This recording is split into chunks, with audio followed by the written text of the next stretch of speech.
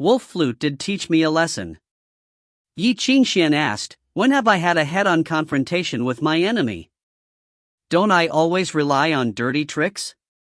Why would I fight with a scepter so formally? Lola had no words but shook her head. It's been half an hour now. Are you sure you can catch up? I can. Ye Qingxuan raised his hand. At the fingertips, a dim and slender moonlight thread extending from the never-healed wound. To tell you the truth, it's the first time I was beaten to such embarrassed and miserable extent all these years. He gazed at his fingertips and sneered. Fortunately, my blood has not been wasted. What is the best thing to say? He is really the leader of the revolutionary army, bolder than I had imagined. Gaius did not leave. He is still in the sacred city. The noise of chaos was coming from afar. People were screaming and running on the street in chaos. In the silence of the Judgment Tower, a lonely figure stood on the ruins. After being attacked by the revolutionaries, all the criminals were transferred to other prisons. This tower had been temporarily abandoned. According to the plan, a new construction team would come here in 1 month. But now, there was only rubble. There should be guards still, but when the chaos widened, the guards had been evacuated. In the end, only a lonely old man was left on the stairs of the broken tower.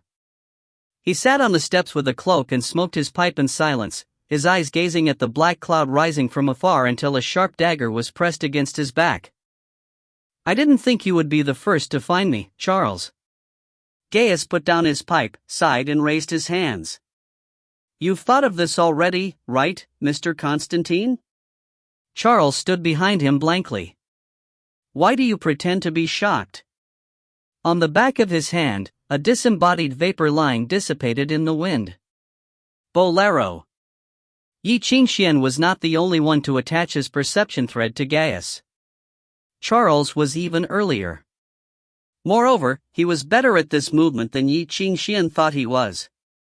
Did you come to ask me why I did that? Gaius turned slowly and gazed at the young man behind him. Charles was silent and smiled with self-deprecation. I wanted to ask, but now it seems meaningless. He shook his head slowly. I thought you had difficulties. Even as a spy, I still felt pity for you. But now it seems that I should leave the pity to myself. This is actually the funniest part, Charles. Gaius looked at him. When you are alive, there are always times when you need to act. You act, I act, everybody's acting. Over time, you will revel in your own drama. I'm sorry that I lied to you. He apologized, but Charles did not feel any relief or joy. He wanted to laugh. Sorry? You stay here just to talk to your scapegoat? Say some more, sir? His tone turned cold.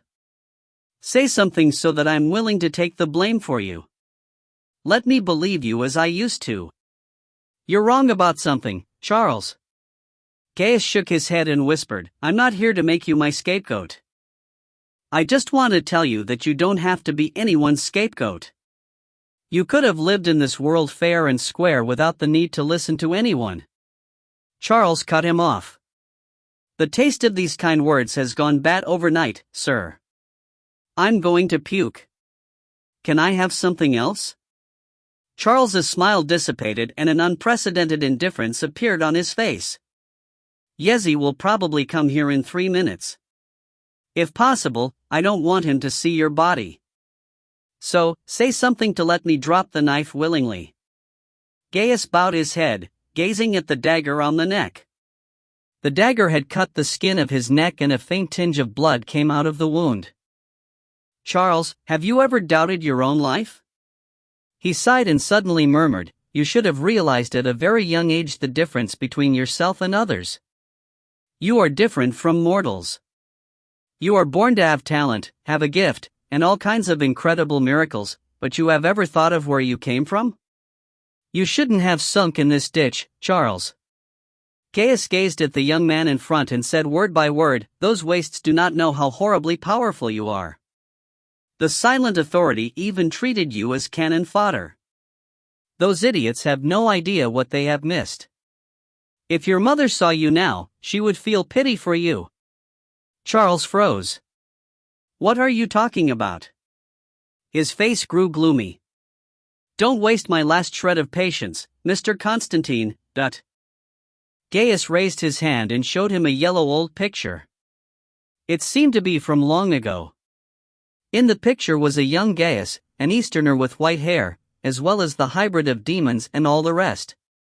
But Charles's sight was set in the corner. There was a young woman with a vague face. Her hair was flaming red like ancient times burning. Her beauty was so thrilling. "Have you ever dreamed of her?" Gaius whispered. "She protected you to her death, even if she was tainted and swallowed by the ogre." "Charles, don't you want to know where you are from?" He slowly stepped forward and took down the dagger in Charles's hand. "Come with me, Charles." He pulled Charles and went to the broken tower. "I will tell you all the secrets about you." Chapter 476, Afterimage in Purgatory. They had only taken a step forward, yet the world was completely different. The blazing light and shadows seemed to have all disappeared. Everything became dark and ambiguous like a blurry dream. Under the high tower, before the sealed black metal gate, Charles watched Gaius take out a key. The man placed it into the lock carefully and used all his might to turn it. Gears began creaking and grating and the door opened. Charles froze. There should have been a spiral staircase in the large room behind the door. Now, the room was still there but the staircase was not. The originally sullen room was eerie as if it had been abandoned for decades. There was a giant crater in the ground. Charles stood at the edge and looked down, feeling the eerie breeze from the abyss. The steel staircase extended brokenly to somewhere deeper underground. There were faint lights but had all been covered by dust and cobwebs, making everything dark and subtle. "Where is this?" Charles did not know where they were but he knew this definitely was not the Judgment Tower. "Here?" "Just somewhere abandoned for a long time." Gaius walked to the end of the room and pushed open the door to the lift. Behind it, metal grated and countless scraps of rust fell down the deep well like dead bugs that were still dancing in the air. An ancient lift slowly rose up from the darkness. Gaius turned in motion for Charles to come over. There was a corpse-turned skeleton leaning in the corner of the lift. Half of its body hung outside and its legs were gone. His name tag seemed to still hang from his ragged white uniform. However, the name had faded through time. Gaius squatted down. Studying the skeleton's broken face, he sighed. "Long time no see. I thought you were living under a different name. I didn't expect that you'd die here." He pulled open the skeleton's old clothes and pulled a key out. "Thanks, old friend. I used to not like you but I didn't think that you could help me again after so many years." He rose and kicked the annoying skeleton off the lift. He walked onto the panel and inserted the key. He twisted it to the bottom. "Such good luck," he said to Charles. "With this, we can save a lot of effort." Under the grating sounds of the lift descending, Charles looked around in confusion. After a while, it finally dawned on him. This isn't a pure material world anymore?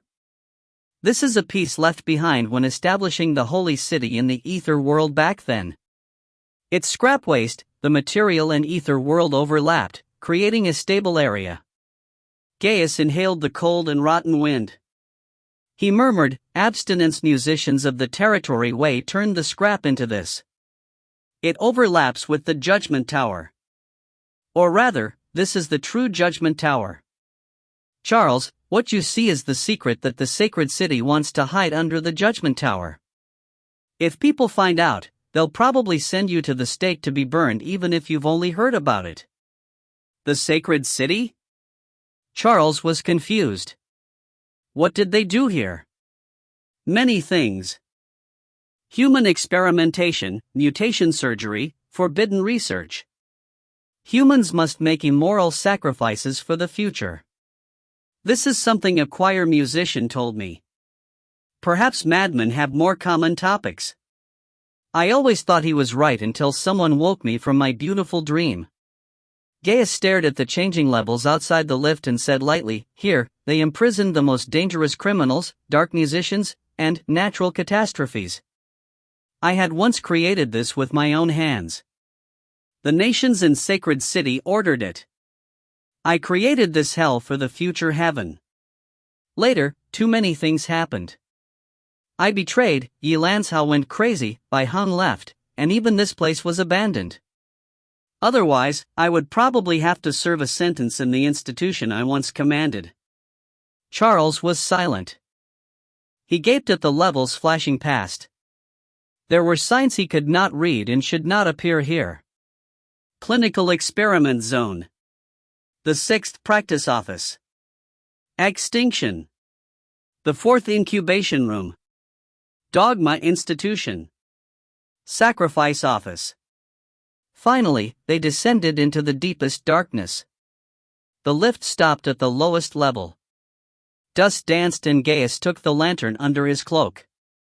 He lit it and dim light illuminated his face. "Come with me," he said to Charles. "All the secrets you want to know are here."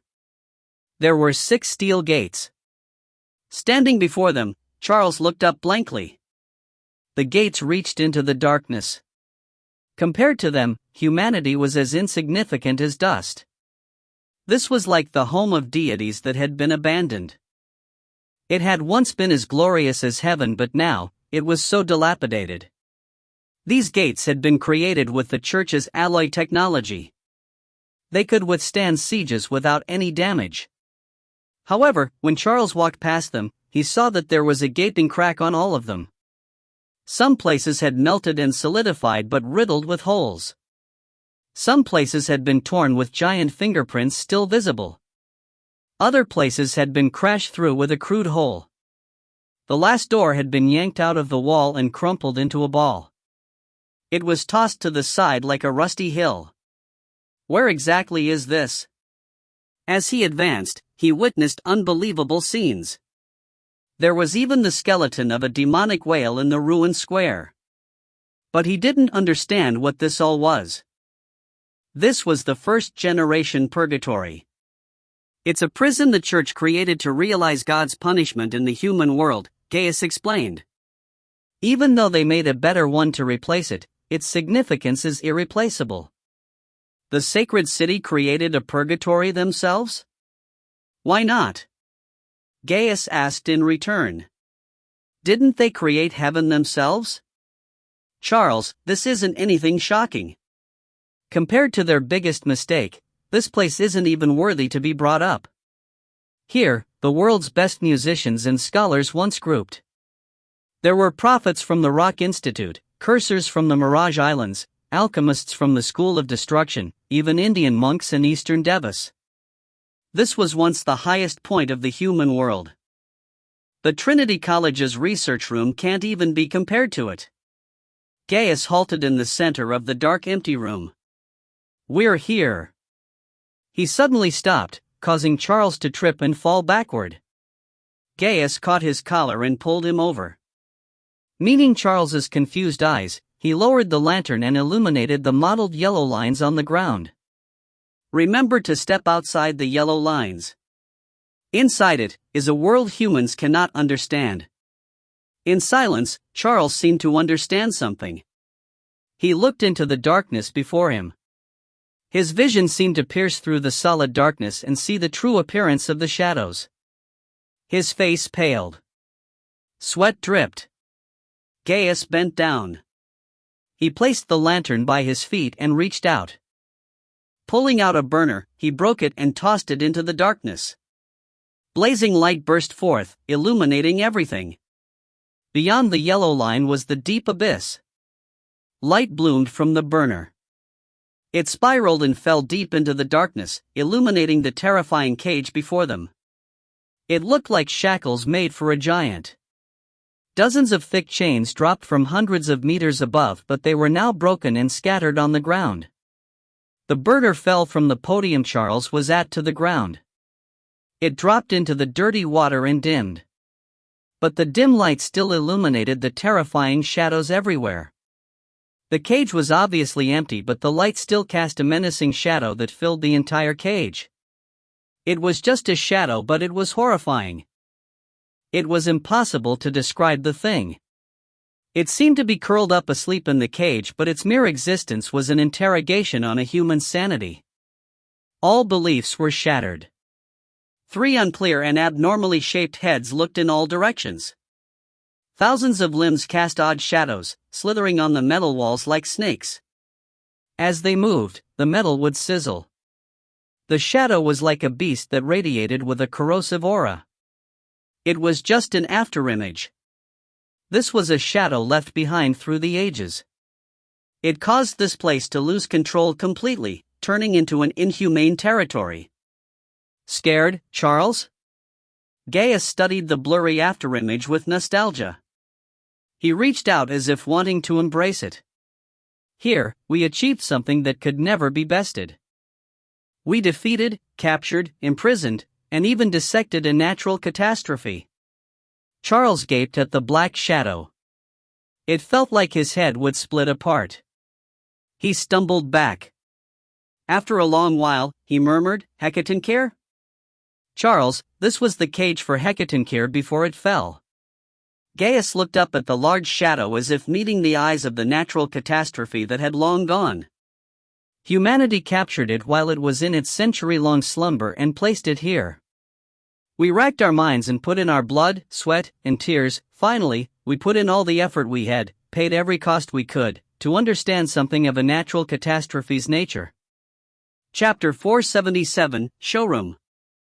In the silence, Charles finally recovered from his shock.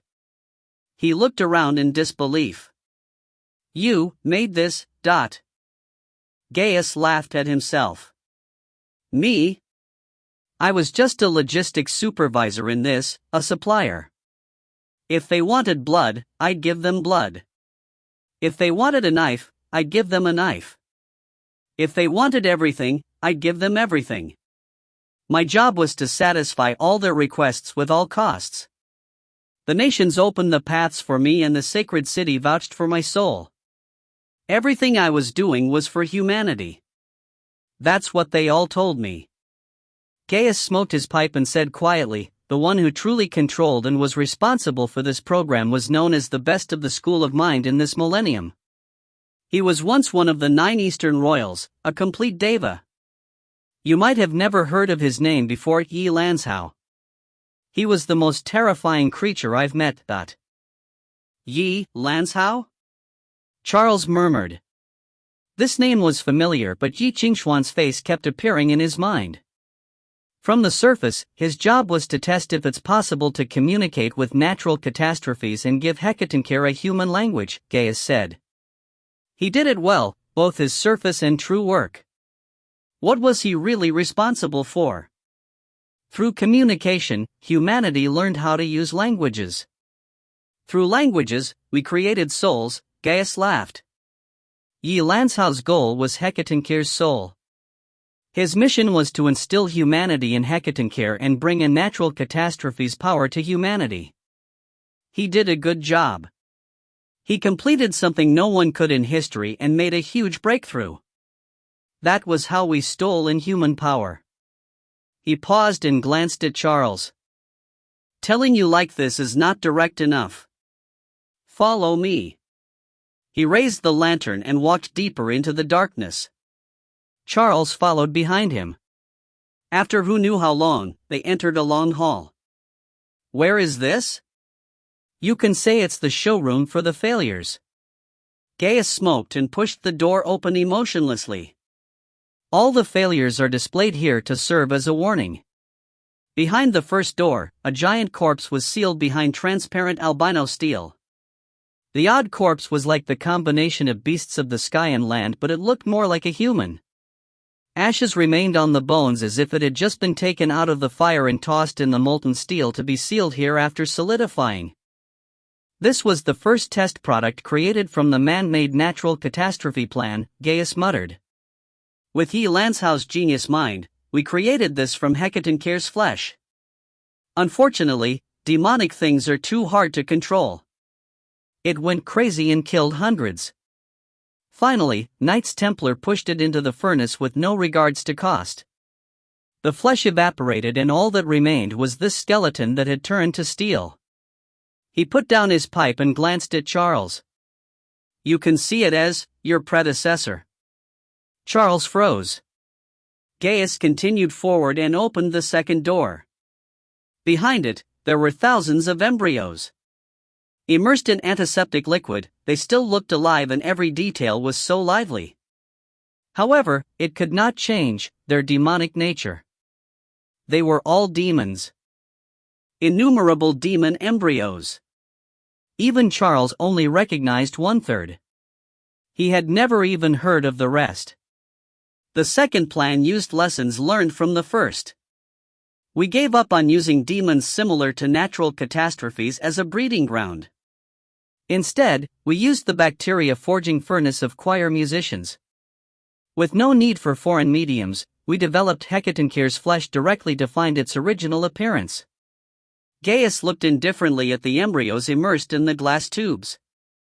The result is what you see now. As one of the 4 living objects, Hecatonkir represents the living organisms of the world. Its blood is also the source of all. With his blood, we can observe the nature of demons. Even with a replicate, it can help humans improve tremendously on transformation technology. It was at that time that people realized human and demon blood could be fused after birth to create superhuman soldiers. The research information was divided by the nations. Perhaps you have heard of what Anglo took. After a pause, Charles asked quietly, "The Dragon Riders?" "That's right." Gaius nodded. "Under my command, the armies all over the world chose the 600 most suitable soldiers. After the experiment, 201 survived. 25%. With the sacrifices, we received the first legion that could move freely through the dark world. They did not need to be resupplied or even commanded. But unfortunately, Gaius did not finish saying what was so unfortunate. However, Charles could guess what it was. The Dragon Riders were abolished and all members were imprisoned, still not free even today. It was also the start of Abraham's tragic life. "Let's go." Gaius pushed the door open and stepped into the hall. Next one. The third room was empty. There was nothing in the silence, but there was a hot sour smell in the air. It was like the cave of a beast, but he saw nothing. Gaius stood in the corner and studied the hole in the wall while smoking. After a while, there was the faint sound of sticky trickling water. Dark sap rushed out of the crack in the wall. The shapeless liquid radiated with a sour smell and writhed on the floor like a living thing. Under the dim lantern light, Charles saw what it was and tried to stop himself from throwing up. It was a pile of ground meat. Like mud, the flesh rolled on the ground. It circled Gaius like a pet, making weird chirping sounds. When it writhed, faint ripples would go through the dark red body. It flowed and crawled on the ground. Gaius studied it. After a while, he sighed and petted it. "Little thing, you're still alive. How've you been?" The writhing flesh made a noise in reply. "This was the third plan," Gaius said to Charles. "It's the only successful one." Charles stared at the meat and shuddered. "What is it?" "The first and most important step of the man-made natural catastrophe plan," Gaius said. "We turned man into demon and gave it strong vitality like Hecatonkir. It has weakened these years. You haven't seen what it used to be like. Blades, ice, acid, even decomposition had no effect on it. In low temperatures, it could grow a shocking insulation layer. In molten steel, it can grow a thermal shell. In a vacuum, it can survive more than 4 years, it won't die. As long as it's alive, no one can kill it. But it used to be a human." Charles's teeth clattered from fear and disgust. He almost threw up. Gaius laughed mockingly and didn't reply. It's been alive all these years? Charles asked. I've said before that it won't die. Gaius pointed to the empty room. There used to be many things here. And the hole in the wall, it must have eaten it, right? It's very obedient. It won't eat what you tell it not to. Which means, it'll eat everything else. Charles studied the chirping flesh. He could not imagine how it used to be a human.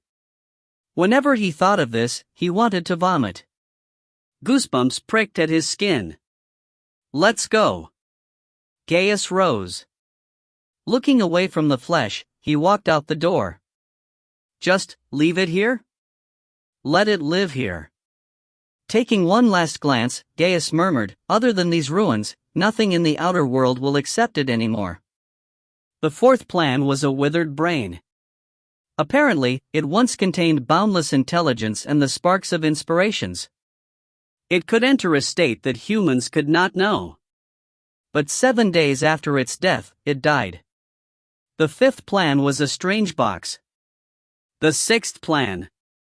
Charles followed Gaius numbly until the man opened the seventh door. Charles, this is the seventh plan, Gaius said.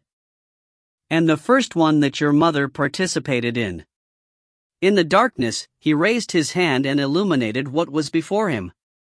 Behind the large glass wall was some sort of decayed liquid. It was filled with moss and parasites, turning it dark green. They seemed to be standing outside a giant bottle. Through the glass, Charles could see the giant that had been transformed by the liquid. No, it was not a giant. Through the moss and other matter, there was a giant object immersed in the foul liquid. The short and fat limbs had turned black. Parts had even crystallized. Half a head of the swollen and stubby body had come out of the water. Outside the liquid, the head had already decayed. Inside, the face had turned white from the water but was still complete. Charles finally saw it clearly. He stumbled back. Holding onto the wall, he started throwing up. Tears and snot streamed out embarrassingly. He vomited like he wanted to spit out his organs. It was not a giant. It was a meters tall, baby. Every time I see how it died, I feel sad, Gaius murmured to himself as he smoked. The child of the future, the baby of endless times, the eternal fetus. Chapter 478, Longevity. If the other display scared Charles, this one disgusted him and made him want to retch. This creature was hundreds of times larger than a regular baby. Immersed in the foul liquid, half of it was skeletal while the other half still looked so alive. Finally recovering, Charles gathered his courage to study the thing. What the F***ck is that, not?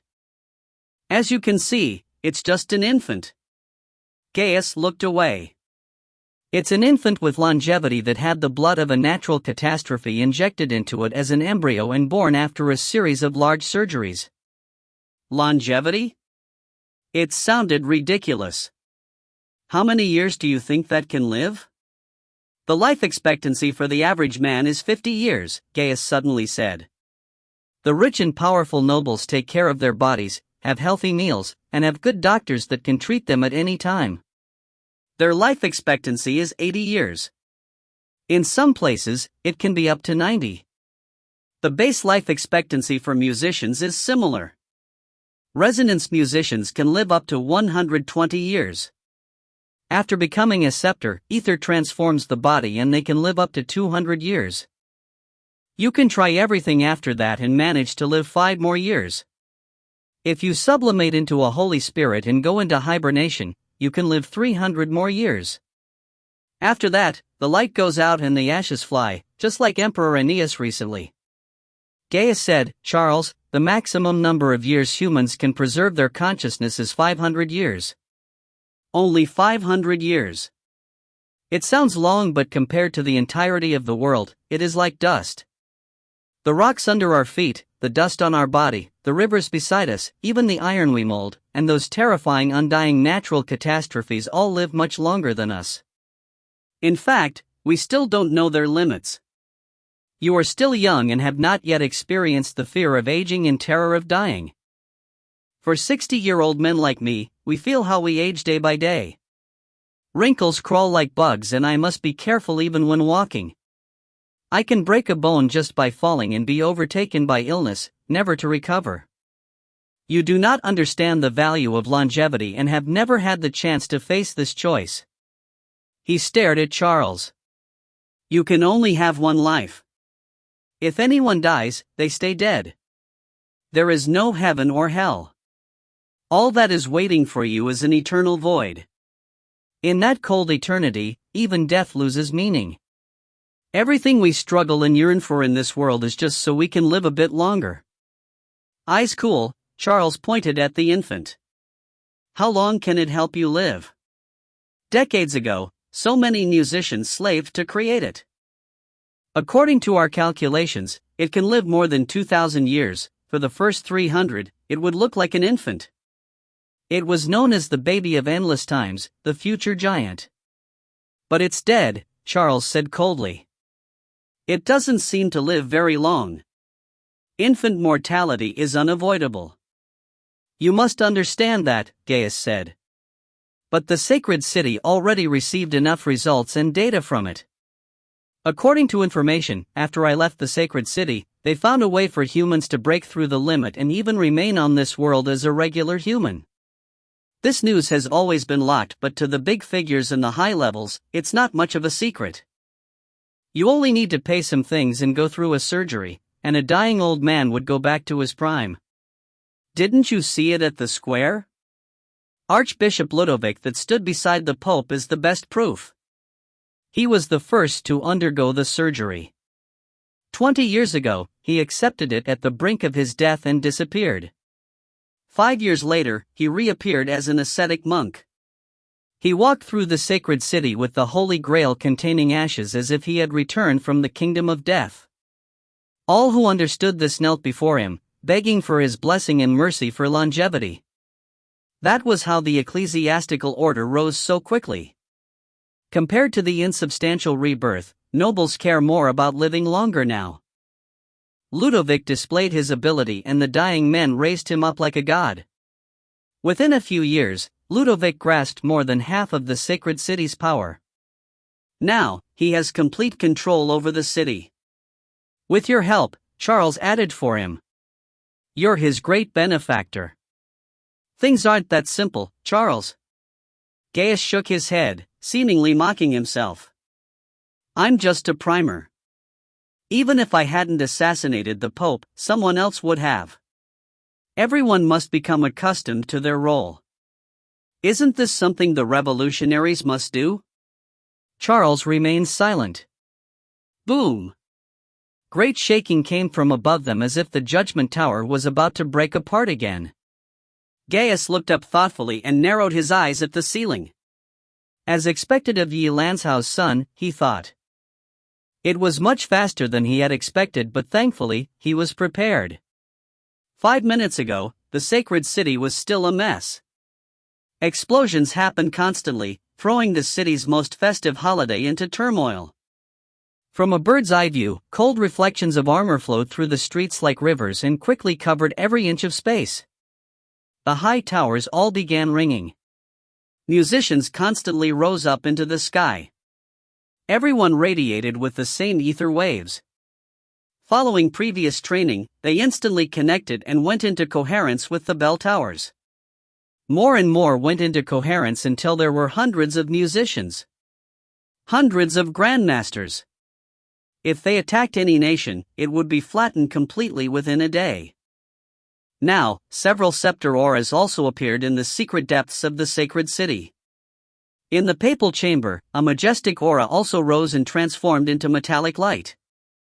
It was an armed shadow riding a giant horse with 8 hooves, wielding a spear of lightning, and enveloped in electric light. His mere appearance chased away the layers of fog over the city. It was suffocating. Saint Wagner. This saint had retreated to the papal chamber due to his age, but now he had been awakened. He guided the countless musicians and created a subtle net. It covered the entire city and divided into several zones, sweeping back and forth. Next, a giant wind tunnel opened in the papal chamber. In the tunnel of light guarded by furious winds, dozens of auras as powerful as Wagner flowed out. Clearly, the saints outside had received the news and opened the wind tunnels from thousands of miles away. Wind tunnels could not teleport living objects, but they could send their powers over. The auras waited tensely for the worst-case scenario. If anyone dared to act brashly, they would be attacked by the combined strength of these saints. The dust of unrest quickly separated under the net and the situation began settling. However, it was clear that there were still many more problems. Now, they just needed time. But among the various investigatory waves and ripples, a ray of dim moonlight flashed past. It was agile and fast, going under radar. Even when brushing past the grandmasters, it was like a breeze that did not alert anyone. Covered by moonlight, Ye Qingxuan flew in the air. He was using the same technique as the purple-eyed griffin from days ago. He used the music theory system within him to construct a territory, isolating him from the outside world. Using the nature disturbance's repulsion, he flew up. However, compared to the griffin's skill of landing and moving lightly like dust, Ye Qingxuan was still inexperienced and awkward. He flew like a rocket. Not only did the wind whistle, but his turns were sharp and sudden too. He improved quickly within a few minutes, but it was just a complete rookie turning into an amateur. If Lola had not used the illusion realization to disguise him, the sacred city would take him down in a second. This technique could even turn death into an illusion. It was more than enough to disguise him. Lola had wanted to come too, but Ye Qingxuan rejected her. At that time, her expression had been dark. Are you sure you don't need someone to collect your body? Don't jinx me, Ye Qingxuan had sighed. I have something else I need your help with. This will determine whether or not I can go all out, so please. What, help you get reinforcements? In a place like the sacred city it's easy to find an enemy, but finding reinforcements is harder than finding an archbishop without a lover. Ye Qingxuan had sighed again. You have to help me find a place and a person. If he's not there, then leave the city and don't look back. Who is that important? Ye Qingxuan said a name. After a long pause, Lola sighed and left without speaking. Ye Qingxuan did not know if Lola had found him, but using his moonlight perception threads, he reached the sky above the Judgment Tower. Above the silent and broken tower, Ye Qingxuan looked down on the ground. He pulled out the Eye of Silence that he had not worn in a while and exerted all his power. With the help of Anglo's secret royal artifact, cold moonlight lit up in his eyes, subtly illuminating a wavering shadow. It was hidden under the tower and rippled as the music theory outside changed. It reached all the way underground. Ye Qingxuan had never seen something like it before. A hidden territory? But what attracted Ye Qingxuan more was a figure hidden in the ruins. In Avalon, the Stein chamber that contained the royalty's treasures was more like this. It was created by an individual piece of the ether world. It overlapped with the material world but was definitely not part of the material world. Even in Ye Qingxuan's eyes, the figure was wrapped in a layer of water vapor. He was blurry even when Ye Qingxuan stared carefully. He could not tell if the man was a hallucination or really there. The complex and careful territory had hidden his existence. He was impossible to detect with the naked eye or through observation. Thankfully, Ye Qingxuan still recognized the griffin mask on his face and those emotionless purple eyes. Hey, we meet again, Ye Qingxuan muttered to himself. He raised a hand and cold moonlight lit up. It solidified, the sharp coldness made his eyes seem fiercer as well. Let me greet you again, Dot. The purple-eyed griffin still had not noticed him. Ye Qingxuan threw down the sword. Chapter 479, Rebuilt Moon. In the past, the sword that Ye Qingxuan created with the sword movement was just an insubstantial shadow. But now, with the support from the Grandmaster-level bell tower, Heaven Ladder instantly crossed an unimaginable distance and extracted power from the depths of the ether sea without creating any ripples or waves. Ye Qingxuan now held a heavy sword of a few meters long. Once connected to the Heaven Ladder, the music score Ye Lanzhao had created released incredible power. The sword was created by solidified moonlight. Like crystal, it was clear and translucent. However, heart-shaking hallucinations flashed past. After integrating with Ye Qingxuan's own music theory, the abstinence music theory framework of moonlight was combined with the essences of illusion and mind. Finally, it used revelations to lock onto the enemy's location. Even if he was thousands of miles away, Ye Qingxuan could aim precisely using Heaven Ladder to lock onto the sound of heart. This was the first time Ye Qingxuan experienced the power given by the bell tower. He greedily sucked at the power. After all, with the Philosopher's Stone, he did not need to worry about the pressure. If he had the chapters of Golden Victory at hand, he could even cast Kingdom Come. With Ye Qingxuan's urging, the Moonlight Sword's power increased again. Under the crisp sound of crystallization, the moonlight on the blade thickened. Finally, it was like flowing mercury that radiated with metallic light and murder. That instant, the purple-eyed griffin in the ruins sensed something. He looked up. Soon, he saw the abnormal moonlight. He could not tell what happened behind it, but the change in music theory he felt sent warning bells ringing.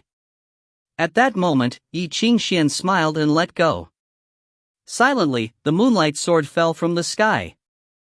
Moonlight was not solid, only the grouping of spirits, but anything with a consciousness heard a strange, abnormal, and loud screech. Merely the whistle of breaking through the air was hair-raising. Mercury-like moonlight rushed down the crystallized sword, projecting the sight of a rainbow piercing the sun. In an instant, all the murderous intent in the blade came at him. The purple-eyed griffin shook. Rather than escaping, he extended a gloved hand and pointed at the falling sword. Tremendous waves crashed in the ether sea. In the air, there was the sound of metal clashing and colliding. The cacophony grated everyone's ears. The sound that was impossible to analyze unexpectedly began to construct a music theory. It swept the ether into a score that Ye Qingxuan did not understand. It was that strange cacophony again. Ye Qingxuan remembered the last failure clearly. After thinking it through, he finally understood what it was. Naturally, he had a solution for it. Subconsciously, Ye Qingxuan used the interpretation method to hear the noise. The music notes it was made up of were reordered in his mind. Their original appearance was revealed. Gregorian chant. It was a Gregorian chant. The purple-eyed griffin used a strange music interpretation method to extract the essence and structure of the music score. Removing the original chant, he replaced it with the strange noise. He had reinterpreted it with a musician's understanding of the score. It was like how a talented musician could just whistle without performing to reach a level that regular musicians could never reach. But what the griffin used was a cacophony that encroached and attacked all music theory. If Ye Qingxuan did not understand this or could not guess what score was used, he could only get beaten and dragged into the griffin's rhythm. In a blink, Ye Qingxuan found the music score hidden within. Its format was passion.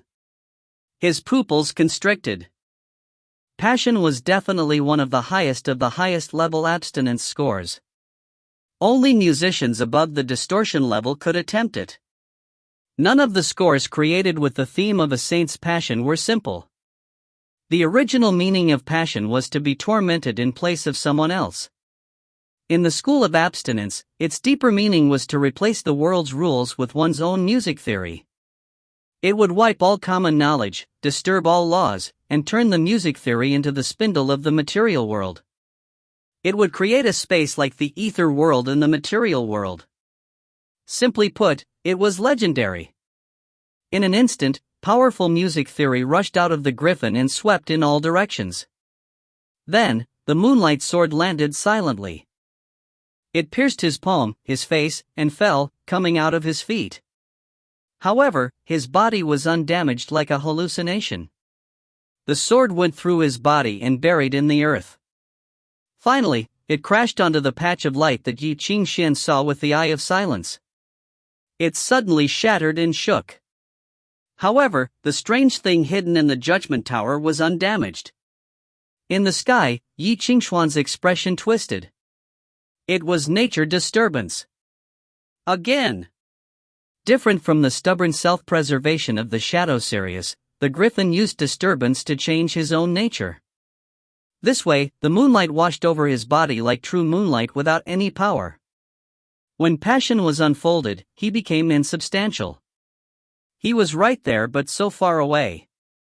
In the school of abstinence, this type of vacuum was a state that all musicians dreamed to reach. Once at this level, only abstinence musicians at his level could touch him. Everyone else could only get beaten. Therefore, it was comparable to incredible techniques such as element incarnation and illusion realization. This did not mean that the vacuum was undefeatable. It also had its weaknesses and solutions. Sadly, Ye Qingxuan could not do any of it. The most common was to find a musician from the school of destruction. The vacuum was nothing before destruction.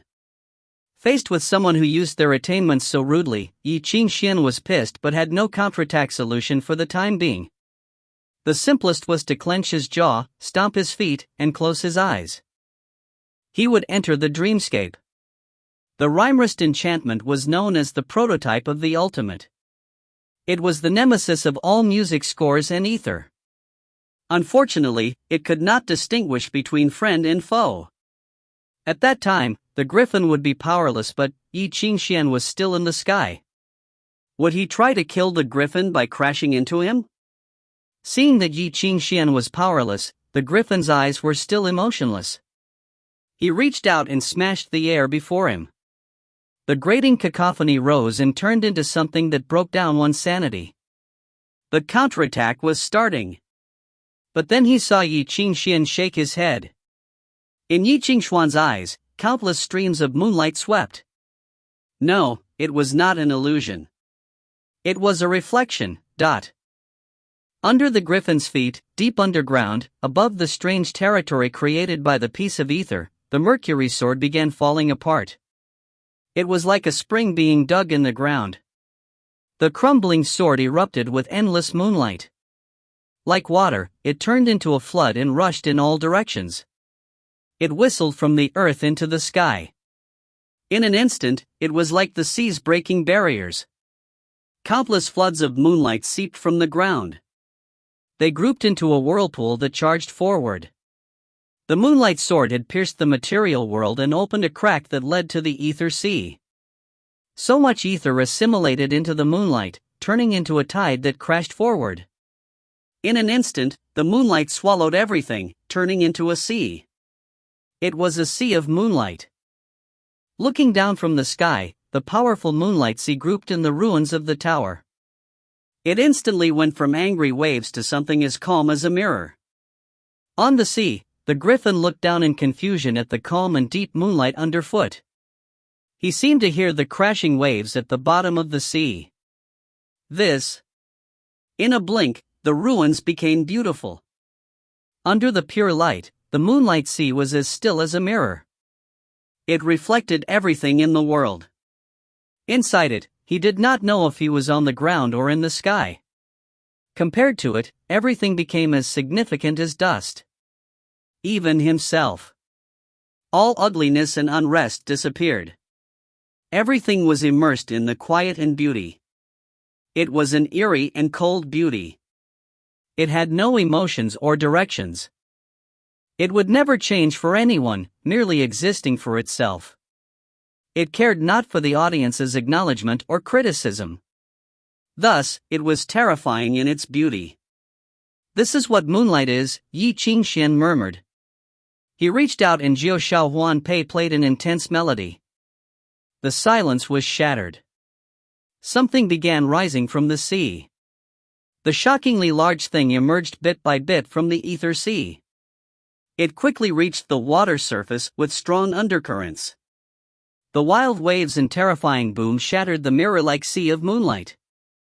It danced frantically with beautiful light and shadows. The moonlight was evaporating. Countless fleeting illusions dissipated in the sky.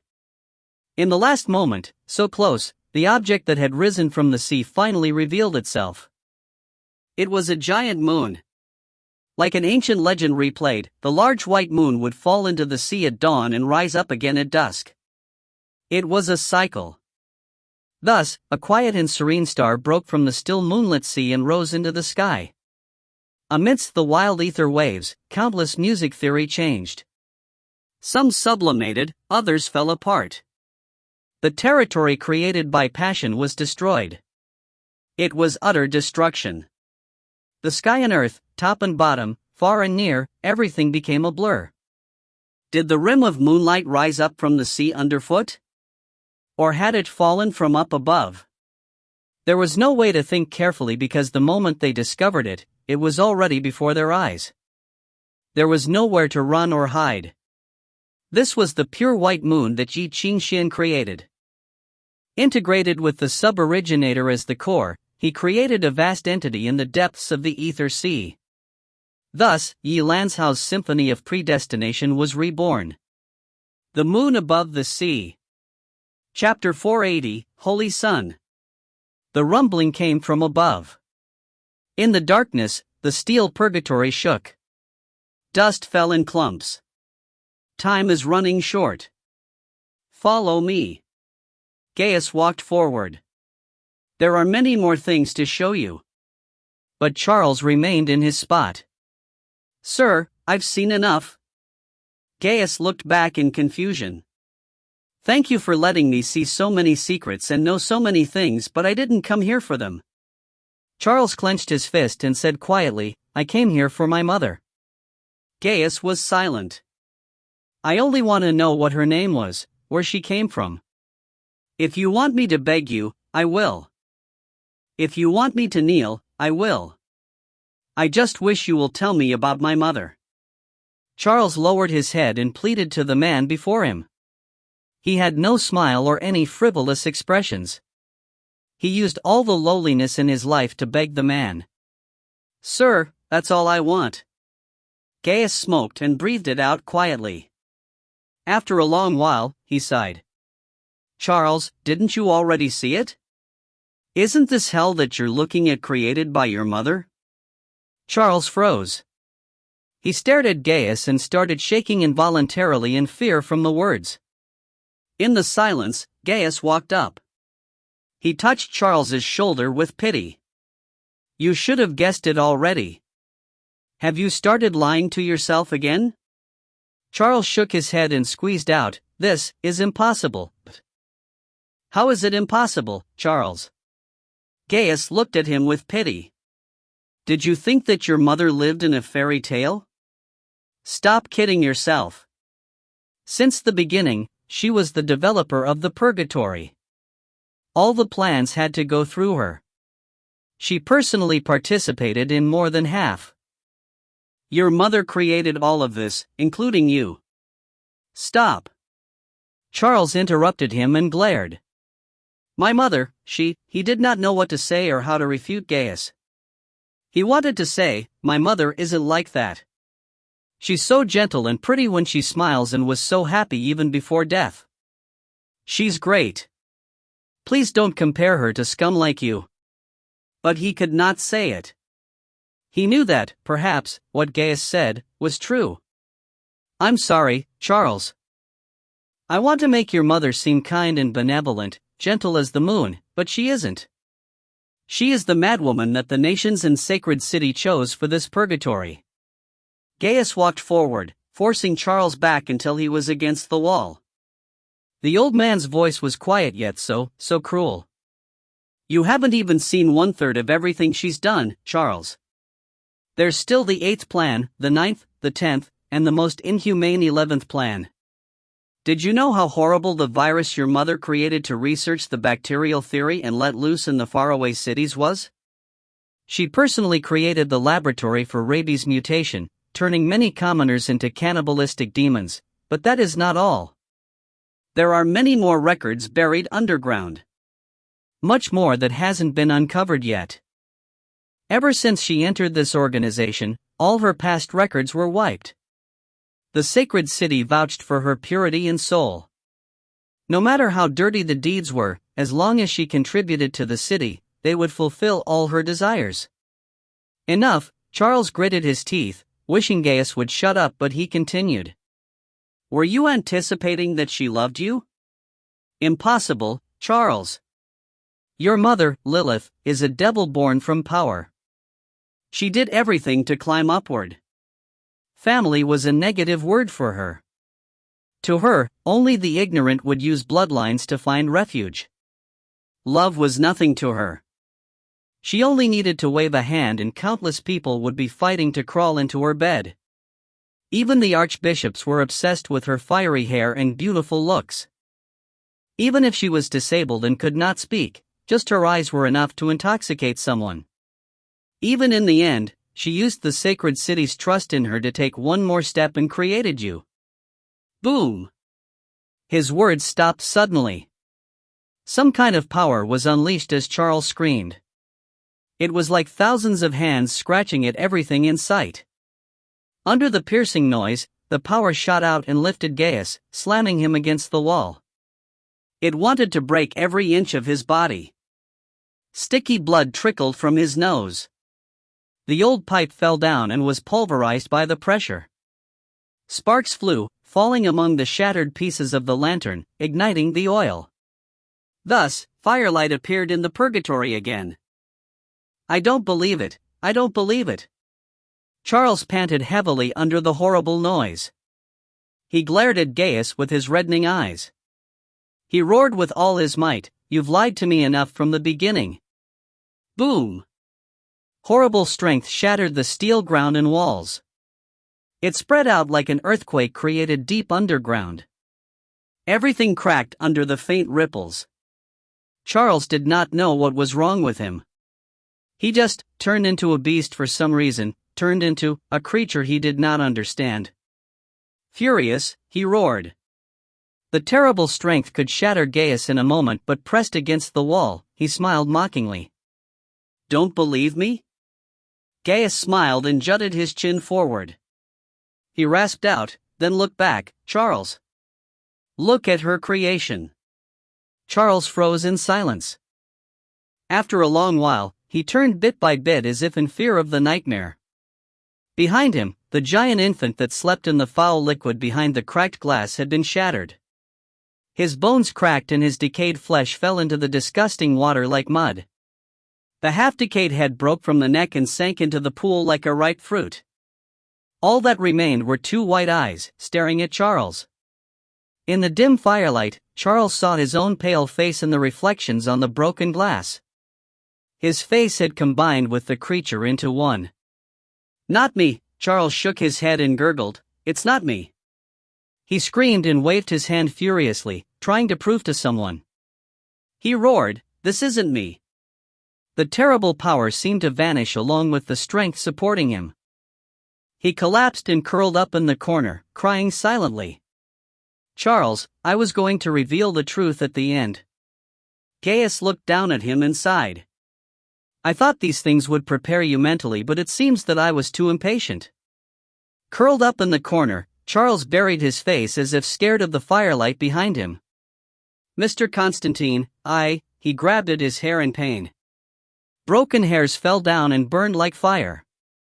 He could feel that something terrifying was living inside him. It flowed in his blood, hid in his breaths, felt joy when he cried, and wanted to become one with him. It was an inhuman strength. It seemed to be a gift from the abyss of death, making him fear himself.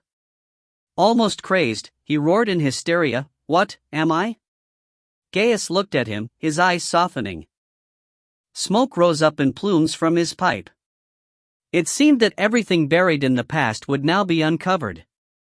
The secrets hidden in the shadows were brought to the light, showing their ugliness. 20 years ago, the failure of the 15th plan brought an unprecedented disaster, he said. The Black Death spanned more than half of the West. In its path, All villages were wiped out and the corpses decayed into white bone. Those bones still remain in the ruins today. You've never seen something like that before. Someone could go to the river to drink water, fall sick, and topple in. The river became foul from all the corpses. Black-clothed musicians wore the masks of crows and carried torches to burn all the affected areas into dust. Both the dead and living would burn. In a mere half-month, 3 million died before the vaccine was created. Under the strong requests and oppositions from the nations, the purgatory was forced to stop. The sacred city ended most research and locked the information. At that time, Ye Qingxuan finally realized he had been deceived. He realized what his supposedly innocent research had turned into. Therefore, he decided to cut ties with the sacred city. Gaius paused and shook his head with a sigh. Got off topic again. At that time, your mother was also forced into desperation. The sacred city stripped her of her rights and experiments, taking over all her research. Then she disappeared. When the sacred city realized that she had taken the new blood in the holy cauldron, it was too late. They signed an erasure agreement with me to take the holy blood back and erase all trace of her existence, including herself. Gaius chuckled. We underestimated her. I didn't realize until I found her secret lab that she had never thought of using the holy blood as a bargaining chip with the sacred city. All plans in the purgatory were to pave way for her final goal. We helped her pave this road so that she could implant the holy blood in her own body. She wanted to create an unmatchable miracle. She personally turned a human into a natural catastrophe and carried it in her womb. I used 10 months to find her in a village besieged by demons. When I found her, she was close to death and I thought she had failed. I was wrong. Gaius squatted down. Holding Charles's face, his eyes grew wild. Charles, she succeeded. She created you. Different from the vessels, you're the only physical incarnate of the holy blood in history. Don't you feel it? You're different from the others. You were born to rise above all. Your nature determined your difference from the average man. When I saw you again, I knew that she truly had given birth to God's child. The Bible was correct. Charles, you will walk on this earth in place of God, revaluing all. You came to this world so we will muster our troops and once again shake the skies, seas, and land. You will shake the world. All treasures will come for you and create the temple of glory for you. Charles stared blankly at the fire in Gaius's eyes. He seemed to have heard a horrible joke, so horrible that he could not even smile. Liar, Charles choked. Using all his might, he shook off Gaius's hand. You're all liars. Clutching his throbbing head, he mumbled in pain, Mother. I remember she was pretty when she smiled. She was still smiling when she died. Yes, that woman had been smiling. When she saw me, she smiled so gently. She's a good person, I remember. She'd rather die than kill me. She was not a freak. She was not. I remember it, I always remember it, Charles sobbed in pain. With the last of his strength, he screamed at Gaius. She clearly said in her last moment, she said she was happy. Gaius looked at him silently. He allowed Charles to scream in hysteria and accepted the blows without moving. He allowed Charles to shake him in craze. Finally, Charles had no more strength. He knelt onto the ground like a poor thing without bones. Tears and snot streamed down his face. He bowed his head to Gaius. Let me go, sir. Kneeling, he tugged at Gaius's pants and mumbled, Let go of me and my teacher. I can even lick your boots. I just wanted to make some money for Professor. I'm not even a good musician, sir. You must be wrong. I'm not the child of some god. I'm just a failure. Charles, why can't you face your true self? Gaius petted his hair gently. His eyes were soft and filled with pity. Fate is the key. It had already awakened your true nature. You're different from before. The average man cannot choose their fate, but you can create a different future. It is supernatural power and the foundation to reach the originator. It had chosen you. You are now its owner. The new era will come. We are all dirt before its wheels. Everything will change because of you. This is a destined revolution and I cannot stop it. No one can. Charles stopped speaking. He just cooled down as if all warmth was taken away.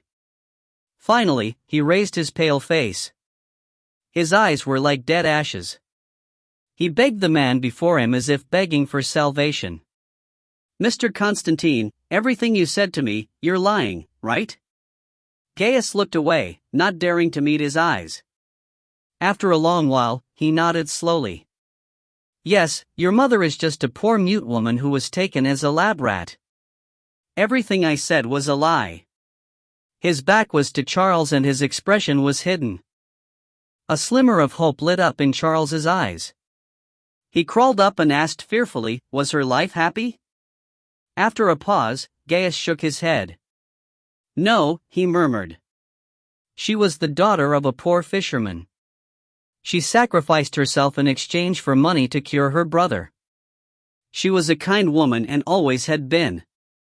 She sacrificed everything for you. I knew it. Charles tugged his sleeves. Was Professor forced like this too?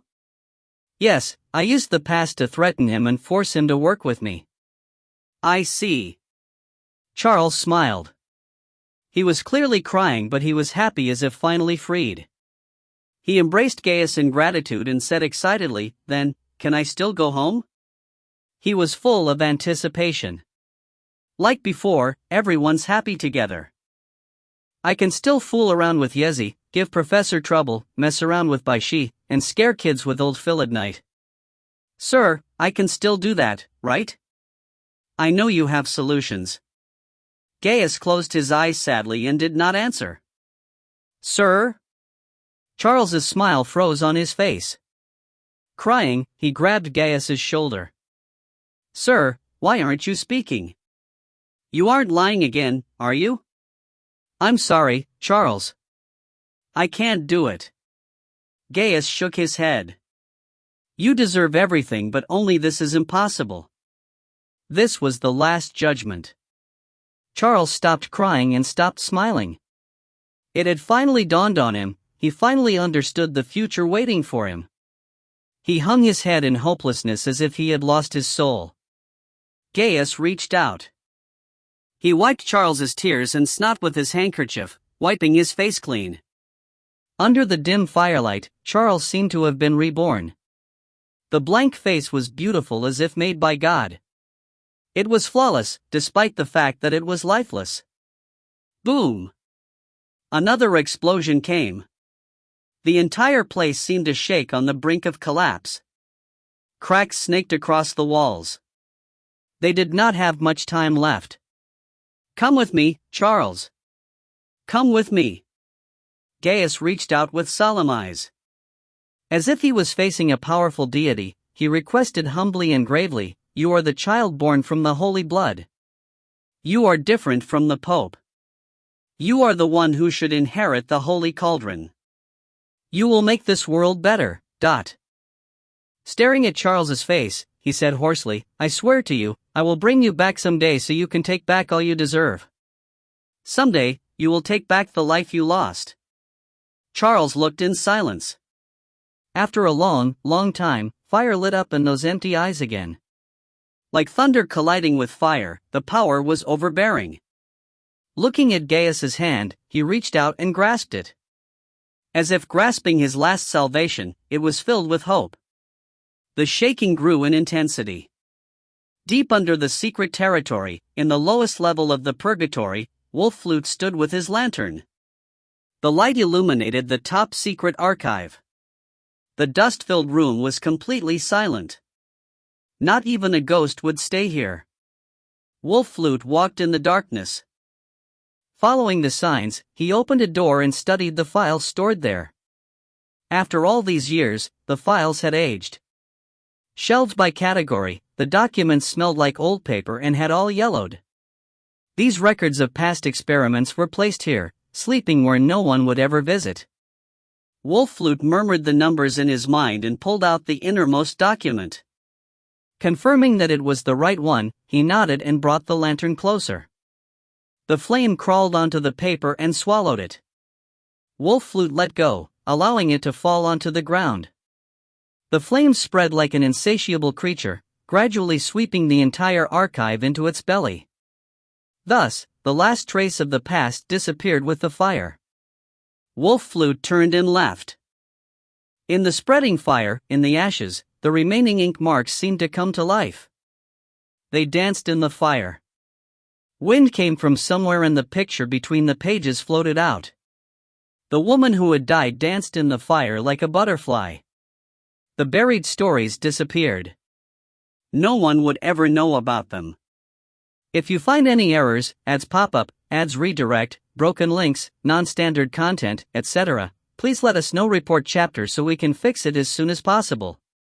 Chapter 481 to 490. Chapter 481, Thou Shall Bow. The world shook.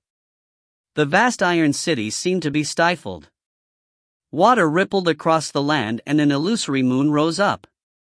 Alarms rang throughout the central church. The sudden burst of ether released enough danger signals, frightening the surveillance musicians. They looked up in shock and studied the starry sky above them that represented the sacred city. Amongst the glittering stars, there was a shocking white space. There was nothing there, but it glowed hotly. What is that? Why is it blessed by the bell tower? It was a request from the silent authority 1 hour ago. Wait, the worker in charge of recording froze and looked up blankly. The blessed is Ye Qingxuan? Ye Qingxuan? Who was Ye Qingxuan? Everyone sank into confusion. This was beyond the range of a grandmaster. The ether waves were practically into the scepter territory, which school's representative had stepped out. The name sounded like an Easterner. Is it the one who murdered someone at the city gate? Someone murmured in the silence. He made himself laugh before he even finished. But no one around him laughed. He continued awkwardly in the dead silence until finally, he stopped. Everyone stared at each other with pale faces. He is only the disturbance level. This should be impossible. Even with the bell tower, he shouldn't have that ability. Most importantly, what is he doing at this time? Someone muttered.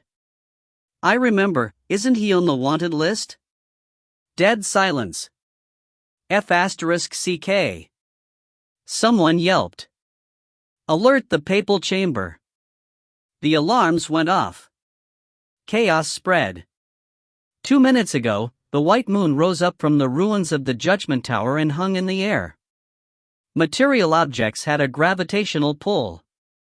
The moonlight score was performed with a grandmaster's power.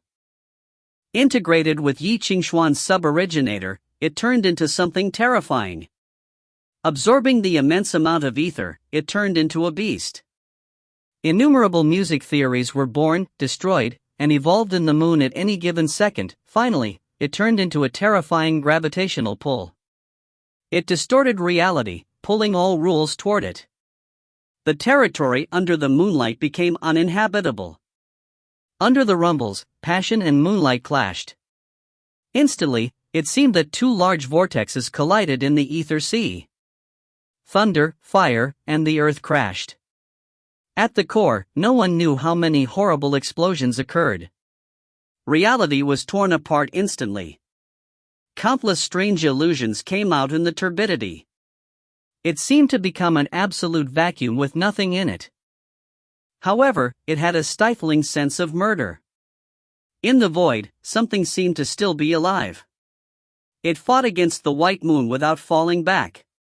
Terrible waves spread instantly, destroying all ether waves in the proximity. The musicians flying in the air dropped to the ground. They would have turned into ground meat if not for the timely rescues. The white moon was still rising. The abominable object was crawling up into the sky. With each inch, its wild attraction multiplied.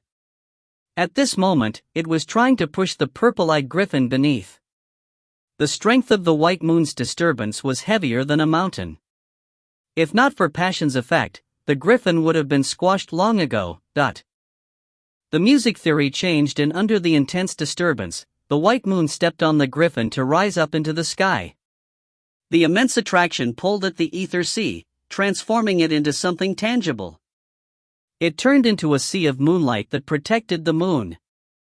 It was like a mountain. In that case, the purple-eyed griffin was like terribly sturdy alloy. No matter if it was blades, lightning, or 1,000-time magnified pressure, his self-protection and music theory were still unmoved. This was extreme self-preservation. No matter how the outside world changed, he could still keep the music theory in order and unaffected. Inside the vacuum, the griffin released the grating melody. Flames danced around him. Under the griffin's mask, the purple eyes burned with cold light. Among the countless wails and noise, a hoarse voice began singing. Rest in peace. Rest your tired body. Riding the terrible sound, the griffin guided the solemn melody to the climax. Thus, countless people began roaring in the cacophony. Eli, Eli, lama sabachthani. Boom. Boom. Boom. Ye Qingxuan was aghast. Blood trickled from his nose. It is. The moment passion was played fully, the still tangible and solid music theory shot out from the griffin's limbs and buried themselves in the air. The response came from the sacred city's enchantment. Under the shrill alarms from all the departments, his music theory forcefully entered the enchantment. Just as how Ye Qingxuan had once tried to control Avalon's enchantment, the griffin was now trying to steal the sacred city enchantment's power? What a madman! The nature was the same, but the difficulty was day and night. One was a failing enchantment that had not been maintained in years. The other was the incomparable weapon and the largest object in the world. Since its establishment, the sacred city enchantment had been absorbing the endless power of the ether sea. It continuously adjusted all rules and music theory in the city. At its peak, there had been more than 2,000 musicians working for it. Even a scepter would be unable to take a shred of its power without permission. But Ye Qingxuan began sweating. A gust of power rose out of thin air and gushed into passion. It was a success? Such a fast and easy success? While he was sensing, the territory of the Judgment Tower separated from the sacred city enchantment and became something individual. The griffin had used some sort of authority and key to snatch the Central Church's control command. Before they could react, he had used passion to break into the outer shields and decipher the core music theory, turning it into his own. Ye Qingxuan clenched his jaw and swore. This was getting bad. How dare you! The auras of countless saints in the wind tunnel above the papal chamber raged. The music theory operating in the air unfurled. Under the control from the other end of the wind tunnel, the attack came. Dozens of blazing light streaked past. The world rumbled and shook as the lights were swept into the duel between the moon and griffin. Light bright enough to burn eyeballs shot out. In an instant, the enchantment the griffin stole was completely defeated. Next, the ether density rose. The laws and temperament had already been distorted by the two. Now, they broke apart. This area had become something far more chaotic than a black zone. Countless music theories were born and destroyed, turning it into an absolute zone. Take him down. Wagner's order rang in the ears of all musicians in the bell towers. Before he finished, countless musicians flew to the sky. Seeming to use specialized music scores, the one at the front had turned most of his body into a thunderbolt. He galloped in the air and paced, pouncing in an instant. Don't come in! Ye Qingxuan turned in shock and yelled. This is too late. Ye Qingxuan's words were swallowed by the chaotic environment. Then, dozens of figures dropped from the sky, pouncing toward Ye Qingxuan and the griffin. Idiots! Ye Qingxuan looked away, not bearing to look. This is a trap. Before he finished, pained cries sounded. Around Ye Qingxuan, the grandmasters who whistled past shook and screamed. The air turned into sulfur. Sizzling, it poured into their lungs and attacked them from the inside. Abnormal music theory grew inside them, destroying the equilibrium. In an instant, their flesh was eaten away and skeletons dropped from the sky. Clenching his jaw, Ye Qingxuan looked at the ground. The griffin had never planned on taking the enchantment. There was no point in a tug-of-war over the control. He had just wanted to distract the saints and completely destroy the enchantment. Now, it had collapsed. The moment everything fell into frenzy, the territory of passion swelled. It took over the collapsing music theory, regrouping them in the chaotic territory. Now, this was his world. Even the gravitational pull lost effect in this world. Countless broken things floated in the air, blown by the gales of wind. Stones ignited eerily. 2 grandmasters charging toward the griffin died instantly. A counterblade had slid out of the griffin's sleeve at some point. He swiped it with a finger and a string of command notes lit up. In the sudden whistle, the blade left his hand. It slashed through several layers of shields. The first musician stopped abruptly. A hole opened up in his chest. He stared at the griffin's cold eyes in shock. His mouth opened to speak, but his body swelled up like a ball. The music theory inside him had been ignited by the music theory and overloaded. He exploded. Before the others could react, a black shadow attacked. The first to be snapped in half was a semi-elementalized grandmaster. During the exchange, the music theory encroached with nature disturbance. The thunderbolt was turned into a rock. The power turned from abstinence into modifications and shot out, turning him into a steel rock. It shattered and fell to the ground. The griffin sped up and pounced toward someone else. No one expected the griffin could be so aggressive and violent in the air.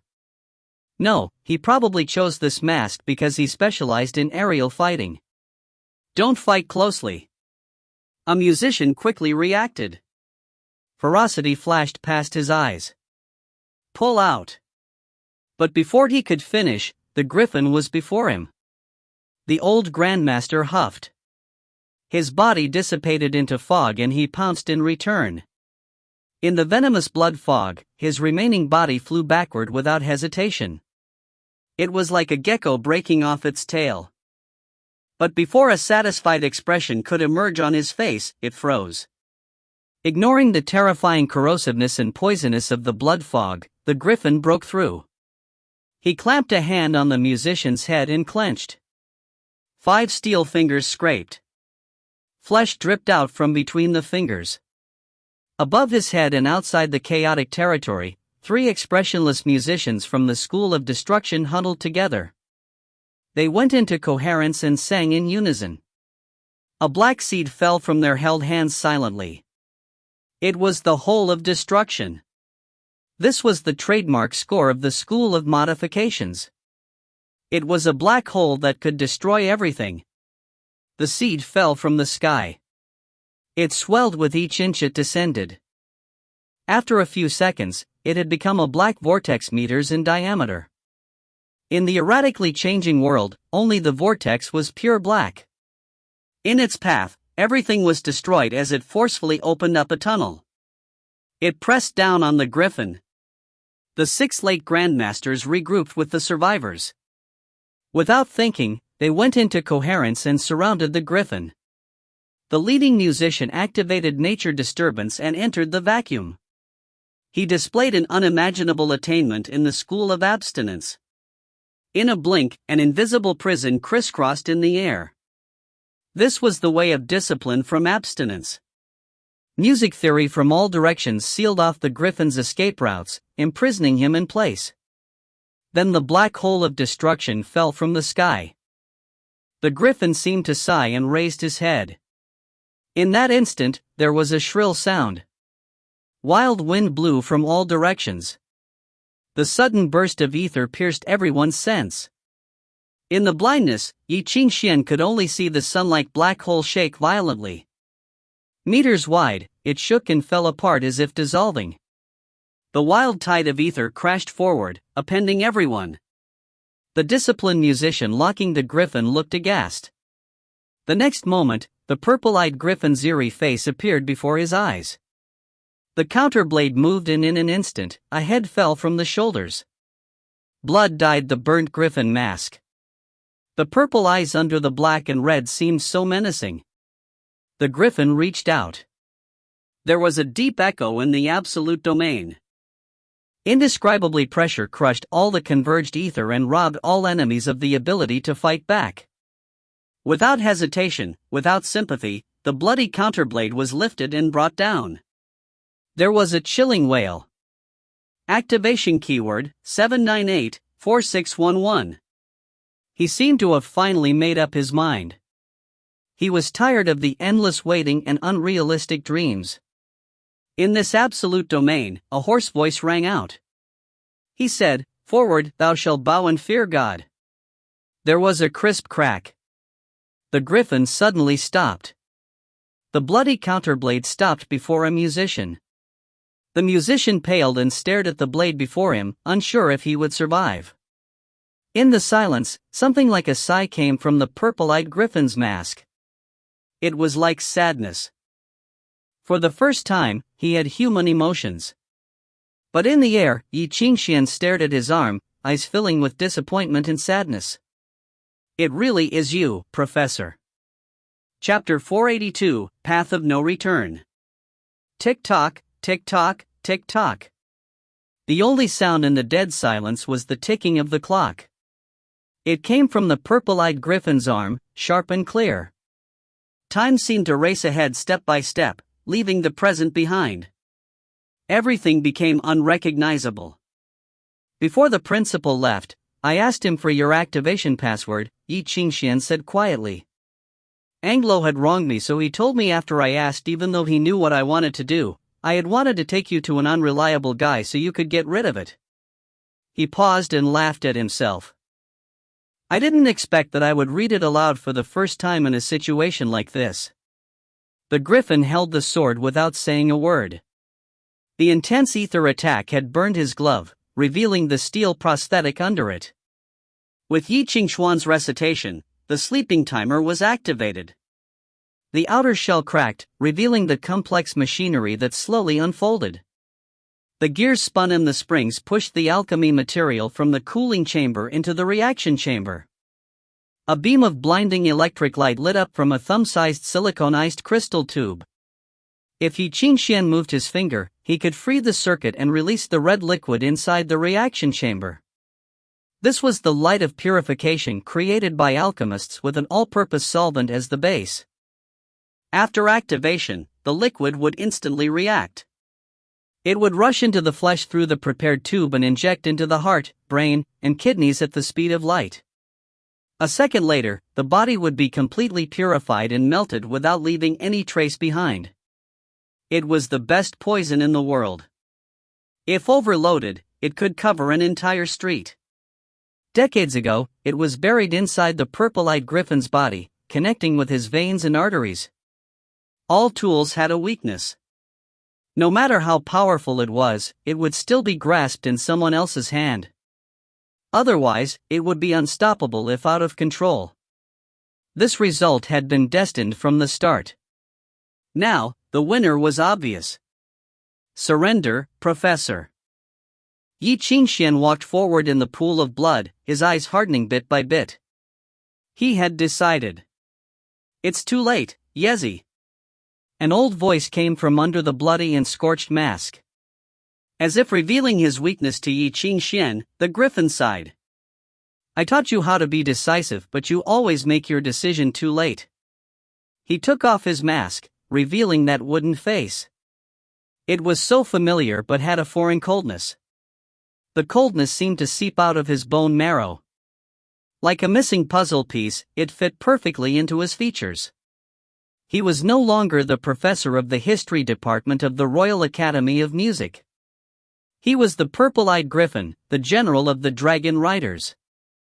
He was an executioner who had killed countless people. Abraham, you made the decision too late. His eyes were regretful and disappointed. You should have tried it earlier, even if you only had a shred of suspicion. But you kept swaying back and forth. You really are the worst class I've ever taught, Ye, even though I've only taught one class before. Ye Qingxuan never expected that the face behind the mask would be so calm. It was so calm that Ye Qingxuan suddenly felt he was still sitting in the library, listening to his teacher's patient admonishing. But this was not the academy. This was not the examination room either. Professor, why aren't you explaining yourself?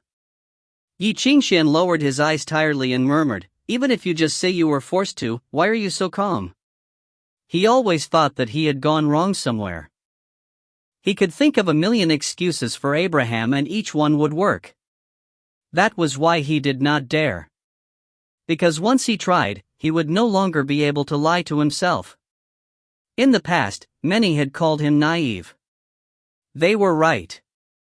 Otherwise, he would not tell Lola to leave the sacred city, go back to Anglo, and not contact him if she could not find Abraham. Without the answer, he could continue being ignorant. I'm sorry for lying to you and disappointing you. Abraham sighed. He looked down at his mask. I just wanted to come see you again and let you see me, see the real me. He held the bloody griffin's mask in his hands. The black thing was covered in crimson red. Different from Seaton's horse mask, this was 100 times more violent and arrogant. It was like a natural carnivore, an undefeatable hunter. In order to hide their identities, every dragon rider had his own mark. It was the true face that one would choose for oneself. They could not be born with that face, but they could choose which face they used to kill and die in. Ye Qingxuan was silent for a long while before nodding slowly. It suits you. Thank you. Abraham seemed to not hear the anger in Ye Qingxuan's words. Humbly accepting the praise, he did not say anything else and just asked, I know it's very cliché, but I just want to ask, when did you find out? When someone told me that Constantine was Gaius. But sadly, just as you said, it was too late, Ye Qingxuan answered indifferently. The first time I saw you with that mask in the sacred city, I started suspecting it. But in the end, I was the only one still clueless. Charles once told me that if I saw a purple-eyed musician, I should run immediately and never fight. I always thought that he was scared I would lose and die. It seems that he had realized long ago. Ye Qingxuan looked at Abraham. He said hoarsely, he didn't want me to fight you. That's why he became so weak and scared. He even begged me not to face you. These days, he was always scared to face you. Abraham listened. After a pause, he hung his head and sighed. Sorry. Tell that to Charles. Ye Qingxuan interrupted furiously. Why don't you think about Bai Xi? She wishes so badly for you to hold her hand like a father and attend her wedding, Abraham lowered his head. His expression was hidden, but his voice was still calm. He nodded. I promised her, but it seems like I'll have to break it. Please apologize to her for me. You. Ye Qingxuan wanted to step forward in rage. Boom. The counterblade was nailed before him. The blade twanged with a sharp whistle. An invisible barrier blocked his path. In the distance, there was the sound of musicians breaking through the air. They had been surrounded by dozens of musicians without realizing. Eerie ether waves spread out. In the air behind them, a Valkyrie emerged slowly, eyes full of murderous intent. That's enough, Ye. Don't come any closer. Abraham reached out and snapped the neck of the musician beside him. When the man fell, he stepped on him with ease. The snap of the bone was crisp. Professor! Ye Qingxuan roared. Sorry, Ye. Abraham's expression was still dull and his voice was monotone. I'm not a good teacher. I didn't teach Bai Xi anything and I couldn't help Charles. I didn't have the chance to pass anything real to you either. I am a failure. As you can see, the only thing I'm good at is this hateful thing. Blood rolled down his cheeks from the corners of his eyes. He studied Ye Qingxuan and could not help but laugh. Thank you all for saving me and making me think that my life still held meaning. If possible, I really wish I can spend my entire life with you all. All together in the department. Please tell Bai Xi that I really want to attend her wedding. Truly. Boom. Under the explosion, light and shadows intersected. Something whistled past and then stopped. Blood gushed. A body that had been hacked apart fell to the ground. Abraham stood before it with his sword. Half of his body was dyed red. He looked up at the musicians who had grouped here and the solidified Valkyrie. Unfortunately, he murmured, the realization was too late. You can still turn back, Professor. Ye Qingxuan roared. He charged forward with all his might. Professor, please. Don't keep making mistakes. Surrender now. As long as we catch Gaius, I can extradite you to Anglo and then no one will touch me. Then what about Charles? Abraham asked. Ye Qingxuan froze. You should have realized long ago that he's not normal. The sacred city won't let him go even if he's willing to be imprisoned for life like me. Perhaps God will pity me but the world will not accept him. Abraham shook his head sadly. I wanted to forget where he came from and let him live out his life quietly in Anglo, but he forced himself down this dead end. Before coming here, I thought there was still a possibility, but I was wrong. People like me always have unrealistic dreams. We think that we can change our clothes and start over. But now I realize I've just been lying to myself. Yezi, I'm sorry. Remember to take care of Bai Xi in the future. Professor, what are you saying? Ye Qingxuan yelled. It felt like he had fallen into icy waters. Absolute panic rose up in his heart. Professor, Charles, weren't we doing fine? What's wrong? Lightning flashed and fell from the sky. A terrifying night with a thunderbolt rode across the sky. Countless spirits sang a song from the kingdom of death. Behind the Valkyrie, a giant vortex opened up. There, the ether and material world were heavily overlapped. Wagner's figure emerged. The dying man looked down at the human world. His eyes fell on Abraham and hardened. The remaining evil of the dragon riders. Gaius had hidden the forbidden waste from the purgatory with you? Do you know what you are doing? I only wanted this world to become better, a hoarse voice rang out. The gate of the judgment tower fell open. Gaius walked out of the darkness and stared at the saint. He uttered, better than before. After tampering with the past and future of humanity, you've lost the right to lead the world. Someday, you will choke on your own fruits. Chapter 483, Separation. Boom! In the sky, the vortex was quaking. A few fissures appeared and expanded from the vortex as if a hammer was beating on the fragile material enchantment. This was the anger of the saints. Merely their change of mood was difficult for reality to bear. In the ether vortex, Wagner's face was livid. Gaius, you are crazy. Would anyone normal in the world join the revolutionaries? Gaius couldn't help but laugh. You've regarded me as a madman for decades. It's too late to tell me this now. Is that so? Then the time left for your deathbed repentance will end now. Wagner reached out his hand coldly. Pay for your sins. The illusion of the horrible Valkyrie before him almost condensed into substance. The war was about to begin. She came out from the legend. Galloping on the battlefield to collect the spirits of the dead, the Grim Reaper raised his hand. Then the spear of thunder grew larger. In a blink, there was only one fiery light left between heaven and earth. The light descended from the sky, connecting the heavens and the earth like a sharp knife chopping off the canvas into left and right. Destruction descended. The uncontrolled absolute zone was run through. Crisscrossed lightning evaporated the land instantaneously. The storm swept in all directions. But the next moment after the storm, something stunning happened. In the middle of the impact, the electric light flowed in the huge depression. They were bound in the air, forced to maintain the original shape and unable to erupt. Someone was holding the spear, making a sharp sound like metallic friction. The scattered currents illuminated his dull face. It was Abraham. As he clenched his fist, the thunderbolt spear was shattered.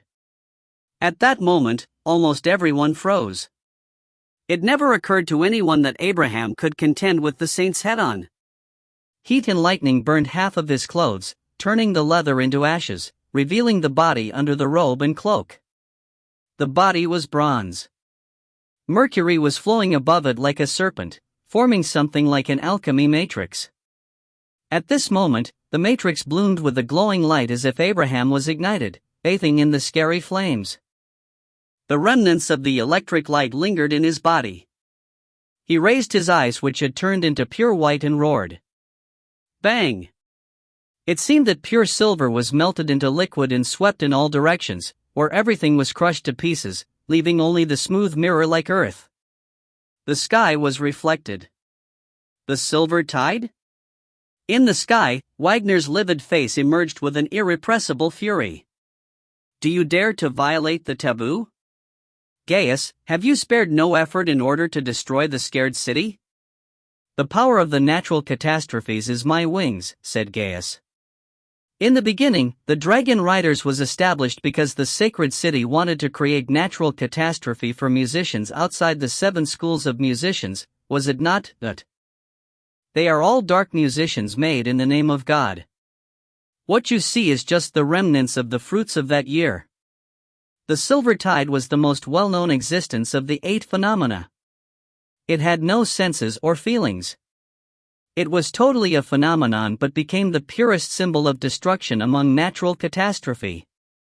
It ran through the earth. Where it had passed, everything was completely destroyed.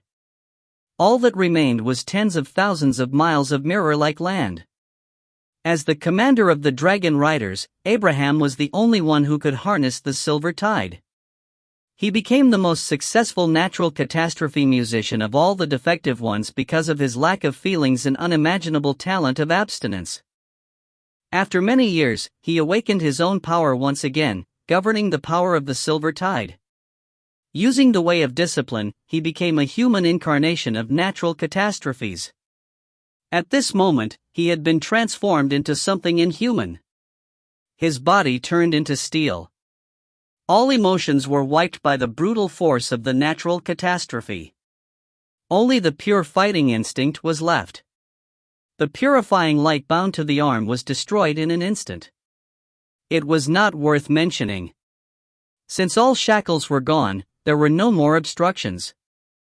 He had regained the power of his peak and had returned to the war machine. However, for some reason, there seemed to be iron tears trickling down on his face. He roared and growled. The sonorous sound burst like steel colliding. So, the city trembled. The whole chaotic absolute zone was filled with the burning light of metal. In his body, the inhuman force grew again at an unimaginable rate. It grew again and again. It erupted endlessly. Even the vortex manifested by the saints in the sky trembled too. Soon, determination emerged in Wagner's old face. He waved and the huge enchantment of the sacred city suddenly started operating. His old body trembled. Blazing light, no less than the stinging light by the natural catastrophe, burst forth despite that it would evaporate his remaining years of life completely. In a blink, the power of the silver tide was suppressed again. Listen to me.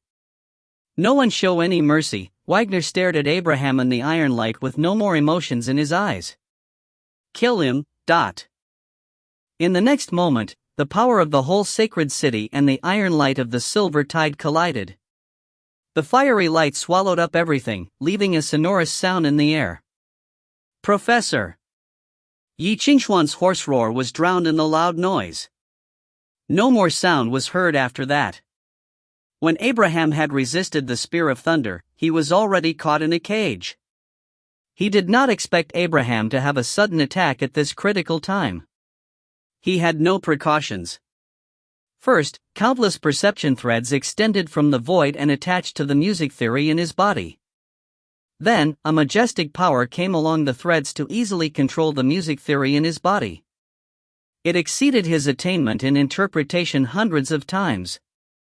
Immediately after, the heart, respiration, nerve center, arteries, spine, muscle, and all other parts of his body were taken as well.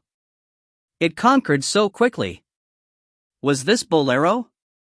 Under Abraham's control, the perception threads that Bolero used to read the etheric fluctuations turned into the wire for the puppet master to manipulate the doll. Ye Qingxuan was totally controlled. Then, the alien music theory suddenly changed to lead the music theory in Ye Qingxuan's body to operate automatically, ignoring his will. Ye Qingxuan danced like a puppet. It was nature interference. Just in an instant, the music theory in his body evolved violently into an unimaginable state. Pure nature interference was applied to his body and overlapped tens of thousands of times. Vision, hearing, touch, smell, all senses were distorted and withdrawn. In a trance, Ye Qingxuan felt as if he had become a piece of steel being brutally forged, heated, and finally melted into molten iron. Molten iron congealed, turned into sand, and crushed into dust. The dust flickered in the air. As the wind blew, it turned into mist and dispersed in the world. He could not feel himself anymore. Abandonment of oneself. This was the path that the school of abstinence sought of the 7 questions for musicians. At the moment, his consciousness was finally detached from the restrictive human body. His perception of music theory became 1,000 times more accurate. He felt as if he was a scale. The countless music theories were the counterweights. He was on one side and the other end was a rapidly changing world. Balance had been achieved both inside and outside, an unprecedented perfect equilibrium. Thus, he could feel his body again. But Ye Qingxuan found he had entered the Yi vacuum? After the thousands of disturbances per second, he experienced the wonderful feeling of being perfectly integrated with the outside world. At the moment he had become an illusion, withdrawn from the physical world. Nothing outside could affect him anymore. He froze. What did the professor want? He stared at the inhuman Abraham, stunned and fearful, wondering what had happened. But the countless threads that accessed his body never ceased transferring the music theory from Abraham to him. Constructed with the interpretation, power from the same source gathered at this moment. Ye Qingxuan's power began to soar. The massive amount of music scores and the application techniques of the school of abstinence poured into his mind along the perception threads. Abraham's experiences were imprinted into his instinct, causing unbearable pain and faintness in his head. In a blink, the music theory in his body collapsed because of excessive expansion but converged again in the chaos. After dozens of bursts and rebirths, the music theory had evolved to a level beyond his understanding. Looming towers sprang up. The heaven ladder was built instantly. Professor! Ye Qingxuan stared at Abraham blankly. What are you doing? Great fear came and caught him by surprise. He almost cried out. Goodbye, Yezi. The hoarse voice sounded from his ear like a whisper from the old man. This is the last thing I can give to you. Boom! Ye Qingxuan's sound of heart quaked. In the core, a new vacancy appeared between the Philosopher's Stone, which represented the sub-originator, and Jiu Shaohuan Pei, which represented the heaven ladder. Then, a music score called Natural Catastrophes Resonance was embedded. Sub-originator, heaven ladder, and Natural Catastrophes Resonance were connected with each other and merged into one. They became a trinity. A huge impact burst from the core of the sound of heart. Ye Qingxuan's vision went black. It was again difficult for him to keep awake. Tiredness submerged him like tides, immobilizing him. In the end, he exhausted all his strength. He reached out as if to hold on to that burning figure. But such a short distance was so distant for him at this moment. Professor. He sank into the darkness. In the turbulent zone, Gaius looked at the shattering scene. Behind him, Wolf Flute's figure emerged from the glow. "You're late again," said Gaius. "The archive you asked is a little hard to find." "It wasted me some time," Wolf Flute replied. "But I just sent Charles away. You don't have to worry now. Thank you for your hard work." Wolf Flute shook his head indifferently. "The sacred city's enchantment is about to be repaired completely. If you need anything else, you'd better tell me now. The rest of my energy is just enough to return there once." "I know." Gaius nodded but looked to the distance, looking at the young man lying on the ground. He was looking at the youth's white hair and eyes. Even without consciousness, Ye Qingxuan's blank eyes still stared at Abraham. The tears in his eyes had dried. The anger was burned out. What remained? "What's wrong?" Wolf Flute asked. "That pair of eyes is exactly like his father's," Gaius murmured. "They once shone bright like the stars, but after everything, they became indescribably sad or full of pity. Looking at them is intimidating." Wolf Flute was silent and looked away. "You're afraid too?" he asked. Wolf Flute, the man whose heart turns to iron and stone, will fear those who are alive. Gaius lowered his eyes and whispered, "We, as human beings, have suffered and tasted hardships. Now we become cold and merciless to prove that we are made of stone. Once I thought I would be different, but now, I found that I am no exception. I have done so many ugly things. Why shouldn't I fear his eyes?" Boom! In the explosion, many cracks emerged on the absolute zone. It was about to fall apart. Immense pressure penetrated from the rifts and crushed Abraham's body. His bones creaked and he had to kneel. In the air, the huge vortex behind Wagner had covered half the sky. The scepter of the saints was in full swing. In the darkness of the vortex, countless phantoms of gods loomed. They wielded thunderbolts to send destruction to the world. Had it not been for the scared city, Wagner would have destroyed the whole neighborhood, turning everything to dust. But the enchantment on the sacred city was still unable to close. In the central church, hundreds of musicians were called to try their best to repair the enchantment destroyed by Abraham, but there seemed to be an invisible big hand stuck in the rift so that it could not be restored. It was Abraham. He clamped down on the restoration of the scared city's enchantment, preserving the deadly crevice that left the way for Gaius even if he would be swallowed by the thunder and die. "Abel, I owe you." In the midst of the storm and the fire, Gaius reached out and embraced Abraham, even as the flames ignited his body. "You have fulfilled your mission. When I'm gone, surrender to them, tell them everything. There is no need to have any more reservations. Ludovic has assured me that he won't kill you. So please don't die. Please endure the humiliation. As long as you can live, even you have to betray everyone." He continued, "I promised Charles that one day, I would create a world where you and he can live a happy life. So, please wait for me to come back. Please take good care of Charles." In the flames, Abraham said hoarsely, "Will he forgive me?" "He will." Gaius nodded. "He definitely will." "That would be great." Relieved, Abraham closed his eyes. "Go. I'm tired. I won't send you off." "Okay." Gaius glanced at him one last time and turned away. In Wagner's roar, Gaius and Wolf Flute vanished into a shining silver glow, silently leaving. The zone collapsed. The silver flames dissipated as if the metal had cooled and dimmed, glowing no more. Abraham fell to the ground. In his daze, he seemed to see the little girl who often nestled beside him. She seemed to have grown up. She held a flower in her hand and her husband's arm while smiling. Her white hair was like snow, floating in the wind with the wedding dress. "Sorry, I can't attend your wedding." "I am sorry." He seemed to have had a long dream. A long time had passed. He had gone through many things but could not remember the content. Ye Qingxuan opened his eyes and saw the square before him. On the fountain pool beside him, short-haired Bai Xi stepped on the narrow edge and hopped. Seeing Ye Qingxuan wake up, she reached out to pinch his face. "Cousin, what's wrong with you?" She blinked and looked at the sluggish Ye Qingxuan. "Didn't you say you wanted to take the entrance exam of the Royal Academy of Music?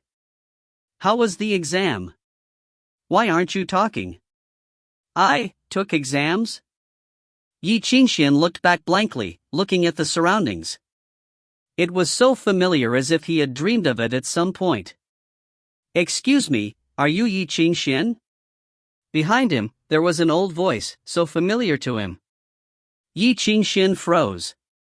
He looked back and saw the old, dull face. That face looked at him with longing eyes. "Excuse me, my name is Abraham, the teacher of the college. Do you want to come to the Department of Music History?" Ye Qingxuan could not help but bow his head with tears trickling down his face. "I don't want to be a musician anymore."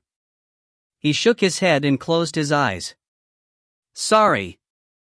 "I see." The old man forced a smile. "Sorry for disturbing you." That man gradually went away and disappeared in the story from long ago. "This is better, Professor." Ye Qingxuan gazed at his figure walking away. He tried to hold his tears but could not help crying like a child. "If I hadn't met you." Chapter 484, Pretty. Late at night, the tavern was busy. Smoke lingered in the air. The smell of tobacco, alcohol, and body odor mixed together and rose up. Under the pinkish light, the mandolin player tiredly sang an overplayed song. Everything was just as before. It was an average night in the sacred city. For these poor men with nothing in their pockets, there was nothing different tonight. Not even a week after order was reinstated, the blood shed by the Pope had been forgotten in a corner. The big figures were fighting each other, making the situation tense and strange. But to the people here, it was just a faraway tale. Only the evil plans that had been ruined or tricks that had succeeded would become a legend and spread by itself. The city garrison had revolted. An important witness from a certain department of the Sacred Amnesty Ministry had his whole family massacred. The Pope's assassination had been planned long ago. The wife of a noble had an affair with the Pope, and other rumors spread along with the low-quality alcohol and tobacco. Within a week, the wind had swept the entire world. Nations everywhere were shaken. So many had died. But to the commoners, it was a simple sentence: the Pope died. They still needed to live, even though the storm was about to come. At midnight, the mood of the tavern was pushed to the max. As the people cheered and yelled, the pinkish light became ambiguous and faint. Under the dim light, a dancer in a thin veil walked onto the stage. She leaned against the pole and danced to the seductive music. She had thick makeup on to cover the yellow spots and wrinkles on her face. She touched herself as she moved, moaning. Her relaxed leg trembled. Taking off a veil, something lustful came in and out of view. "Strip more! More!" The captivated audience yelled, but the dancer ignored them. She grinded on the pole, her moans growing more lustful. Her eyes were filled with need. In the hot atmosphere, handfuls of money rained down. The dancer's smile brightened. She undid another veil on her shoulder and tossed it into the air, revealing a breast that jiggled. She danced under the hot and wet air. Behind the bar, the owner counted the money and smiled happily.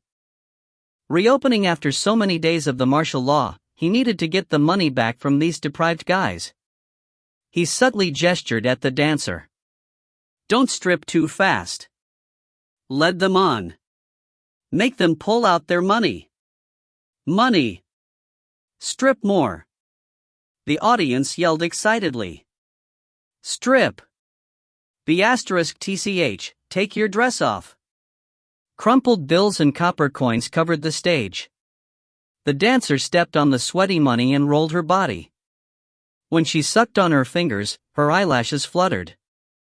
The owner was so happy he could not stop smiling. He waved his hands frantically. Go harder. Take out your fatal move. Make these *stards go bankrupt. And so, a crack finally appeared in the annoying skirt. The audience's yells intensified. The dancer lifted the thin skirt with a pinky and wiped it over her body. The thin veil became wet with sweat and turned see-through. The thirsty men stared. The dancer grinded and moaned. She lifted her skirt. Who wants?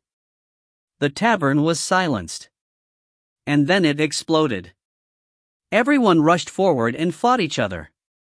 They reached out, trying to grab the dress that smelled of the dancer and sweat. Their eyes were practically red. 500. A gaunt man yelled. I'll pay 500. No one can fight with me. 700. A bare-chested muscular man rose and slammed a hand on the table. 800. Mine. Mine. A sharp voice rang out. A bald old man jumped onto the stage. No one fight with me. It's all mine. He was obviously drunk and couldn't even talk properly. His old limbs shook with excitement like a monkey. Seeing him like that, everyone started laughing.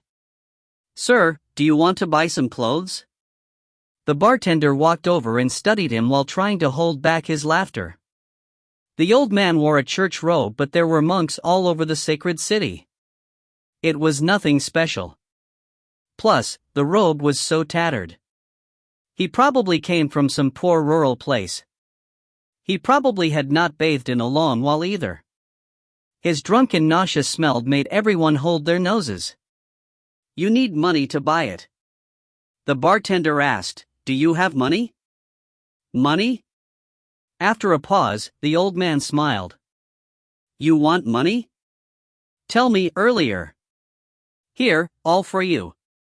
He pulled a wrinkled piece of paper from his pocket and stuffed it into the bartender's hand. Then he grabbed the dancer's dress and danced.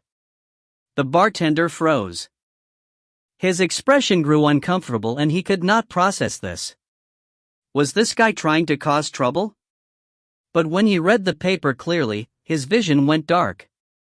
Gasping, his legs weakened and he almost knelt onto the ground. A money order. They were all money orders from the Sacred City Church. Each one had a giant sum on it. There were so many numbers he couldn't even count clearly. Crumpled up like waste paper, he could not tell how many were there, but even one was enough to buy this tavern, burn it, and hire the best assassins to kill all these poor guys 5 or 6 times. Before anyone could realize, the bartender stuffed it into his pocket and ran out. What's wrong? The boss looked at his white face and frowned. Son, did that old guy give you a bag of *tea? I wish he did. The bartender's smile was ugly. He showed the boss what he had. The boss gaped for a long while before gasping and plopping onto the ground.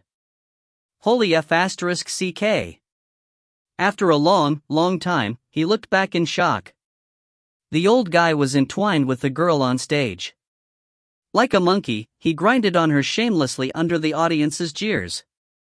The drunk guy even put the dress over himself and tried to dance. His moves were comical and everyone laughed.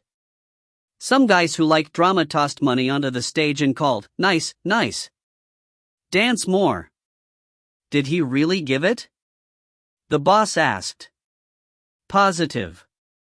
After a moment, the boss narrowed his eyes. He must have more in his pocket. Tell the kitchen to get ready and tie up this monkey. But be clean. Don't leave any evidence. The bartender froze. Are you sure? What if he's a noble? Wouldn't we be dead? Are you stupid? The owner slapped him and muttered, "After this, we can leave the city before daybreak." "Where can't we go with the money?" "You can't go anywhere." It was an old and hoarse voice. The owner looked up in confusion and saw an indifferent old man outside the bar table. He wore a pure black robe. The fabric was excellent and had gold lining around the sleeves. The tie was flawless. Even though he was old, he still looked imposing. No matter what, he should not be in this D***MN place. Before the owner could react, the man waved and took the two away without leaving a trace behind. The tavern was still busy and loud. No one realized that these two had disappeared. Feeling the hot and disgusting air, the comber frowned unhappily. He coughed and sat in the corner. The old man who had been dancing drunkenly on stage was quickly brought over and tossed into the seat before him. In this overlooked corner, everything was silent behind the soundproof barrier. "Wagner, it's you?"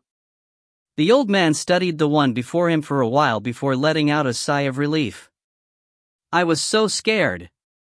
I thought someone was going to steal my dress." Wagner involuntarily looked at the vile dress and his features twisted. The Pope had not died long ago. "Albert, Archbishop of the Church, Commander of the Central Church Cardinals, is it okay for you to become so lowly? Is it bad to relax a little?" Wagner's brows knitted. "There's nothing bad.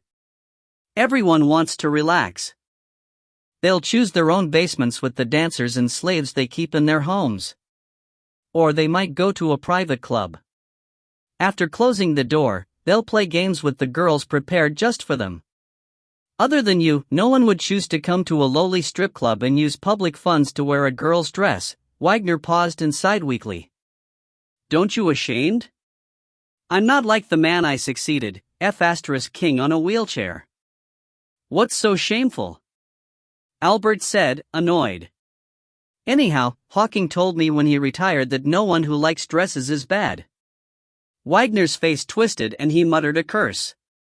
"It's okay if I want to be so lowly, but you're a saint. Why are you here?" Albert smirked and asked, "Here for the striptease too, . Emotionless, Wagner said coldly, "You were missing from the Sistine Conference today." The influence was negative. The Sistine Conference was a meeting held by the cardinals and important clergymen in the Sistine Church. Ever since the Pope was established, it had been held 16 times. There was no set date because each time, it meant, a Pope had died. The new one would be elected during the conference. No one dared to miss something so important. In the past, there had even been archbishops close to death who went connected to tubes. They would not allow themselves to die until they voted. As the one in charge of the Central Temple, Albert was eligible for voting and being nominated, but he did not even go. Without a doubt, he had started a horrible precedent, but he did not care. "Would the result be different if I went? I'm not interested in scripted plays." He glanced at Wagner.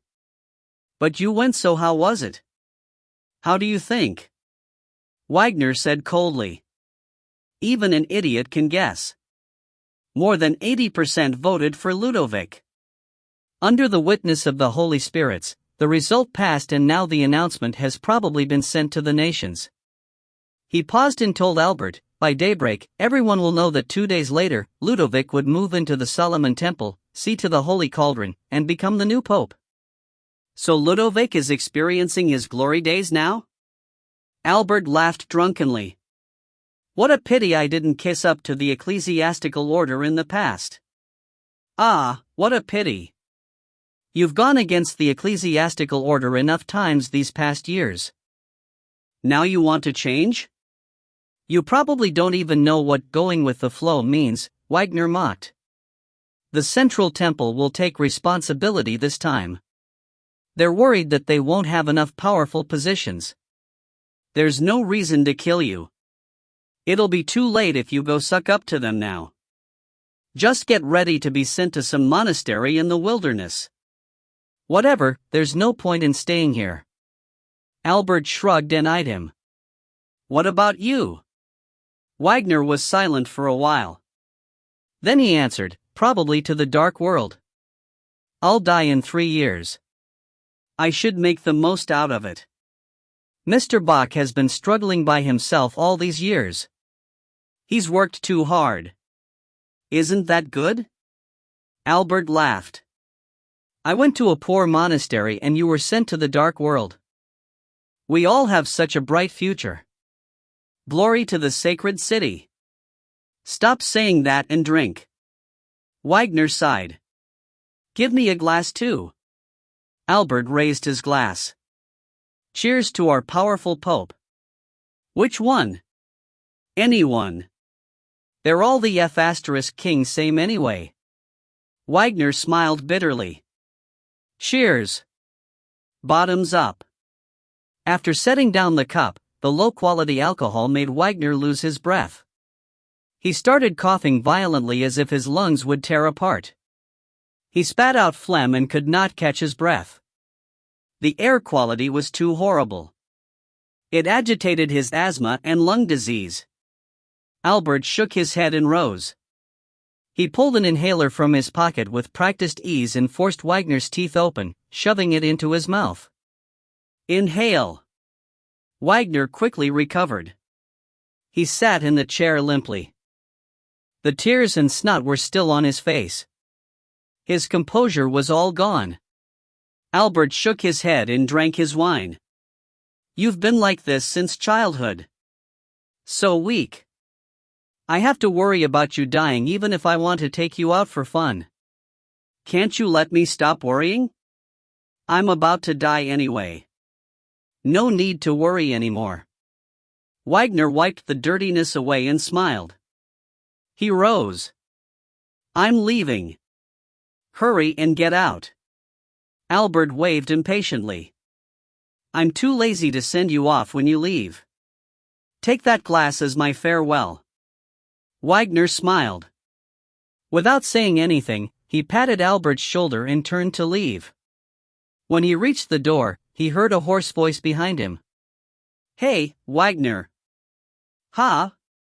Wagner turned to look at Albert. The old man sat under the dim light. His white hair was thin.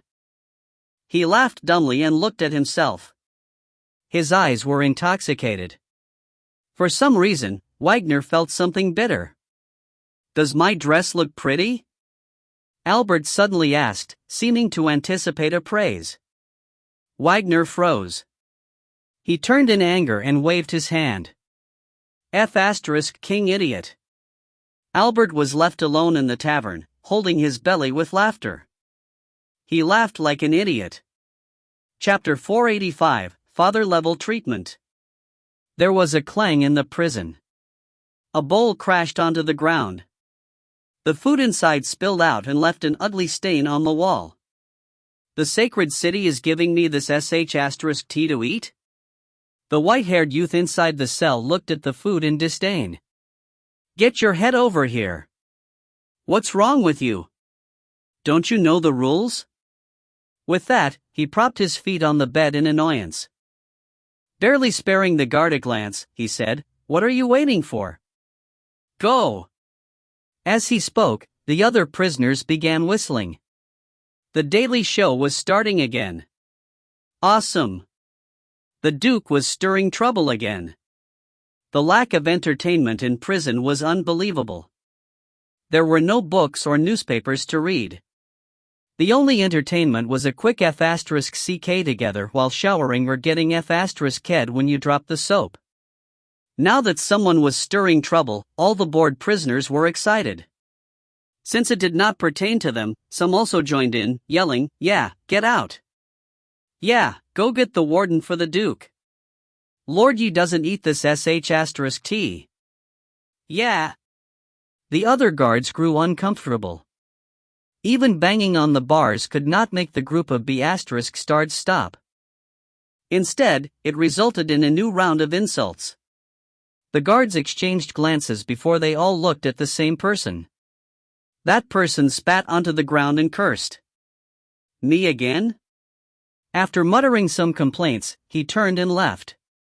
Soon, a large group of guards rushed into the prison cell. The leader was a fat man with a monocle.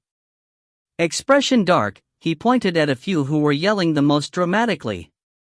Some strong jailers rushed in, dragged the prisoner out, and beat him up in front of everyone. Even some bones were broken. Silence finally returned to the prison. Ye Qingxuan's cell door was opened. The fat man with a monocle tugged on his shoulder strap and walked in. Ferocity flashed past his eyes, but he quickly replaced it with forced kindness. Mr. Ye, what are you doing now? He studied Ye Qingxuan. Glancing at the plate tossed into the corner, he understood something. Does the food not suit your taste? He asked with a smile. I'm sure it's because the lower men don't understand the rules. You have a high status. The prison warden specifically hired a chef to make food just for you. Apparently, the olive oil in there is imported from Burgundy. I don't even get to eat that food. Don't compare me to dogs like you. Ye Qingxuan's expression was disdainful and he did not hold back. I am a duke. Look at this sh*t. Put some pieces of beef and pretend it's burdock? Throw in some fish and pretend it's seafood stew? Where's the wine before the meal? You want me to drink this cheap *ss watery thing? How can you even bring me something so oily? You want me to get indigestion? And look at this sweet pepper fish or whatever it is. You think you just need to throw pepper on a baked fish? You think I'm a beggar? He raged like this for a full 10 minutes, turning this specially designed meal into something even beggars would look down on. The fat man's expression grew more and more uncomfortable. Ever since Ye Qingxuan was locked in here, there was not a moment of peace. The orderly prison had become ruined just because of him. He threw giant tantrums every day too. No one knew where his bad temper came from. He never looked anyone in the eye and all his words were horrible. Each sentence burned. If he was a regular prisoner, he would have been sent to get educated long ago. But he was here because of something big. Apparently, he was a troublesome thing who had been locked up in the Judgment Tower. After being free for a few days, he got involved in the Pope's assassination and committed a high-class felony. Many people had an eye on this case. But it would be okay if that was it. There were many ways to mess with someone in prison. The jailers could think of dozens easily, but this *** was a duke. An Eastern duke. Someone who would become royalty. Not many people in the sacred city had a higher status than him. A noble with Deva's blood, the future sword-bearer of Anglo, the suspected assassinator of the Pope, the guy who was connected with the revolutionaries, all of these identities were headache-inducing. Technically, someone so important should not be locked up here. However, the Judgment Tower just so happened to have collapsed. The big figures up there had the great idea to just toss him here without any orders except a document. They were just supposed to look after him. But look after him? How? The prison ward only had a viscount behind him, and even that was bought with money. They did not dare to hit or yell at Ye Qingxuan. They could only clean up a prison cell and give him nice food and drinks, treating him like some lord. The prison ward had had many heart attacks these past few days. This was a few lifetimes of bad karma. He would definitely not show up for these things, so the fat deputy was the one bore the brunt.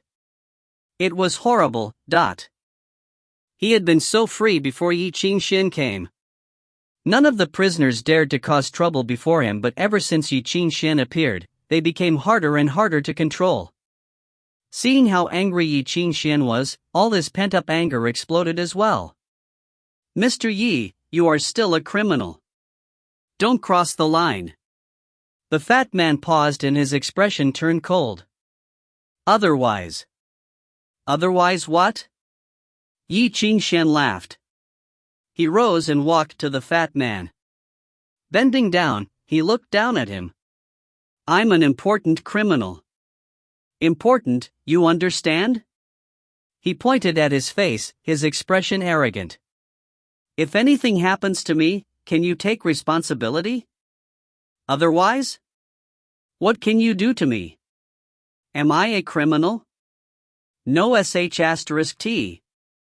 Otherwise, dogs like you will never have the right to even stand before me. His words practically gave the fat man a stroke. His expression was as dark as the bottom of a charred pot. His facial muscles convulsed and his eyes turned bloodshot. Hit him! Hit him! The other prisoners were excited again. Wild pig, hit him! What you scared of? Don't be scared. Hit him. He's just a duke. Are you even a man? The man shook in anger. He pointed at Ye Qingxuan.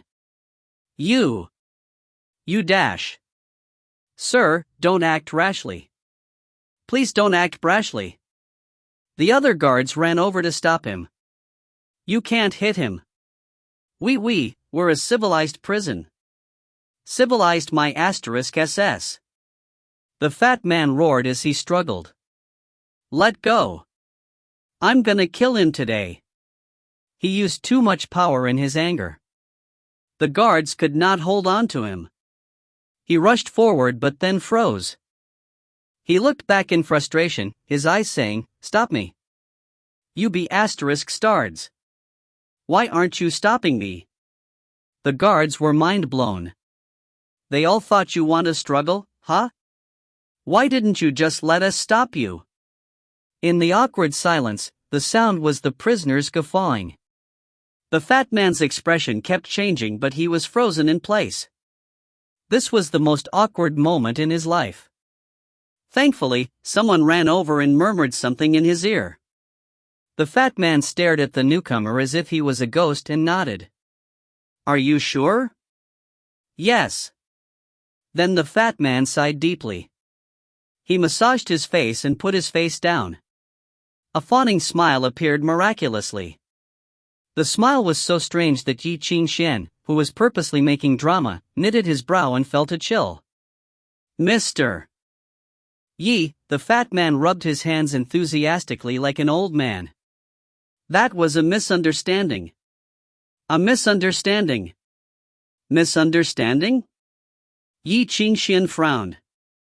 I don't think so. I was purposely yelling at you, stupid fatty.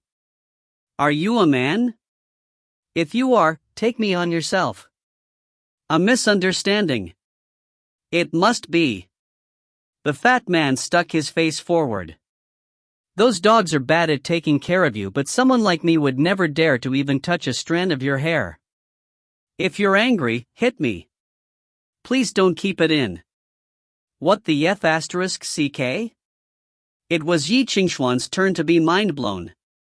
What is wrong with you all? How can you make Mr. Ye eat this **t? The fat man started yelling at the guards. Then he plastered a smile on and turned around. What would you like to eat? You can tell me any of your requests and I'll do my best to satisfy them.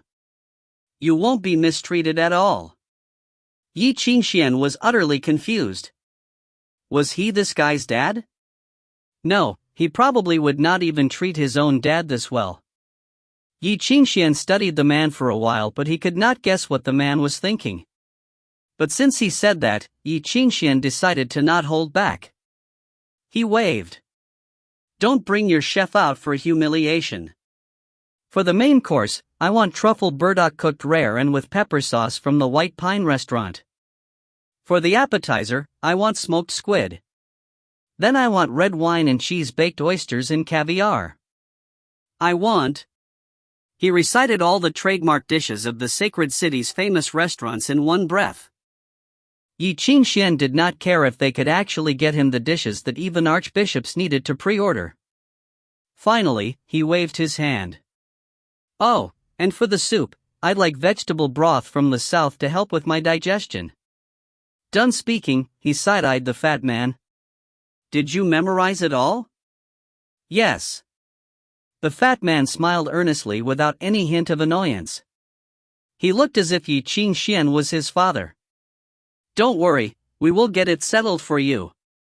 "Wait!" Ye Qingxuan called out. "I am in a bad mood these days. I don't have a good appetite.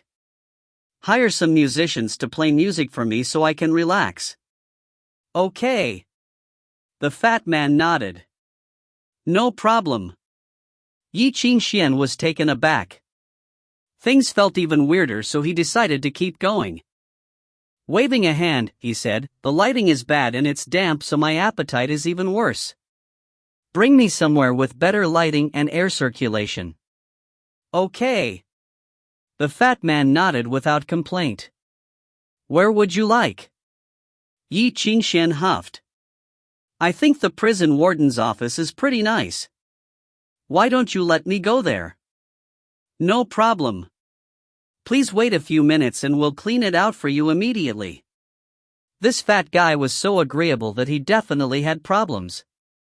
Nearing the end, he was even worried he did not do enough and asked, "Do you have any other requests?" Ye Qingxuan was speechless. It felt more and weirder. What was wrong with these guys? Why did they act like he was their father? Was this an illusion? No way. Speechless, Ye Qingxuan glared at the fat man. "Are you messing with me?" The man smiled. A few minutes later, the guards took care of him as if he was his father and helped him out of the cell. They undid all shackles and even took off the musician restraints on his wrists and legs. Then they politely brought him to the prison warden's office. On the way there, Ye Qingxuan saw the prison gate in the distance open. Dozens of carriages raced in. Dozens of people began carrying in cooking equipment. The room beside the prison warden's office had been emptied and turned into a kitchen. It was a lively scene. A dozen top-class chefs who usually did not care for any nobles were now nervously creating the dishes Ye Qingxuan had ordered. Someone else brought over the vegetable broth made from the main restaurant. The entire way to the prison, it simmered over a small stove so that it would not cool at all. When it was poured into the bowl, the smell was mouth-watering. Ye Qingxuan was even more suspicious that he was in some weird illusion. When he walked into the prison warden's office, he was completely shocked. The original office desk and even an entire wall had been removed. The floor was covered in a thick hand-woven caucus rug.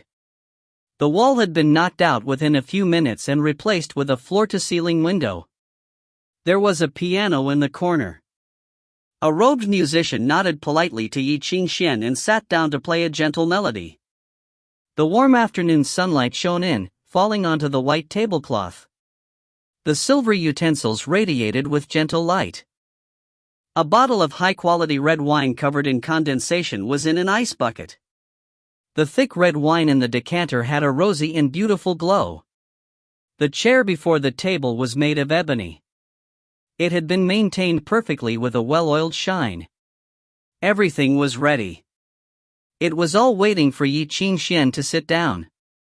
However, there was someone unexpected sitting behind the table. "Ye Qingxuan, does this treatment satisfy you?" The old man sipped his red wine with an elegant poise.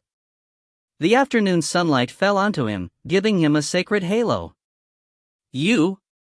Ye Qingxuan was starting to think there was something wrong with his eyes. The man was the head of the sacred city nobles, the leader of the ecclesiastical order, the current controller of the sacred city, the future pope, Ludovic. Chapter 486, Ludovic. It had been a week. Ye Qingxuan had sat in jail, waiting for news all this time.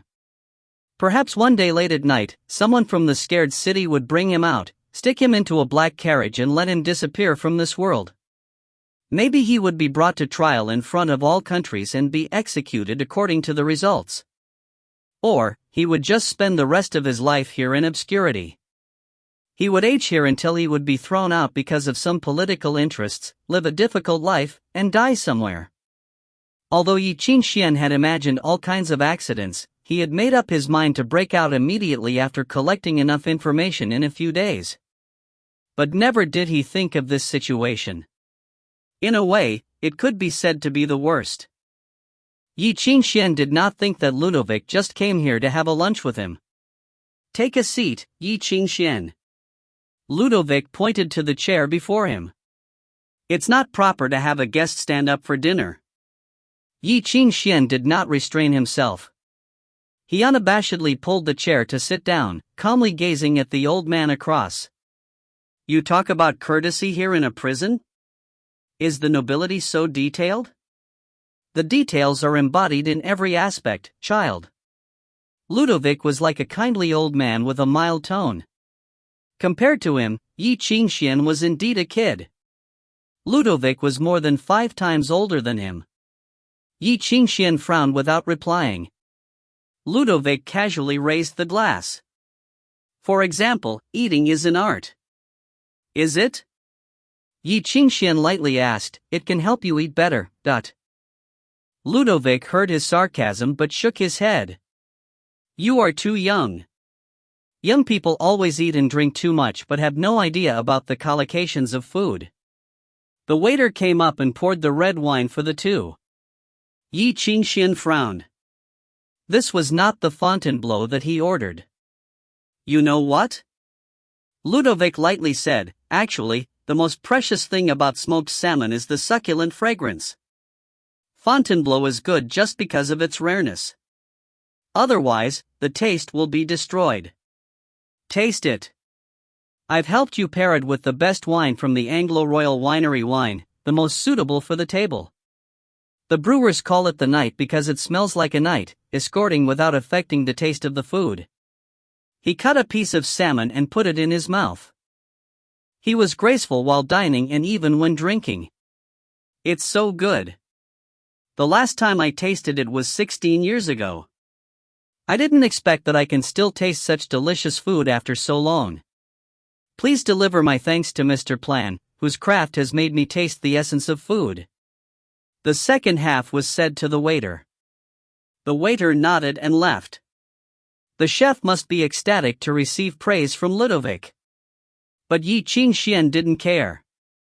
Aren't you an ascetic monk? He asked. I'm afraid it's not good to be so indulgent. Ludovic smiled, slowly shaking his head. Child, you are not well informed. My ascetic career ended yesterday. There is nothing else in this world worth my penance. A newspaper was put before Ye Qingxuan. It was just printed this morning. On the front page was the biggest news. Archbishop Ludovic would be the next pope. After the next day, he would be the new kind of red, the shepherd of all sentient beings, the agent of God in the world.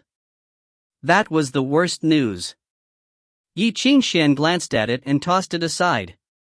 I know what you're thinking. Ludovic lowered his head, tasting the dishes, and said lightly, Abraham was rescued but he still can't leave the emergency room yet. Don't worry, I won't let him die. Now he has been put into the mithril cellar to be frozen. You can expect him to live a long time, maybe longer than you. The mithril cellar was a grim prison or a depository for all musicians. The musicians who committed a felony but could not be killed for a variety of reasons were sent there, frozen up after many processes. Then they would fall into slumber and in the coffin until the day the sacred city found a way for them to redeem themselves and be woken up again. But most people would die quietly in the long sleep and disappear silently. Bai Xi is with Hermes, rest assured. When talking about Bai Xi, Ludovic couldn't help sighing. She is really a clever little girl. The slightest action could drive her away. I wanted to bring her here today to meet you. Ye Qingxuan was silent but his eyes turned cold and dangerous. Ludovic did not perceive this. He just picked up the raw oysters and oyster knife that had just been served and said enthusiastically, Don't let the food down. Enjoy the lunch, Ye Qingxuan. With a snap, the oyster's shell was pried open, exposing the white soft meat inside. It filled one's mouth with luscious sweet juice. The taste of life was delicious. This was perhaps the most exquisite meal Ye Qingxuan had ever had. But he could taste nothing. Ludovic seemed to really have come here to enjoy lunch. He chatted about what had happened in the sacred city these days with humor and occasionally told small jokes. No hostility or malice could be seen from him. Instead, it was a pleasure. Ye Qingxuan could not refrain from thinking that maybe Ludovic could still earn a lot if he just accompanied dinners. Soon, the lunch was finally finished. The table was cleaned up. The pianist finished, saluted, and departed. The waiter served a box of cigar and a knife with matches. Ye Qingxuan did not wait for Ludovic's enthusiasm. He picked one up directly and cut it open casually. He did not care that the way he was spoiling the treasure would distress many smokers. He was too lazy to even use a match. Putting a finger to the cigar, a flame lit up. The smoke swirled in the air. Ludovic just smiled. He did not comment on his rude behavior but slowly struck a match to heat the cigar. After 2 matches, the cigar was lit. The smoke curled up and blurred his face. "Let's get down to the business, Ye Qingxuan. I think you may not be able to wait any longer." "No, I like chatting with you." Ye Qingxuan chuckled. "I am not anxious at all, really. It'll be better if you take me to take a hot bath and sauna. We can talk to each other frankly and finally go to drink in your private club and choose some beautiful girls together to spend your last day before the throne, leaving a precious memory." "Really?" Ludovic smiled. "Then I want to thank you." "You are welcome." Ye Qingxuan humbly shook his head. "This is what I should do. I always cherish good times since they're always so short. I can give you such kind of life if you like." Ludovic threw up his hands and said warm-heartedly, "How about I help you rebuild this prison into a holiday destination? As long as you don't leave here, you can have whatever you want. Food, sauna, beauties? No problem at all. Even if you want to see the little girls in the choir do a striptease, I can satisfy you. I must say, some girls now are really hot and bold after taking off their church robes. You'll be shocked." After a silence, Ye Qingxuan clenched his teeth and said, "That sounds great." "But you don't want that, Ye Qingxuan." Ludovic sighed. "Don't lie to an old man, especially to someone so good at telling lies like me. It's meaningless. Why can't you see how things are? You think I'm going to use negotiation skills on you? You want to take the initiative, but it doesn't matter because I don't even want to negotiate with you. You have tried your best. Now the initiative is in your hands, but what can you change? Relax, Ye Qingxuan. I've already said, be honest with each other. It's good for both you and me." Ye Qingxuan was silent. His expression became gloomy. Ludovic was right. Ye Qingxuan would be unable to resist if Ludovic wanted to something to him. One was the Pope, the other was a prisoner. There had never been a bigger gap in the world. The next day, the whole world would be in Ludovic's hands. Would his ideas and thoughts change if Ye Qingxuan took the initiative of the conversation? "It seems you have learned to be humble, child." "That's good." Ludovic nodded, taking a cigar. He said, "Maxwell is now going crazy, you know? Because of me? Not just because of you. To tell the truth, if the sword bearer is gone, he could find another. It's difficult to find a sword bearer, but it's possible. Your business is a political dilemma for Anglo. However, there are always solutions in politics. But what Anglo worries about now is a big trouble. Elizabeth's condition is getting worse." Ludovic shook his head inside. "That little girl has held on for so many years, but the dragon blood curse has infiltrated the marrow. Nothing can save her. For so many years, Archbishop Mephistopheles has tried his best to cure her, but there is no way. I'm afraid there is only 1 month left for her. To make matters worse, there's Leviathan. A few months ago, the transformation of the ultimate formed a chain reaction in the etheric world. One of the results was that the resurrection time of Leviathan was accelerated. It is expected that 6 months later, it will completely awaken. Now, affected by the breath of Leviathan, the ships of various countries have been subjected to different levels of attack, and the monsters in the sea have begun to change and evolve. Their reproduction has increased to a staggering degree. I'm afraid it won't be long before the number of monsters in the ocean soars at a dramatic rate. By then, humans would not possess the ocean anymore. Now, Anglo has launched war plans and mobilized the whole nation. Once the war begins, Anglo would first lose half of its territory and 2/3 of its population. The most optimistic result is that after paying the heavy price, the new emperor can kill it again. The worst result for Anglo is to start the destruction of the Holy Grail and die together with the Leviathan. Ye Qingxuan was silent. This is the best result, Ye Qingxuan. The sacred city paid a heavy price in order to capture Hecatoncheir, which is as dangerous as the Leviathan. Now facing the 4 living creatures at their strongest point, how can Anglo not pay a little price? Ludovic coolly continued, even so, facing the domestic strife and foreign aggression, Maxwell still didn't give you up. His determination is admirable. Unfortunately, the new emperor has not yet come to the power. Anglo is in such a mess. He doesn't even dare to leave Avalon. Anglo's diplomats are protesting every day before the sacred court, but the new head of the amnesty department has not entered office yet. It will be a long while for your case. But the East's attitude towards the matter is quite bizarre. On the official side, it's as if nothing had happened. The ambassador claimed he has bad health conditions and refuses to see anyone. It has been 1 week and there has been no response at all.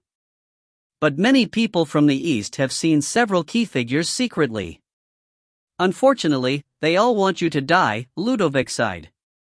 You have been a thorn in many people's sides, Ye Qingxuan. Bai Xi will never allow the Ye family to exist and he will not give you the opportunity to return to the East alive. That sucks. Ye Qingxuan looked indifferent but pretended to cry. What should I do? Sir Ludovic. You are a merciful and kind-hearted gentleman with great sympathy. Please help me. Is that genuine, Ye Qingxuan? Ludovic smiled and looked at him. Aren't you planning to escape? As far as I know, you seem to be interested in the boiler room for 2 days. Do you want to get out of here through the hot water pipes? That's a good idea, but if you want to get out of here, you don't have to bother.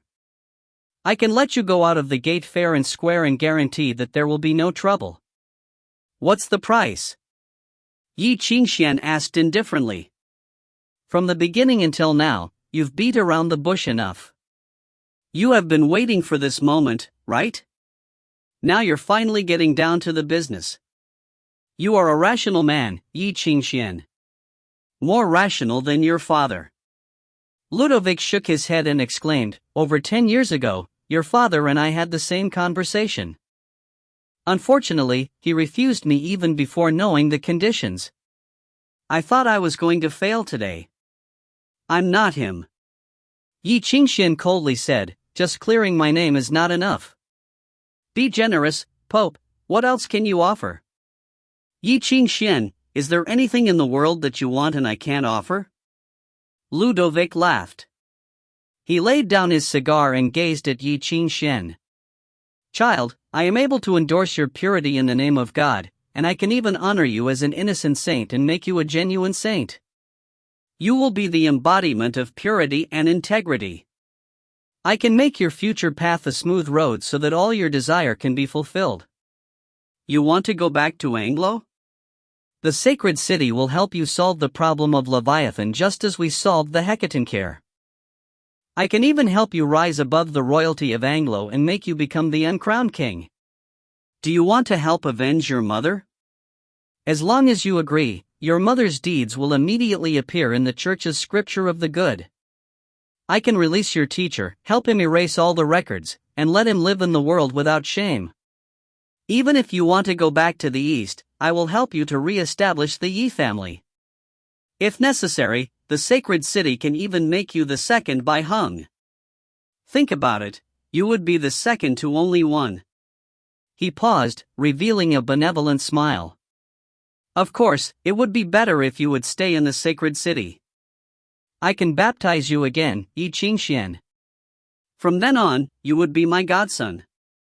The Sforza family can be entrusted to you to inherit.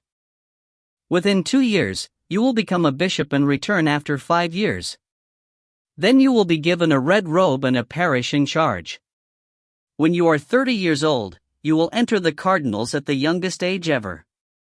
You can sit on my right side and become the vice-ruler of the sacred city. After I die, you are the new pope. Dead silence. After the silence, Ye Qingxuan snuffed out the cigar and lightly asked, "Am I your son?" "I'm old enough to be your grandfather, Ye Qingxuan." Ludovic shrugged. "When I was young, I had countless lovers, but none of them were from the East. Neither man nor woman. So you don't have to worry." "Then why should I trust you?" Ye Qingxuan asked in return. "Believe a lying politician? I'm not that crazy. I've told you, Ye Qingxuan. Why do I need to lie to you?" Ludovic gazed at him with compassion and mercy. "As long as you bow down to me, as long as you surrender to me, everything in this world is at your fingertips. I can give you everything you want. After you took everything from me?" Ye Qingxuan raised his eyes and looked at him. His eyes were pure black. Reflecting the sunshine from the window, they smoldered like black iron burned red. "Mr. Ludovic, I don't know what about me is worth you paying so much. My mind movement tells me you're not lying. Everything you say is true. Unfortunately, you are doomed to fail today." Ye Qingxuan slowly shook his head and got up. When looking down at the dignified old man, he could not help revealing a look of derision. "Because you don't deserve it." He took his eyes away from Ludovic, pushed his chair, and turned away. Ludovic looked at him silently with neither anger nor fury. He just smiled. But coming to the door, Ye Qingxuan froze. The door had disappeared. Ye Qingxuan was standing before a smooth and flat wall. On the wall was a carefully depicted drawing of the original door. The pattern was so vivid it seemed real. All that remained was an iron doorknob inlaid in the wall. No matter how violently Ye Qingxuan turned it, he couldn't open the door. It was like a bad joke, a tricky game. But Ye Qingxuan turned pale because all sound had disappeared. In his perception, all the people had disappeared. The whole prison was empty. No, the world on the other side of the wall had vanished. He could only feel the emptiness of chaos. "I don't deserve it?" Ludovic's voice came from behind the table. "No, Ye Qingxuan, you're wrong." Ye Qingxuan stiffly turned back and saw his meaningful smile. As if proclaiming the truth, he uttered, "The only one who deserves your allegiance in the world is me." Then he saw outside the big window behind Ludovic, the sun quickly fell from the sky, fell to the ground, and became a glowing red glass ball. He saw the moon rise from the horizon, dissipate in the air and turn into endless frost. The earth was moving, mountains and rivers were being rebuilt, and the endless river submerged everything. The world outside the window was turned into an ocean. Strange and huge fish swam silently in the depths of the ocean. On the other side of the glass, a pair of horrible meters-long eyes was curiously peeping at the scene inside. Then the fish was devoured by a larger and stranger fish. Blood gushed and dyed everything red. The red turned into flames, then the world became a purgatory. Finally, everything was shattered. In the chaos, the world was recreated. Everything began to grow. Everything was chimerical like a dream. But Ye Qingxuan could perceive every detail and every tiny change. Because of this, he felt fear from the depth of his heart. He didn't even know what exactly happened. In the end, his sight was set on the man near the window. His gaze sharpened as if he wanted to tear the man's disguise to see what monster was hidden under the flesh and blood. But even if he used up all the power, he still could not find anything wrong. All this seemed to have nothing to do with Ludovic. There were no ether waves around him. He was just an ordinary old man. Ye Qingxuan looked at him, drenched with sweat. Nothing could be sensed, but there was great invisible pressure surrounding and swallowing him. His heart beat rapidly and his hands trembled. He almost stopped breathing in the dead silence. What the H*LL are you? Let me introduce myself again, Ye Qingxuan. Ludovic sat in his chair and stared at the teenager. I am the president of the ecclesiastical order of the sacred city, the family leader of the Sforza family. I am also the ruler of the sacred city. He paused, with a strange smile. I represent the only real God in the world and the masters of all evil thoughts. I am the true agent of Hyakum in this world. Along with the origin of evil, the dark sovereign, the king of destruction and killing, and the cunning spider, I am also one of the 9 incarnations. You can call me Ludovic, the original Dark Pope. Chapter 487, What is Humanity?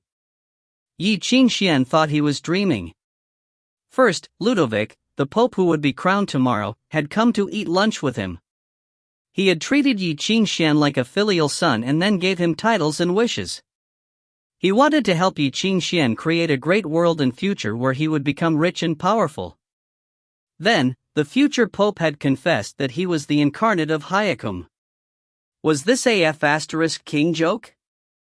Aha, so funny.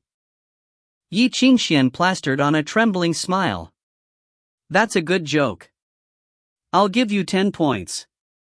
And I'll keep the remaining 90 points so you don't get too proud, he thought. Try making sure your legs aren't shaking when you say you don't believe me, Ye Qingxuan. Ludovic shook his head and looked at him with pity. Or do I have to take you to the abyss for you to believe me? The scenery outside the window became the dark abyss to suit the conversation. Ye Qingxuan fell silent. Hyakum, the source of all evil, the most powerful of the natural catastrophes, and one of the 3 pillars. Different from the holy cauldron and silent moon, it was the only one that had a true conscience and tangible existence.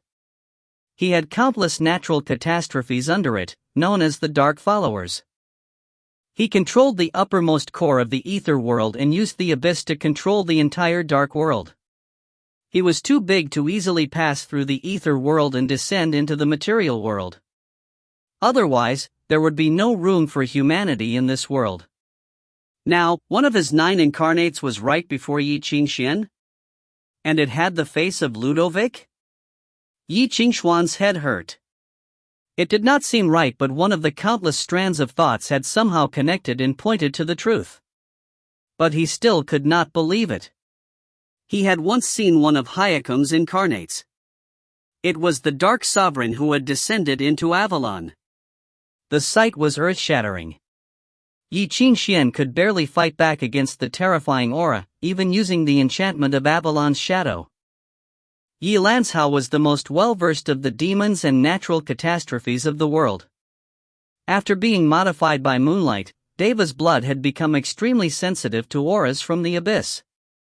Even if Hyakum's incarnation had come, he would not be able to hide his identity. The moonlight should be able to feel the aura even from thousands of miles away. But now, Ludovic was right in front of Ye Qingxuan and yet he could feel nothing. This was the most terrifying part. To Hyakum, the incarnation was a part of his existence. It was even more important than his body, it was a projection of the source.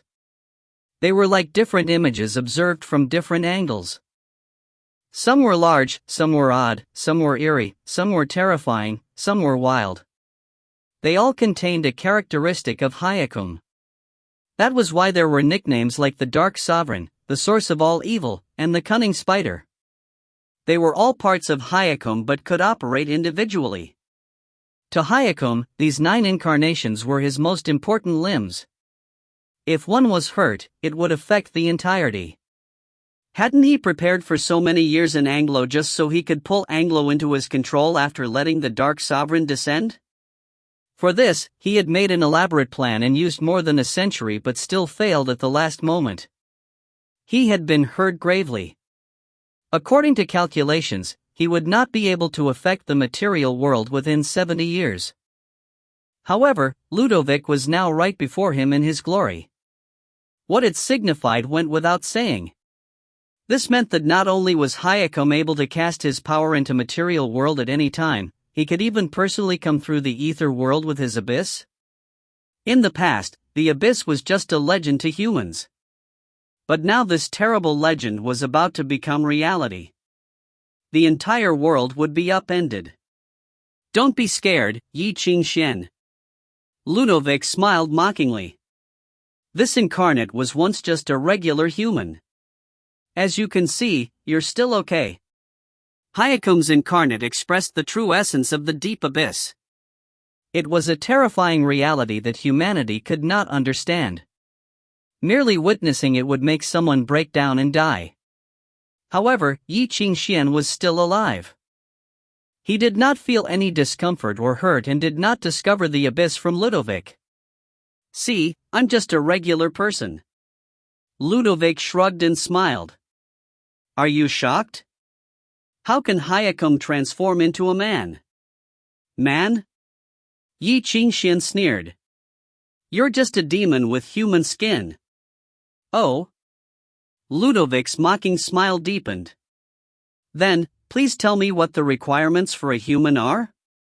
What counts as a human? Let's chat, Ye Qingxuan. Tell me, a natural catastrophe and Satan, what exactly a human is? His eyes were curious.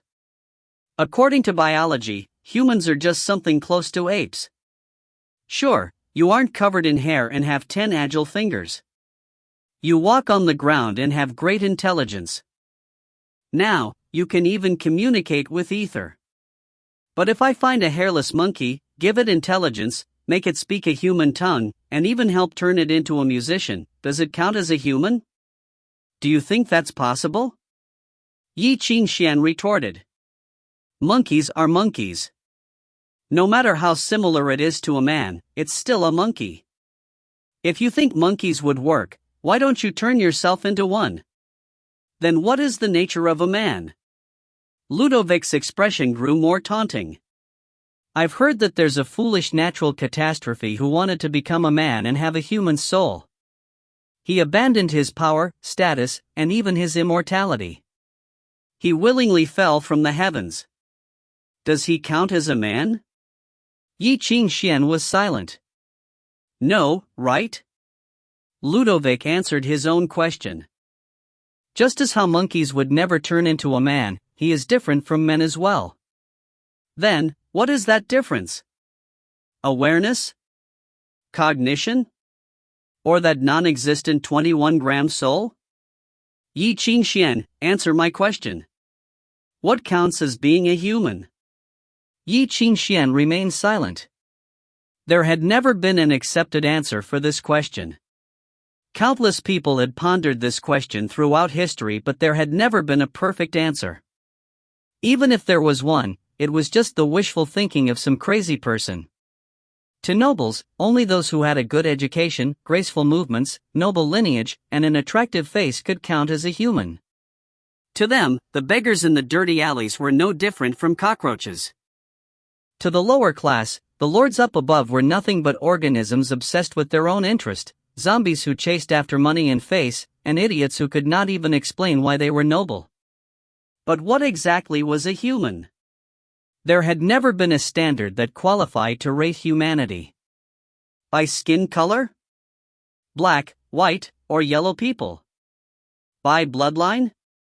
Deva's blood, descendants of glory, or the common men? In India, life was divided into 6 stages. Which stage counted as being a human? Those lowly ones who should not even be mentioned, or the elite lords? Or should humanity be rated by morals? Kind men were men and the evil ones were not? Patriotic men were men while the traitors were not? The noblemen were men while the shameful were not. By beliefs? Deciding by asking if one liked sweet or salty tofu? If they liked cats or not? Or maybe by gender, where men were humans and women were not? Gays were not human, bisexuals were not human. Were answers like this correct?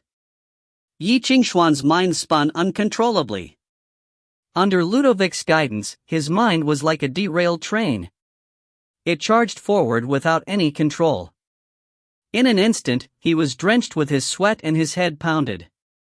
However, he could find an answer. Ye Qingxuan, what is humanity? Ludovic tapped the table with his finger and said indifferently, humans are just an organism. Humans, beasts, birds, fish, and those things you call demons actually aren't too different. They are all just organisms. You may even have more flaws. You fear cold, heat, hunger, night, fire, you even fear yourself. So why do you think it's so hard to become a human? Where do you all get the confidence to be the soul and spirit of all, the unique existence of this world? You do not even belong to this world. Ye Qingxuan's headache intensified until he could not even speak. Sadly, I thought you would say something constructive, but it seems that I had expected too much. Ludovic sighed. It would be great if I could have a nice and long chat with Ye Lansao. I'm sure he would give me the answer I want. After all, he helped me so much. I should thank him.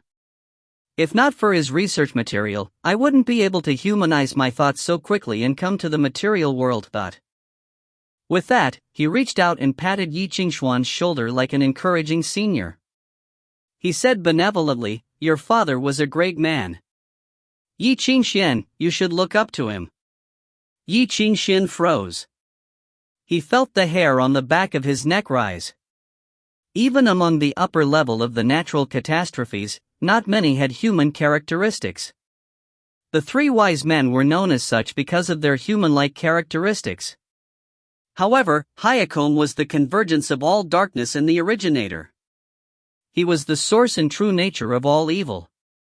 He was a terrifying entity that humans could not understand.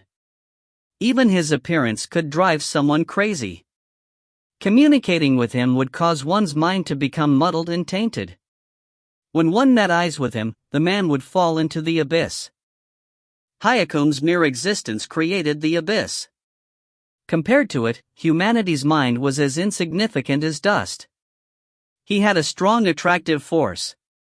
He could distort, assimilate, and encroach anything close to it. Thus, the dark musicians who interacted with him were all somewhat inhuman. Those who received strength from him would become something nightmarish. He had a vast yet turbid consciousness, but it did not contain the so-called insignificant humanity. 100 people saw him in 100 different lights. Humans could only see the tiny part that they could interact with.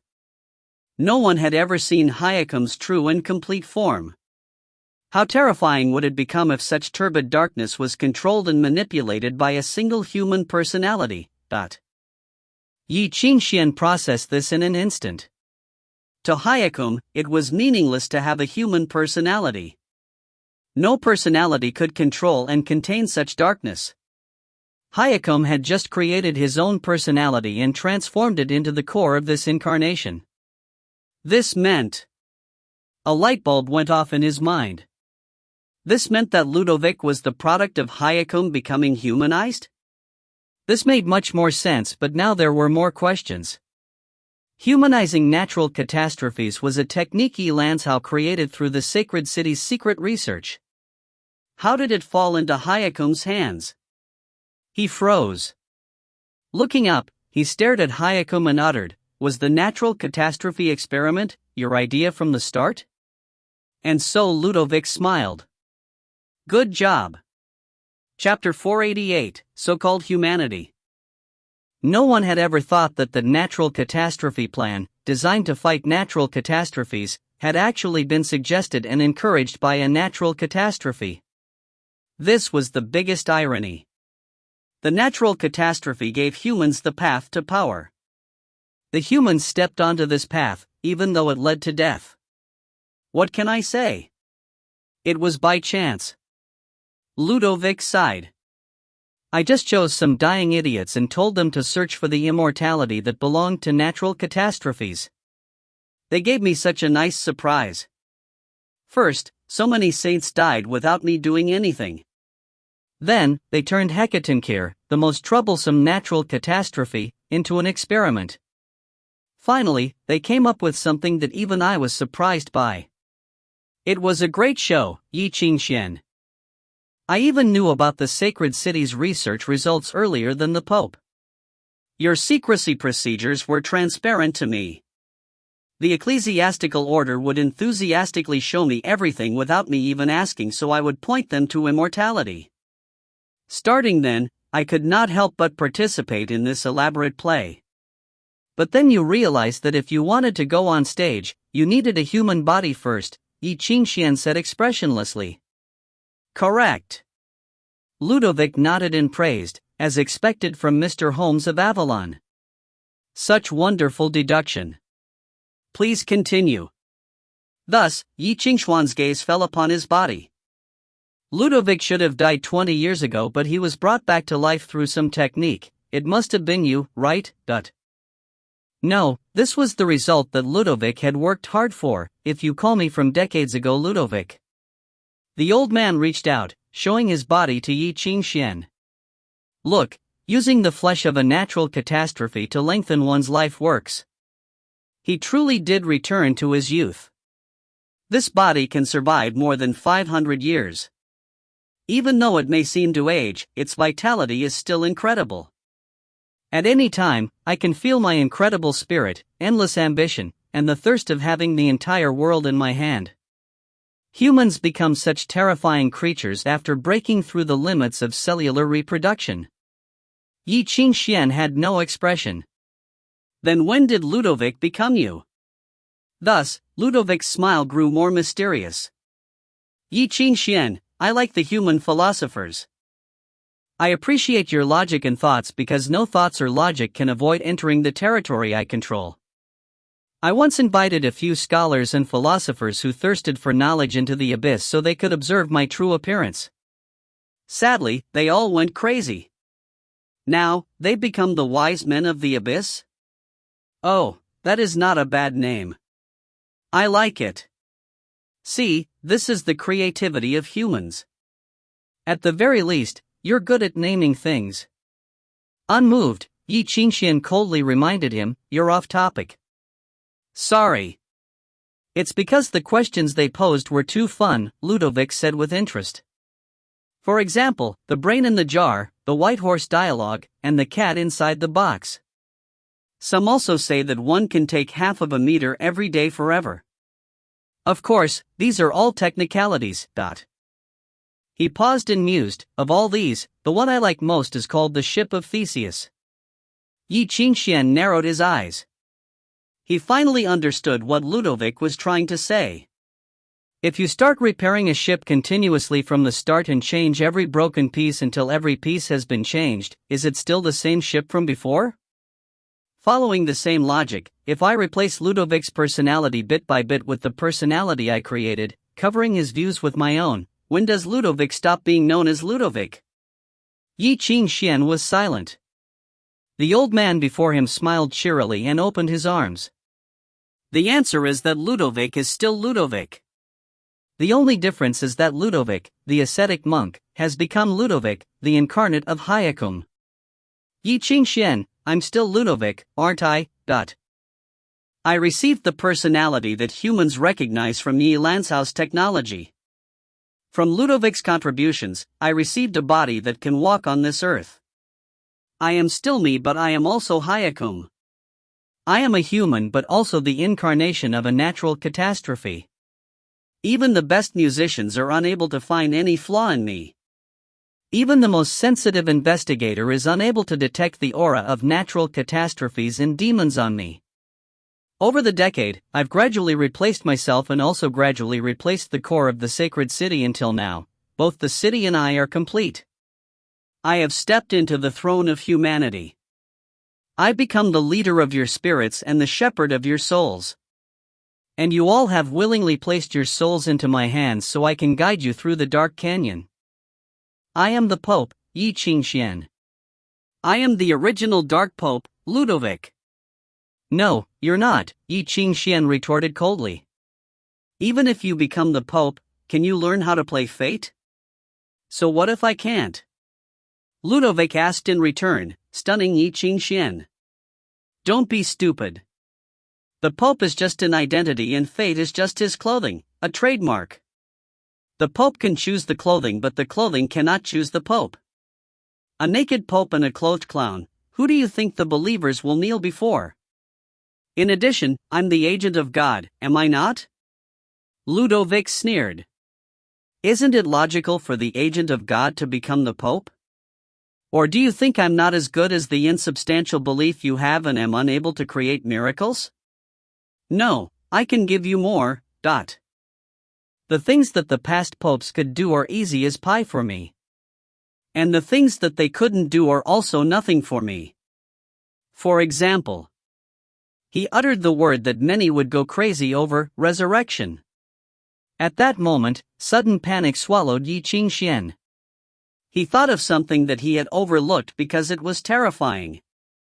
However, he was not willing to continue imagining. He forced himself to stop the horrible thought. He just glared at Ludovic as if he could see the true nature of the god of evil inside. You put so much thought into this, for what? Don't let me look down on you, Ye Qingxuan. Ludovic shook his head inside. He pointed at his head. Use your brain and think. I value you because of your ability to think. Think, Ye Qingxuan. Think, humans are like ants to me. What is there that deserves me to work so hard? What makes me disguise myself to enter to the core of the sacred city and make such sacrifices to become the king of the ants? The sacred blood, Ye Qingxuan uttered. The confusion in his mind was suddenly hacked apart by an axe. He could finally see the truth behind the layers of clues. No, not the sacred blood. Is it the holy cauldron? Silence. Ludovic murmured thoughtfully, sadly, it was so close, but it doesn't matter anymore. Humanity's shallow thinking will never understand my intention. Ye Qingxuan clenched his jaw. Aren't you afraid I'll tell the others about your true identity? Who'll believe you? Ludovic sneered. He walked over and put an arm around Ye Qingxuan's shoulder. He pointed at the door behind them. How about we play a game? Later, I'll call the guards over. We both accuse the other of being the physical incarnate of a natural catastrophe and see who they'll believe. Ye Qingxuan stopped speaking. As if the last bit of his strength was sucked out, he had no other solutions. Give up, Ye Qingxuan, Ludovic said. I know you've been trying to use Heaven Ladder to send the message. I also know you've been thinking of how to kill my incarnation, even if it means sacrificing yourself. I know your fighting spirit has not extinguished, even if you can't tell. None of this matters, really. This will only make the game more interesting. If you're interested, you can pretend to side with me. So what if you sacrifice a bit of your dignity? In the future, we'll have so much time to continue this game. He walked behind Ye Qingxuan and held down his shoulder, making him sit in the chair. Then he pointed out the window. The barren wilderness had changed into a dark red river. The river flowed like fog. Its source was unknown, just like its end. It was hard to see its true nature and impossible to know why it existed. It was something that should not appear in this world. Do you see it, Ye Qingxuan? This is the Styx I pulled from the originator, Ludovic murmured in his ear. You've been considering this already, haven't you? The price of resurrecting your mother, siding with me. Ye Qingxuan stared at the dark red river blankly. In his eyes, the river reflected countless shattered lights. Under his stare, a blurry figure appeared within the flashing reflections. Finally, it formed the silhouette locked in his memories. Her back was to Ye Qingxuan and seemed to be standing in the water, facing the distance. It was all so familiar. Ye Qingxuan's lips trembled, but he could not speak.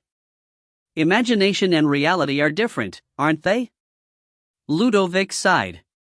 Determination that hasn't encountered temptations yet is just a sandcastle built by a child. When faced with true desire, who has the courage to reject it? Ye Qingxuan, this isn't your fault. Anyone would do it. Anyone. Now, what you thirst for is right before you. She's been waiting for many years. Don't let her continue waiting. No.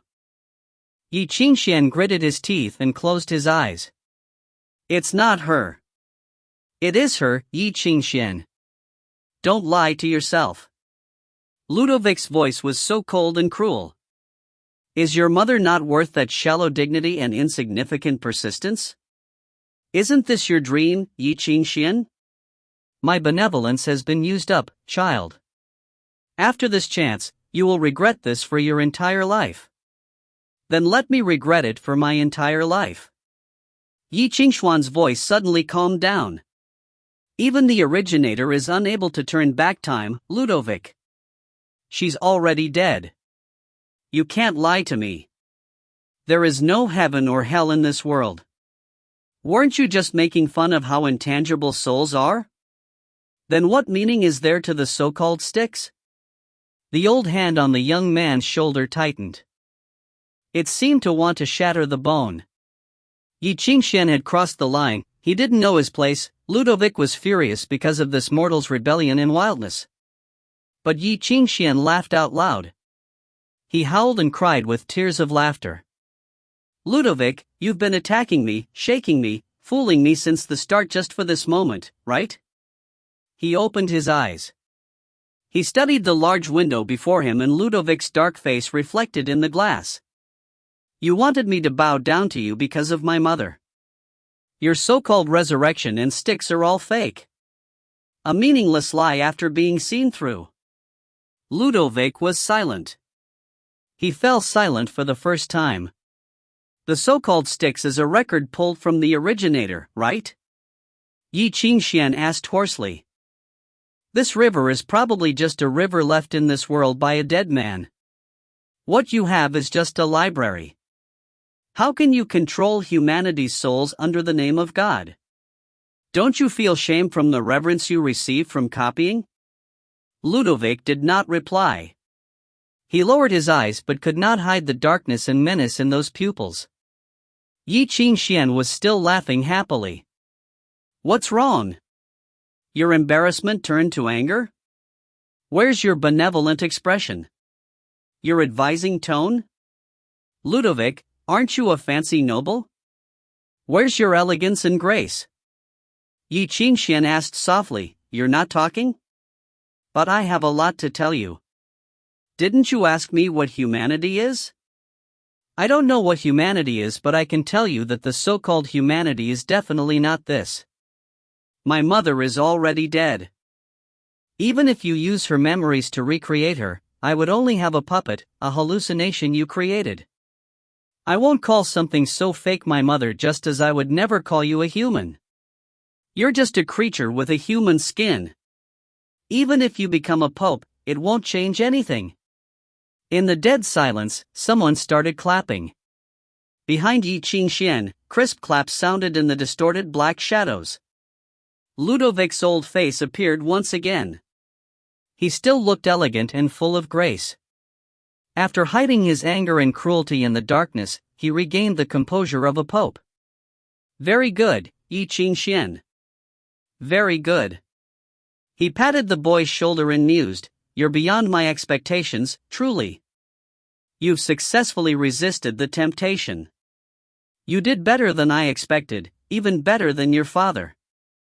But you didn't think of one thing. He bent over and studied Ye Qingxuan's face. He uttered, even if she is just a puppet after resurrection like you said, I will resurrect her for you. That puppet with your mother's face, your mother's memories, and your mother's personality, who even thinks that she's your mother, will appear in every brothel in the world. She'll be played by those disgusting men for free, raped by those who had once looked up to her, be impregnated and continue to accept clients. She'll become a cheap whore, but she'll still remember you, Ye Qingxuan.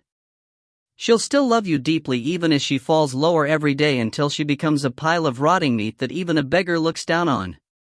What do you think? Ye Qingxuan looked at him indifferently. He was not angry or furious. He just stared at Ludovic with his dark eyes. You won't dare. Ye Qingxuan stuck his face closer and told him, Ludovic, your words have successfully angered me, but you won't dare. You won't even dare to let something like this happen. Your humanity has allowed you to understand the weaknesses of humans, but sadly, he won't give you the courage. You won't dare. In the silence, Ludovic laughed. Why won't I? Then why did you put in so much to persuade me? Ye Qingxuan asked back. I'm not your father, Ludovic. Yes, I'm a prodigy and I have Deva's blood. I'm the sword-bearer of Anglo and the youngest demi-grandmaster in the world. But so what? So what, I'm not worth enough for you to pay so much, sacrifice everything, and do those lowly things to make me surrender. Ludovic, answer me. You paid such large costs to solicit me. Why? Do you think you can understand my intentions with your human thoughts? Ludovic looked at him with disdain. No matter what, you're just an ant limited by your mortal body. You can't even imagine what my original shape is like. Stop using the logic of being unable to understand a deity, Ye Qingxuan scoffed and shook his head. If humans can't understand deities and are meaningless, then why are you here? You sacrificed so much to come to this world, so why do you use such laughable logic to disguise your intention? Why don't you just say that you were in a good mood and wanted to satisfy our wishes, He paused and sneered. But since you're hiding yourself, then let me guess. You said you value my thinking abilities. So are you trying to solicit me because, Ye Qingxuan paused then said, Ye Lanzhao is still alive, right? Just that? Ludovic snickered. Interesting thought. Very clever. He did not receive an answer, but Ye Qingxuan could not hold his laughter in. He was so happy, like an old wolf who had stolen a chicken from the butcher. He was almost crying from laughter. Ludovic froze. His smile stiffened and fell apart, becoming menacing. He squeezed out from his teeth, You're fooling me? What a disappointment for the incarnation of humanity, Ludovic. Ye Qingxuan wiped away some tears. He was so happy he could barely speak. Had anyone told you that a good mind musician will instinctively sketch anyone around them, even if that person is the Pope? Congratulations, you are a very successful human, but your only flaw is that you talk too much. You've spent so much time pretending and taking advantage of how you can read minds that you probably never thought of this, right?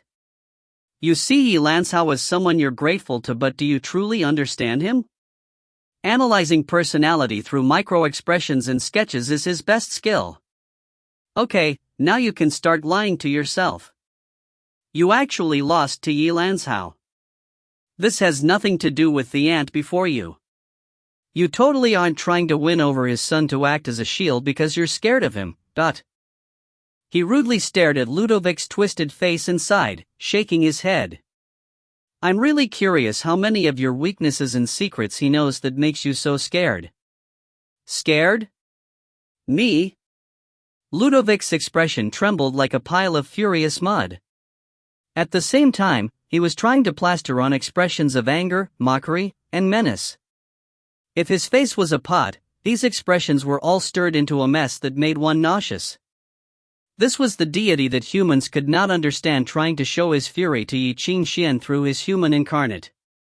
I'm scared of Ye Lanzhao? Stop joking, you idiot. You don't understand how far I am from you insignificant things. Even if he knows my weakness, so what?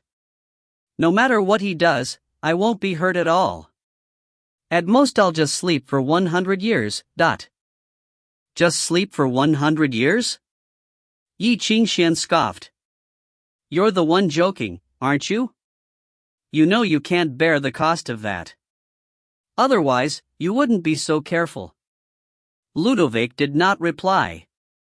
He did not even spare Ye Qingxuan a glance. The writhing expressions quickly recovered. Once again, he looked intelligent and composed.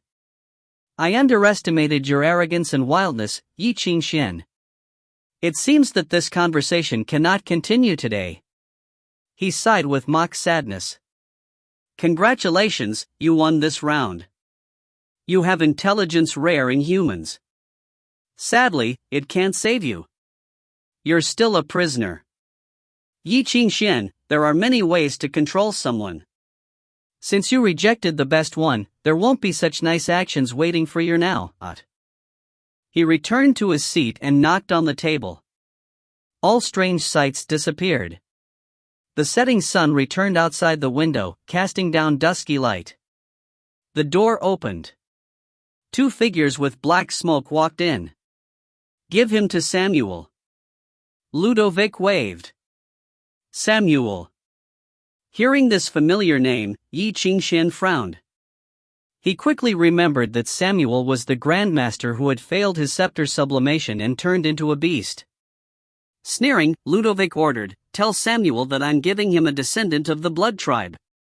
I'd like to see if Mr. Yi, who has such a bright future, will still be so adamant after becoming a beast that is addicted to blood." The shackles tightened. Ye Qingxuan could not struggle. He was yanked up from the chair and dragged outside. But before the door, he stopped. Ignoring the pulling, he looked back to behind the table. "Hey, Ludovic, or rather, that thing." "Ha?" Ludovic looked up. He saw Ye Qingxuan's genuine smile. He said, "Thank you." But he did not say what he was thankful for because they both knew. "Thank you for the misery, thank you for telling the truth, thank you for telling me you designed all of this." It was hard to tell whether he was genuinely grateful or if it was an almost tangible hatred and thirst for bloodshed. "You're welcome." Ludovic chuckled coldly. Ye Qingxuan still did not move. Ignoring the bloody marks from the shadows pulling on his chains, he looked at Ludovic curiously. "What kind of thank you gift would you like?" Ludovic gave him one last glance and waved impatiently. "If you think you still have the chance. I'll be waiting for whatever you prepare." Ye Qingxuan was dragged out. His footsteps faded at the end of the hall. Ludovic stood before the window. He watched indifferently as Ye Qingxuan was shoved into the prison car. Then, a black-clothed priest with a sword walked in. He unsheathed his sword and cleaned out everything that was still alive. He destroyed the last marks. In the end, still incapable. Ludovic narrowed his eyes and turned away. All that remained was silence. Under the setting sun, there was no more sound in the office behind the window. There were only a table and 3 chairs, refracting the dying light. At dusk, someone entered the antique store. Bai Xi was shocked by the bell. "Is anyone here?" It was an unfamiliar voice. These days, Bai Xi rarely slept soundly. She was always awakened by nightmares. Now, she had sprawled on the counter and finally slept well. Hearing the voice, her temper came. She angrily picked up whatever was next to her, felt the weight, and hurled it. "Shut up!" The heavy candelabra tore through the air with a whistle. Totally shocked, the intruder caught it. The sharp points almost stabbed his eyes. Sorry, I guess I'm in the wrong place." The man awkwardly set the candelabra down and smiled. He walked out, looked at the sign, and pushed the door open cautiously. Sticking his head in, he asked, "Hey, I don't think this is wrong. Is Hermes here?" Bai Xi could not fall asleep anymore. She climbed up, wiped away her drool, and sat blankly for a while before her mind was running. She rubbed her eyes and looked at the intruder. It was a dusty man wearing a dirty jacket that seemed to have gone unwashed for years. The original color was hard to see. His face was hidden by a wide brim hat. Despite being hidden in the darkness, he still felt attractive. "Who are you?" Bai Xi asked in confusion. "Just an old customer." He chuckled and tossed his ragged backpack onto the ground. Rubbing his hands, he scooted toward the fireplace. I haven't been here in a long while. I can't believe the sacred city turned into this mess. I was lost for a while and I'm freezing. Ah, right, you're Bai Xi, right? Bai Xi cocked her head. You know me? The customer smiled. He reached out his dirty hand to ruffle her hair. Like a senior seeing a cute kid, he was gentle and loving. I've heard of you. You're a good girl. For some reason, Bai Xi felt happy instead of disgust. Even the depression from these past few days disappeared. Is Hermes upstairs? The customer asked. Please tell him that his old friend is here to take something I deposited. What thing? Bai Xi glanced upstairs and pursed her lips. If I call him down, he'll just talk nonsense with you and then scam you out of a bunch of money. He probably won't even give you the thing. Tell me, and if I know what it is, I'll get it for you. Thank you so much. The customer smiled, seemingly embarrassed. He gestured with his hand. Probably this big inside a jar. It's not that rare of a thing and you can find them anywhere, but it's important to me. Simply put, he paused and said seriously, it's just ahead. Chapter 489, The Last Supper. After being enthusiastically pushed into the carriage, Ye Qingxuan was treated like a felon.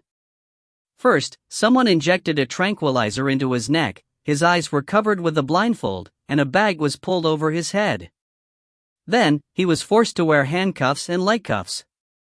Finally, his clavicles, arms, and neck were all shackled with the shackles of aether. His sense with the musician was totally cut off. Because of the strong magnetic field, all the shackles were firmly fixed on an iron plate. Suddenly, the iron box was closed, and Ye Qingxuan was in complete darkness. He could not hear anything. Ye Qingxuan was lying in a coffin made specifically for him. He could feel it tremble beneath him from time to time and knew that the carriage was still moving. Occasionally, the carriage turned left, then right. Sometimes, it moved upward and then downward. In the pure darkness, Ye Qingxuan was counting the time with his fingers, and he almost fell asleep. After a long while, the carriage finally stopped. Ask someone to send him to. Is dead already, won't go. It should be, turn to. Ye Qingxuan could vaguely hear people arguing and the sound of a lifter as the iron coffin was pulled forward. The wind was blowing into the air vent. Ye Qingxuan was feeling colder and colder. He thought that he had probably been brought either to a refrigeration house or a basement. At last, the coffin stopped. After a long while, Ye Qingxuan heard people talking. Let Lord Samuel deal with him, that's what Lord Ludovic has said. There is no need to bother Lord Samuel, someone said in a low voice. I will deal with this man. You want to use this blood slave to your advantage? Aren't you afraid that you will be burnt into ashes under the sun once Lord Ludovic knows?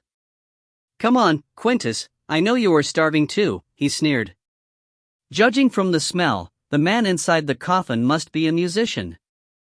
The quality of the blood of a musician is very good, and besides, someone told me that this man is a big figure.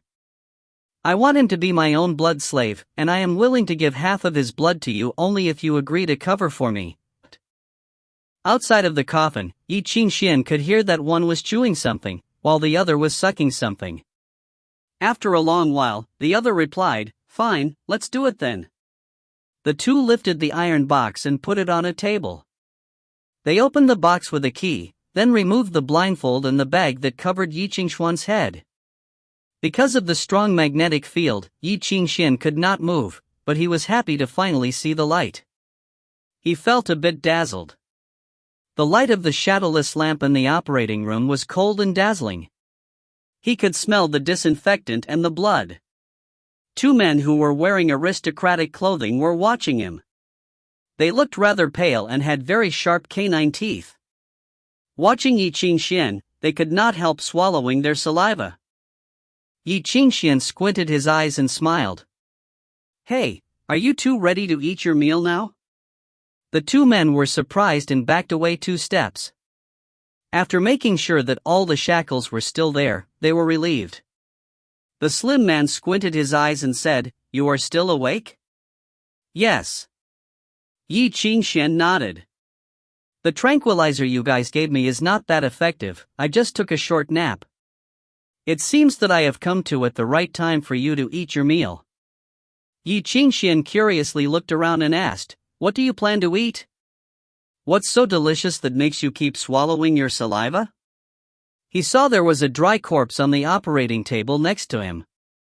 The stiff body had bite marks everywhere, and one of its arms was gone. Seeing this, Ye Qingxuan frowned. "Quick frozen food? It seems that the living conditions here are less than ideal. You guys can't even afford something fresh?" "Shut up!" The slim man slapped him. Ye Qingxuan still smiled at him. "I guess you two are going to eat your meal. You should pay attention to your health and eat something that has been cooked. Eating raw food is bad for you. I suggest you either roast it or fry it, and it will taste better if you add some pepper salt." The two musicians who had become vampires looked at each other and turned gloomy. One of them said, "You know you are going to die, how can you still be so chatty? Be quiet. We will grant you the blood of glory later, and you should thank us for giving you this opportunity. Can you be gentle?" Ye Qingxuan looked at his two sharp teeth. "I fear pain, why not set me free?" Hearing this, the two men become very gloomy. "Ninua, we should give him a tranquilizer injection," Quintus suggested. "Don't ever give him any chance to run away, his eyes look rather strange." "Good idea," Ninua replied after hesitating a while. He walked to the operating table and extracted around 5 times of the usual amount of the strong anesthetics. He put the needle against Ye Qingxuan's neck and sneered, "Don't try to run away, you may have a nice dream instead." "Sounds good." Ye Qingxuan nodded and quietly watched them while blinking his big eyes. A minute passed, 2 minutes passed, 10 minutes passed. Ye Qingxuan was still blinking his eyes and watching them. Gradually, Ninua stopped laughing and grew more gloomy. Seeing this, Ye Qingxuan couldn't help tittering. After going through the sub-originator transformation, both his hormones and organs were no longer the same as an ordinary person's. Besides, with the help of the Stone of Sage, his body successfully mutated.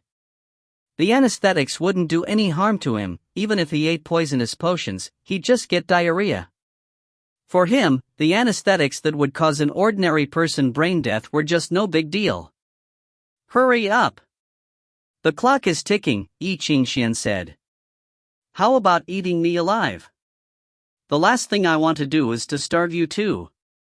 I promise I will be quiet from now on, okay?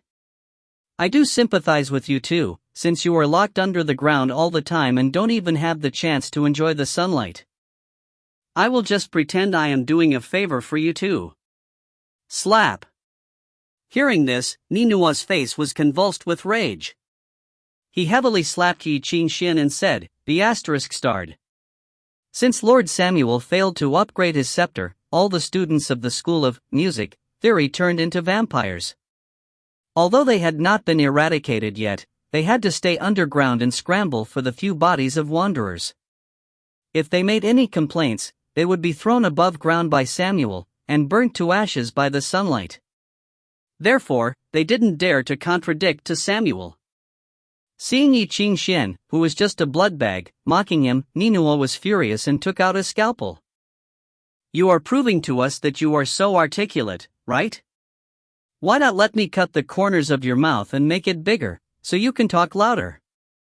Ninua cruelly cut Ye Qingxuan's mouth.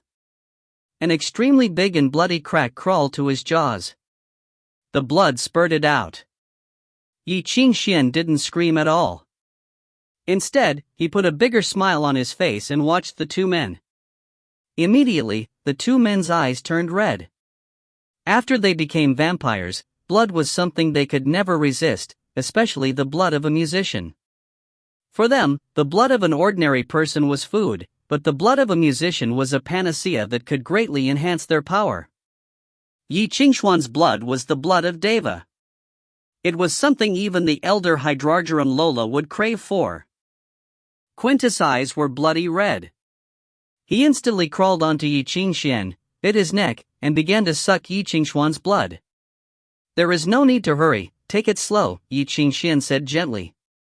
"Don't choke yourself." Ninua was furious, and when he tried to drag Quintus away, Quintus began to scream. Quintus quickly stood up, backed away, staggered, and began to release piercing screams, as if what he had drank was not Ye Qingxuan's blood, but scorching liquid iron. The blood on Quintus' face was shining, the light as gentle as the moonlight. His face was burning, and quickly rotted, dehydrated, and turned into charcoal at last. The blood in his stomach began to spread into all over his body.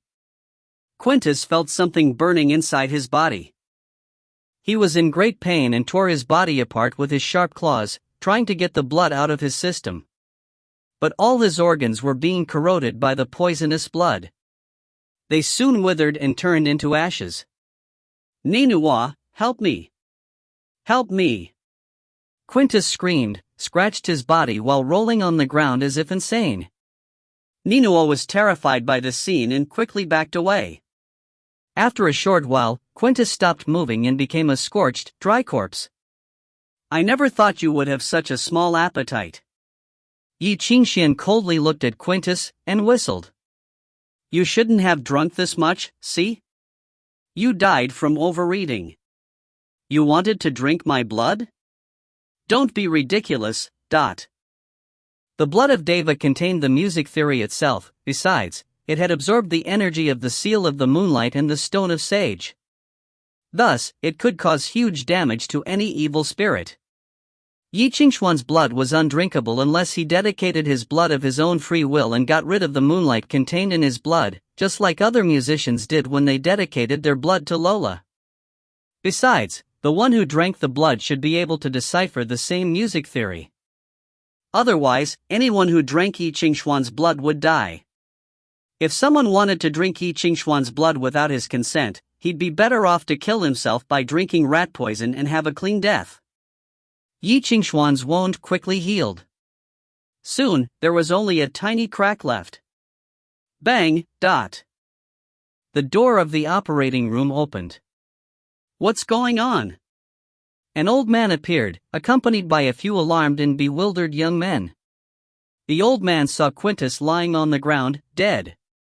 Then he grew extremely angry. Soon, they laid their eyes on Ye Qingxuan, who was lying on the operation desk. The young men smelled the blood and their eyes immediately got very red. They desperately wanted to go forward and drink Ye Qingxuan's blood, but they were afraid of Samuel, so they didn't dare to make a move. Seeing Quintus' dead body and Ninua's alarmed face, Samuel understood what had transpired. His eyes became very cold. "Teacher, I have nothing to do with this," Ninua exclaimed. "It was Quintus.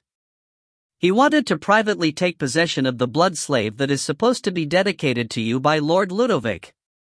Ninua, you are already quite something." Samuel coldly stared at Ninua and sneered, "How dare you possess the blood slave given to me by Lord Ludovic?" Hearing this, Ninua was so frightened that his face twisted. He dashed to the door, trying to run away. Samuel coldly humphed, then Ninua fell onto the ground, groaned, and rolled around in pain. He scratched his body so hard that his bones were revealed. All his veins started to shine. A scarlet liquid flew from his heart to Samuel's hand, taking away all the purified blood in his body. Ninua was lying on the ground, motionless and dying. The few young men standing behind Samuel were terrified by this scene and didn't dare to make a move. "You are Ye Qingxuan?"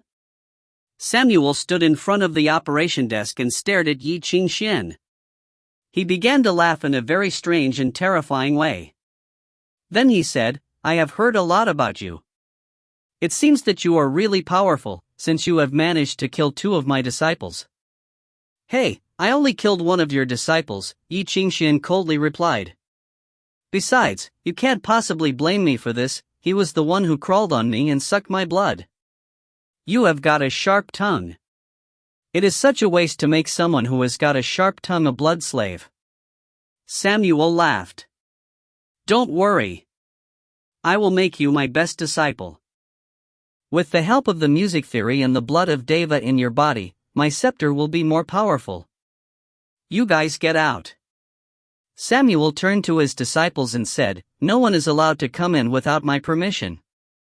Soon, the operating room was back in silence. Samuel held the blood liquid extracted from Ninua in his hand. The blood liquid shone and lighted Ye Qingxuan's face. Samuel laughed. Ninua was such sh*t. Now I can cultivate you with the blood of element. Ye Qingxuan asked, you are not thinking that I would agree to be one of your loyal disciples after I turned into a blood-sucking monster like you, aren't you? Don't worry, you will be my disciple. Instantly, the blood liquid in Samuel's hand began to wriggle like a snake and crawled into Ye Qingxuan's neck through the wound. The blood of element quickly spread to all over his body. The music theory contained in the blood of element activated and tried to change Ye Qingxuan's corporeality and body.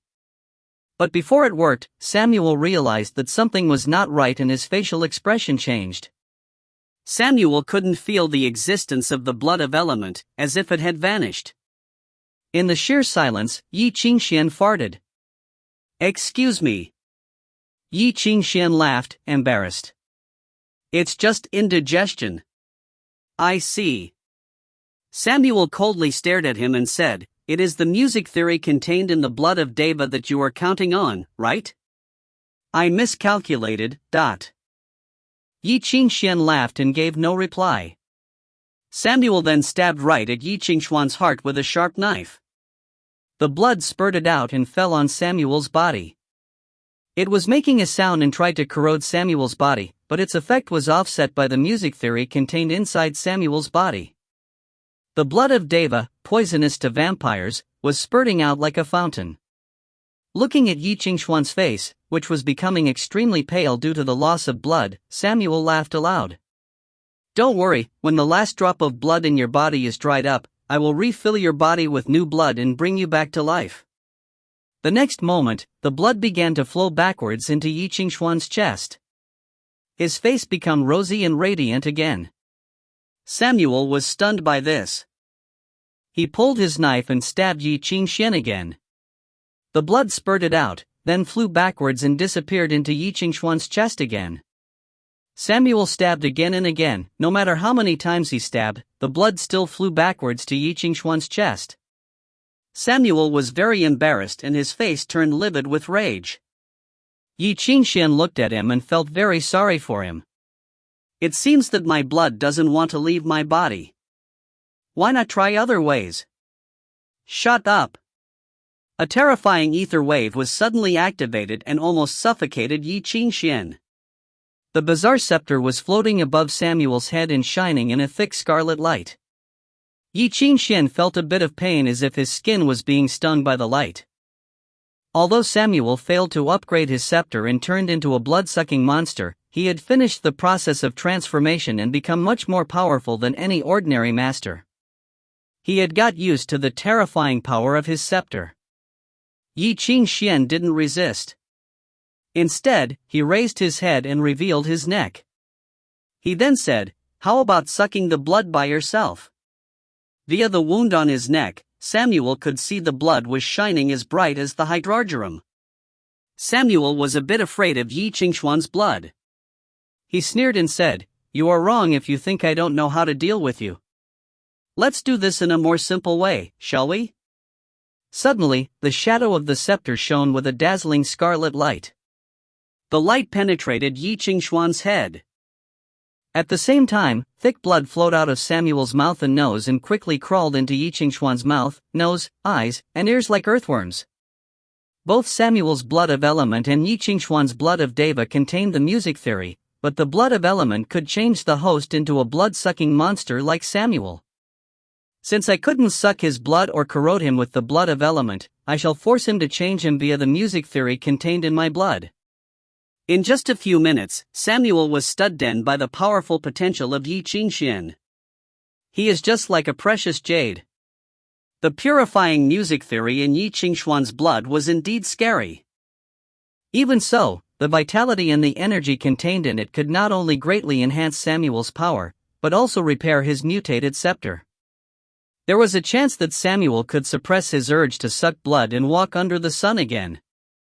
Thinking of this, Samuel was determined to transform Ye Qingxuan, even if it consumed his ultimate source of energy. Once the process of transformation was over, Samuel could use Ye Qingxuan's body as his new shelter.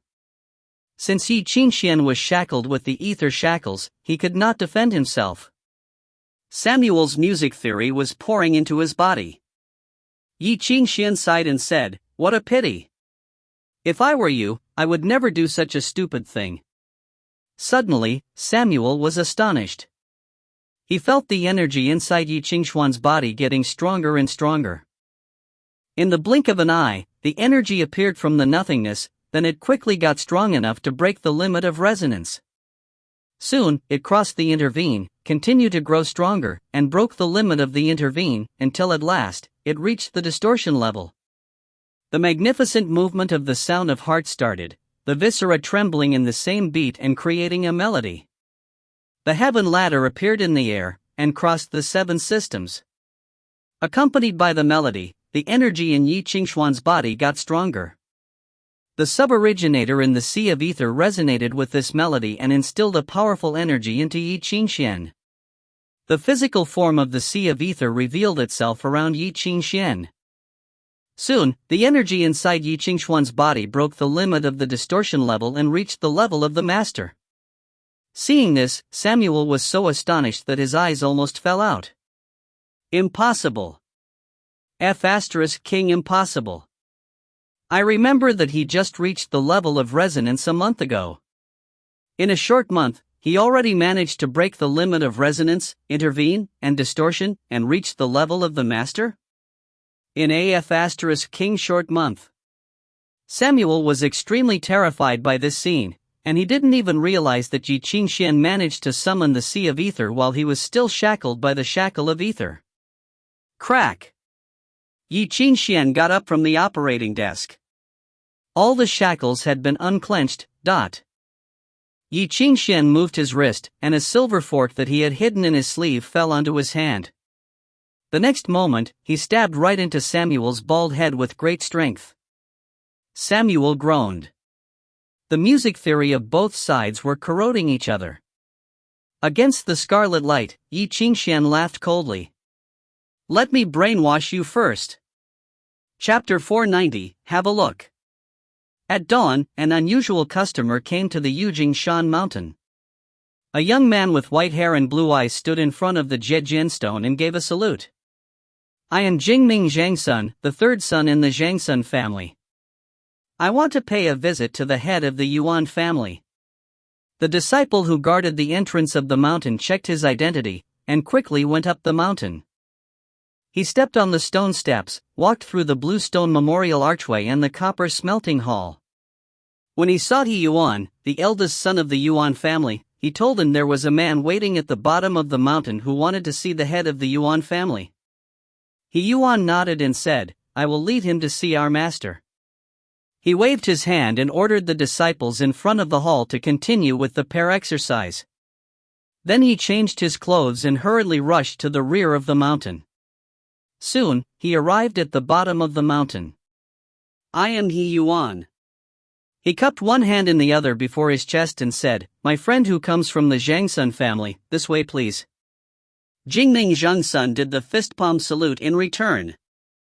Then he followed behind He Yuan and went up to the mountain. It was at early dawn. In the dim light, the disciples of the Yuan family were already having their early lessons in front of the copper smelting hall. In the distance, the warriors were holding edgeless swords and doing prayer exercises in the square.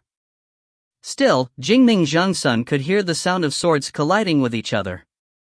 Tens of strangely designed long swords cut through the air, accompanied by crisp sounds as loud as the trembling strings of a zither. The sounds overlapped, which made Jingming Zhangsun unable to judge the distance. After listening for a while, he felt bewildered and awed by the sound. In particular, just like one could not see the whole body of a dragon hiding among the clouds, he couldn't see the whole picture of the music theory contained in the sound. Even so, he felt threatened by this sound. As for the swordsmanship, Jingming Zhangsun could feel that it was very powerful, but he couldn't get a complete picture of it either. He stood in front of the hall, looking into the distance, and sighed deeply. The swordsmanship is indeed powerful. I am honored to be able to see it on this journey. Hearing this, He Yuan smiled and didn't say anything. The two crossed the copper smelting hall and headed straight to the rear of the mountain. In the front of the mountain, there were many green cypress and pine trees, and an old path leading deep into the mountain. It was really a good and quiet place for one to practice Taoism. The deeper Jingming Zhangsun went, the more desolated it became. He couldn't see any trees or grass or creeks, and felt very cold while walking among the bizarre stones. As he walked, Jingming Zhangsun could feel the heat in the ground and was stunned by it. Is the Ye Qingxuan mountain a volcano? Soon, he noticed the ether permeating the air. At the same time, he vaguely felt there was some cold light lurking around and steering the ether. As if there was someone brandishing an invisible sword and controlling all this with his mind. Jingming Zhangsun felt that if he took one step wrong, he would be cut to pieces by the invisible sword. He Yuan noticed that Jingming Zhangsun was feeling rather cautious. He smiled and explained. All the predecessors of the Yuan family practiced the sword in the rear of the mountain. The third uncle of my father is practicing the swordsmanship of Messy Cave these days. He is in the critical moment and is about to break the limit. That's why you feel there is someone brandishing an invisible sword. This swordsmanship is just a bit dangerous and belongs to the level of resonate, so it isn't a good choice for pair exercise. One wrong step and you are dead. Hearing this, Jingming Zhangsun knew what was going on at last. Then he asked, so, the heat in the ground also, He Yuan shook his head and replied, previously, when the first, second, and third generations of my ancestors escaped by execution, they cut through the earthplate by accident and caused the hellfire. So the heat is not caused by the third uncle of my father, sorry about that. Hearing this, Jingming Zhangsun was startled. Among the 9 families, everyone in the Yi family was slut, the Lu family had many offspring, but they were too feeble, everyone in the Bai family was too stubborn. From time to time, an offspring of the Bai family might appear to not be a stubborn person, but he was still the same as his peers. The Yuan family had retreated into the deep mountain and cut connection with the outside world. They never joined in conflicts among the 9 families, thus the Yuan family was not that famous. However, the members of this family were famous for being paranoid, and the music theories contained in the swordsmanship they practiced were about killing. The musicians who were practicing the sword all looked very normal, but after talking to them for a short period, one would find they were very paranoid and eccentric. Jingming Zhangsun would never make fun of anyone before he knew his personality. The two were walking deeper into the forest. The deeper Jingming Zhangsun went, the more intense he felt the cold ether wave. When he closed his eyes, he felt like an intruder, as if there were many people coldly staring at him. However, what he saw were just the ancient swords inserted in the stones. Against the sunlight, the swords shone in a cold light. Jingming Zhangsun couldn't help looking at these swords, then he asked incuriously, could the sword be? He didn't finish his sentence, but a Yuan already knew what he meant and shook his head. There are many rumors in this world, and most of them are not true. I consider you a wise man, and the so-called making a sword with the bone ashes is all shit. Jingming Zhangsun realized he had been wrong, and nodded to show his approval. He Yuan continued, the blood of our Yuan family is different from that of the other 9 families. Our blood can only work with the help of a certain object. All our ancestors would make a sword with their own souls before they died. Jingming Zhangsun laughed a bit and didn't reply. Making a sword with a soul? Put frankly, the so-called making a sword with a soul meant making a sword by consuming a human's life. This was much more cruel than making a sword with the bone ashes. A human had to jump into a smelter during the process of making a sword, his bone would be the blade, and his blood and soul, at last, he vanished from this world as if he had never come into it. Jingming Zhangsun looked at the sword hanging on He Yuan's waist and asked, could it be possible that your sword is also? He Yuan looked at his sword, which was called One Ling, and smiled without answering. Here it is. He Yuan suddenly stopped. In front of them, there was dark cave. Seeing this, Jingming Zhangsun was stunned and looked at He Yuan in surprise. He Yuan said, "Just walk straight, and you shall see the head of the Yuan family. He has finished his morning lessons by this time, so you won't be a nuisance." Then He Yuan left. Jingming Zhangsun was in a daze and stood in front of the cave for a while. He forced a smile and walked into the cave. The cold wind blew towards him, and he felt very cold and as if he was being cut by a knife. The temperature in the cave kept getting lower and lower, and after a while, Jingming Zhangsun saw that everything around him was covered with at least 2 inches of ice. Although he was wearing a winter coat, he still felt so cold that he couldn't help shaking. He wanted to warm himself by activating a music movement, but he immediately gave up this idea when he realized that he was now in the rear of the mountain of the Yuan family.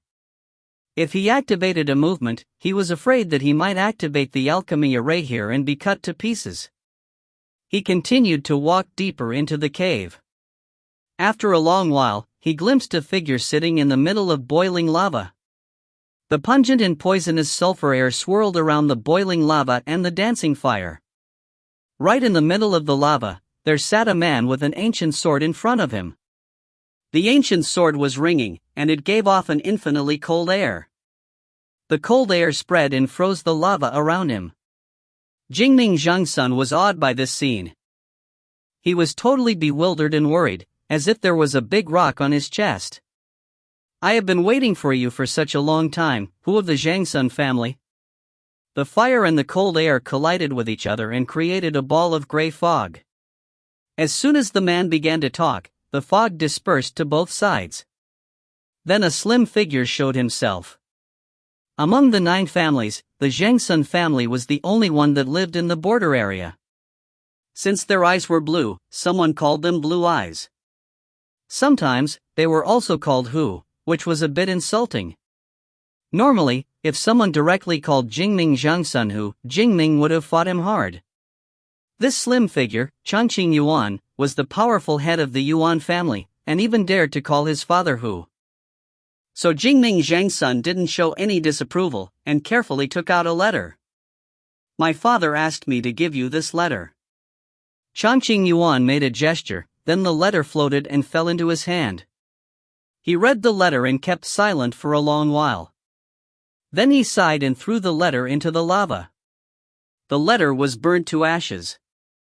Blue smoke rose from the lava, and a vague figure formed in the blue smoke and bowed to Changqing Yuan. "You are too impatient," Changqing Yuan said in a very low voice. "The whole world is going to be very chaotic, and a huge change that has never been seen before will take place soon. This strangeness can already be seen in the West. Jindan may not be the place to hide from this disaster. In this critical moment, we need to calm down. Go and tell your father to wait patiently." "Wait patiently?" Jingming Zhangsun was stunned by this answer. Since he had come this far from the border area to the Ye Qingxuan mountain, he had never thought he would receive a simple sentence in reply. "Have a look." Changqing Yuan gently touched his long sword and said, "Everywhere is the same, no matter if it is in the east or the west. Just have a look first." The sword was shining, and Jingming Zhangsun felt his soul was going to be pulled out by this light. He shivered and swallowed back the words he meant to say. After he bowed to Changqing Yuan, he left. Soon, He Yuan appeared in the cave and respectfully reported, "Uncle, I have been told that Bai Hung has indeed left the capital." Indeed, the Zhangsun family is not to be blamed, even the acting king is too anxious to wait patiently any longer. Changqing Yuan laughed. "Fine. I have been sitting in this cave for almost 30 years. I just said that young man's father is being too anxious, but now I am also becoming anxious. After all, the Pontifex Maximus is going to ascend to throne, I should also go and have a look. I will come back as soon as this business is over. Take care." He Yuan lowered his head and heard the ringing of Changqing Yuan's sword. The ancient Qingxuan sword was vibrating and ringing. The sound was just like a bird's chirping, low and deep. Ye Yuan felt as if there was a cold spring pouring into his head and his soul was going to flee away from his body, the soul fleeing swordsmanship, but a vague figure suddenly arose from Qingxuan Yuan's old and slim body. The figure took the sword, turned into a light, and flew away. Jingning Zhang's son had just arrived at the foot of the mountain. He suddenly had a strange feeling, and he raised his head to see a cold light flying to the west. The light was flying quickly and didn't leave any trace behind it, not even an air wave or tornado. Jingning Zhang's son was awed by this scene.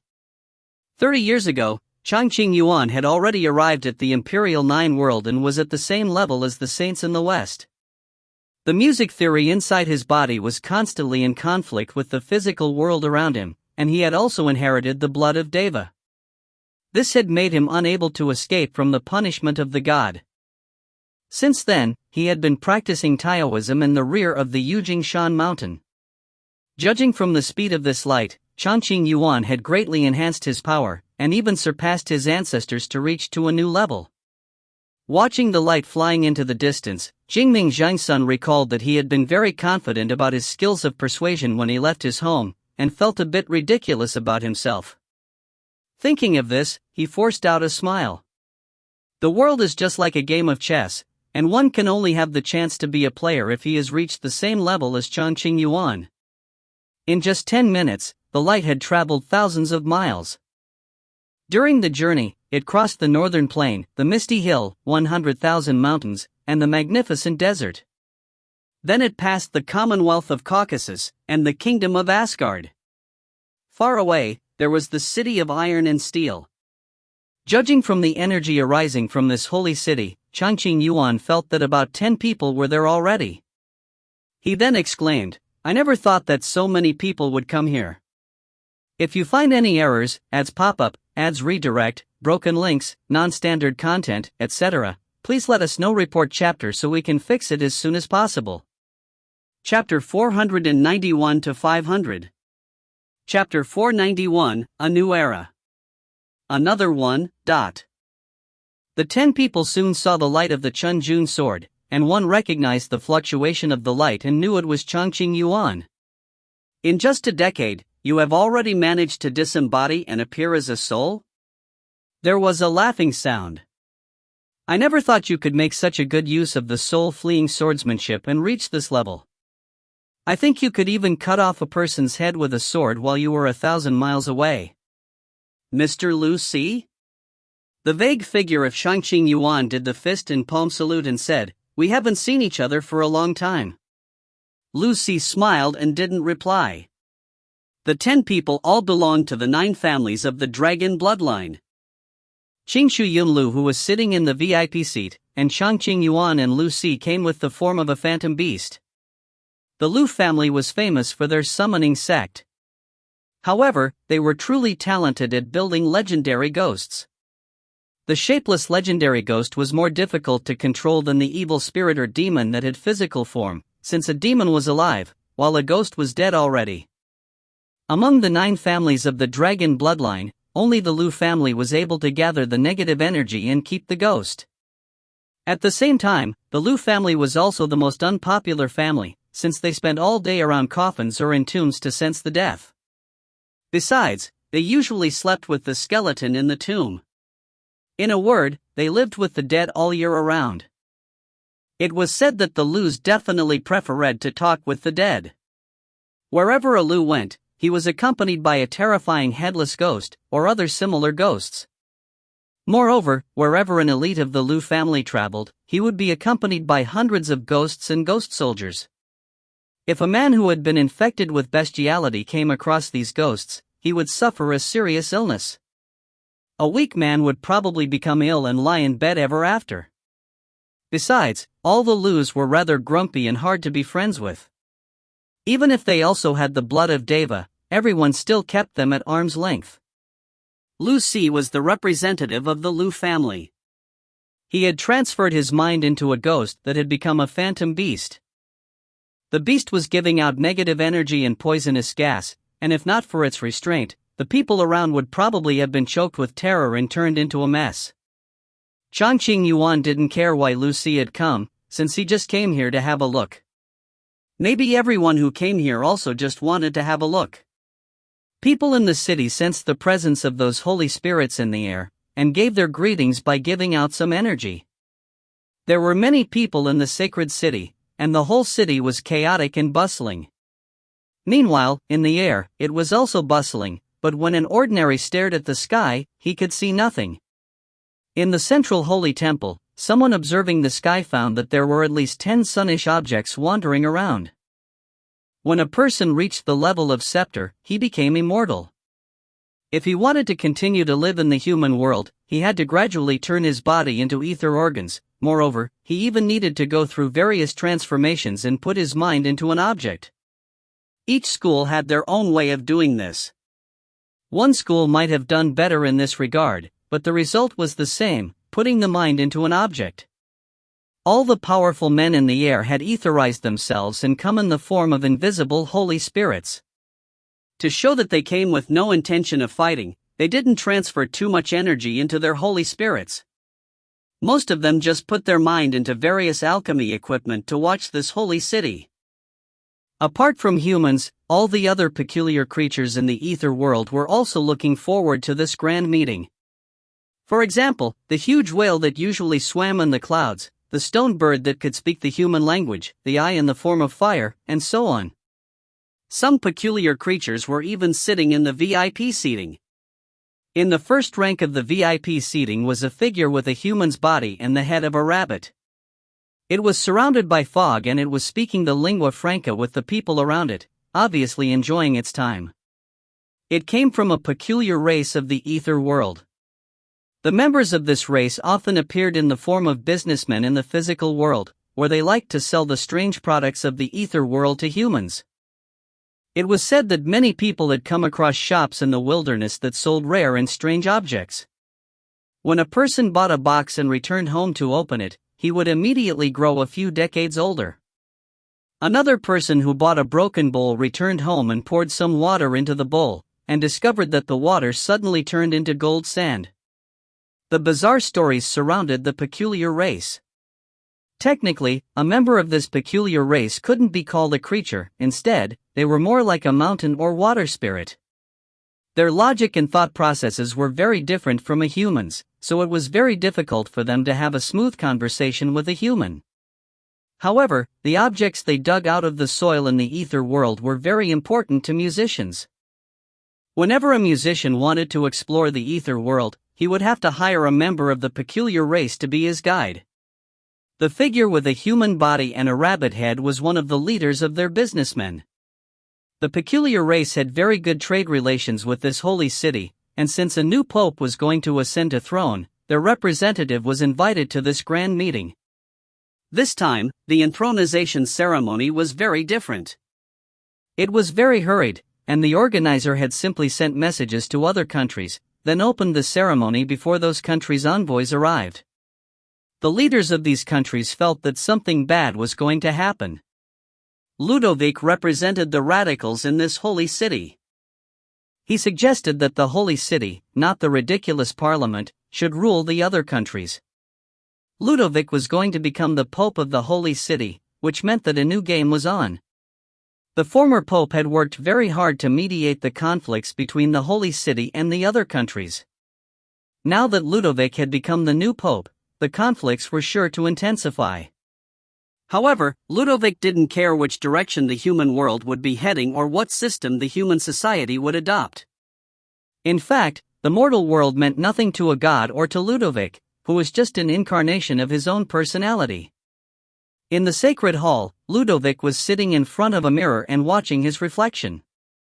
He was dressed in a white Avalon and wore a thorn garland on his head. Verses of the Holy Bible were written with blue and golden string in the corner of his Avalon. He looked very noble, elegant, and magnificent. "Do I look very holy?" Ludovic suddenly asked. "Yes, Sancta says." The attendant who was making him look more presentable said, "The divinity is the crown of Sancta says." Hearing this, Ludovic shook his head and said, you are mistaken. Although the divinity is created by humanity, it never really belongs to humanity. He got up from his seat and left the hall. Numerous faithful followers were standing outside and cheering like crazy. They looked up at Ludovic, who was standing on the stairs, tears rolling from their eyes. They all knelt on the ground and saluted Ludovic. The bell in the clock tower of the Palace of Pope was ringing, and the holy choirs were singing the anthem, so loudly that everyone in the city could hear. The spice in the hollowed-out gold ball was burning, the fragrant smell rising with the wafting smoke. 2 priests held the gold ball which hung from a silver chain. They were leading Ludovic to the utmost sacred hall. Soldiers stood on both sides of the street. Behind them stood countless followers. They knelt on the ground, worshipping Ludovic. An ordinary priest walked out from the crowd. After he showed his identity, he walked directly towards Ludovic. He reported to Ludovic in a very low voice, something went wrong. What? Ludovic asked while happily waving to his followers. Samuel was injured in the underground palace last night, the priest replied. Somehow, Ye Qingxuan freed himself from the shackles and held Samuel under duress. He almost arrived at the 3rd floor. Then? We finally managed to catch him, but we have lost 4 masters. The priest looked a bit worried and continued, we have locked him in the bottom of the underground palace. 3 masters of the school of abstinence made an enchantment from which he can never escape. Don't worry, it's not your fault. Ludovic sighed with emotion. After all, he is the son of Ye Lansao. It seems that he was not as tough as I thought. In fact, I am a bit disappointed by this. Maybe I am expecting too much from him? Anyway, he won't cause any more trouble. The priest anxiously said, he is trying to break the enchantment. We don't dare to kill him, and we have no idea what we should do with him. He is just behaving like a child. Ludovic smiled and said, bring that young girl to him. He will behave himself when he has company. Hearing this, the priest hesitated briefly. Then he said, but Hermes once said that no one should ever touch that girl. So what? Ludovic looked coldly at the priest. I am the new pope of this sacred city, while he is just a little sh*t. Tell him that if he wants to stay in this city, he must follow the rules I make. Yes. The priest retreated a few steps, then turned around and left. The crowd was in high spirits. They all praised and worshipped Ludovic. From time to time, Ludovic would wave his hand to the followers and smile to them. May God bless, my dear child. Ludovic reached out his hand and gently touched a child with no arms. He said to the child's mother, he was unfortunate, but now he has received the blessing of God, and he will become a defender of God in the future. Thank you. The parents of the child burst into tears and knelt on the ground, beginning to worship Ludovic. Ludovic smiled, turned around, and walked to the center square, then he stepped onto the platform. The holy choirs were still singing, and the bishops all lowered their heads and showed their loyalty to the new pope. He is the new pope then? Asked the figure that had a human body and a rabbit head, turning to Qingxu Yunlu. Yes, he is. Qingxu nodded. What do you think of him?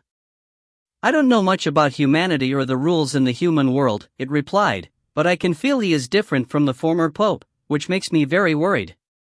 Every pope has got his own characteristics, Qingxu said. I don't think there is anything wrong with that. Hope you are right, the figure from the ether world said, then stopped talking. Ludovic took off his thorn garland and held the grand crown in his hands.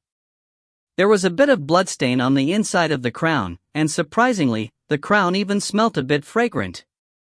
I like this, Ludovic murmured and smiled, then put the crown on his head. The atmosphere was very solemn and filled with grandeur. The followers began to scream with the utmost joy. Ludovic smiled and held his scepter up high. Everyone could see the 2 crossed keys on the scepter. One stood for the path to heaven, the other stood for the place that the soul belonged to. Despite everyone's expectations, the enthronization ceremony went very smoothly. From now on, Ludovic would be the new pope. Ludovic was standing on the platform and smiling to all his followers. Just a few days ago, we encountered a terrible crisis. But now, we have managed to rise from the ashes like a phoenix. We now become as tough as iron. Today, I become the new pope, but there is more than this. He smiled, holding up his scepter and saying rather seriously, I, as the representative of the only God in this world, shall tell you in this world that a new era will come, but. Chapter 492, The Limitation of Ideas. A new era. In a bar hazy with smoke, Albert held a bottle of beer in his hand and screamed, the new era will soon arrive. People like us who belong to the old age don't have the qualifications to sit in the boat that heads to the new era. The huge wave of the new era is coming. My friends, let's drink one more bottle before we are drowned. Albert took out a wad of bills and threw them into the air. Let's drink more. People around him began to cheer when they realized they now had free beer, and some of them wondered how much money this weird old man had in his pocket. Albert finally put the beer on the table and tears began to flow from his eyes. Maybe it was because of the smoke. Bang! The door opened. A heavily armed group came into the bar and kicked away the drunk men who were in their way. The priest who led the army took out an arrest warrant. Albert, Archbishop. You are arrested for your neglect of duty, and having caused a huge loss for the sacred city, the priest said coldly. Please come with us. Oh? You already come to catch me? Albert shook his head with a drowsy look. Just let me have one more drink, okay? Seeing Albert's withered face, the priest sighed. Fine, but only one more drink. One more drink will do.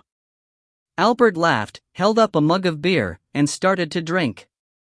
The beer flew out of the corner of his mouth and wet his beard. It dropped on his chest like tears. Mr. Wagner, we shall leave now, the priest said coldly, standing in front of Albert. I am too old now, can you help me with the luggage? Albert looked at the end of the street and didn't see the old man he was waiting for.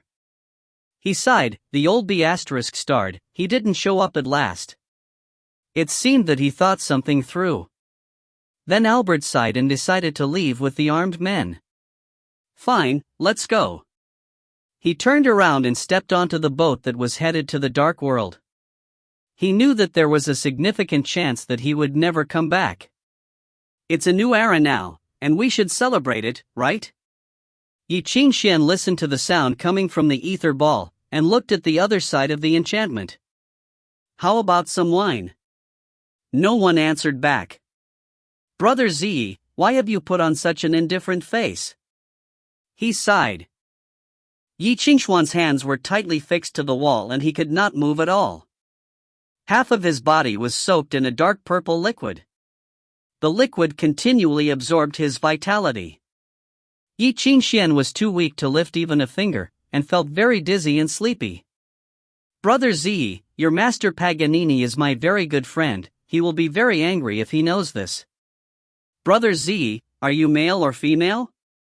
Ye Qingxuan asked in curiosity. Although you are just a set of clothing, clothing should also have its own sex. You come with Paganini? I once saw Paganini performed in the Dance of the Witch, and, well, at that time, I could not tell if Paganini was male or female. Could it be possible that you? A brother is just like a man's hands, beauty is like a man's clothes, but. Ye Qingxuan was silent for a while and said, since you are called the clothes of original sin, not the hands of original sin, so you should probably be a girl. Am I right? Ye Qingxuan. A hoarse voice came from the darkness. There are many means of torture in this world, and if you keep talking, I will make you suffer. All right. Ye Qingxuan sighed. We'd better change the subject. I should not have killed Samuel. How was he? The clothes of original sin sneered and said, almost 2/3 of his body was burnt by you. How can you be so shameless as to ask about this? He is still soaking in the blood pool and wants to kill you. I should make you accompany him. I never thought you would come to the sacred city. Ye Qingxuan sighed. Earlier, I made the third floor, but you appeared and put me in the bottom of the underground palace. Why get involved in this damn business? I should have realized this would happen. You must have been staying in this underground palace for a long time, right? Hearing this, the clothes of original sin sneered but gave no reply. Ye Qingxuan whistled. He didn't give a sh*t whether the clothes of original sin replied or not. Since the last war of Auschwitz, the musician group Perishing Praise had been hiding in the sacred city. They inherited the music theory of channeling change, and were very good at disguise. Some of them had managed to make connections with people in the higher class in the sacred city, and had helped their peers. Since Paganini himself was too important, it was not easy for him to avoid being recognized by people, while it was very easy for the members of the musician group to disguise themselves and work under Ludovic. Paganini was still recovering, and Ye Qingxuan never thought that the clothes of original sin could have already recovered its strength and even grown much stronger. It seems that Paganini was greatly inspired by the fight between him and the Gate of Heaven. Hey! Brother Z! Ye Qingxuan was feeling very bored and asked again, "How is your master doing, recently?" The clothes of original sin sneered and looked at Ye Qingxuan in a terrifying way. "My master has been missing you very much, and if there is a chance, he will want to meet you in the abyss, but I do not want to meet with him." Ye Qingxuan shook his head. "We shall never see each other again." The clothes of original sin laughed and said, "It is not up to you." Ye Qingxuan became silent for a long while, then said, "Hey, Brother Z, I have a question for you. I sincerely hope that you can give me an answer. It will be very nice of you to do so." The clothes of original sin sneered and didn't reply to Ye Qingxuan. Ye Qingxuan didn't care about its cold face at all, so he laughed and asked, "Technically, you are not even human, right?" Hearing this, the clothes of original sin grew very gloomy. It looked at Ye Qingxuan and found that his face was very sincere and serious. It frowned and said, "So what?" "Sorry, I do not mean to laugh at you," Ye Qingxuan murmured. "If we look at this in a different way, it may be a good thing. I mean, my way of thinking may be limited, while yours is not." "What do you mean?"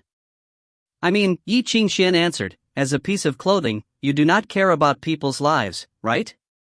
"Yes, you are right. Beautiful, ugly, rich, or poor all mean nothing to you, right?" The clothes of original sin nodded. "As a piece of clothing, your owner could not be called immortal, which means that if you won't even come to the physical world if you don't feel it necessary, am I right? As a divine weapon, you won't give a sh*t about the ordinary clothing of a mortal, right? No matter if they were made of cloth, iron, or silk, and you can't find anything valuable in them, can you? The clothes of original sin was confused by his words and asked, "What on earth do you mean?" "I mean," Ye Qingxuan was clearing his mind and trying to speak logically. "One day, if you go to great pains to hide yourself in a pile of ordinary clothes, can you tell me what would be your purpose of doing so?" The clothes of original sin said without thinking, "I would do it only if my owner asked me to do so." "What if you didn't have an owner?" Ye Qingxuan chipped in. Ye Qingxuan had confused it. It could not understand what not having an owner really meant, and besides, it had never thought about what it would be like to be without an owner. In its mind, it was impossible that it would be alone. Ye Qingxuan became very confused and excited. He then said, "A divine weapon won't ask for anything from any clothes. When you see a coat sewn with blue and golden silk thread, or a piece of armor, or a pair of underpants, you won't feel jealous. You are so very different from those clothes and there is no need for you to hide in them, unless. Ye Qingxuan was suddenly in a daze. Unless. Seeing this, the clothes of original sin frowned and became alert. "What are you murmuring to yourself?" "Unless what?" "Unless, ha ha ha." Suddenly, in Ye Qingxuan's head, it all came together. he became very excited. If he was not fixed to the wall, he would definitely have danced. He was staring at the clothes of original sin and said, "Unless you would hide yourself in a pile of ordinary clothes to find another divine weapon. Am I right?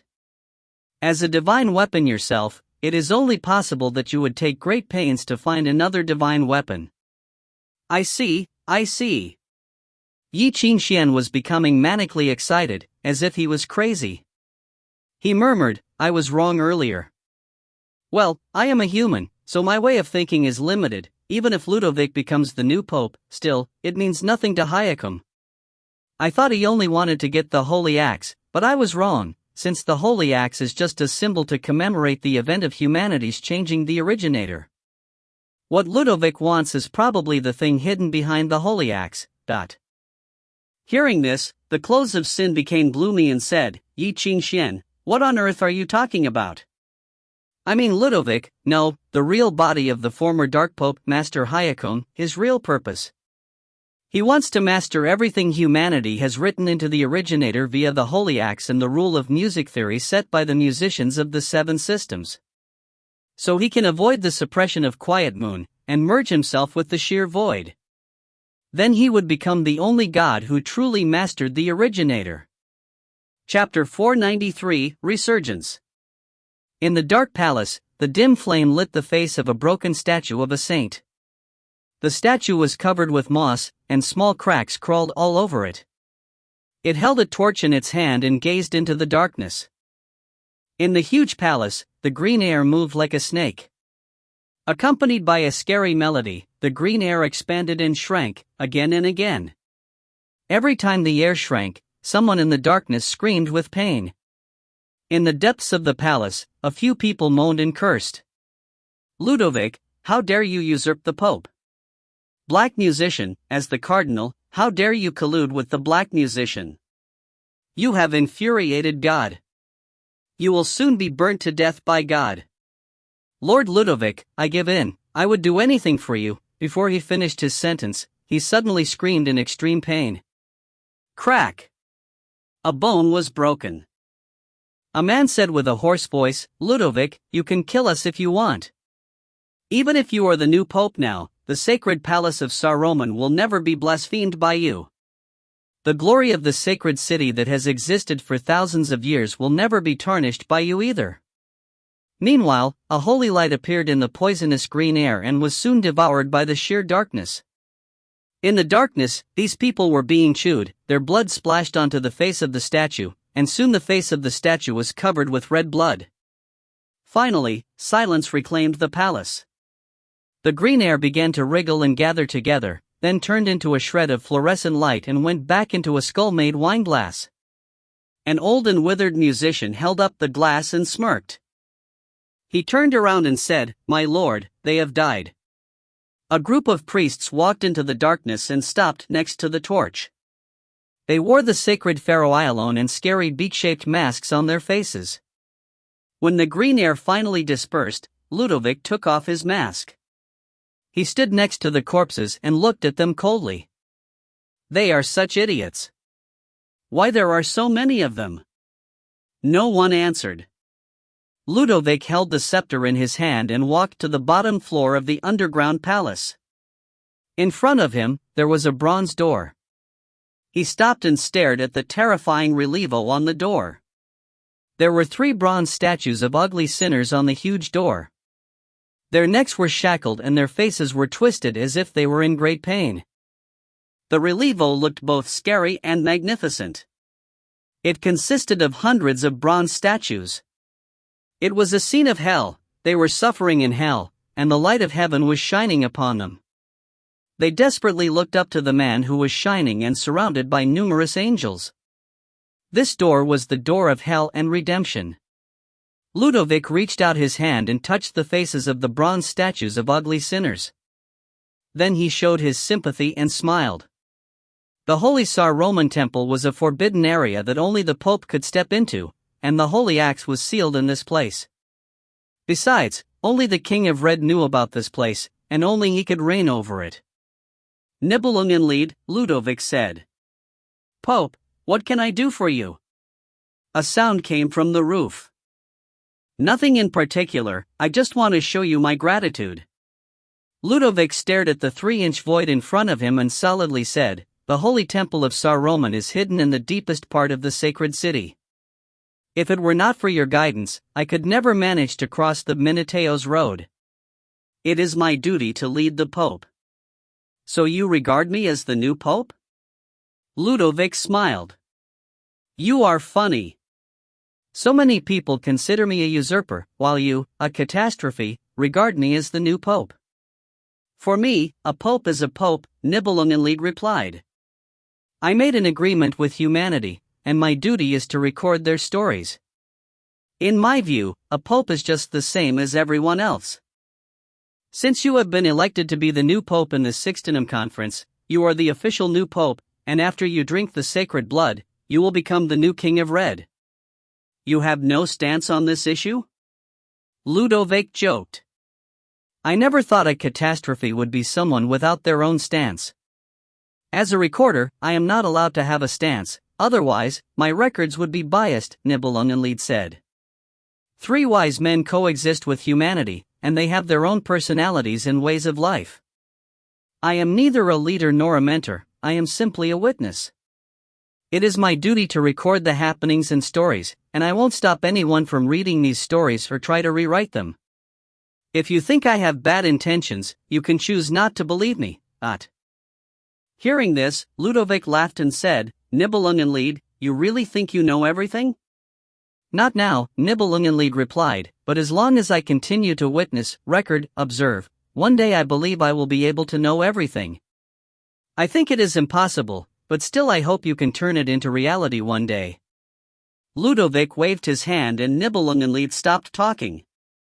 The palace became quiet again. "Finally, it is going to begin," Ludovic murmured, while staring at the huge door in front of him. The light was dim in the palace. His followers all gently backed off and knelt. Ludovic walked forward, held up his scepter, and read out the spell to open the door. "The mortals shall all die at last." Bang! Dot! As soon as the scepter was put into the hole in the ground, the whole plaza began to shake. On the ground, countless bronze rings began to rotate, and the gears hidden beneath revealed themselves. The gears rotated quickly and collided with each other. Numerous sparks appeared, and the gears kept running against each other and created a magnificent power. This magnificent power was created by the collision between the gears made of iron and bronze. It surpassed the physical material, life, and the death. The force was unimaginable. The power permeated the sheer darkness and created the sound of a dragon, and at the same time, the fire was lit and the iron melted. A tornado appeared, and in the next moment, the door of hell opened.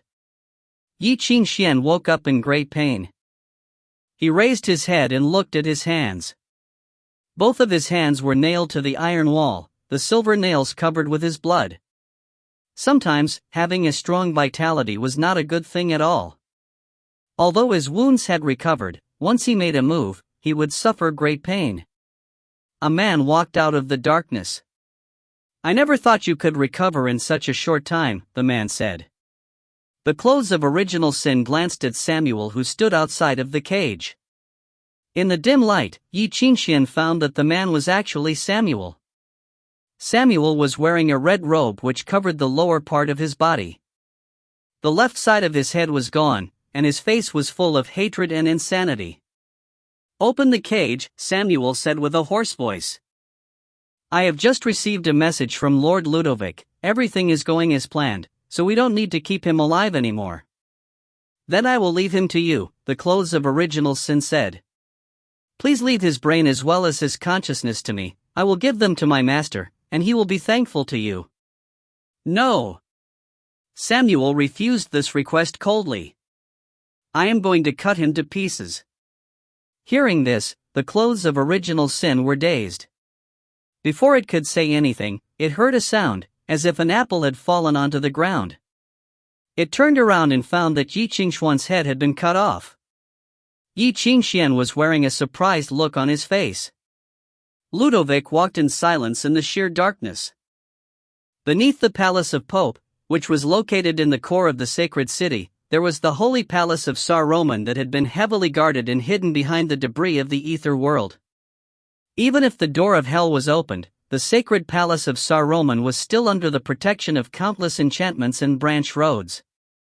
People knew the importance of the existence of the holy palace of Saruman, so they did everything they could to protect it, set every trap they could think of to prevent others from coming near, and cleared all trace of its existence.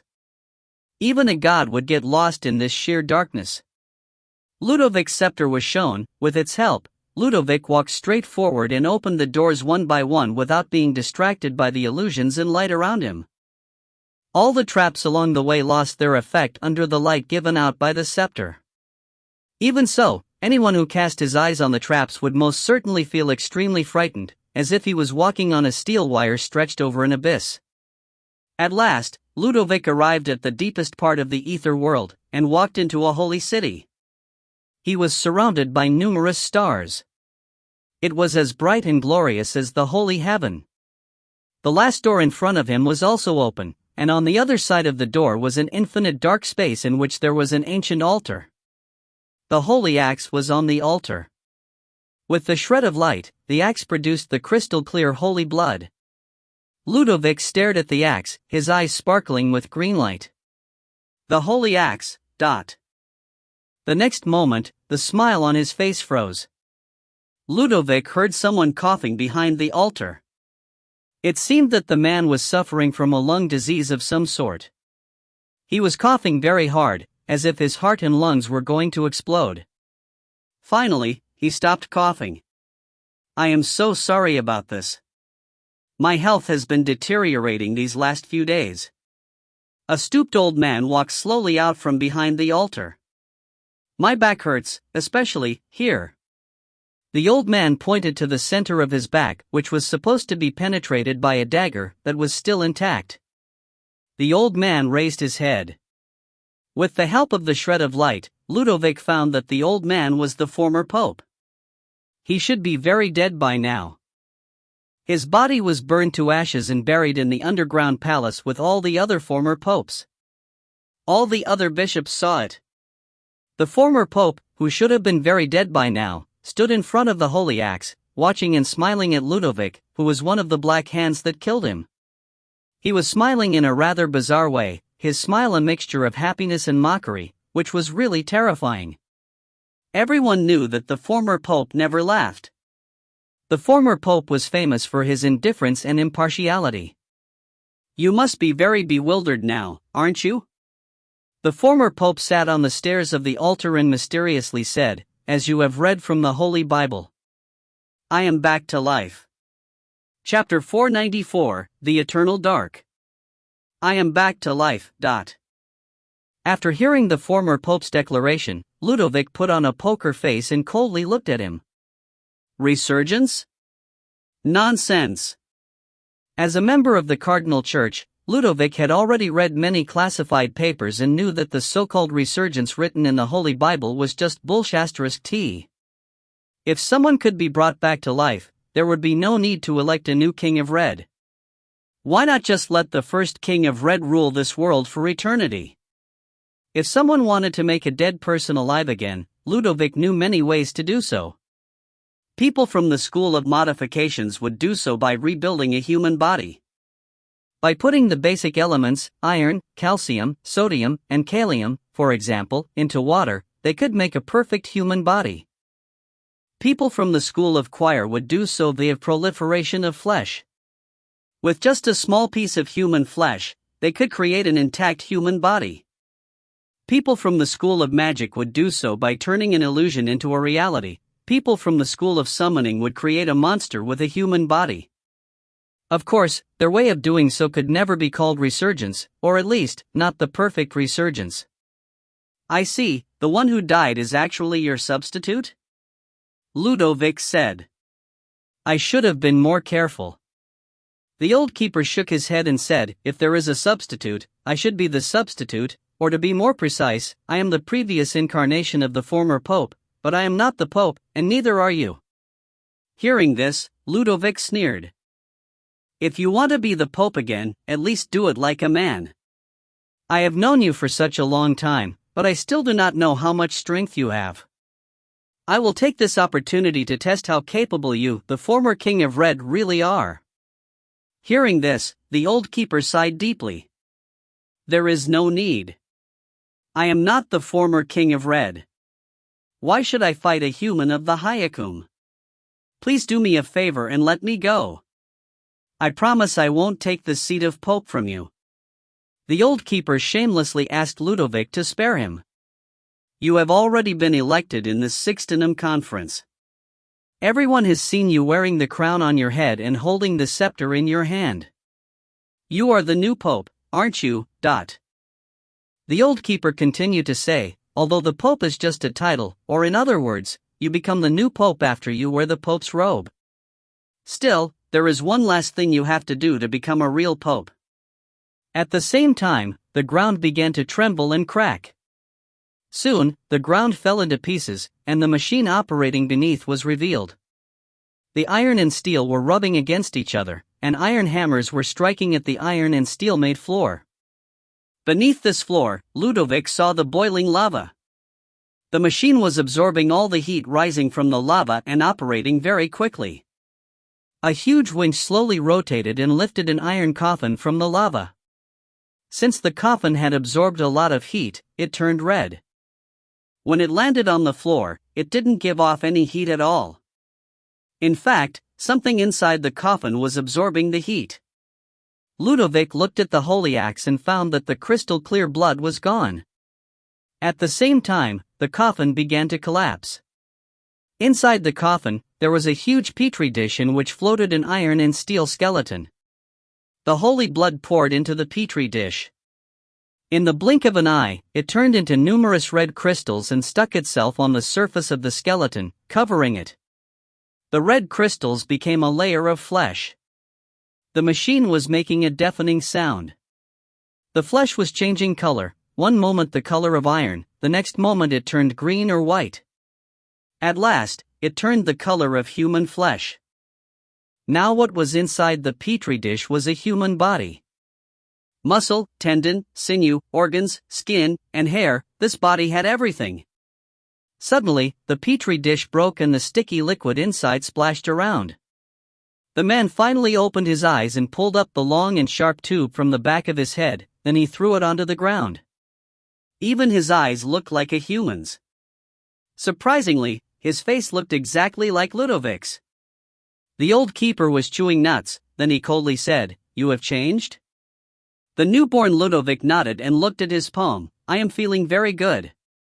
At first, his voice was a bit hoarse, but soon, he began to speak fluently and his voice sounded exactly like Ludovic's. He glanced at the old keeper and said, "Your body is made of really bad material. Even if that is true, I don't think you should make that clear in front of my face." The old keeper sighed. "Although my body doesn't look good, after so many years, I have already gotten used to this body. Besides, without this body, how can you manage to go to the outside world? It is fine that you don't say thank you to me, but you should not dislike my body. You are such a jerk." Ludovic was speechless. Seeing this, the old keeper shook his head and sighed. "The process of copying the real Ludovic's personality is still on? Or you have not got any sense of humor?" The newborn Ludovic didn't answer the old keeper. Instead, he turned to the real Ludovic, who was wearing a gloomy face and holding the scepter in his hand. "Now you can give the scepter back to me," he said. "I see." The real Ludovic looked at him coldly and said, "You are dead, right? You are not even a living thing, you just look like a human. I never thought that all the former popes were just a bunch of puppets." The real Ludovic stared at the old keeper and said mockingly, "I never thought the purpose of holding the Sixtinum Conference was just to find a new body for this damn thing. How about the individuality you have all been so proud of? Does this damn thing also get his own individuality? You call me damn thing? It seems that you have not recognized me yet," the Ludovic said. "How disappointing. Ludovic, you have just mocked me and said I have not got my own stance. You are Nibelungenlied? The old keeper shook his head and said, "No, he is the King of Red." The dim light in the altar began to expand, and soon lit the whole palace as well as the wall behind the altar. The real Ludovic looked at the wall and found that 16 crystal boxes were engraved into the wall. The boxes were filled with liquid that was shining a strange color. Inside each crystal box, there was a brain. The brains were still working. Some of the brains had withered a bit, but they still looked very fresh. The strains were twining around the brains, connecting with the brain's consciousness. If looked at from a distance, they looked like grass. The strains stretched out of the crystal boxes and intertwined with each other and extended to the alchemy array. Along the array, they reached to the deepest part of the underground palace and connected with countless brains there. Every month, some brains would be picked out to become part of the system of the alchemy array. Hence, the dead could be reborn in the underground palace, the world of the dead. See? This is the real Nibelungenlied. The old keeper gently touched the crystal boxes and murmured, "This is the world of the dead beneath the sacred city." You guys, Ludovic was so angry that even his face turned blue. He clenched his teeth and said, "You guys dedicated yourselves to Nibelungenlied? No, you are wrong. We coexist with Nibelungenlied." The newborn Ludovic stared at the fragile strains and said, "Among the three saints, the real body of Nibelungenlied is just a parasite that is similar to the strain. Its consciousness is too weak to exist and can only exist with the help of a human. The first King of Red made an agreement with it and integrated part of his brain into Nibelungenlied's consciousness.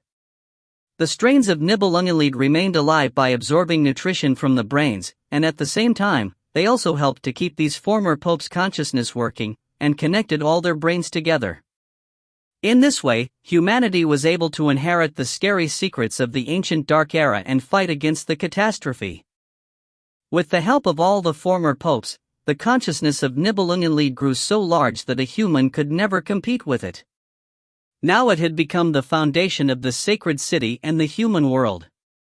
When a cardinal was elected as the new pope in the Sixtinum Conference, he would come to this place and became the new keeper of the altar ever after. When the new successor came, he would integrate part of his brain into the consciousness of Nibelungenlied, just like so many of his predecessors had in the past. From the outside, what people saw was just the huge system of the church supported by the artificial intelligence catastrophe Nibelungenlied. This system was also a financial system based on the black gold, and under this system, capital could flow freely between the sacred city and other countries. The beacon was the eyes of the system, which helped to monitor all the happenings in the world. The artificial intelligence that was made up of countless brains helped the cardinal group to maintain the stability and balance of the world. Just like Ludovic had been told, the catastrophe Nibelungenlied had been recording and witnessing all the happenings in this world, and this was just one of its duties. In fact, the 16 brains of the former popes were the real boss that controlled everything. With Nibelungenlied as the center, the dead, the living, the saints, the humans, and the catastrophe were all integrated into a whole.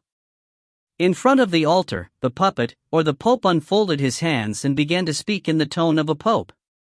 "Ludovic, what you have seen is the real King of Red, which is a combination of all the 16 former popes." Next to the pope stood the old keeper. He sighed and glanced at Ludovic and said, "Thanks to you, I now become the 17th. As for you, you will have to wait another 30 years, so you can join us in the crystal box." Ludovic didn't answer him, he just stared coldly at the pope and the old keeper in front of him and began to sneer. "Humanity's little tricks never fail to surprise me, but just give in, there is no need to put on a show at this moment." The old keeper looked at Ludovic and shook his head. "You have already lost. If I were you, I would say this is impossible. Don't you think it would be more appropriate in this situation?" "Lost?" Ludovic sneered and dropped his scepter onto the ground. "You are wrong. You are the one who has lost." Bang! Ludovic's body cracked, and soon the crack crawled all over his body. He didn't look like a human at all, instead he just looked like porcelain that was going to fall into pieces. There was no blood behind the crack, only the infinite dark that led to the abyss. Dark flame came from the cracks. Both his face and clothes were burnt, and his real appearance was revealed. On Ludovic's head rested a 3-layer crown that had a dark purple gemstone on it. In his hand, there was a scepter. The scepter was made of bone, and there was a holy bone emblem on the end of it. Now the emblem had turned red. Ludovic was wearing a pure dark robe that was decorated with silver lines. On his robe, there was a scene of hell. When his flesh was all burnt, his bone revealed. His bones looked very solemn and were decorated with black gold, agate, and amber. A black fog was swirling on his face, and it looked rather dark and holy. He still looked like a pope, a gloomy and bizarre pope. He was the former Dark Pope. At the same time, the whole holy palace of Tsar Roman was engulfed by the air of the abyss. Seriously? This is what you want? The old keeper wiped away the sweat on his forehead and glanced at the Pope in front of him. I will leave him to you then. Then, he quickly grasped the scepter on the ground, fell into the crack in the ground, and vanished. Now, let's begin, the former Dark Pope said. His voice was very loud and echoed in the world. His hoarse but solemn and magnificent voice could be heard everywhere in the sacred city. Moreover, his voice quickly spread to the wilderness in all directions. From the permafrost land in the north to the infinitive sea in the west, from the burning desert in the south to the tens of thousands of mountains in the east, his voice even reached to the dark world and the ether world. People in Asgard, Anglo, Burgundy, the Commonwealth of Caucasus, and the Empire of Aurora could all hear the sound. All of humanity, no matter if they were awake or asleep, old or young, man or woman, could all hear his sound. The infinite darkness soon erupted from the abyss that was at the bottom of the ether world. Meanwhile, the magnificent ring echoed in the abyss. Hearing this sound, all the musicians were shocked. They felt like the whole sea of ether was boiling. They had never seen such a scary scene before. In the sea of ether, countless waves were created and thousands of miles of wave crest were moving in all directions. A violent storm blew across the sea and created countless tornadoes and hurricanes. Due to this, all the musicians lost the ability to practice the musical movements. The ring was still echoing, and at the same time, the scary ether wave began to rise from the wilderness. The catastrophe had come. In the central palace, sounds of alarm that no one had ever heard before were echoing. The silver tide, the holy white storm, the destructive flame rain, the Abaddon locust plague, the 8 bizarre phenomena all appeared. The silver sea of ether turned scarlet, numerous waves turned into the blood tide, which indicated that doomsday was coming. Soon, 10 burning suns appeared in the sky. They are coming. They are coming. The observers in different countries yelled and screamed. Hearing the ring of the bell of ruin, all the catastrophes in the forbidden area of the dark world woke up. Following the sound of the bell, they came to the human world. The beast of chaos, Bahamut, eagle-winged mother, the son of spider, Certus, the eyeless snake. In just a few seconds, more than 10 scary catastrophes had already woken up. Even the dark Gaia had showed herself again.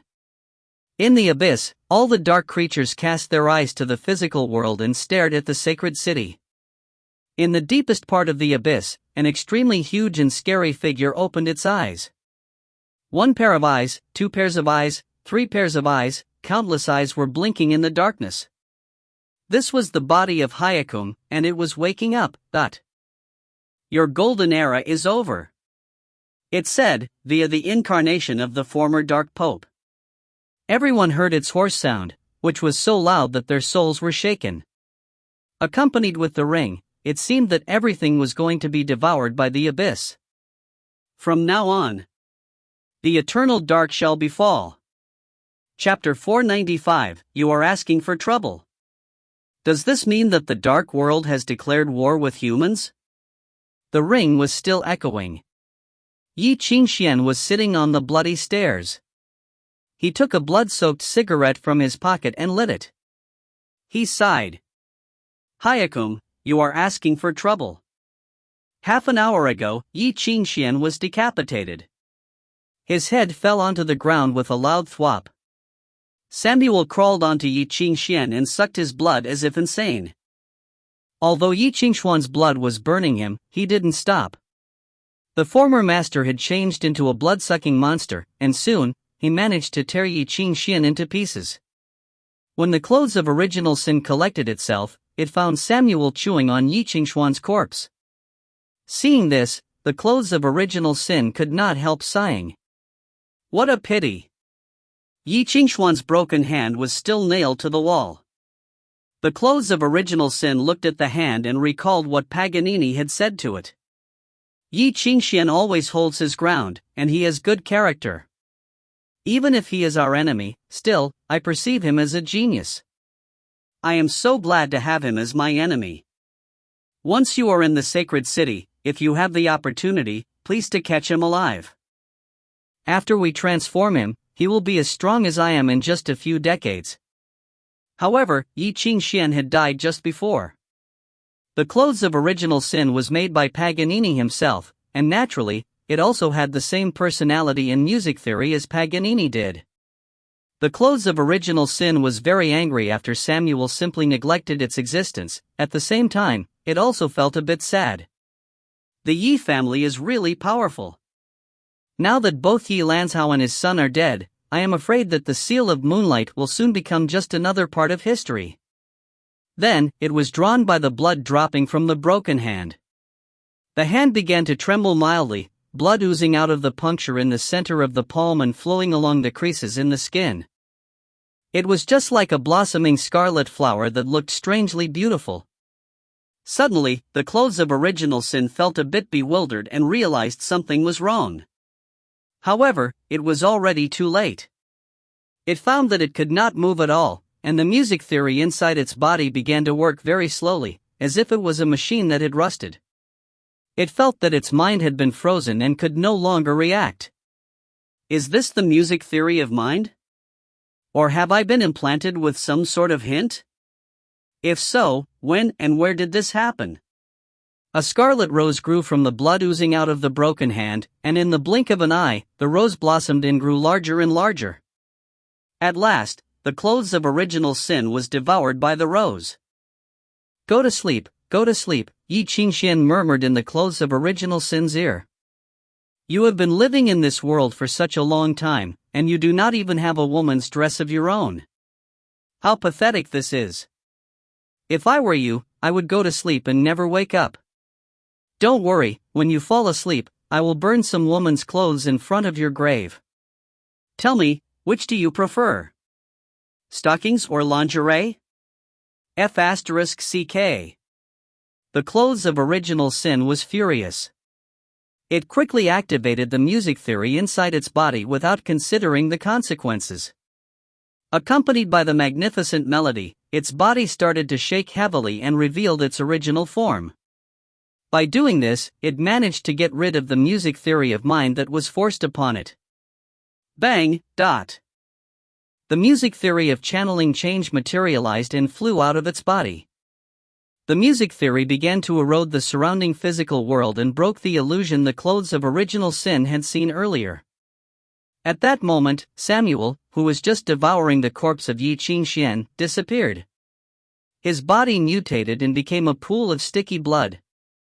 In the blink of an eye, the clothes of original sin was shrouded by the blood. Inside the sticky blood, the clothes of original sin was struggling to get out. Samuel activated his scepter and began to play the music movement of fate. Accompanied by the music, the sticky blood absorbed all the energy of the clothes of original sin. Samuel, what are you doing? The clothes of original sin shouted angrily. Samuel smiled to him and said, "It is my duty to punish evil and to promote good. Today." Someone was yelling, "Today." Suddenly, the disciples of Samuel all came into the room and started to smile at the clothes of original sin. Then they transferred their energy to Samuel via the blood of element. With the help of his disciples, Samuel managed to imprison the clothes of original sin with full strength. Are you crazy? Samuel. The clothes of original sin shouted. Ludovic will not let you go. Ludovic? Samuel laughed. He is just a short-sighted coward. He is not strong enough to be a threat to me. You have to know that what I serve and believe in is the orthodox. Orthodox! His disciples shouted together, looking very frenzied. It seemed that they all believed in what they had said just now. Hearing this, the clothes of original sin became desperate, as if it had fallen into an ice cave. These guys have all turned crazy. No. Their personalities and consciousnesses are also changed. Hey, you woke up. Ye Qingxuan looked at the clothes of original sin and smiled to it in a very strange way. You reacted much faster than I thought. You really deserve the title of clothes of original sin. I think you must be very confused now, and you must be wondering when I brainwashed them, right? Beg me, if you beg me, I will tell you. The clothes of original sin sneered and angrily stared at Ye Qingxuan. You will pay for this. How can you say things like this? I haven't done anything yet. Ye Qingxuan smiled. He glanced at the slim figure wearing a gray robe and said, Lola, do something to make it quiet. It is too noisy and annoying. Hearing this, the girl grinned and began to play the bone flute. Immediately, a frightening illusion appeared again. Lola played 24 musical movements one by one, and the clothes of original sin had been dragged into the deepest illusion. The good night almost made it go crazy, the frozen rain nearly broke its heart, the wet dreams created many temptations that were hard for it to resist, the white head sapped all its strength, the crow made it see an ominous scene. At last, the old musician degraded its music theory to a lower level. The energy of the clothes of original sin was continually being weakened. Soon, its energy dropped from the level of peak scepter to the level of green hand scepter. If it were not an artifact that possessed Paganini's powerful and systemized music theory, it would have already been weaker than a master. The clothes of original sin was shocked by this and wanted to know where Ye Qingxuan managed to find this powerful master of illusions. Compared with Ye Qingxuan's flexible and unpredictable style, the 24 music movements made the clothes of original sin feel depressed and creepy. For a master of illusions, if his illusions were see-through, the effect of his illusion would be greatly weakened. Throughout the ages, all the masters of illusion worked very hard to create an illusion that no one could see through. However, even if the clothes of original sin knew clearly it had been trapped in the illusion created by this girl, it still could not escape. It seemed to have been trapped in a quagmire, and no matter how hard it tried, it was all futile. As time went by, it sank deeper and deeper into the quagmire. Even worse, the clothes of original sin suddenly felt very cold, cold that it had never experienced before. Then it realized that it was being invaded by Ye Qingxuan's music theory. Ye Qingxuan, what are you? It shouted through clenched teeth. This be *****. How dare he invade my body and rewrite my music theory with his own, while I am sealed and trapped by this girl's illusions? Inside the sticky blood, a raging cloud of dark air was struggling to get out. Every time it slammed against the sticky blood, the illusions and seal that held it would grip even more tightly. Ye Qingxuan was standing right behind the sticky blood. Countless lines of moonlight extended from his 10 fingers and connected themselves with the music theory of the clothes of original sin. Paganini's music theory of channeling change, contained inside the clothes of original sin, was being altered by Ye Qingxuan. Ye Qingxuan wanted to completely rewrite its music theory and make it his own possession. Earlier, when he rose up from the operating table and stabbed a silver knife into Samuel's head, he had already known that he was trapped in Ludovic's underground palace. He knew that even if he defeated Samuel, there were still many dangers waiting for him. At that time, he gave up the idea of killing Ludovic, and instead he destroyed most of Samuel's brain and drove him insane. Then he implanted a shred of his mind into Samuel's brain. Then he made a scene in the palace and was willingly caught by the clothes of original sin. He knew he could not defeat it, so he stopped fighting back. But before he was caught, he had managed to make a connection with Lola, who was hiding outside the sacred city via his heaven ladder, and send his position to her as well. With the help of her illusions and the information she got from Ye Qingxuan, as well as her bloodline of powerful blood musicians, she disguised herself as a disciple of Samuel and sneaked into the underground palace. When she approached the severely injured Samuel, she finished the process of brainwashing Samuel and totally destroyed his remaining defenses. After this, she brainwashed all Samuel's disciples one by one. In fact, the so-called vampire musicians were just a bunch of copycats of Hydrargerum. So it was very easy for her to deal with them. She not only got the blood of element, but also implanted the purifying music movement into their bodies. When this business was done, she would give an order with her mind, and they would be burnt from the inside out and turned to ashes. When Lola was young, she was surrounded by thugs, and had lived in the downtown of Avalon ever since. She was born a monster, and her moral values had all been twisted. Her cruelty was really frightening. She controlled Samuel's disciples' consciousness, changed their music theory, and devoured their bodies. When she tried to get Ye Qingxuan out, he told her that he wanted to make the clothes of original sin his own possession. You want to make the clothes of original sin your possession? You must be crazy.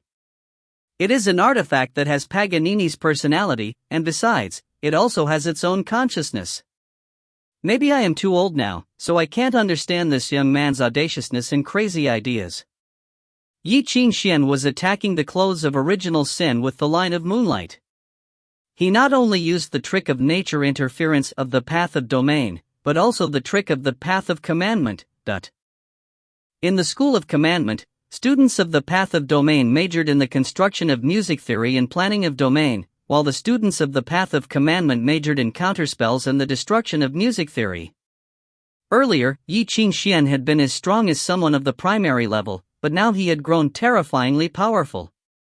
The clothes of original sin had already guessed that he would grow much more powerful in a few months, but had never thought that in just 10 hours, Ye Qingxuan would grow this strong. 10 hours earlier, it could easily defeat Ye Qingxuan. However, now it could not even stop its own music theory being changed. This is impossible. The clothes of original sin gritted its teeth and felt that its consciousness in its core was about to collapse. In just 10 King hours, he has grown this strong. There is no need to be so shocked, Ye Qingxuan murmured. 10 hours ago, only I was fighting with you. Suddenly, the music movement of fate inside his body began to expand and grow more powerful. Its structure became much more complex and sophisticated, more magnificent. 3 minds that belonged to 3 different schools gathered in the music movement of fate and resonated with each other, thus creating an infinitive energy. The clothes of original sin heard someone talking next to its ears. Brother Z, goodbye.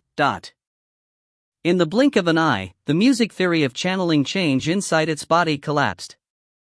Along the lines of moonlight, Ye Qingxuan's music movement of fate crawled into its body and began to erode and change its body. The clothes of original sin started to shudder with silent screams. It felt that it was back in the smelter where it was created, and an invisible iron hammer was striking it until it fell to pieces. Then it felt like it was being rebuilt. Its consciousness collapsed and its intelligence faded away. The personality Paganini left in its core was wiped away. It was being rebuilt by the music movement of mind. The clothes of original sin lost. Chapter 496, You Are Asking For. Half an hour later, Ye Qingxuan sat on the stairs outside the basement. In front of him, there was a closed door. He was in the Sforza family's underground palace. This palace was heavily guarded and well built. The door of the palace, of course, was also specially made as well. It was 2 meters thick and would not make any sound while being opened or closed. Besides, the wall was excellent soundproofing. How desolate this place is. Ye Qingxuan was sitting outside the door and smoking. He was not sure if there was someone screaming behind the door, since the sound of it was too weak. He could only hear the sound of a flute echoing in the underground palace. It was Lola who was playing the flute. All the guards in the underground palace had been bewitched by the sound of it. They stood in a line and walked out of the room. Ye Qingxuan had no idea what was happening behind the door. He could see the sticky blood continually oozing out from beneath the door. The blood flowed along the ground away from the door and down to the sewer. Ye Qingxuan put out his cigarette and looked at himself.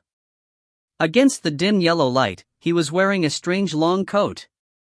This silver-gray coat was made of some mysterious materials and had the same texture as silk and iron. Most importantly, Ye Qingxuan could change its form at will.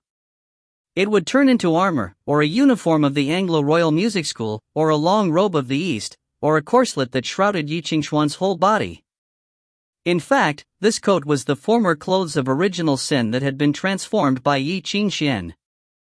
The clothes of original sin inherited the music theory of channeling change from Paganini, and had also received the scepter of dark sky. It specialized in simulating reality with music theory and suppressing enemies on a large scale. Ye Qingxuan had managed to duplicate the governor armor inside the clothes of original sin's body, and the Sai sword as well. Although the robe might have looked very ordinary, it actually worked better than gospel armor in defensive and auxiliary power. In a word, for a musician, it was even better than gospel armor. Ye Qingxuan had wiped the personality of Paganini from the clothes of original sin and degraded its level. Since he knew how powerful Paganini really was, he had also wiped out every mark Paganini had left on the clothes of original sin, even if he knew he would also cause the clothes of original sin to lose many powerful abilities. Flowing out, forming, creating, and moving. Now, apart from the already transformed music theory of channeling change and Ye Qingxuan's music movement of fate, there was nothing inside the clothes of original sin's body. In this way, Paganini could no longer take the clothes of original sin away from him.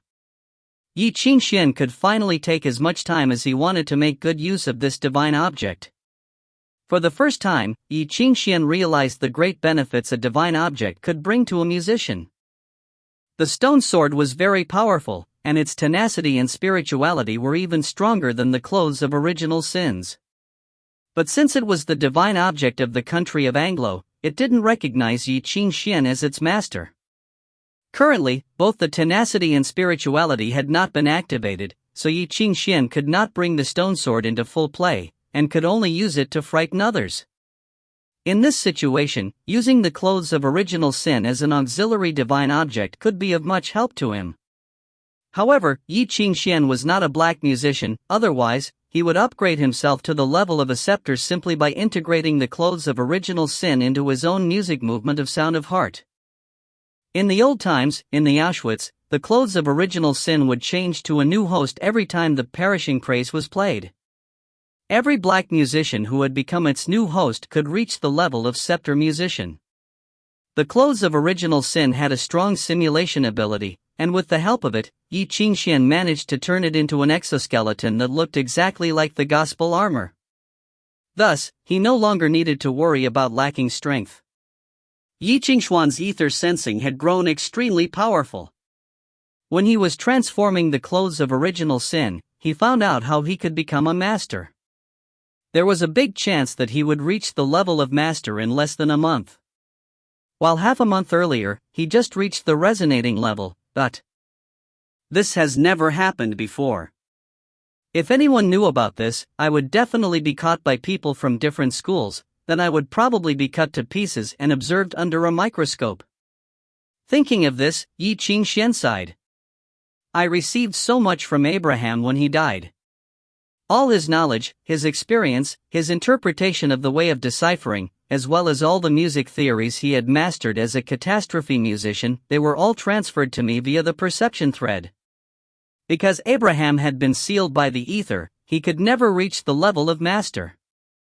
Day after day, he worked so hard, and he finally reached to a level that few people could reach. He had been waiting for this for decades, but he gave everything he had to me. How shameless I am. Ye Qingxuan cursed and forced himself to stop thinking about Abraham. Ye Qingxuan realized that inside his body, the music movement of sound of heart had grown very powerful, and soon it was going to upgrade and become a real music movement of fate. Moreover, there were 3 cores in his music movement of sound of heart. the seal of moonlight of Ye Qingxuan, the stone of sage of Auschwitz, and the catastrophe resonation of Abraham. He felt like there were three hearts in his body, and the three music movements were constantly resonating with each other in three different ether waves. If Ye Qingxuan managed to combine the three music movements into one and made it his own sound of heart, he would become a master and reach the highest level a master could reach. However, to reach this level, there was one more step, which had been bothering him very much. He needed to intensify all three cores to the same degree. Compared to the seal of moonlight that combined with the heaven ladder, and the stone of sage that combined with the sub-originator, the catastrophe resonation was not intact. This was not due to the neglect of Abraham, rather it was because of the problems of the music movement itself. The catastrophe resonation would only work when resonating with a catastrophe. The reason that Abraham was so powerful was partly due to the compatibility of his own personality with the silver tide. However, Ye Qingxuan was not the same person as Abraham. Although he knew the music movement that could resonate with the silver tide, he did not dare to play it. He was afraid that once he played it, he would be assimilated by the catastrophe and simply become a phenomenon, a pool of moving hydrargyrum. I'd better not play that music movement. Since Ye Qingxuan was different from Abraham, he was afraid that if he did play the music movement like Abraham did, he would only cause trouble for himself. Then, which catastrophe should I resonate with? Ye Qingxuan was completely lost. Among the catastrophes, every one of them had different characteristics and disturbing aspects as well. Ye Qingxuan could not find any catastrophe that suited him. After excluding all the weak ones, Ye Qingxuan drew closer to the catastrophe that suited him among the top-class catastrophes, the three-pillar god, the three wise men, the 8 phenomena. I think I should exclude the 8 phenomena. Although they are really powerful and destructive, if I resonate with them, I shall lose all my sanity. Among the three wise men, the god of the immortals had not been seen by anyone for many years, Nibelungenlied had been sealed by the church, and Boss, who Ye Qingxuan was most familiar with, had basically become a useless man after coming back from Auschwitz. He could not even be called a catastrophe. As for the three-pillar god, the holy axe never responded to anyone's summoning, and the mortal could only prove its existence via the music theory of the musicians of the 7 systems. Throughout history, only 3 men had been aided by it, and they were the kings of the musicians, blue, red, and yellow. Ye Qingxuan knew he was clearly not as strong as the 3 kings of the musicians, and thus could never be aided by the holy axe. How about Hyakum? Not possible. As for Quiet Moon, well, not impossible either. Thinking of this, Ye Qingxuan could not help laughing. He shook his head and stopped trying to find a suitable catastrophe. The Quiet Moon stood for extreme balance and punishment, and was even crueler than Hyakum and the Holy Axe. Throughout history, many people who dared to resonate with the music theory of the Quiet Moon had been eradicated by its power. Resonating with the Quiet Moon was playing with fire. For example, Lola had decided to finish her life and dedicated herself to the Quiet Moon. She went through many hardships and managed to survive after finishing her transition. However, she would endure extreme pain as long as she was still breathing. After she died, she would become a part of the music theory of the Quiet Moon and never be free of the Quiet Moon. Thinking of this, Ye Qingxuan felt headache coming on. At the same time, the door behind him opened and Lola walked in. After extracting much blood, Lola's face finally grew a bit rosy and looked like a living person's face. Behind her stood Samuel and all his disciples. They all looked very compliant and serious. Clearly, Lola had successfully reshaped their personalities. All done? Ye Qingxuan stood up and said, "We should leave here immediately. On the ground, Hyakum is going to declare a war with the people of the sacred city. It is too dangerous, and I have decided that I will never get involved in this fight." Hearing his words and seeing his anxiety, Lola did not feel relieved at all. "What is wrong?" Ye Qingxuan asked. Lola was silent for a while, then she sighed. "Ye Qingxuan, I just felt the ether wave of my teacher. I think he is also in this sacred city. Ye Qingxuan was shocked. Lola's teacher was actually Ye Qingxuan's father, Ye Lanzhao. Ye Lanzhao? Are you F***king kidding me? Ye Lanzhao had not shown himself for many years, and Ye Qingxuan had already accepted this fact and pretended to believe that he had been hiding someplace where no one could find him. After all these years, Ye Qingxuan had given up the hope of finding him, and kept telling himself that his father had already died. Ye Qingxuan thought he had already gotten over this business, but when he heard that Ye Lanzhao was still alive, his heart began to beat rather fast. He wanted to meet his father, which was perfectly fine and reasonable. But this mere idea also annoyed him very much. He was silent. After a long while, he lowered his head and sighed. Are you sure? Lola nodded. Fine. Ye Qingxuan massaged his face and took a deep breath and said, Give me my ether ball. Lola handed him his ether ball. Then Ye Qingxuan turned around and began to walk in another direction. There was a huge instrument of harmonious melody in the Sforza family's underground palace. It was the foundation of this region, and secretly connected with many other countries. Ye Qingxuan put his ether ball into this instrument and began to make connection. After a while, someone replied. Hello? A man said in a hoarse voice. Nibirius, this is Ye Qingxuan. Ye Qingxuan? You managed to get out of the underground palace? I see that you are connecting with me via the line that belongs to the Sforza family. Are you trying to ask me to do some dirty work, or be your scapegoat again? Suddenly, Nibirius's voice became very high-pitched and he screamed, I won't do it. I will never do it. By the way, what have you done to get Hayakam involved in this? Anyway, it is none of my business. I am currently moving to a new place. I have got no time to. Ye Qingxuan laughed and said, You are so afraid of Hayakam? Yes. And so what? A decent and powerful man like you isn't afraid of Hayakam, are you? I don't care what you intend to do, just leave me out of it. I am gonna cut off the connection now. Ye Qingxuan said, I want to join your team. Nonsense. Nibirius laughed. I heard that you even rejected Ludovic's offer, and he is much more powerful than I am. So you knew it already? Of course, Nibirius said. I know many things, but I do not think there is any need for me to tell everything I know to someone else. Then let's get back to business, Ye Qingxuan said. Give me what I want, and when I succeed, I will lend you the clothes of original sin, so you can have a good look at it. Ye Qingxuan then told Nibirius what he wanted. Nibirius didn't reply, and Ye Qingxuan could hear screaming and yelling from Nibirius's side. After a long while, Nibirius said in a very hoarse voice, Ye Qingxuan, my dear friend. I know you are a genius and you may be even stronger than me. But I have to tell you that the way you have chosen won't work. It won't work? Hearing this, Ye Qingxuan laughed and said, I like a way that won't work. Chapter 497, Prologue. The moment Ye Qingxuan walked out of the underground palace, he almost suffocated. In the chaotic streets, the crowds were screaming. The sun alternated between strong and weak.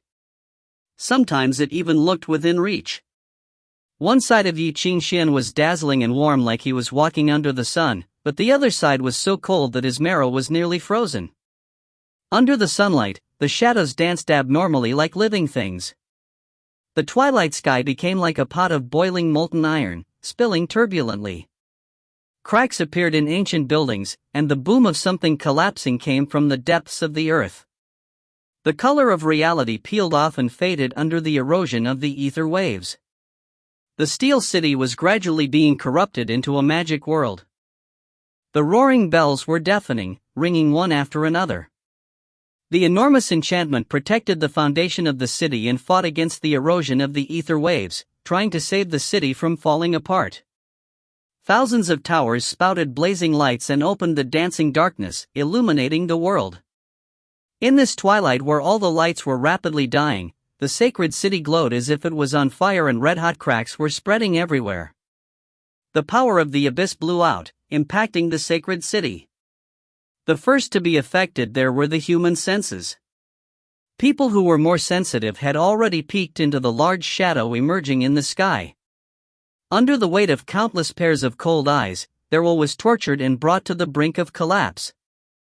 Insensitive people were unaware of that, so they just screamed and ran away when they saw others suddenly fall to the ground, vomit blood, and go insane.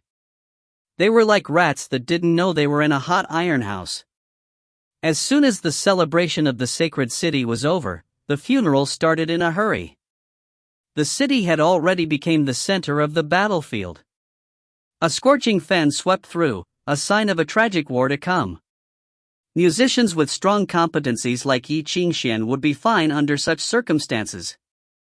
In the chaos, many musicians suddenly fell to the ground and died on the spot with their 5 sense organs oozing blood and their heart sounds having collapsed.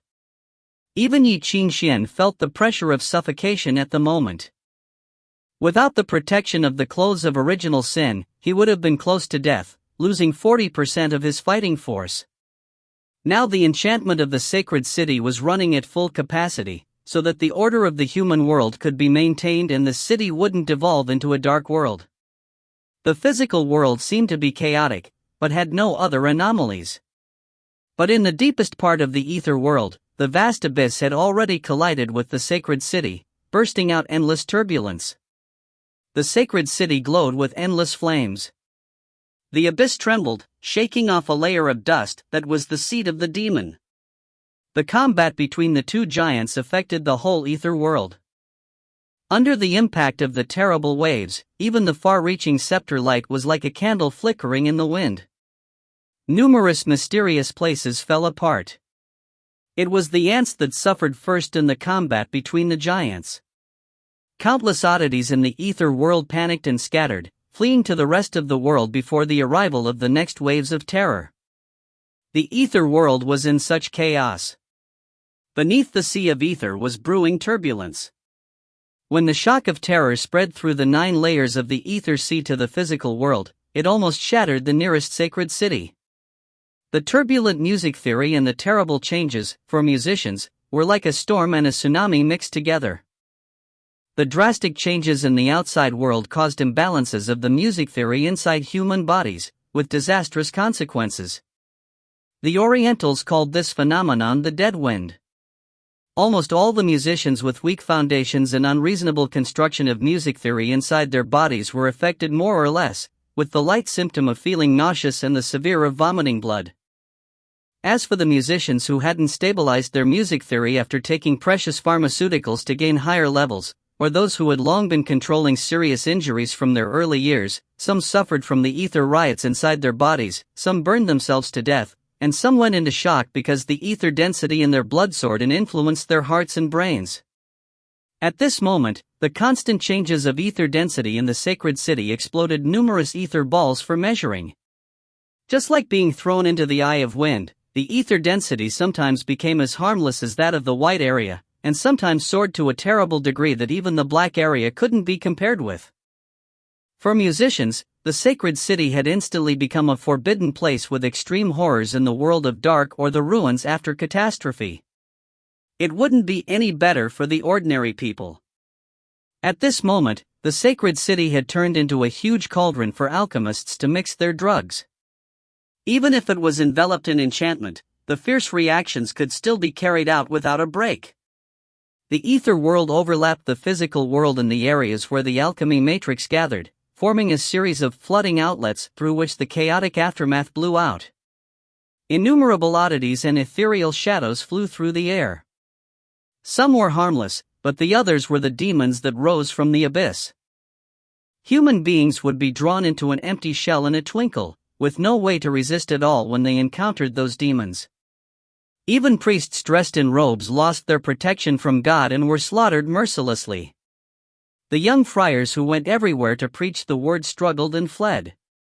Then invisible things bit their heads off. Blood splattered. Fell on Ye Qingxuan's boots.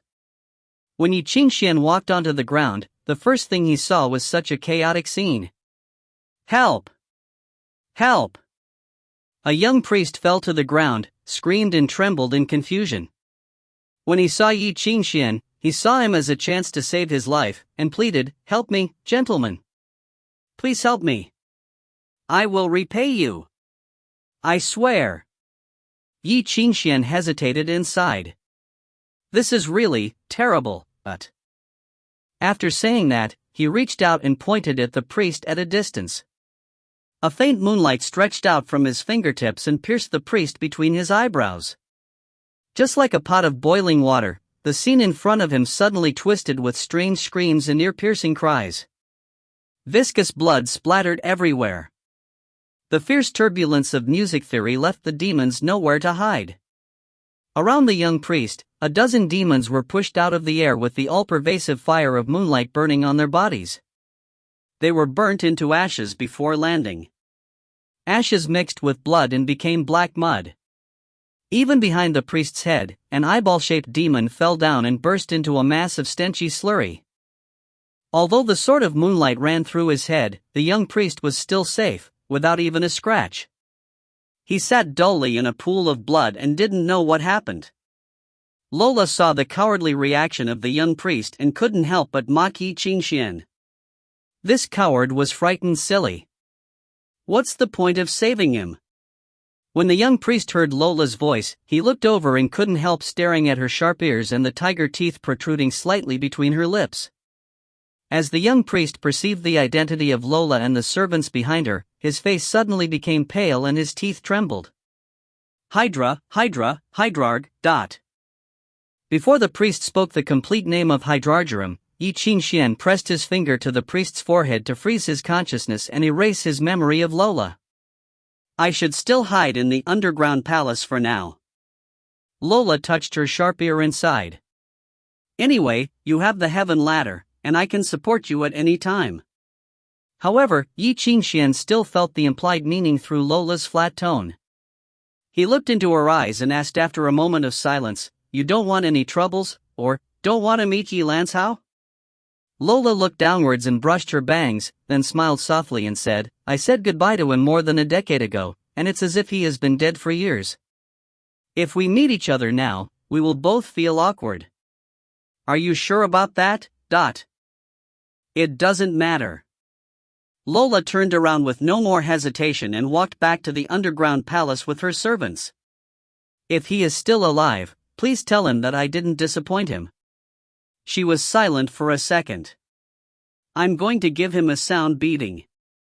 Ye Qingxuan shouted to her back, "If you don't come, I'll take your share and beat him until he cries." Lola froze, then turned back to see his serious look and smiled. It was like a sudden release from a cage. She smiled with a sense of relief. "Well then, please." Her final words came with the wind. The door was closed. "Just leave it to me." Ye Qingxuan clenched his fist and spoke to himself. In front of him, the young priest who had lost his mettle finally recovered. Seeing Ye Qingxuan, who had saved his life, he suddenly recalled what had happened and broke down, crying out loud on the ground. "Hey, don't cry." Ye Qingxuan kicked him impatiently and said coldly, "Tell me your name, age, gender, where you came from, where to go." "Nora, 22. The young man stammered his name, and then stammered about his hometown, birthplace, family background, graduation school, and even his internship department. Finally, Ye Qingxuan interrupted impatiently, "You said that you would repay me, right?" At the sight of Ye Qingxuan's fierce and arrogant expression, Nora was shocked and nodded self-consciously. "Then take me to the central temple." Ye Qingxuan waved to the young priest. "Don't tell me that you don't know the way. The central temple was another place of extreme danger, so Nora's face instantly became pale after hearing that. "Don't go, sir. The central temple is out of control. I just escaped from there. There are demons everywhere." "Out of control?" Ye Qingxuan looked up to the sky. "Well, that explains why." The dying enchantment in the sky looked like broken glass, and it struggled to resist the powerful and endless darkness. The situation had become so dangerous in a short period of time, which shouldn't have happened, let alone the appearance of the flooding outlet inside the sacred city. Even the most powerful tool would become rigid and stiff when it lost the control of its operators. It could defend itself in the face of other enemies, but when it came to the pressure of the abyss, it was not strong enough to win. At that moment, the entire sky lost its color and turned dark. At first glance, there was only empty and lifeless darkness. The turbulence of the ether world continued. Compared to the sacred city in Hyakum, Ye Qingxuan was too weak. He couldn't even see through the situation, for he had already fallen into it. Without doubt, the situation had already become very terrible. The sacred city, at this moment, was in the overlapped area of the physical world and the ether world. The world in this area was gradually losing light. It was bad. Very bad. Don't be silly, let's go. He kicked Nora again. We have no time to waste. Are we still going to the central temple? Nora cried with no tears and retorted reluctantly, what can we do there? Nora was so terrified that he couldn't even get up from the ground. Ye Qingxuan looked at him and couldn't help but sigh. Then he pulled on Nora's back collar and went forward. Idiot! We are going to make this world a little brighter. Chapter 498, The Executioner in the Sacred City. The deeper they went, the more mutated the world around them became, and the fewer people they could see. Gone was the prosperous community or the bustling market. Around them, everything was plated with a layer of peculiar color. In this corner, it was full of blood, in that corner, it looked very old and shabby. There were even people dancing and singing in some corners, and some heavy drinkers were yelling and shouting in an eccentric pub. No matter where they went, it all looked amazingly magnificent. A musician could create both a legend and a miracle. There were too many marks about history and legend left in this place. Since the rule of the physical world had been broken and gone out of control, the scenes of the past showed up again. These scenes showed automatically without a musician's command. The whole city had become an enormous maze. Take one more step, and you might walk into a totally different world. Many illusions appeared in front of Ye Qingxuan and Nora. Accompanied by sad singing, countless phantasms of friars who were holding the holy emblem in their hands walked out from the void. They solemnly walked into the graveyard while supporting an iron coffin. This incident happened almost 6 years ago when Schumann, a holy believer, was buried. The next minute, numerous dancers in masks and colorful clothes appeared in the street. They were yelling and shouting with excitement. Among them, there were strong and tall men, enchanting female dancers, and topless singers. They danced very enthusiastically and asked the pedestrians to join them in their parade. This incident was actually the Carnival Day, held in the sacred city almost 190 years ago. The next minute, the whole world began to shake, and the shadow of the dragon of catastrophe covered the sky. At the same time, the rain of ruin poured down. This dragon of catastrophe was actually the red dragon of doomsday that had been sealed by the Pope of the third generation. Seeing the illusion, Nora was very frightened. While he walked through the streets, his whole body shook. He was constantly attracted by the phantasms or the illusions around him, and he had to try very hard to suppress the urge to join them. Be careful. This is the 6th time. Ye Qingxuan said loudly. Focus on your job and lead the way. You know you will die if you join them. Well, if this is what you really want, I will give you a good string so you can hang yourself and join them. Hearing this, Nora was stunned. He held his holy emblem in his hand and calmed himself down. To avoid the illusions and phantasms, he led Ye Qingxuan on a more complex route. While they walked, Nora could not help peeking at Ye Qingxuan. Ye Qingxuan turned around and asked, "What's wrong? Are there stains on my back?" No. No. Nora's shoulder trembled and he hurriedly stopped looking. Still, he could no longer suppress his curiosity and asked, "Sir, who on earth are you?" For him, Ye Qingxuan was more of a bad savior than a good savior. No matter whether Ye Qingxuan was good or bad, he had saved Nora many times, and Nora was very curious about his true identity. Ye Qingxuan coldly replied, "I am a musician." Nora was speechless. "No sh*t. I know you are a musician. Nora could tell that Ye Qingxuan was not an ordinary musician, since an ordinary musician would already have been frightened to death by all these illusions and phantasms. Because Ye Qingxuan had saved his life many times, Nora started to feel very safe when staying with Ye Qingxuan. Besides, his admiration towards Ye Qingxuan was getting stronger and stronger. This guy looks so young, but he is so powerful. Maybe he was a master who has secluded himself from this world for almost 100 years.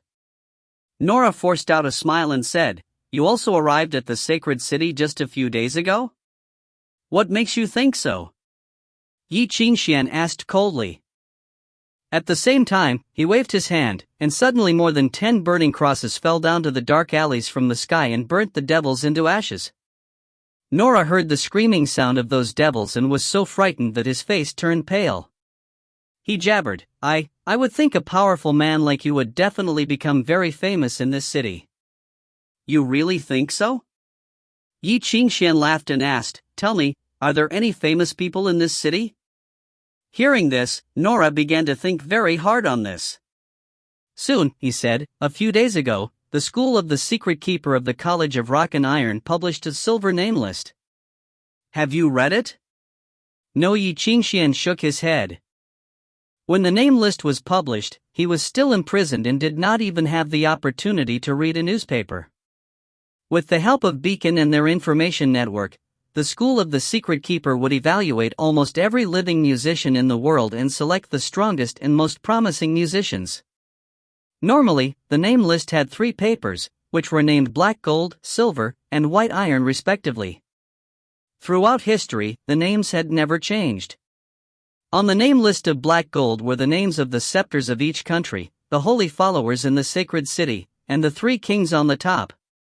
On the name list of silver were the names of the masters of each country and the musicians of the new generation who were going to become masters in the near future. Unlike the name list of black gold, the name list of silver changed constantly. Sometimes, it changed every few months, sometimes it changed every 3 days, and sometimes, it would even change 3 or 4 times in a single day. Every famous musician in this world had been listed on the name list of silver. As for the name list of white iron, it was simply a name list of good musicians. Although it had more than 1,000 pages, not every good musician's name had been listed on it. Most of the time, this name list was used as a reference to evaluate the achievement of teaching by each college and school.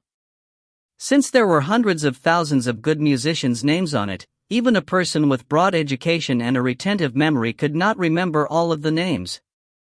It is such a pity that you have not read it yet. By the way, thanks to the chaotic situation in the sacred city, many talented musicians have earned their reputation by keeping this city in order. Besides, the names of the strong musicians of the new generation have also been listed. For example, Mr. Rommel of Silence Governance, Mr. Alfonso, or the Eternal Nightmare who was the 3rd prince of the Kingdom of Asgard, the immortal Angelina, Caspar Hauser, or the fierce humanoid beast, who was the strongest musician of Scepter, Astrid, or the fireman of the Door of Ruin, and her cousin Samuel who died in the Auschwitz. "Finished?" Ye Qingxuan said. Nora thought for a while and said, "Actually, there is one more guy who is called the Executioner." His name was in fact listed on the name list of silver. But since he was involved in the assassination of the Pope, so his name was wiped out. Executioner? Upon hearing this, Ye Qingxuan had a strange feeling but he could not tell why. "Yes, the executioner in the sacred city, Ye Qingxuan," Nora replied. Bang! Suddenly, Nora heard a huge sound from behind his back.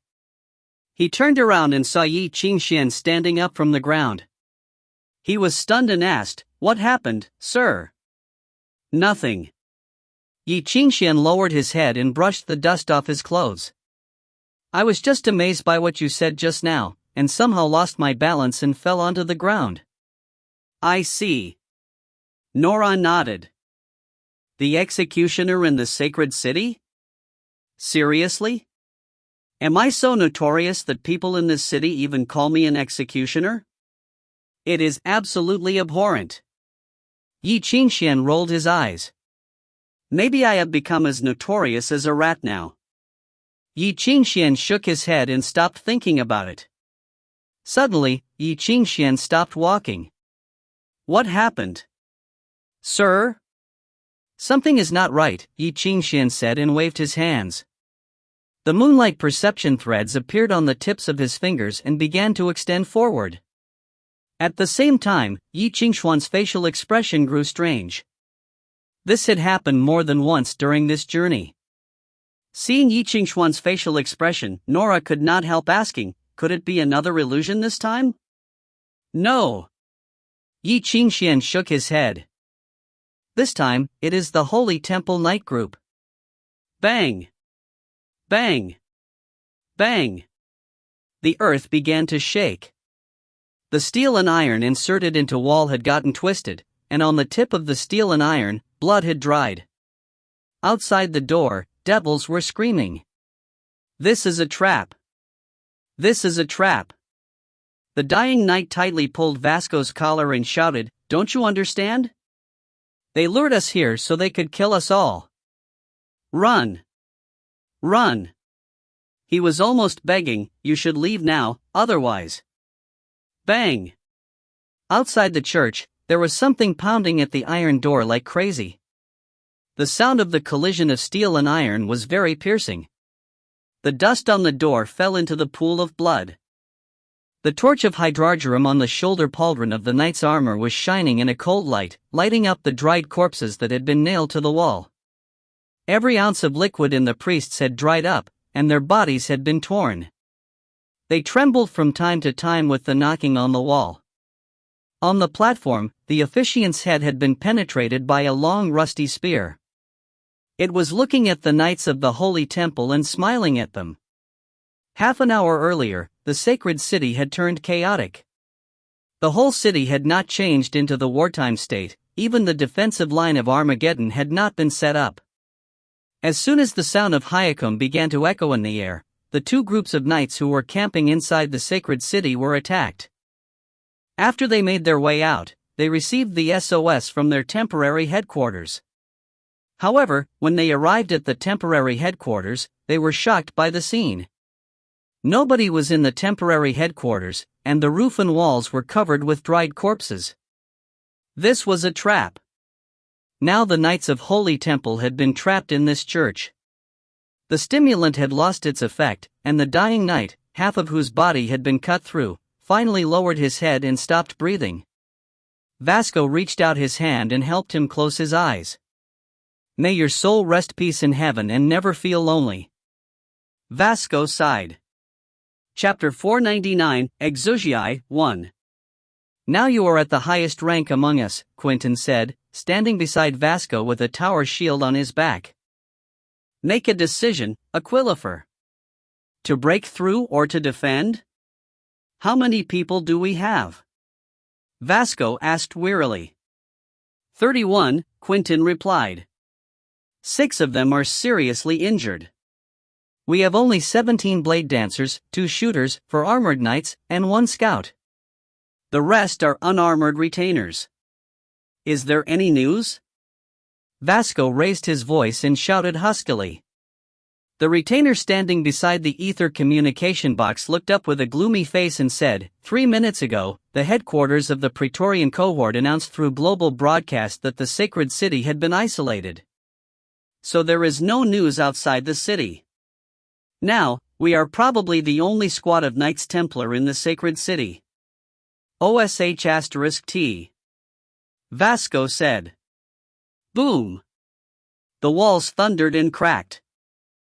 Through the cracks, dozens of fuzzy things could be seen crashing into the church. The Knights of Death. They were the abyss demons most rarely mass-produced. Cultivated as a heavy weapon of destruction, each of them was strong enough to compete with an armored knight.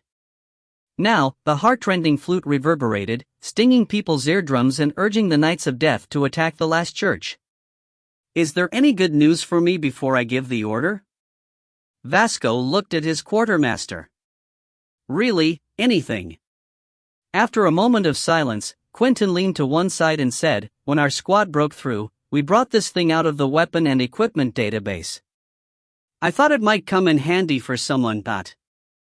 Behind him, several machinist retainers put down the giant bags from their back. The giant bags hit the ground, echoing dully like iron stones. One of the bags tore and a heavy helmet covered with scratches rolled out, revealing a cold and vicious lion visor. Gospel armor? Vasco was shocked for a long while and smiled sturdily. What a coincidence! The size suits me well. He bowed his head, bent down, and took off his belt. The steel armor attached to his body was removed automatically and his upper body was exposed. Surgical stitches still could be seen on his upper body. The unhealed wounds, after a long time of sultriness and friction, had become red and inflamed, twisted with raised stitches. However, his spine and arms showed several metal joints that were embedded in the flesh. The thumb-sized joints had not been yet truly integrated with him, being covered with dried blood. Put the armor on me. He nodded to the machinists and smiled with self-mockery. Am I the first one who put on the gospel armor just after the implantation surgery? Quentin hesitated for a moment, gritted his teeth, and nodded. Then the machinists quickly went into action, lifting the armor that was too heavy and large for a human and placing it on Vasco. Although there were no dressing racks specifically designed for assembly, their actions were as fast as ever. Vasco was soon covered with the steel armor as if he had walked into his coffin ahead of time. Under the visor, only the heavy wheezing reverberated. This is the medium-sized armor of the Exugii level, equipped with the halberd of turbulence and thermal épée. Its performance is 40 times better that of Eagle the Shepherd, and so is the pressure. Quentin quickly warned, there is no support from the enchantment of the sacred city. Without army musicians, the power in the aether furnace is only enough for you to act minimally for 10 minutes. Remember, don't launch the core of glory. Your surgery has just been done, and you will be burnt into ashes with no buffer plug implanted. I know. Vasco nodded under the visor and said with a muffled voice, the armored knights will follow me when we break through. The blade dancers are responsible for protecting the machinists. Don't drop your teammates, Quentin, don't drop any of them. He paused and whispered, otherwise my sacrifice has no value. I swear. Quentin nodded. Then what are you waiting for? I'm sorry, only number 8. Quentin took the syringe from the adjutant, injected it slowly into a blood vessel, and said, in addition to the painkillers, 3 times more epinephrine is added. Rest assured, you will not suffer. Well done. Vasco laughed. Launch it. Several machinists glanced at each other and pulled out the brake valves on the armor at the same time. In the explosion, hot steam sprayed out from the joints of the valves, making their welding masks red and hot. Boom. Boom. Boom. Boom. Dot. The bolts on the gospel armor's back were torqued in order. The fine nerve probes popped out of the armor bones and pierced into Vasco's spinal column. Almost immediately, the hubs rotated, and the last 6 control valves were screwed into the joints on his hands and back. Iron and human were integrated into one. Ah! In silence, a terrible roar burst out of the armor, and the air shuddered like a monster swallowing and spitting sulfur and flames. In the flying dust, the huge gospel armor took a step forward, and the earth roared. Vasco was screaming. The voice was no longer human, like steel rubbing, with a trembling reverberation. Just like the start of an oven, the heat spread. The heat flow, which was enough to burn people to ashes, centered on the aether furnace on the back of the gospel armor, ran above the armor, and finally flew into Vasco's body. If he couldn't bear this inhuman power, then he would be completely turned to ashes. If he couldn't resist such suffering, he would be driven mad by this maniacal force. He wouldn't be able to tell the enemy and himself apart, so everything, including himself, would be completely reduced to ashes. In the silence, there was only the hissing in Vasco's throat, like the terrible high-pitched screaming of an iron eagle. With the iron and steel rubbing against each other, the steel giant stepped forward and pulled the 3-meter-high steel flag from the ground. Above the scorched flag stood the bronze eagle spreading its wings. Vasco pushed it into the sky, as if it were about to fly. "The eagle flag is here!" the steel giant cried. "Everyone prepare!" The voice was thunderous and reverberated in the gloomy and shattered church. "To break through with me!" Then, the sound of drawing swords rang endlessly. "Fight till death!" The Knights Templar roared, clasped their swords, and assembled again. Boom! Boom! Boom! On the back of the gospel armor, 3 alloy shunts were turned on at the same time and spewed hot blue-white flames. The noise in the air burst like a thunderstorm. As Vasco moved on, a hurricane set off from the church.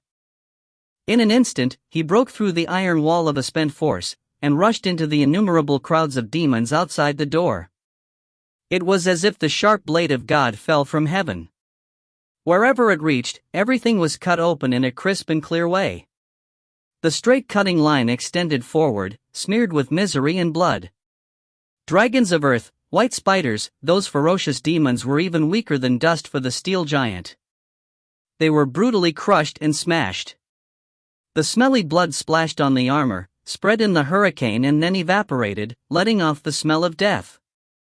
Among the demons, a giant stitched monster was enraged. Its massive body, weighing a few tons, stepped forward and let out an earth-shaking roar. "Roar!" Vasco growled. The over 2 meters high steel armor crushed the slate and leaped up. The eagle flag in his hand shook. The bronze eagle cried. The iron wings on the flag cut through the air and sent out red lights as if they were breaking off. The next moment, the iron eagle pounced down. The eagle flag was out of hand. Boom! The huge blister was broken. The smelly liquid splashed on the gospel armor and creaked, but it could not penetrate the surface of the gold coating. Just like being hit by a massive hammer that fell from the sky, the deformed head of the stitched monster disintegrated in an instant. From the top down, the sharp end of the flag pierced through the giant body, cutting a bloody hole in the center of it, the blood pouring deep into the land. The head of the flag was still shaking. The fervent iron eagle was dyed with blood, presenting a heartrending redness. Boom! Vasco stepped over the corpse of the stitched monster, landed on the ground, and drew the halberd of turbulence and the thermal épée from his back. The heavy halberd, more than 2 meters long, looked like a short halberd in the hand of the steel giant. The thermal épée was as wide as a door, glowing with fervent flames. Although there was no sprinkler for regional destruction, nor a crossbow that was large enough to shoot a few kilometers away, Vasco could still reverse gravity, fly up into the sky, and display the power of a demigod without the need to launch the core of glory. At this moment, he had already become a war machine. Those who were covered by steel became steel. People who held power in their hands made the power. Never hesitate, even if the steel was incinerated by the power. Ah! Under the lion visor, Vasco roared and held up his weapons. He directly faced the core rushing forward without holding back. The halberd of turbulence split a demon that was more than 3 meters tall into 2 parts with a blast of wind. Even though the demon was wearing armor, even though it was powerful. Immediately afterwards, the thermal épée swept through, smashing everything that dared to come close and burning it into ashes. Among the chaotic crowds of frenetic demons, the dark musicians frowned through the dark cracks. Gospel armor. It was an unexpected factor. When he laid this trap, he had never thought there would be someone who had done the implantation among the Knights Templar stationed in the sacred city, and that someone would happen to take the armor out of the armory when they broke through. Even if it was old-fashioned, it still could bring tremendous power to bear. Although the demons were fierce and large in number, it was still impossible for them to conquer the gospel armor. The gospel armor was the top technology of mechanical engineering in the church, and regarded as the most powerful technology by the Knights Templar. It could eradicate the crowds of demons and get all their people out without launching the core of glory. Such a trouble. The snockificated black musician whispered, "A big trouble, but..." He put down the flute on his lips, reached out his hand, and broke off the bone of his little finger. With a crispy sound, the music movement stored in advance was released. The solemn evening prayers of confessors. It was the anthem dedicated to the Hyakum by the black musicians. The core spirituality of it was the urge and the veracity to embrace darkness. The sacred, mournful anthem rang, absorbing the power of the Hyakum. In midair, a vague shadow emerged. It was the indifferent glance that the Hyakum cast from the abyss. In a flash, the earth cracked and the church collapsed. The gravitational force of terror roared 10 times, falling from the sky and instantly pressing the gospel armor on the ground. Then, the broken slate completely collapsed. The entire ground quickly desertified and the sand stirred and flew like waves. The darkness boiled and adhered to the sand, forming a huge whirlpool, pulling the gospel armor into the deepest part of the music movement in order to seal it in the core for good. Bang! Bang! Bang! Bang! Bang! Loud noises came continuously, followed by furious roars. Aha! The heavy giant suddenly unlatched his buckles. The add-on armor covering the core continued to separate from the gospel armor. The gospel armor was lightened to less than 1/3 of its original weight in an instant. In the sand whirlpool, a fiery glow lit under the pressure of gravity. OSH*T, Quentin pressed himself to the ground. With no buffer pump, Vasco launched the core of glory, abandoned the heavy weapons that were used frequently on the battlefield, but awakened the core circuit inside the armor. And the real power. Chapter 500, Angel, 2. Bang! Bang! Bang! A burning halo appeared behind Vasco. It was so bright, and it looked just like an iron and steel-made gear that swirled and rubbed against the air, creating numerous sparkles. The gospel armor had grown hundreds of times heavier, and even so, it was gradually rising up from the gravel whirlpool. Soon it stopped and floated above the whirlpool. The snockificated musician frowned and played the flute. The sound of chanting prayer and psalms got louder and louder. The energy created from the prayers gathered around the gospel armor and enhanced it.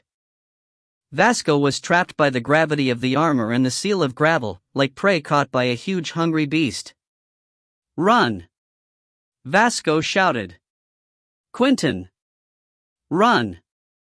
A ball of fire was burning inside the armor, and the armor had turned red from the high heat and became as bright as the shining sun. The ball of fire was actually Vasco. He was burning. Inside his body, the ether that had grown hundreds of times denser began to liquefy. The liquid started to flow all over his body. "I swear I will defeat the enemy even if I lose my life," Vasco shouted. His voice was as loud as the banging sound of iron and steel. 6 streams of flame flew out from the splitter. Vasco abandoned his halberd of turbulence and held tightly to the épée in his hands. On the surface of the épée, countless burning hot streams of light rose up and formed a flame blade more than 10 meters long. At that moment, Vasco became an angel guarding the door of heaven. The angel stood for the anger of the god and threw the sword of flame towards the enemy. Vasco's blood now became the coolant, and his internal organs turned into an ether stove. His body was going to explode, and his consciousness broke itself from the body and possessed the armor. The next moment, Vasco wielded the sword of flame towards the armor and the gravel whirlpool. Both the gravity and the seal of gravel were destroyed by the blade of flame. At the same time, the flame also cleared a path through the devils, killing and burning them to ashes. Vasco was trapped by the gravity and the seal of gravel, and his gospel armor was already broken, not to mention that both of his body and armor were being heavily squeezed by an invisible force. He still managed to clear a path for Quentin. Out from nowhere, someone sighed. The snockificated musician dropped his scepter onto the ground. A white moon slowly rose up from the horizon, moving across the sky, and stopped in the middle of the sky. The moonlight was so pure, gentle, and mild. Apart from the snockificated musician, all the other devils stood still on the ground. The snockificated musician was not affected by this illusion and screamed. All the music movements that came from the abyss were activated. The musical instrument in his hands suddenly broke.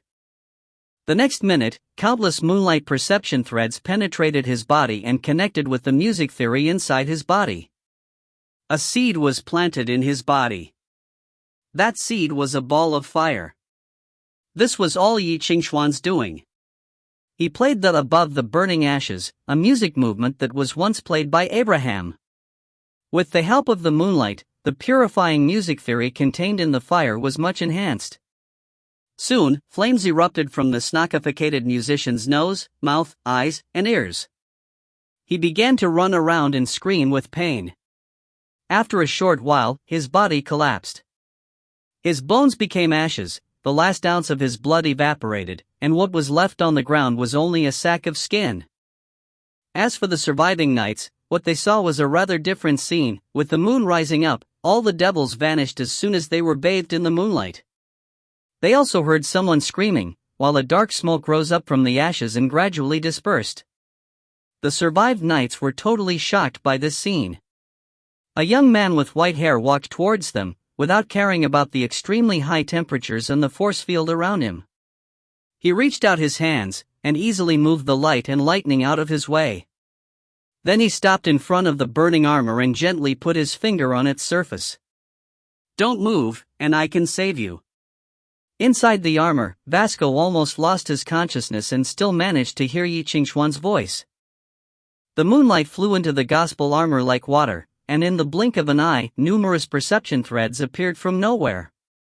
The threads began to adjust their frequency and rebuild Vasco's music theory. Suddenly, a half-transparent assembly stand appeared from nowhere and shrouded the burning hot gospel armor. 6 perception threads that were embedded with the music theory of heaven ladder connected with the socket on the armor, and in this way, the barrier between Qingxian Yi and the alchemy array was cleared. "Tell me the control code." The young man looked at Quentin. When the gospel armor was made, there was a taking over negotiation contained in the internal alchemy array. When necessary, someone could control the changes of the music theory of the armor from the outside. As long as there was a control code and an assembly stand, any engineer could change all the internal configuration of the gospel armor. "Holy Bible, Ezekiel 18:6, Quentin said. Bang! A huge cloud of steam erupted out from the gospel armor. In fact, the steam was the gasified condensate.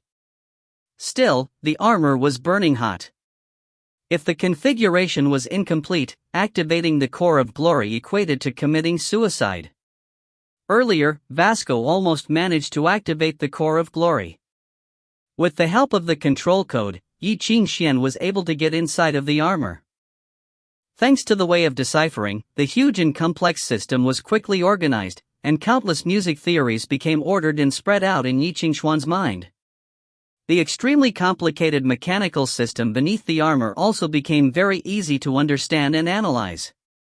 It was like someone who was trapped in an unknown dark world getting a detailed map of the world, and suddenly knowing all the topography and dangers in this world. While the moonlight perception thread was connecting with the alchemy array, Ye Qingxuan's sense moved along with it. The music theory of heaven ladder began to extend and turned into Ye Qingxuan's hands. Then the hands began to explore into the deepest part. Formation world, flowing world, moving world, creating world.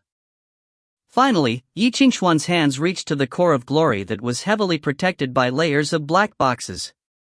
The inside of this armor is just like a melting pot. I cannot even imagine it is not equipped with a fluid director. An engineer said to Quentin in a very low voice, "Officer, we have to find a specialized operation desk before we open this armor, otherwise, we will take Vasco's last layer of shield, and he will burn to ashes." At this moment, the burning hot air blew towards them. The other engineers were shocked and had no idea what they should do. Ye Qingxuan reached out his hands and tore the armor apart and pulled the core of glory out. Just a few minutes ago, the core of glory was about to explode. But when Ye Qingxuan held it in his hands, it changed to the silent mode. The infinitive energy gathered inside the core was leaking and then flew up to the sky. As soon as it was out of Ye Qingxuan's control, it instantly exploded. The gospel armor quickly went back to its normal state, as if it had been fixed by more than 10 engineers and musicians on the specialized emergency operation desk. The moonlight perception thread penetrated Vasco's last layer of shield and shone upon his body. Then it began to repair his mind and helped him to collect his consciousness. Moreover, Vasco did not feel numb anymore. Earlier, whenever he breathed, his lungs would ache, as if he was chewing iron. Now that feeling also disappeared. The blood in his body began to flow and his fingers were flexible again, and even the array that had been implanted in his body was repaired. He felt very energetic, as if he had injected some sort of stimulant. He now felt extremely good. What happened to me? Vasco was amazed. He could feel his body was still not in a very ideal state, but he could move at his own will now. You know your body has not totally recovered yet. Ye Qingxuan pulled back his hands and said, since I am not a professional chorale doctor, so I can only ease your symptoms. Currently, your body relies solely on my music theory. You'd better find a good doctor and have emergency surgery within 6 hours. Then, Ye Qingxuan put the core of glory back into the gospel armor. The gospel armor was under great protection. When Ye Qingxuan touched this armor, he instantly realized that there were more than 9 layers of protection arrays and self-destruction music movements. It seems that I cannot decipher the core of glory now. In the past 2 minutes, Ye Qingxuan had already grasped almost 99% of the technology information about the gospel armor, then he applied the technology to his own clothes of original sin. Although the clothes of original sin did not have such a power engine as the core of glory. After all, it was also a powerful destructive weapon that once belonged to the church. Besides, he also had the sub-originator. Ye Qingxuan could feel that the outer skeleton he made for himself had grown much stronger. If he wanted, he could disguise himself as a Knight Templar and no one would ever find him out. The surviving knights all looked at him respectfully. Ye Qingxuan felt very proud and said coldly, "Who is your commander?" "I am," Vasco said. He stared at Ye Qingxuan and frowned. "May I know who you are, sir?" "If you will excuse me, I would have to say that you look very similar to a reported criminal." Hearing this, Nora could feel something was not right. He immediately came to mediate and said, "You misunderstand us. I swear on my life that this gentleman—" "Yes, you are right," Ye Qingxuan said. "I am Ye Qingxuan, the executioner and the murderer known by the people in the sacred city. If you find any errors, ads pop up, ads redirect, broken links, non-standard content, etc., please let us know. Report chapter so we can fix it as soon as possible." Chapter 501 to 510. Chapter 501, Knights and Liars. Bump! Nora was shocked, so he plopped down on the ground, looking back with glassy eyes. Ye Qingxuan? Now no one cared about Nora's life as a guarantee, and all the Knights Templar drew their swords against Ye Qingxuan. The surviving Templars were taking a battle stance again. "Calm down." Ye Qingxuan raised Nora back to his feet and moved him aside. "I know my identity sucks, and I understand how you are feeling now. But I think that what I did just now has already proved my good intentions. If you do not have any other tasks, I hope you can go with me to rescue the Central Temple. Perhaps it's not too late." In the silence, Quentin was about to talk, but Vasco stopped him. The knight in the gospel armor took off his helmet and revealed a burned face. He bent down and stared at Ye Qingxuan. "I know you," he said. 2 months ago, I served under the command of the army chief, Ban. I met you in Auschwitz. You haven't changed much since then." "I may have changed much, but you can't see it." Ye Qingxuan shrugged slightly. I know that a suspect's request is somewhat excessive for you, but I hope you can make the decision quickly. After all, I'm in a hurry. To be honest, I don't believe that you are the so-called executioner. Vasco shook his head slightly. Mr. Ban once assured us of your character. I believe in his vision. He is a pure priest, a servant of God, a devoted keeper of regulations and laws. I believe that his foster son would not be scum. However, I still want to ask you a question. The answer determines whether we will help you next, or draw our swords against you. He reached and pulled out a sword for close combat from his armor, holding it in his hand reversely, but his eyes stared into those of the youth in front of him. With chill. He said, Ye Qingxuan, I ask you, were you really involved in the assassination of the Pope? No. Ye Qingxuan shook his head. Vasco stared at his pupils, as if to discern anything that looked like a lie. After a long time, he slowly bowed. Very well. With the sword darting into the sheath again, he turned and waved. Escort Mr. Ye to the Central Temple. Anyway, we can perform the duty of Knights Templar there. The squad began to march again, but this time, Ye Qingxuan was surrounded as the core. Behind him, Nora followed like a sleepwalker. Ye Qingxuan asked Vasco, do you trust me? After all, words are no guarantee. Mr. Ban saved me on the battlefield, twice. Vasco looked forward and said indifferently, you also saved us, didn't you? Maybe I have ulterior motives. I will keep an eye on you. Vasco took a look at him. Very closely. Sorry to trouble you. Ye Qingxuan smiled lightly and didn't take it seriously. Very soon, they arrived at the periphery of the central temple. It had been thoroughly assimilated into an abyssal land, where chaotic roars rang and innumerable shadows appeared from walls and in empty underground streets as if waiting for them to step into the traps. Iron wall formation. Vasco took his sword and commanded, blade dancers go to the front. Longbowmen prepare. Everyone check your holy water, and watch out for the black musicians hidden among the demons. Ye Qingxuan could not help but say, actually, I wanted to ask from the start, where are your army musicians? Hearing his words, Vasco's face clouded, then he clenched his sword hilt. Before we were attacked, all the musicians were called away. Called away? Quentin sneered, hey, secret security. Pooh. Those idiots sitting in the office didn't know what they had done at all. Forget about it. Ye Qingxuan sighed, and threw the almost scared to death Nora to Vasco. I'll be your only musician, but you have to protect this coward.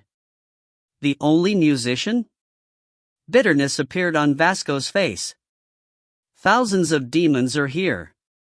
It must have taken a lot of time for dozens of black musicians. Moreover, the other party may have secret weapons. Even one or two big demons. Although Ye Qingxuan is powerful, he can't fight against them alone. He opened his mouth, but he saw Ye Qingxuan had closed his eyes. Then, the dreamland. Everyone watched a full moon slowly rise from the top of Ye Qingxuan's head. Suddenly, all the detectors on the Templars' shoulders warned with sharp sirens.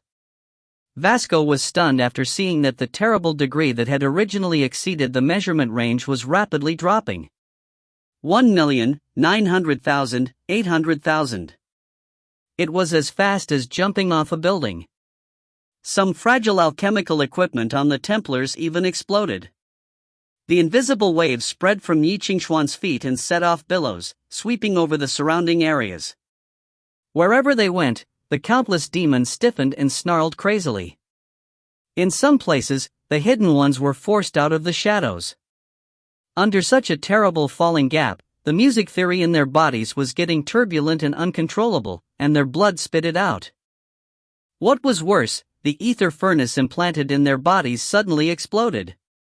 They were turned into masses of rotten meat by the horrible power which was swallowed up by invisible monsters just after gushing out. In a flash, the ether reading dropped to the minimum, 0. The Wormrest enchantment.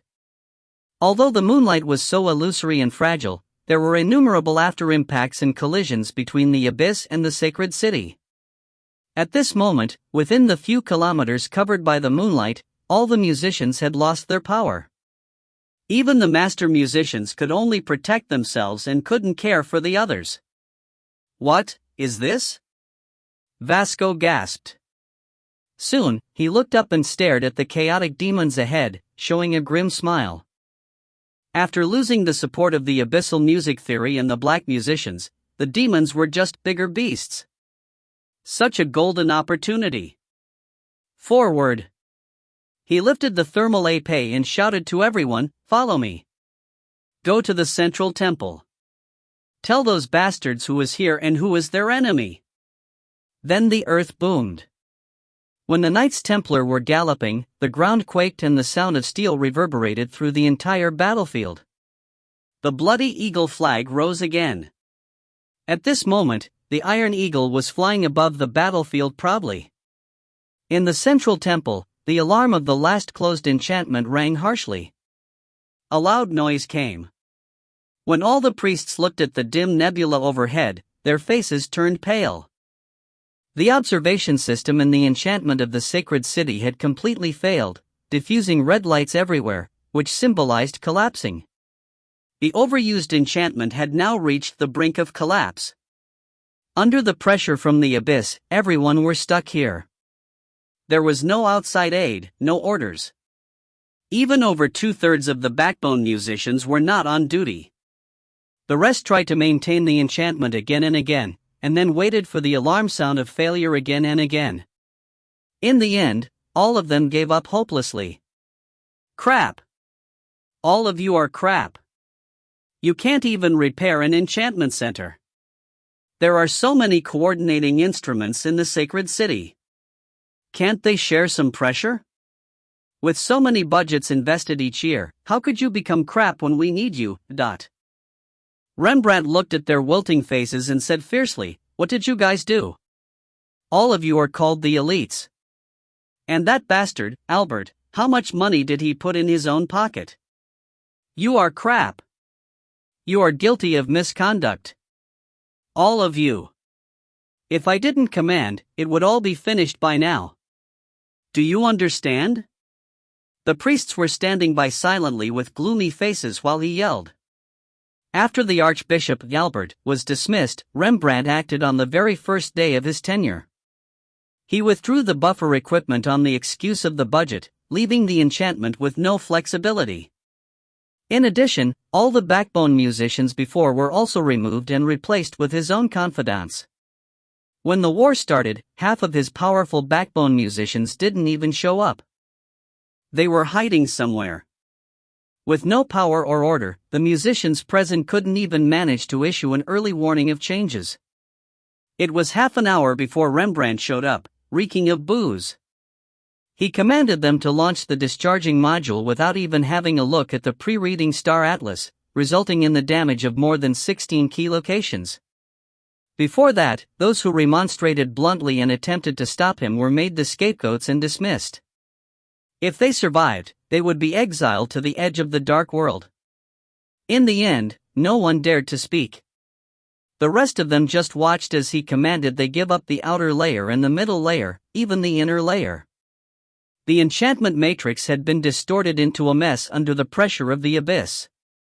The outflowing layer on the surface was completely destroyed. The transforming layer of the forming layer was scrapped. The creating layer that allocated music theory resources had lost control. Now only the action land in the center remained intact, standing there all alone and glowing with the red of warning over and over again. Under the red light, the once dazzling nebula had turned dark. The outermost layer was thoroughly assimilated. In other words, the defense of the outermost layer in the sacred city had already fallen into the enemy's hands. F***K. The chief engineer sat in a corner and stared coldly at Rembrandt with eyes flashing resentment.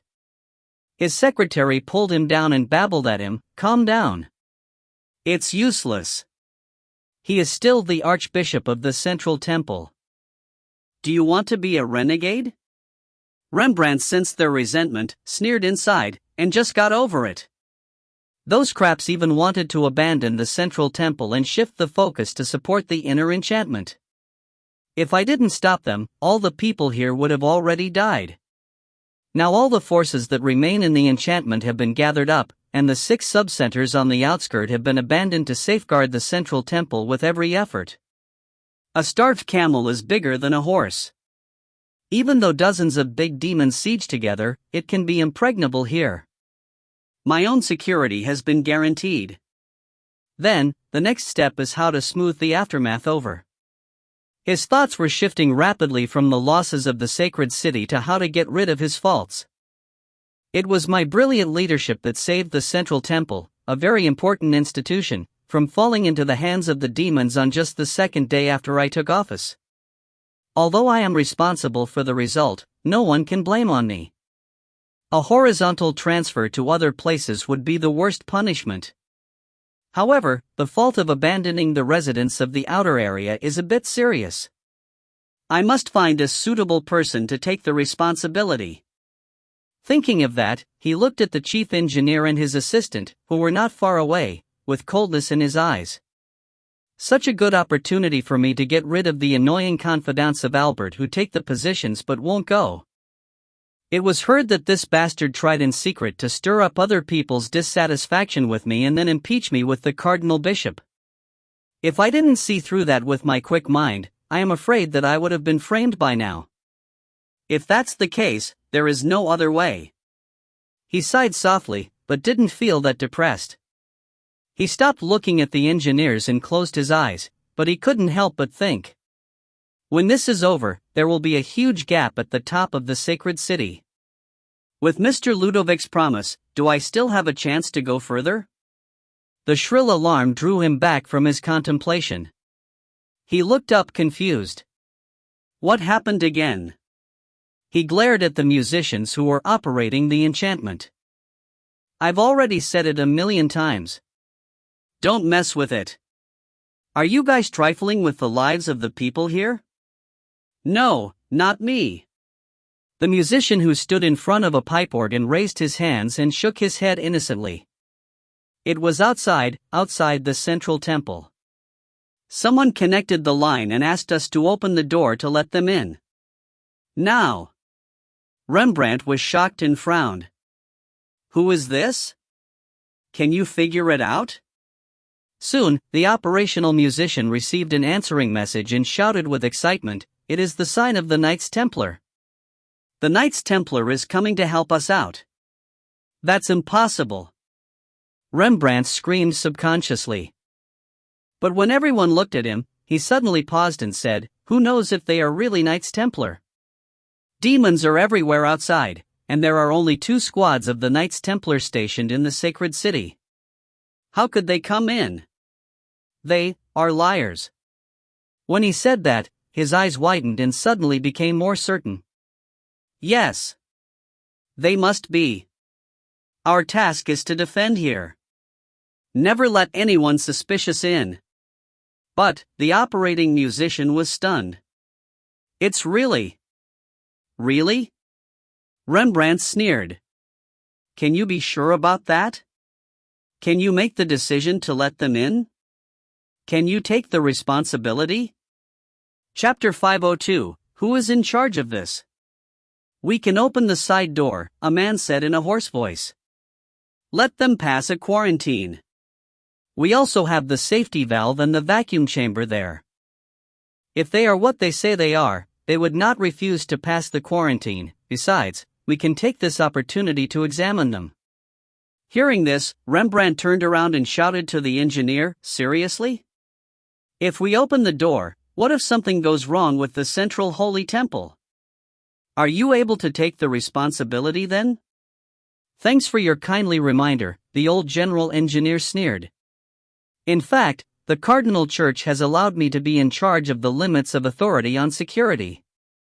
You can activate the enchantment of the sacred city, but to activate the facilities of the central holy temple, you would need my permission.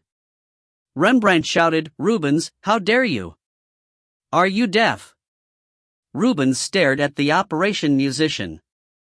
I command you to open the door. The operation musician hesitated and looked at both Rubens and Rembrandt. Rembrandt scolded him and ordered him to take his hands off the keys of the pipe organ. The operation musician was silent and took his hands off the keys.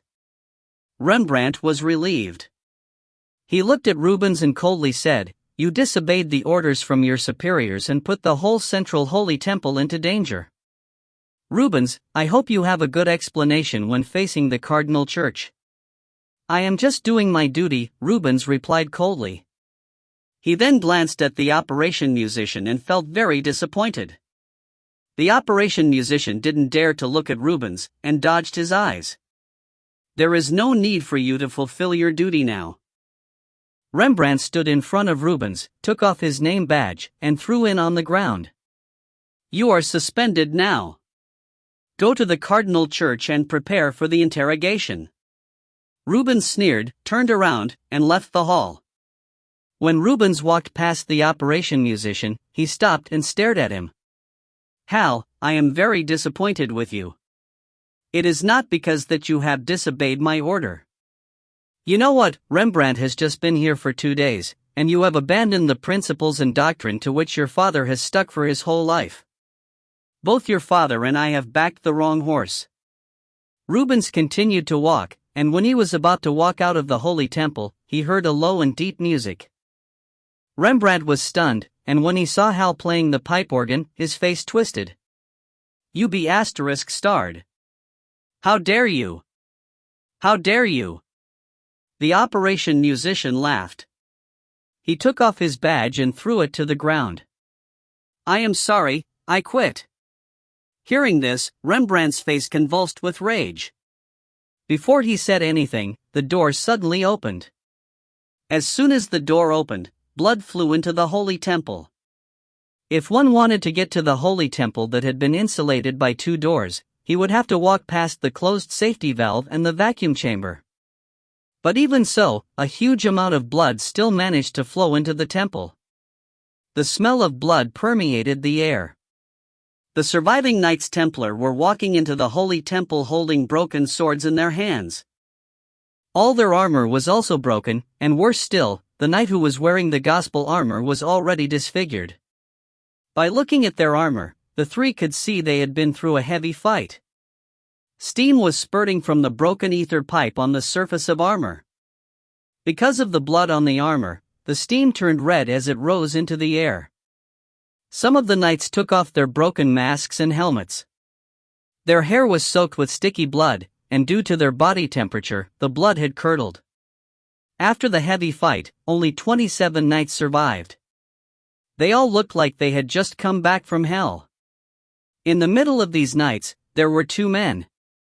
One was a young priest who had been severely shocked by what had happened, the other was a young man wearing a long robe. The robe had been soaked with devil's blood and turned scarlet. The ashes from the burnt cross were smeared black across the robe. The red mixed together with the black and looked terrifying. Apart from the young man's robe, what was more startling was his shining white hair and his eyes. His eyes looked like a dark whirlpool, the entrance to someplace deep and dangerous. How dare you break into the holy temple without my permission? Rembrandt shouted. He then recognized the knight who was wearing the gospel armor, Vasco. He looked disgusted. You are just an insignificant Aquilifer, a small captain. How dare you step into the holy temple without permission? We never expected this would happen. Vasco was silent for a while and replied, We come here to rescue. Rescue? Hearing this, Rembrandt laughed. Who told you to come here to rescue us? You think too highly of yourself. We do not need your rescue. Quentin's face looked rather gloomy. Earlier, his face had been cut by the zombie knight, leaving a ragged slash on his face. The crack was like a baby's mouth and looked very scary. If it were not for Ye Qingxuan, he would have already become a devil. My lord, we simply come here to. Before Vasco finished his words, Ye Qingxuan patted on his shoulder and asked him to stop talking. Rembrandt noticed this young man standing in front of him and looked down upon him. Strangely, Rembrandt felt he had seen this young man before. Are you doing this on purpose? This young man looked as if he was reading Rembrandt's mind. He squinted his eyes and said, "Single heart, brother? Ludovic, what have they promised to give you if you agree to work with them? Who are you?" Rembrandt felt he had been seen through by this young man. Suddenly, something occurred to him. He exclaimed, "Are you Ye Qingxuan? How dare you?" He shouted at the Knights Templar. "You be **stards. How dare you come here? Go and get him." In the blink of an eye, Ye Qingxuan quickly walked past Rembrandt and cut off his head. Rembrandt's head fell onto the ground and rolled for a short while, then stopped. Everyone was shocked by this. Dead silence now claimed this holy temple. Vasco looked at Ye Qingxuan in a daze, struggling to collect his wits. Rembrandt's body fell on the ground, the blood flowing out and soaking his robe. In just a few minutes, an officiant was killed by Ye Qingxuan. Seeing this, Vasco began to ask himself if it was a bad idea for him to escort Ye Qingxuan here. Ye Qingxuan coldly looked at the rest of the people and asked, "Who is in charge here?" No one replied. In fact, the one Ye Qingxuan had just killed was in charge of this place. After a long while, Rubens came forward and said, "I am the general engineer here. I am in charge of the mechanical construction of the enchantment here." Rubens stared at Ye Qingxuan and said, "I don't care why you come here, and I don't care if you are going to kill the Pope. No matter what, I will try my best to help you." He stopped for a few minutes and said, "But I have a condition." Chapter 503, Ascension. 20 minutes later. A hidden underground prison was as lively and bustling as a bazaar. In the spreading chaos, demons invaded the city, guards abandoned their posts, and criminals were joyfully rising in rebellion. With torches held high, the prisoners lit their clothes and sheets, sawed through the bars of their cages, broke their shackles, and set off a carnival in the prison. And on the high stage where dozens of desks were set up in the center of countless noise and screaming, someone was preaching passionately. "Fellows," the person shouted with an old voice, "we meet here today, working together to fight against Ludovic's oppression. We have paid such a great price and made such a great sacrifice. We need to remember this moment of victory. Victory! Victory!"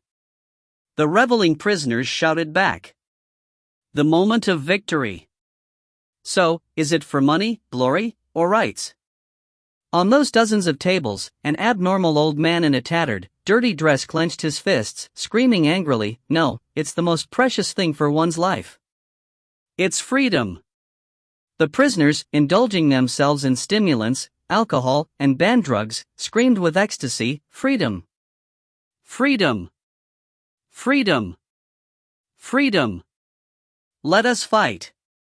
Let us wave the flag of freedom! Let us move toward a new era!" The old man shouted. K the Pope. Crazy prisoners shrieked and shouted back again, K the Pope. K the Pope. K the Pope. Very good. The old man nodded with satisfaction.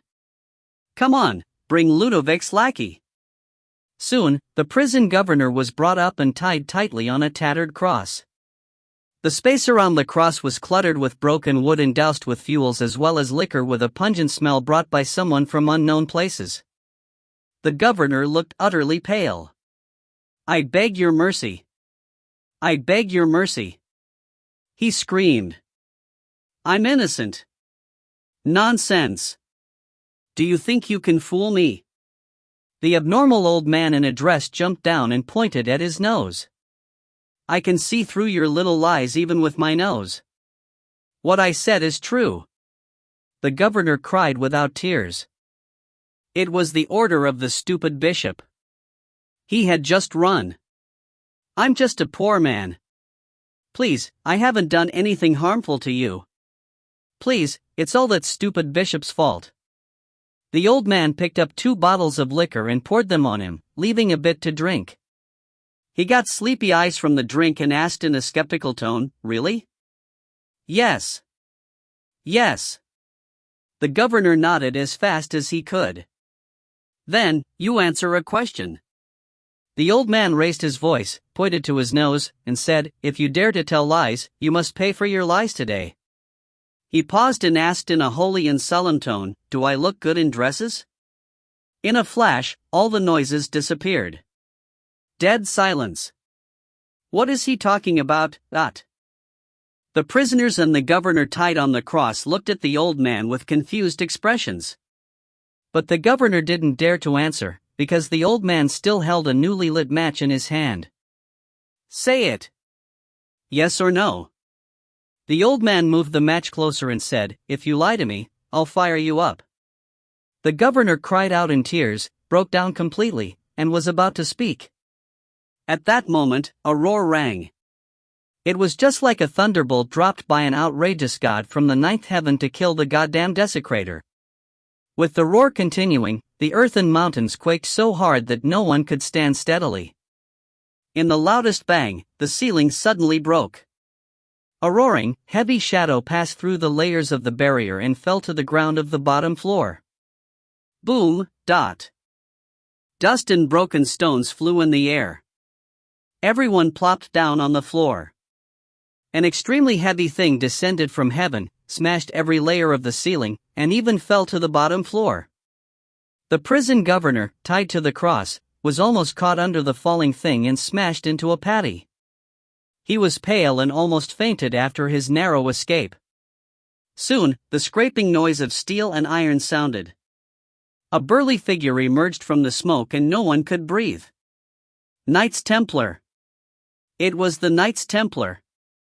The huge gospel armor was a terrible deterrent, making everyone afraid to speak and awakening them from ecstasy with frightened eyes. The Templar looked around, nodded, and waved to the ceiling after having confirmed that there were no threats.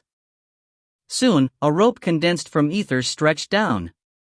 A white-haired young man in a robe slid down the rope and landed on the Templar's shoulder. He looked around and frowned. "Who's Albert, the Archbishop?" "Who's Albert, the Archbishop?"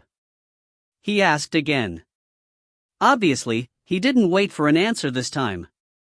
Instead, he popped up several perception threads of moonlight to find memories directly from their brains. In the end, his sight fell on the old man in a dress.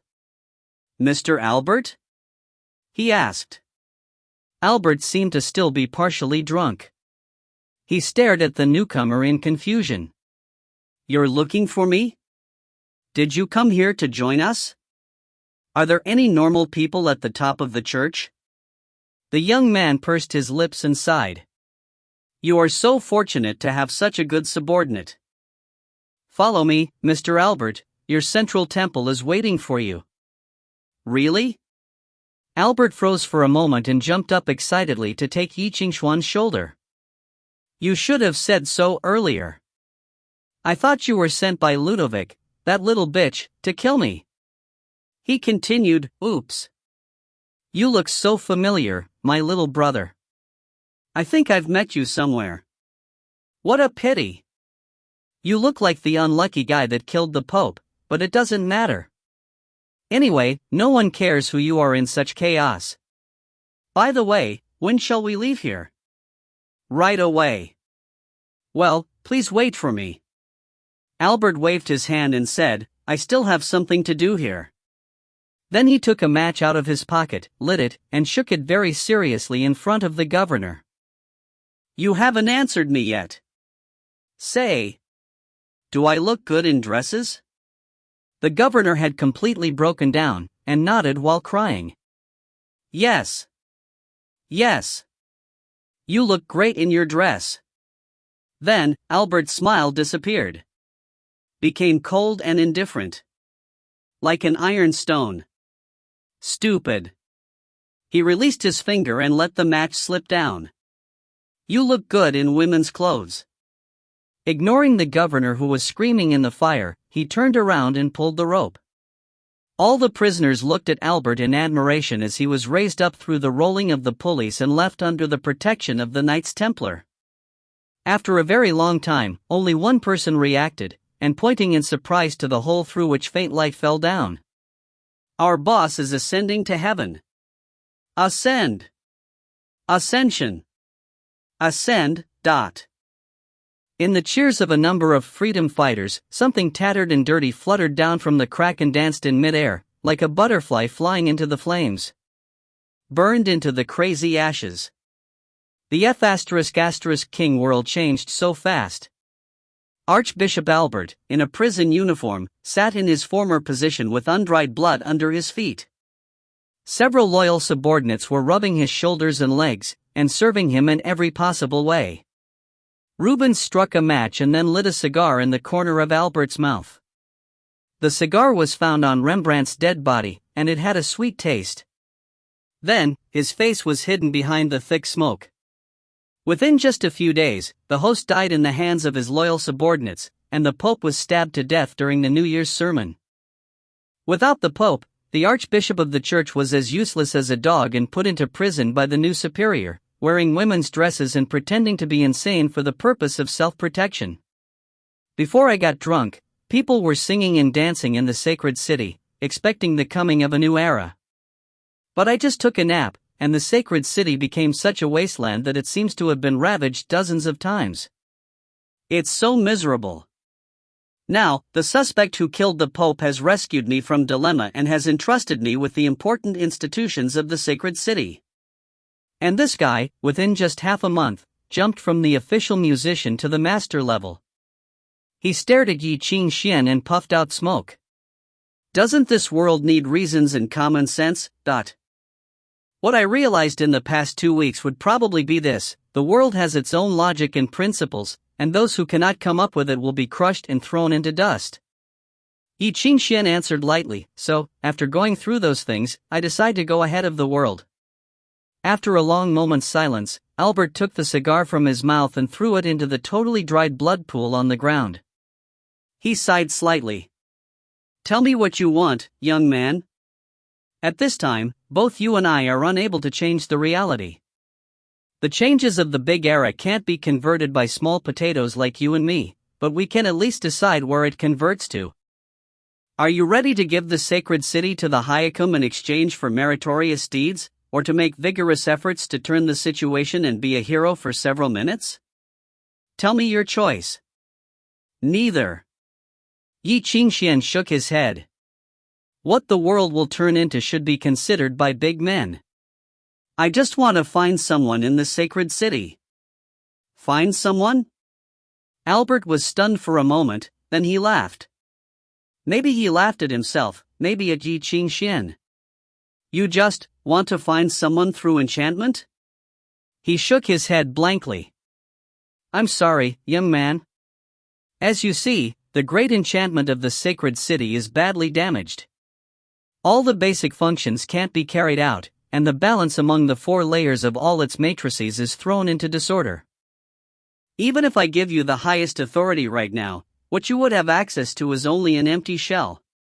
My whole life's hard work now become an empty shell. Those ***king bastards. Ye Qingxuan looked at his depressed face and shook his head. It's broken, but it can be repaired. Chapter 504, I am a professional repairman, I am trustworthy. You want to repair it? Albert laughed. Ye Qingxuan, I know how powerful you are in the respect of the path of domain. But the enchantment in the sacred city is different from that in Avalon. The base point of harmonious melody of the former is 6 times of that of the latter. Besides, in the past few centuries, it has been repaired and enhanced many times.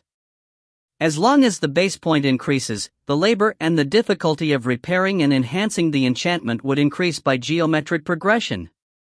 This enchantment is actually an unprecedented and extremely complex alchemy array. Even Hermes would not be able to fix it. You are just a master, and you really think you can handle it? Be sensible. You know what, even simply making the enchantment function again would need more than one master. Ye Qingxuan was not bothered by Albert's cynicism. He looked at the dim nebula floating in the holy temple and asked, You still have the highest authorization, don't you? So what? Albert rolled his eyes. Terminating my authorization is a big project. You would have to rewrite the ultimate arrays of the instruments of harmonious melody one by one, which would cost you 1 month at least. The same applies to Ludovic. By the way, even if you had the authorization, it wouldn't be much help if you haven't got the. Ye Qingxuan laughed. As far as I am concerned, the enchantment is itself a bridge which connects all the important institutions together, which makes it far more important than the Pope's palace. I have read from the materials of the Silence Governance that the ultimate authorization can be used to activate the bell tower system, and one can be aided with the energy from the bell tower system. Albert was silent. I think I can do it, Ye Qingxuan said with a rather serious face. You must be mad. Albert shook his head. It would be abnormal if I was not mad. Ye Qingxuan looked at him. The worst scenario may be my explosion in front of you. What on earth are you afraid of? Worrying that your new clothes might get stained? I think you are asking for trouble. Albert sighed. Do what you want. Tell me how many bell towers you need in total, and I will get them for you. How many can I have at most? 10, Albert said. Ye Qingxuan gave in and sighed. 10 will be fine then. Please follow me. Albert glanced at Ye Qingxuan, turned around, and walked towards the deepest part of the palace. It was completely dark around them, and the two walked on the stairs and past many mysterious doors. As time went on, it was getting hotter and hotter. Ye Qingxuan felt like he was in a sauna. When he breathed in the hot air, he felt as if his lungs were going to melt away. The two stopped. In front of them, there was only one more door. Is the internal water cooling system broken? Ye Qingxuan asked. Albert did not reply. Instead, he asked Ye Qingxuan to wait for a while. Then he walked into a small room next to the door. Albert walked out wearing thick, heat-resistant clothing. Looking through the glass on the helmet, Ye Qingxuan found that Albert was also wearing a portable rebreather. Remember to protect yourself, Albert said and pulled down the rod. Bang! The door opened, and hot steam spurted out. Ye Qingxuan could see that the other side of the door was simply a big smelter, in which numerous instruments of harmonious melody were standing upright. More than half of the instruments of harmonious melody had already dimmed, and only the 6 instruments of harmonious melody in the center were still shining with a dim light. Each instrument of harmonious melody was cone-shaped and a few meters high. Countless threads were twining around the instruments of harmonious melody, extending to the upper roof. All the instruments of harmonious melody were standing in the steam, and one could only see a vague silhouette of them. Ye Qingxuan felt like he had stepped into a foggy forest, but it was not fog, it was burning hot steam. All the other engineers were wearing the same clothing as Albert. Apart from them, there were groups of musicians hurriedly walking around. They were working very hard to maintain the instruments of harmonious melody and prevent them from collapsing, something that was going to happen at any minute. Hello, I haven't seen you guys for such a long time, Albert greeted them. Congratulations! Your former boss has come back, right? But it is such a pity that he might be the last one who was in charge of this damn place. We are in the control center of the enchantment? Ye Qingxuan covered his nose and said. At the same time, a boundary layer appeared around him and blocked the scary steam. You are right. Albert pushed away the working staff who were in his way. He then walked to the central area and bypassed the huge central instrument of harmonious melody. In the middle of the 6 instruments of harmonious melody stood an enormous ether pond that was 10 meters wide. Normally, the pond was very calm. Because of the huge pressure of the instrument of harmonious melody, the sea of ether had congealed. The complex alchemy array here, together with the magnificent music movements formed by the music theory of the sea of ether, formed the core of the enchantment of the sacred city. Or in other words, the moving world among the 4 alchemy worlds. This was the place where the original music theory of the enchantment was kept. Via the music theory, the central holy temple managed to control. However, the enchantment was out of control. Over half of the instruments of harmonious melody did not work anymore. The ether pond also became a mess due to the outside interference. An ordered system now became an ether whirlpool that was full of scary fragments of the music theory. Drastic reactions were happening all the time and the balance could break down at any minute. Moreover, most of the alchemy array did not work anymore, and the left part was overloading. Seeing this, Albert cursed. His face was now convulsed with anger. If Ludovic were standing in front of him, he would definitely have loaded himself with bombs and killed both Ludovic and himself. Watching the boiling red soup of an ether pond, Ye Qingxuan was a bit confused. You do not mean to ask me to jump into the ether pond to repair the enchantment, right? Ye Qingxuan asked. You are right. Albert laughed and said with a serious face, on behalf of the Cardinal Church, I now command you to save the sacred city. Hearing this, Ye Qingxuan forced out a smile and nodded. Albert then touched his left eye with his hand, and when he moved his hand away, Ye Qingxuan saw that his left eyeball was gone. In Albert's hand, there was an artificial eyeball that was still moving. What is that? Ye Qingxuan asked. When I took charge of the central holy temple, people from the artifacts exhibition room took away one of my eyeballs and made this artificial one for me. Albert then handed this eyeball to Ye Qingxuan and said, take it with you. When you manage to repair the enchantment and you are still alive, you will need this. The eyeball began to disassemble itself and took off its outer wrapping. What was now left was an extremely complicated music movement that was made up of countless dancing musical notes. The musical notes gathered together and formed a clock. In the blink of an eye, the clock merged with Ye Qingxuan's body and integrated with his music movement of fate. Actually, this clock was a key, but Albert did not tell him what was it really for. He then waved his hands and asked Ye Qingxuan to leave soon. In a short while, Ye Qingxuan took off all his belongings. There was only one thing left on him, and that was the clothes of original sin. It was no longer black, instead it looked almost invisible, which was the result of the change of music theory that had twisted both the light and senses. Are you ready? Ye Qingxuan waved his hand. Start when I give the signal. He was standing next to the pond and heard Albert shouting at him in the distance. What? He turned around and looked at Albert. Albert looked a bit worried, full of expectation and a bit of longing. Are you sure about this? Albert asked. Ye Qingxuan laughed. No worry. I worked as a repairman in the town of Lute for 5 years, and I was responsible for all the bell towers there. You know what the people from Anglo's Privy Council have said to me? They said I am a professional repairman, so I am trustworthy, In the next moment, Ye Qingxuan jumped into the pond and disappeared in the red boiling water. Albert anxiously rushed to the pond and hurriedly looked for Ye Qingxuan's body, without caring if he would be hurt by the heat and the bright light. Suddenly, the ether pond became calm again. Countless music theories were intertwining with each other, dazzling Albert.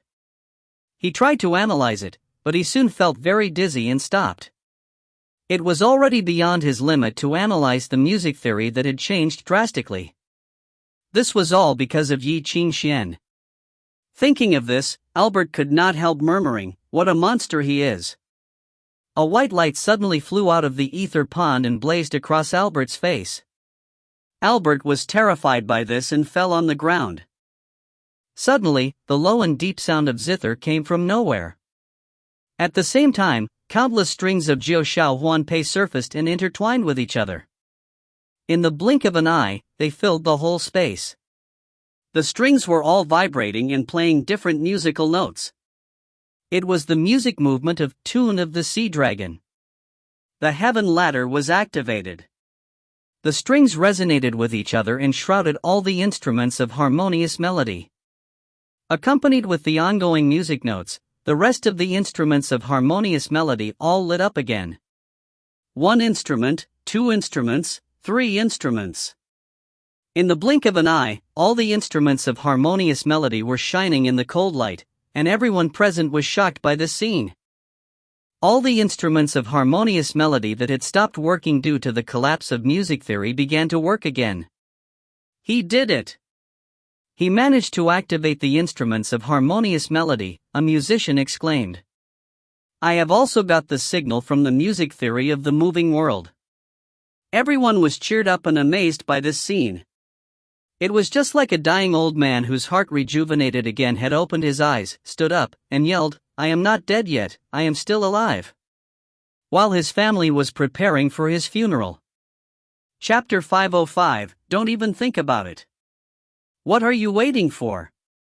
Albert rushed up and kicked the man. Wake up the cooling matrix module and get ready to reconnect to the coordinating instruments outside. He yelled at all the dull people, it's not the time for a doze. All of you, move. Switch on all standby modules and discharge the pressure in the ether pool. Restart operation. Where should we discharge it to? Someone asked weakly, raising his hand.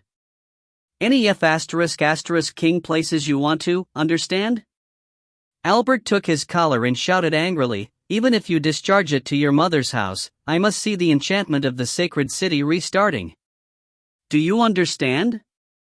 The operational musician nodded unconsciously, opened the panel, and pulled off the drainage valve. Then, in the dark sacred city, everyone heard the high-pitched horns of the pipe organ. Immediately afterwards, a splendid and glowing light emerged from the top of the central temple, like a beautiful aurora, spreading in the sky and illuminating those bleak faces. Bishop, the bell tower system has been warmed up. The voice of Rubens rang from an external communicator. We have taken control of the 16 underground bell towers nearby, ready to resonate. Connect with them. In the insulated helmet, Albert dangled a lit cigarette in his mouth and spewed smoke which blurred his face. He said, all of them. All of them? Rubens was shocked. All of them. Albert nodded. I'm a bit convinced that this little monster can do it. Rubens remained silent for a moment and switched off the communicator. The bell towers prepare to resonate. Under the tremulous nebula, he ordered the operational musicians, get all of them connected. The 6 operational musicians who had retaken their positions nodded and stood in front of the huge pipe organs. 12 palms fell on top of the 8-story keyboard. Driven by the steam, the steel made a terrible and deafening sound. The solemn and low melody spread. Immediately afterwards, a roaring bell rang suddenly under the ground. The pool of ether boiled again all of a sudden. Ye Qingxuan's roar came. May God give us mercy. Albert took the holy emblem off his chest. Ye Qingxuan, you must make it. In the ether pool, Ye Qingxuan felt like he was going crazy. If he knew that Albert believed in himself so much, he couldn't help but swear. 16 bell towers. 16 bell towers on him. It was equivalent to giving the music theory and power of 16 master musicians to one person. 16 master musicians. In an instant, Ye Qingxuan's body inflated and almost exploded. In the sharp pain, Ye Qingxuan scolded, Albert, allow me to thank you. Although he had reached the limit, the external power remained plugged in fact, it had only just begun. There were still 13 masters waiting for him. Subconsciously, the symphony of predestination operated. Nature intervention. It started from the blood. The blood of Deva began to change, and the nature of it was peeled off. The music theory in it became active and bright. Then, the music theorization of neural system was completed. Next, it came to the bones, organs, flesh, from the inside out. At the end, Ye Qingxuan was completely into the state of vacuum. Like Abraham, he had turned himself into nothing but pure music theories. The more profound power the musicians had, the more obvious their physical differences from normal people would become. After resonating, it could be said that the differences were vast. From that moment on, another system in the musician's body would be completely formed.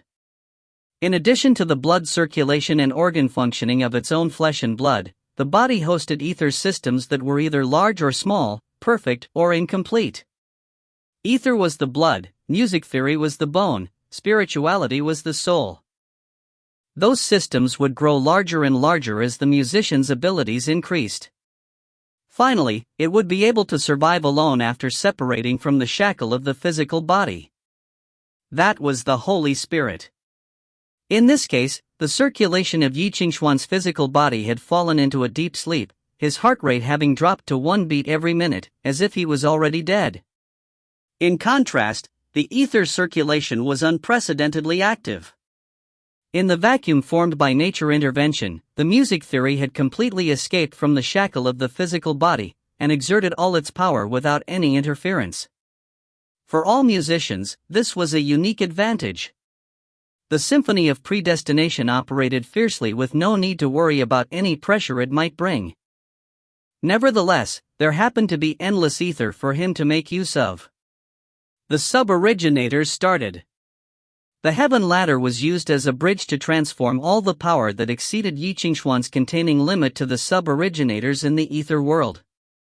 At the same time, Ye Qingxuan also took advantage of that to materialize the sub-originators and bring them to the physical world. A moon silently emerged from Ye Qingxuan's arms. First, it was only a vague outline. The empty outline was like a vortex, madly absorbing the ether and music theory around and growing bit by bit. In the state of vacuum, Ye Qingxuan overlapped with the annular, allowing it to greedily draw all the music theories inside his body. In a flash, even his consciousness seemed to be drawn into it and turned into a part of it. Ye Qingxuan felt himself turning into an unreal moon, growing rapidly and absorbing the ether endlessly. Every time the bell rang, the moonlight ushered in another round of transformation. At the end, his symphony of predestination had already turned into a real moon, rising slowly from the ether pool. The bright moon was enveloped by the cloud of the clothes of original sin. The symphony of predestination of the 16 masters blended with Ye Qingxuan, forming a monster-like colossus. The gravity carried by his music theory destroyed all noises and clutter, forcibly washing away the pieces of music theory that had broken down in the ether pool and begun to rebuild, but this had already become a project that no one could finish alone. Fortunately, there were hundreds of coordinating instruments in the strings of Jiuxiao Huanpei. Ye Qingxuan used himself as an intermediary to allocate the deduction and construction of music theory as tasks, and built up the outcome through the combination of the powers given by the bell towers. At this moment, Ye Qingxuan was like the other Bullen girl, turned into the spirituality of the enchantment matrix. He felt himself becoming something even bigger in the vacuum. The hundreds of coordinating instruments were his own brain, and the power of 16 masters brought by the bell towers was his hands and feet. Ye Qingxuan, who had been incarnated into a bright moon, was in the center of the huge system, coordinating and leading the terrible transformation of power to evolve miracles. In an instant, wherever the moonlight shone became silver. The bright moon that Ye Qingxuan was incarnated into was carried by the sloshing iron flames in the ether pool, rose slowly, and blended with the action layer of the enchantment in the sacred city. The impending explosion of the ether pool was completely eliminated, and the enchantment system of the central temple thus far recovered completely from breakdown and started operating again. The next step is to recapture the enchantment, Albert murmured with determination. Then he shouted, "Open the enchantment buffer layer. Switch off the closed system. Reopen the connection with the outside world. The creating layer, the forming layer, and the outflowing layer. We must let him go outside." In the dead silence, no one dared to respond. Shocked, Albert turned his head and saw the guilty face of the person in charge. Rembrandt commanded we cut off the connection with the outside world. We opened the cutoff break, he whispered. We don't have the password, so we can't connect with the outside world. The cutoff break was also known as the final suppression device. It was used to cut off the connection with the external enchantment at the last moment and prevent the internal core from getting out of control. Once it was opened, the music theory of the central temple would get into a closed circulation. A total separation of the inside from the outside. Silence. In the dead silence, only the fire in the eyes of Albert was burning. Then remove the cutoff break. He ordered word by word, reconnect even with your hands, your teeth. Now. Right now. Immediately. Shut off the F***king brake. In his snarl and roar, everyone rushed to the corner of the control room. The engineer broke the iron plate open and found the operation circuit. Someone pulled down the fire axe on the wall and slammed it down. Sparks flew. Constant steel collisions continued to ring. The hot steam suddenly spewed out, and a harsh screaming came. Crap, get out! Albert rushed in and kicked the scalded engineer aside. He reached out, picked up the axe, and hacked down fiercely in spite of the hot steam that scorched his proximity suit. The skinny old man looked like a madman with his red eyes, holding an axe in his hand. Wearing a heavy armor-like proximity suit, he hacked the cooling device on the cutoff brake again and again. He broke the crack open bit by bit, even if the terrible torrents that spurted out had lit his suit. The thick steam had swallowed him, and only the roaring voice came out from it. Whoever the F***king bitches, never try to destroy my enchantment. He snarled, don't even think about it. Boom! The explosion sounded. The cooling device completely collapsed like a close-up engine explosion. The horrible air waves swept through, smashed the suppression system, and blasted Albert away. He fell to the ground and rolled, his proximity suit already torn apart. The broken glass of the mask plunged into his face, and the heat and debris destroyed half of his face. The remaining half looked like a twisted demon's. Bishop! Mr. Albert! The subordinates rushed up, call the doctor. Rubens! Get the medical team down here. On the ground, Albert held the twisted axe as well as the wall and stood up. Ye Qingxuan, now I give the sacred city enchantment to you. He stared into the quiet moonlight in midair, and the hollow eye on his incomplete face was leaking blood. Please, protect it. He lowered his head, sacrificed his dignity, and pleaded, only you are able to protect it. The moonlight shone for a long time, like the staring of Ye Qingxuan. Okay, he said. I promise you. Albert smiled, and he fell to the ground. At the last moment, he saw that a moon rose into the sky, and flew above the sacred city along the relight route. So beautiful, he whispered and closed his eyes. Chapter 506, You think you can easily win? Ye Qingxuan's mind changed into a ray of moonlight and left the alchemy array in the moving world. He was flying across the huge boundary and heading to the outside of the enchantment. In the blink of an eye, he arrived at the sacred city and hid in the dark. The outflowing layer in the enchantment was already full of the music theory of the abyss. When Ye Qingxuan entered this layer, he woke up some of the figures whose minds were also in the outflowing layer.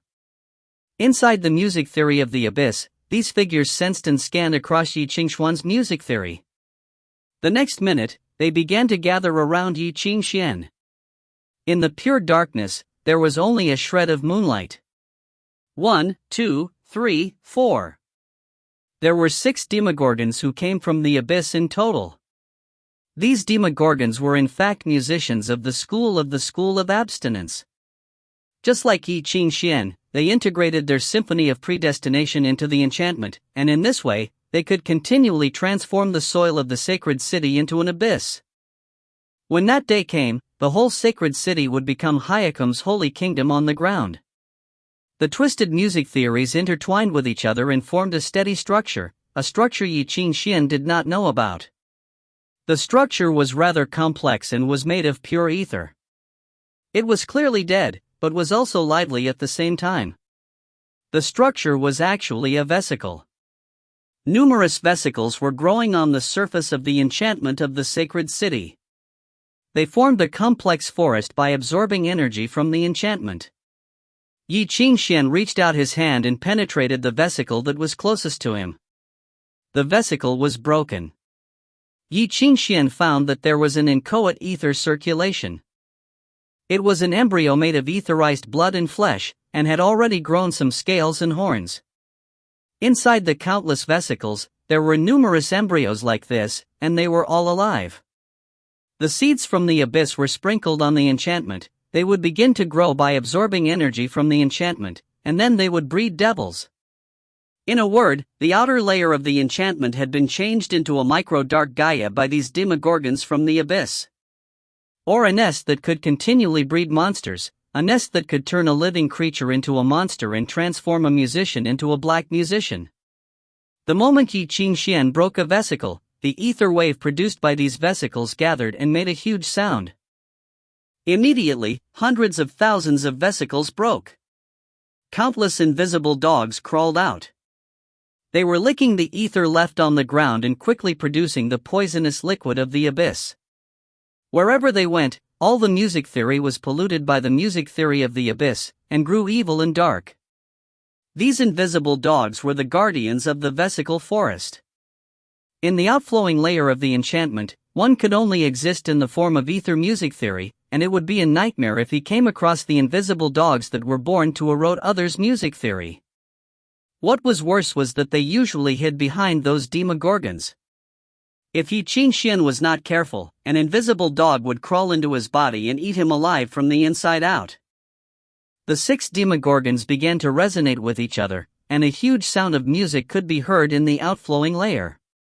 The dark energy was stirring up, and God knew how many more demogorgons were resonating with the 6 in the far distance, which was a very frightening idea to even think about. The invisible dogs emerged in large numbers, and the poisonous liquid gathered together and had a physical form. Another one? A hoarse voice came. Suddenly, the music theories of the abyss began to change. They intertwined and gradually formed a new structure. The new music theory then reached to Ye Qingxuan. Ye Qingxuan felt like he was being observed by hundreds of thousands of eyes. The 6 demogorgons saw through Ye Qingxuan's ether form. When they sensed the void which Ye Qingxuan's mind was in and the magnificent symphony of predestination embedded within it, they were wild with joy. What a treasure he is! I never thought there was someone like him in the sacred city. In the distance, many other demogorgons had also knew of Ye Qingxuan's existence via the Eye of Dark. Ye Qingxuan could feel they were arguing with each other. After a while, he could only feel the ether wave of the 6 demogorgons. It seems that these guys are the ones who won that argument. Congratulations to them. Ye Qingxuan coldly stared at them and touched them with his bolero perception thread, and the demogorgons instantly initiated attack. In the blink of an eye, the perception thread vanished. But Ye Qingxuan still managed to get an abundance of information about the change of music theory. There was the same music theory in each ether wave. It seemed that this music theory had been written into the symphony of predestination. When the ether wave of the 6 demogorgons resonated with each other, this music theory would become an invisible chain. They were held tightly by this chain and could not move freely. All 6 invisible chains would become one chain when the whining tune was played by the whining musician. Which meant that the 6 demogorgons were actually a whole, and the whining musician in the middle was their real master. Ye Qingxuan sighed. I am really bored of this trick now. I am afraid that apart from the musician standing in the middle, the rest of you have been forced to turn into the demogorgons, right? Your sanity has been wiped out and you have all been tied to the symphony of predestination by the invisible chains. It seems like you are all independent, but in fact, your consciousness has been replaced by the spirituality of the music movement of Abyss. You are just like Ludovic, you are just a group of puppets made of mud. Sorry, you are even worse than the mud. When these demogorgons came to the sacred city, they felt like they had walked into a house full of treasure and everything they saw was as precious as delicious fruits or agate. How should I call you? Ye Qingxuan flipped his finger and sent out a wave. The other 5 demogorgons did not reply, but the musician in the middle gave a peculiar laugh. You will know soon.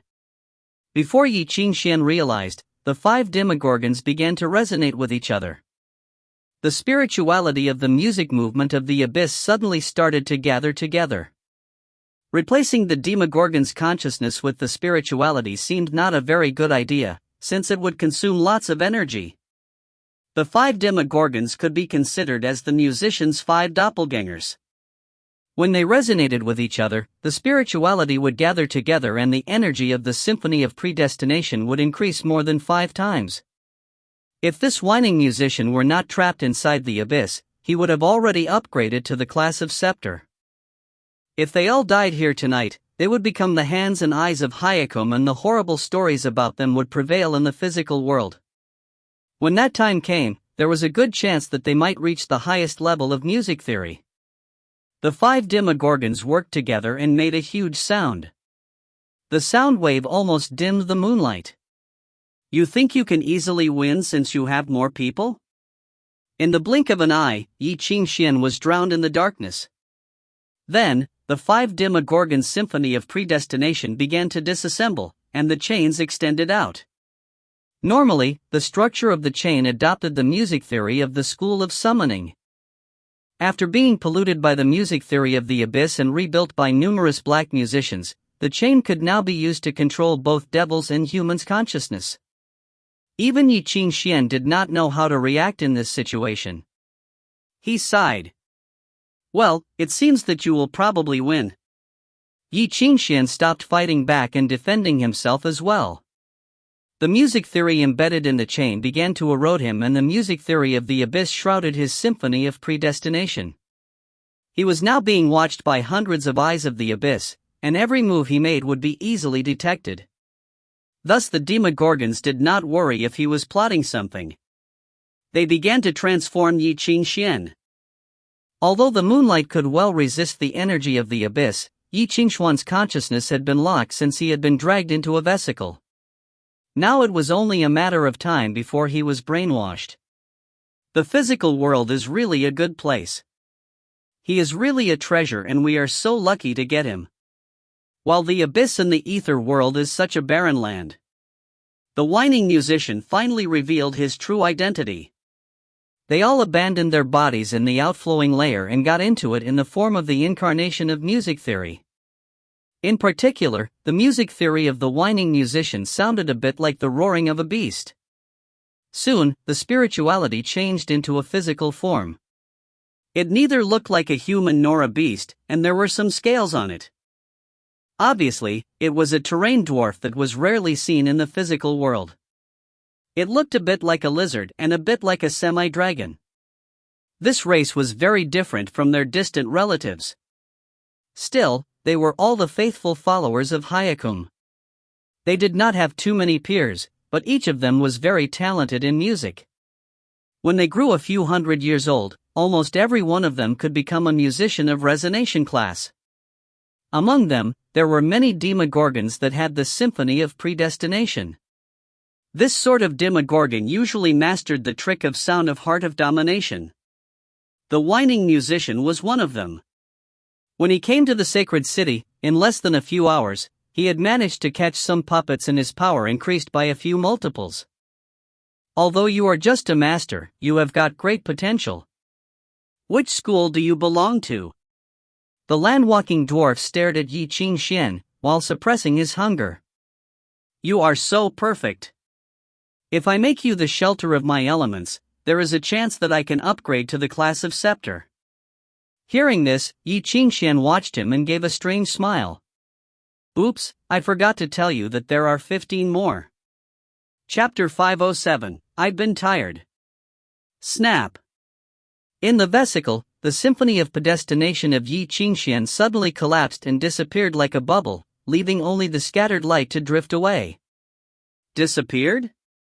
The terrain dwarf froze, and the music theories around his body immediately floated to the surrounding area as if it had gone crazy. Then he saw 15 wispy bright moons rose from his side. They overlapped each other and turned into a huge moon which was real and strong. In the moon disk, the symphony of predestination revolved with numerous music theories rubbing each other and spewing out resounding melody. Unexpectedly, close at hand. With no time for him to react, the horn roared and reverberated through the entire outflowing layer of the enchantment. The ironclad melody shook countless vesicles, as if it awakened the terrible memories that slept deepest in their heritage, leaving all the demons feeling terrified from their hearts. Immediately afterwards, Ye Qingxuan's will emerged from the moon and, with a pleasant smile, drove a glorious melody that seemed to announce the coming of dawn toward the dwarf. The dwarf resisted the inexplicable fear and snarled with joyous and frenzied melody bursting out. 5 puppets resonated and echoed with him, skyrocketing his power. In an instant, in the outflowing layer, the abyssal music theory boiled and fell on him. He almost inflated into a giant monster and weighed down angrily on the moon in front of him. In the next moment, countless frantic changes in music theory ended abruptly, and somehow a fatal gap appeared. This gap shouldn't have appeared. Even an apprentice wouldn't make such a silly mistake. It was not until the music movement had stopped that the terrain dwarf discovered that the 5 puppet demons had stopped reacting and fallen into silence. They had been bound by the intangible music theory at an unknown time and couldn't even move a bit, as if they were beasts trapped in a cage. It was like being crucified by an invisible hammer and a silver cone on a burning post. In the impassioned melody of horn, Ye Qingxuan's music movement had been condensed. The music movement carried fanaticism inside, and countless music theories fluctuated, like a flame burning fiercely. Looking upon it now, the dwarf discovered the true colors of that thing. Barren, barren mountains. No one had ever heard the big demons screaming in such panic. Their voices were full of great fears, as if they saw their enemy of destiny. How could it be, the night of barren mountain? In the next moment, Ye Qingxuan, who had incarnated into a moon, boomed the last roar of horn. As a result, the horrible purifying fire burst from the symphony of predestination of the 5 puppets. The symphony of predestination soaked in the abyssal music theory and met the night of barren mountain as if a rat with kerosene on its butt ran into a torch. In an instant, the fierce purifying music theory broke out from the very core, cruelly and madly, and fought with the abyssal music theories. Once the music theory that seemed to be simple and pure operated, it became crazy enough to eliminate the enemies even with its own death. In the symphony of predestination, every note was experiencing unprecedentedly fierce changes and fell apart in turbulence. Only such drastic changes could give spectators the illusion of burning. The flame was like a living creature, sucking all the power from the 5 puppets. When it had expanded itself to the limit, the tide of flames had already been formed. Immediately after Ye Qingxuan's guidance, the tide of flames flowed upstream and rushed into his deity along the chain music theory manipulated by the puppets. Broke out with a loud sound. At that moment, in the outflowing layer of enchantment, all the big demons who had stayed there heard the loud sound which was like the horrible screaming of brutally tortured people. They saw the purifying music theory dancing fiercely like the rising of flames. At the same time, they felt the fear of flames for the first time. They recalled the burning posts all over the mountains in the memory of their heritage, which burned the sky with dark and crazy flames. Then, spontaneously, they burst out the unprecedentedly strong intention to kill. Since the first instant of entering the outflowing layer, Ye Qingxuan had hidden most of his power in the clothes of original sin. Paganini's changing music theory was the best among the profound theories in the school of modifications. Instead of rigidly adhering to material changes, it had mastered the profound changes and changed with them. The changes might be holy or filthy, great or small. As long as it was there, the users could freely change their own music theories without any restrictions. Otherwise, Paganini wouldn't have sent it to assist Ludovic. Its power was obviously strong in that Paganini had hidden his identity for years in the sacred city, even when he had fallen into the abyss in the past. Unfortunately, the changing music theory could never change the nature completely. Paganini had been delving it in the abyss for many years, but there was still a step away from the total renewal. This step was a far cry. Now, Ye Qingxuan got the clothes of original sin, which could instantly cover all of his music theories and enable him to blend into the abyssal music theories freely. Many big demons had checked, but none of them had discovered the true trace of Ye Qingxuan. After having thrown out an illusion with the power of a bell tower to attract the firepower outside, Ye Qingxuan hid himself behind the illusion, and planted the music theory of the Knight of Barren Mountains into the 5 puppets, in which the music theory then exploded in an instant. As a result, a big demon was turned into ashes with just one move in the enchantment of the abyss. At this moment, after having obtained the heritage of Abraham's music theories, Ye Qingxuan's Knight of Barren Mountain really possessed its spirituality, and his purifying fire was endowed with a soul as if it was a living thing. The purifying fire absorbed the power to strengthen itself and turned into a giant monster after having ignited all the music theories and symphony of predestination of the 6 big demons. The flames were spreading. At this moment, all people in the sacred city saw that a bit of frantic fire was lit above the sky, like the flare of the sun. It was the purifying fire spreading over the vesicle forest of the abyss. The flames ignited all the vesicles and abyssal music theories that they reached and turned them into ashes as if a spark had fallen into a pile of dead leaves.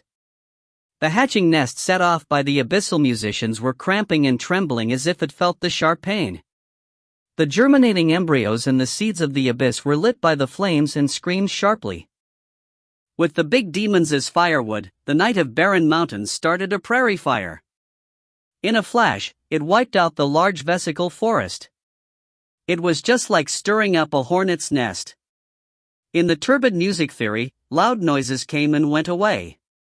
The moon that Ye Qingxuan had incarnated into hovered at the very center of the purifying fire, staring indifferently at the abyssal musicians and the frenzied big demons that flocked in from all directions. The war was about to start. At this moment, the collision of the music theories in the outflowing layer had already lit up the sky. The faint sensation of the surviving musicians eroded by the abyss burst out a loud sound. The musicians stuck to the final defense, lifted their heads, and observed the situation in outflowing layer. And the moonlight that they seemed to have met before.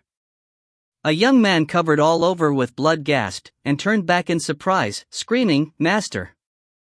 Master! You see, the enchantment of the sacred city has begun to recover. We will be all right." The old man with a half-incomplete body lifted his head from the ground and looked up with ecstasy. But the ecstasy was quickly frozen by cold reality. In the end, there was only a sense of disappointment left. Silly boy. He shook his head and said, "The other silly boy has drilled into the enemy's pocket. The outflowing layer of the enchantment has already been transformed into a demon's nest by the Dark Minister. But 41 big demons." The old man whispered in a hoarse voice, "Some of them even have a scepter. There are definitely dark ministers outside the enchantment to assist. He can't make it." The young man turned back in shock and looked at the moonlight that was firing angrily in darkness. He only felt sad without reason. The old man knew more clearly than he did, was more familiar with what the moonlight represented. He sighed. "I hadn't expected that the sacred city would be reduced to this point, and only one person stood out." He closed his eyes again. Such a pity. Above the canopy, demons fell down from the dark outflowing layer as if it was raining.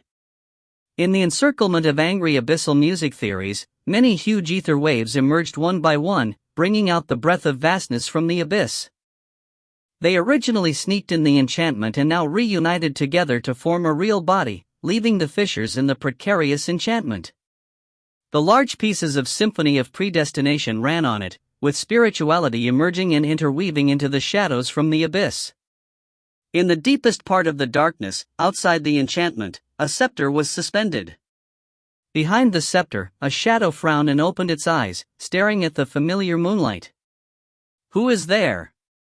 At this moment, the abyss was like an iron wall in the outflowing layer. Dozens of ether waves intertwined together and evolved into terrible chaos. The music theories were attracting each other fiercely. The real and strong moonlight was dragged and about to fall into the cracks of the abyss. The presence of the 41 big demons almost overwhelmed Ye Qingxuan. In the pure white moon disk, Ye Qingxuan's spirituality was condensed, showing the figure of a young man who lowered his eyes and seemed to be contemplating.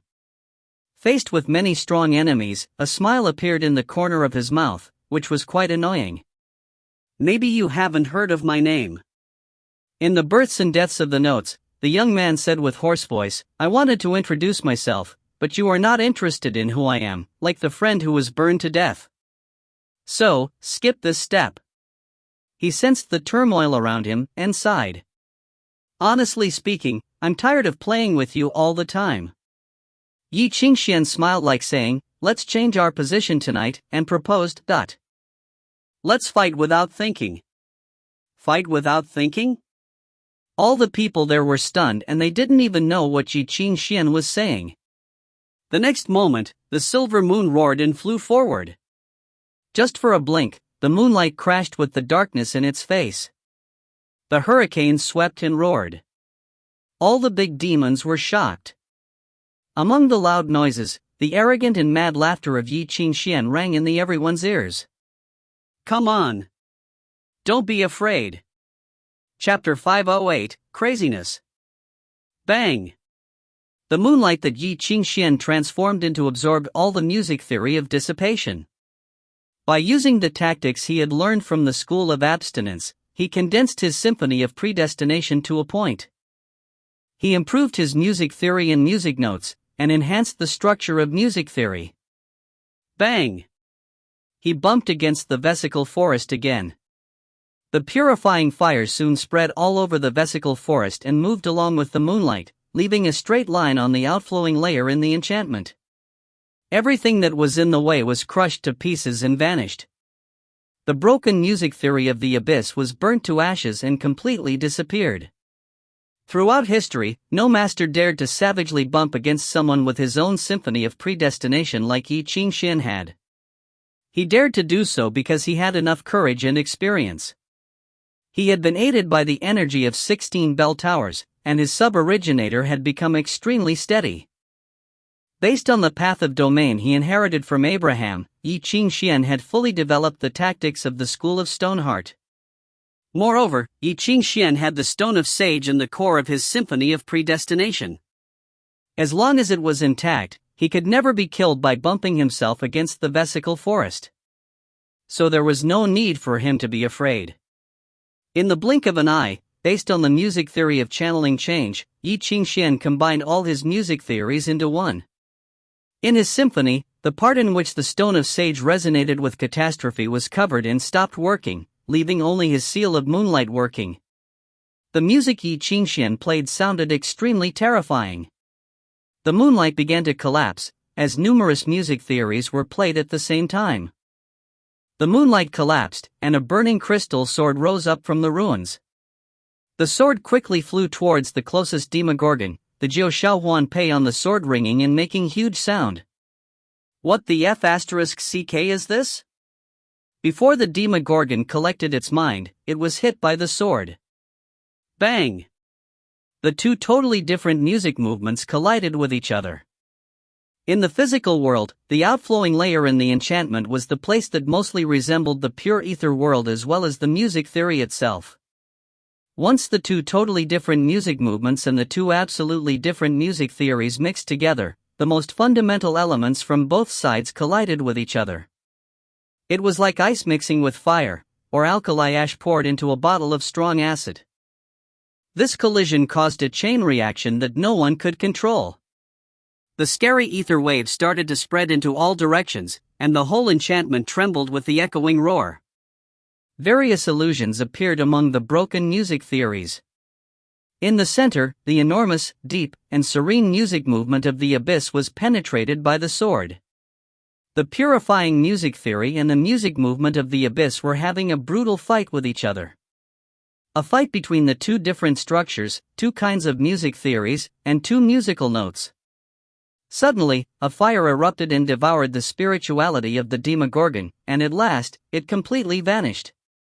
Ye Qingxuan held the sword that was covered with tiny cracks in his hand and checked it. Good. He gave a satisfied smile, and stared at the other enemies near him. There are still 40 more left. We all know that the symphony of predestination is very powerful. It is like jumping from a tall building and hitting someone. That person is sure to die, but can you be sure that you will survive it? Yes, you have been aided by the energy of the 16 bell towers, and are even more powerful than a few men added together. But the demogorgons from the abyss are never easy to defeat. How many lives have you got? Let me tell you, you have only got one life, said someone from the crowd. There is no need to worry about me.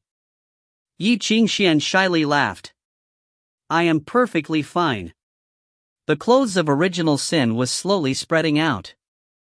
The music theory of channeling change permeated like fog, devoured the broken symphony of predestination and made it part of its body. At the same time, an indistinct figure gradually appeared on the real body of the clothes of original sin. It looked very dark and ominous. The first one, done. Ye Qingxuan smiled. Then the moonlight sword flew out again. The next one. Bang! At that moment, everyone saw it. In the sky, the darkness gradually gathered together and took on a physical form. Tens of demogorgons sent out their ether wave. The music theory of the abyss continually flew out from the abyss like the tide and poured into the outflowing layer. It was the abyss projection. These demogorgons completely changed the outflowing layer into abyss projection in the physical world, at the cost of consuming their original power. Countless corporealized devils appeared in the projection, and the demogorgons all changed back to their original form. The magnificent ether wave raged as the dark stars rose up, quickly rotated, and created a huge roar. The whole sacred city began to shake and moved closer and closer to the ether world at a faster speed. Even the slightest light was being devoured by the dark, but there was still a dim light shined back against the pure dark. What is that? The survivors were stunned. They gazed at the sky and murmured, "Can it be the moon?" But the whole outflowing layer had been filled with the air of the abyss and changed into the devil's land. In the darkness that was as infinite as the deep sea or the universe, 10 abyss whirlpools were rotating and colliding with each other, creating powerful energy waves. Right at that moment, a dim moon gradually rose up and shone in bright silver light. The moon was moving very quickly across the sky, like the lightning. Wherever it went, the darkness was torn apart by its light. From the crack, the dim starlight could be seen. The scary tide kept rising up in the enchantment, and it never stopped, not for a single minute. Its frequencies and beats were already beyond most of the musician's spiritual sensing. 1,000 times per second, 10,000 times per second, 100,000 times per second, with each second that passed, the speed of the collisions and the changes of the music theory were getting quicker and quicker. The cautious ones had already stopped their spiritual sensing and hid themselves, while the audacious ones could only sense a ray of scary light that was about to tear their sensing apart. Inside the light, there was even a magnificent sword. That is the moonlight. Every musician who knew clearly what was really going on in the outflowing layer could not suppress their surprise and astonishment. They felt like all the values they held and their interpretations of this world had been overturned.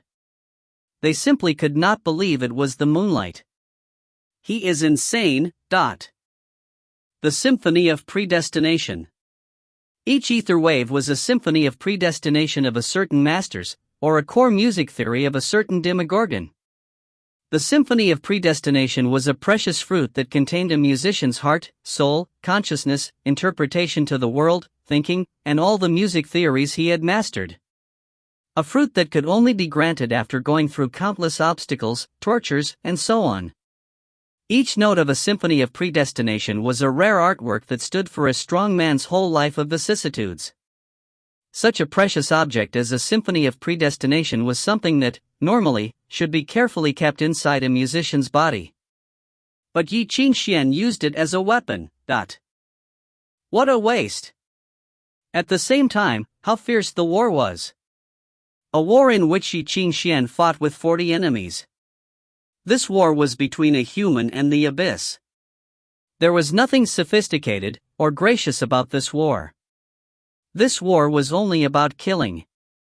Every time the moonlight sword hit the abyss, a note of the music theory, or the abyss whirlpool, that stood for the core of the Demogorgon would be torn to pieces. Every time the abyss counterattacked, the crack on the surface of the moonlight sword got even bigger. In 10 seconds, the war between the two sides had reached its climax. The moonlight sword was besieged by the darkness, and suddenly, the sword met a powerful enemy. When the moonlight sword that was shining in pure white penetrated the sixth abyss whirlpool, it hit against the closest Demogorgon as it had 5 times before. However, this time was rather different. When it hit the Demogorgon, it felt to Ye Qingxuan like the sword had hit against an iron plate. In the blink of an eye, the ether wave suddenly changed drastically. It revealed its true form. It was expanding, expanding, and expanding. At last, it expanded to a huge shadow that almost covered the whole sky. Was that a tree? Ye Qingxuan felt that the music theory all over himself had been shaken, and his consciousness was almost destroyed. Even his symphony of predestination that had been aided by the energy of bell towers collapsed.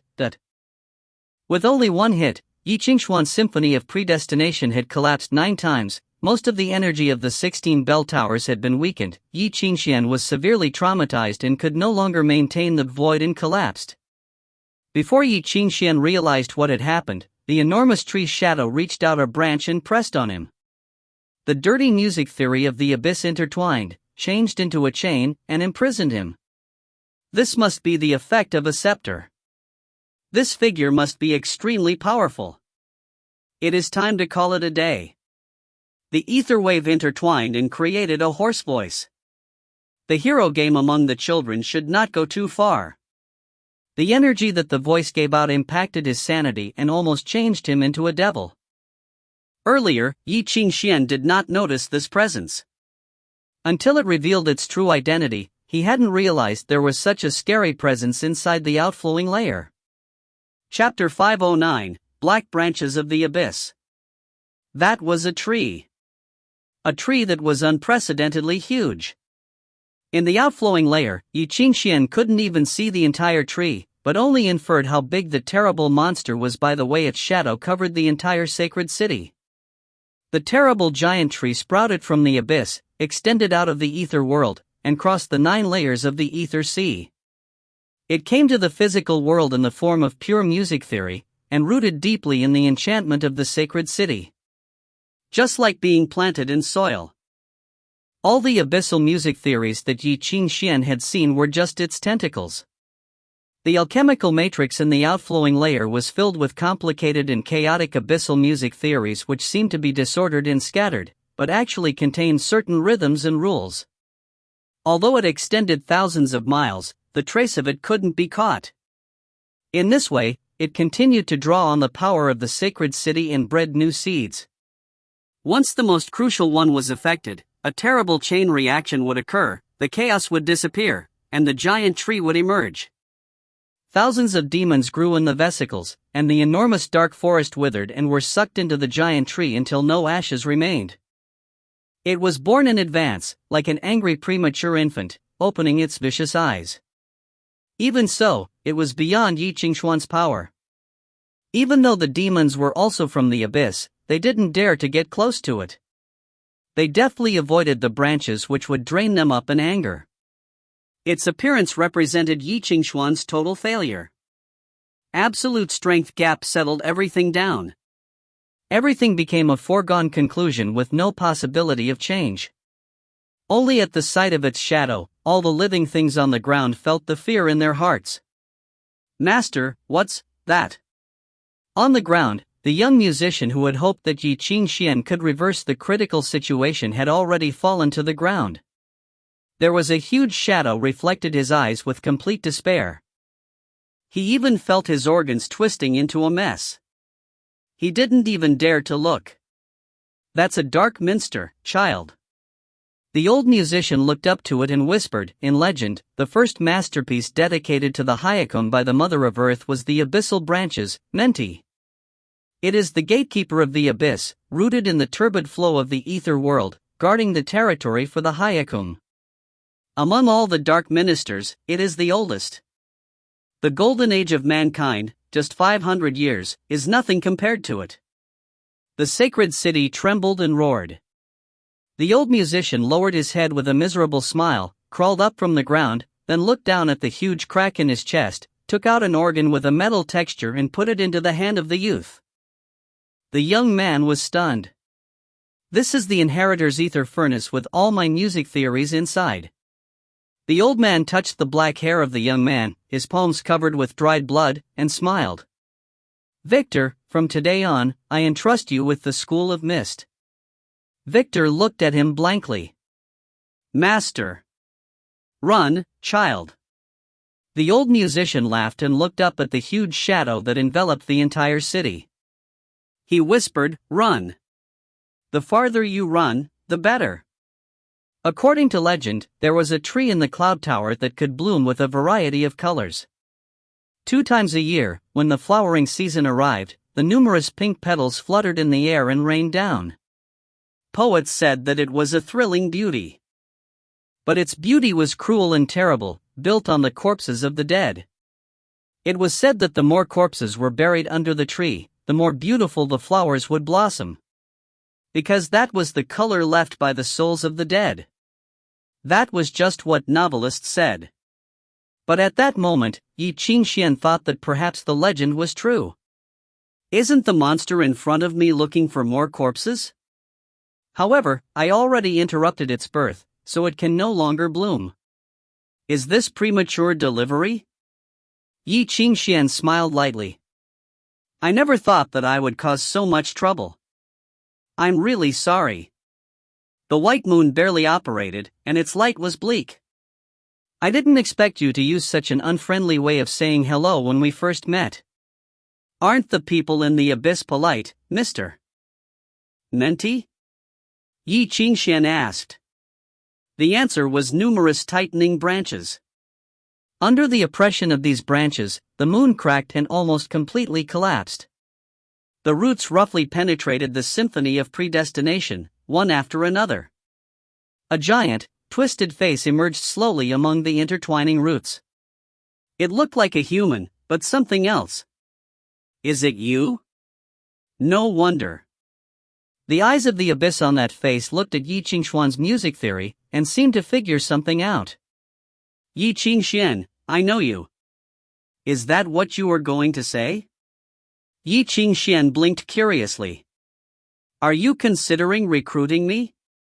Since I'm so intelligent and handsome. Recruit you? Ha, interesting proposal, dot. The laughter shook Ye Qingxuan's symphony of predestination, almost broke it down as the intransigent intention to kill him spread out.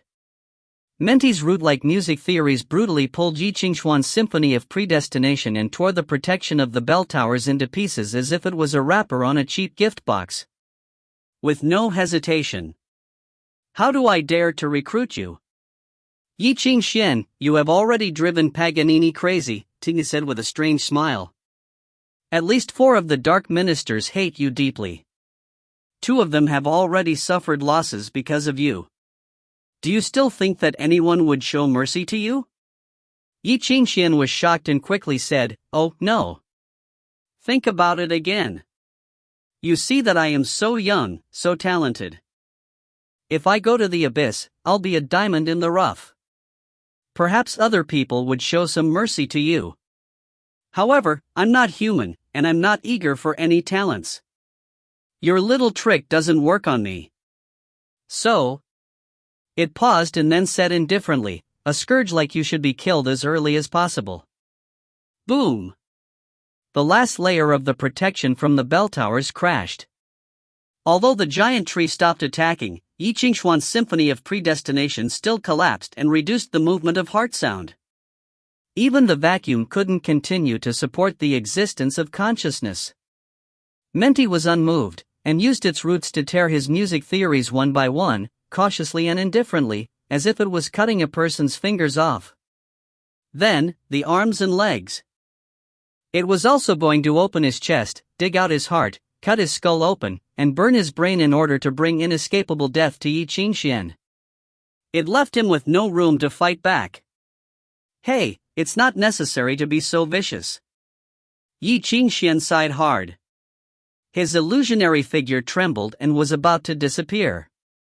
The inner structure of the heart sound movement has begun to collapse under the pulling of thousands of roots which entangled it viciously, pulled out the notes one by one, and cruelly cut off the music theories.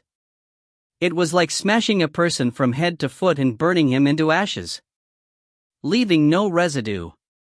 It was in that instant that a faint mist emerged from the outflowing layer and intertwined into the faint outline of a door.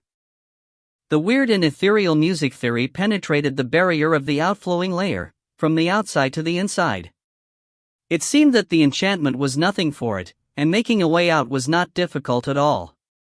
Just behind the core of the black branches of the abyss, something was coming. The face of Menti was shocked, and suddenly turned back and saw only a burning light. It was the splendid radiance of a burning symphony of predestination. Even though it was as small as dust compared to giant monsters like dark ministers, it still burned in anger, and hurled out blazing lights. The roar broke the sky like a sudden thunder, reverberating in the sacred city. Heavenly thunder! Death to the demons! The hoarse old voice echoed. The symphony of predestination shook in the old man's body that had already been set on fire. The flames spewed out of his mouth and nose, and his eyes burst with fierce lights. He rushed to Menti while he was burning. Madcap, Menti mocked him. Then it bent the roots with the abyssal movement, sent them bursting out to that faint light. The light was extinguished, as if it was crushing a firefly.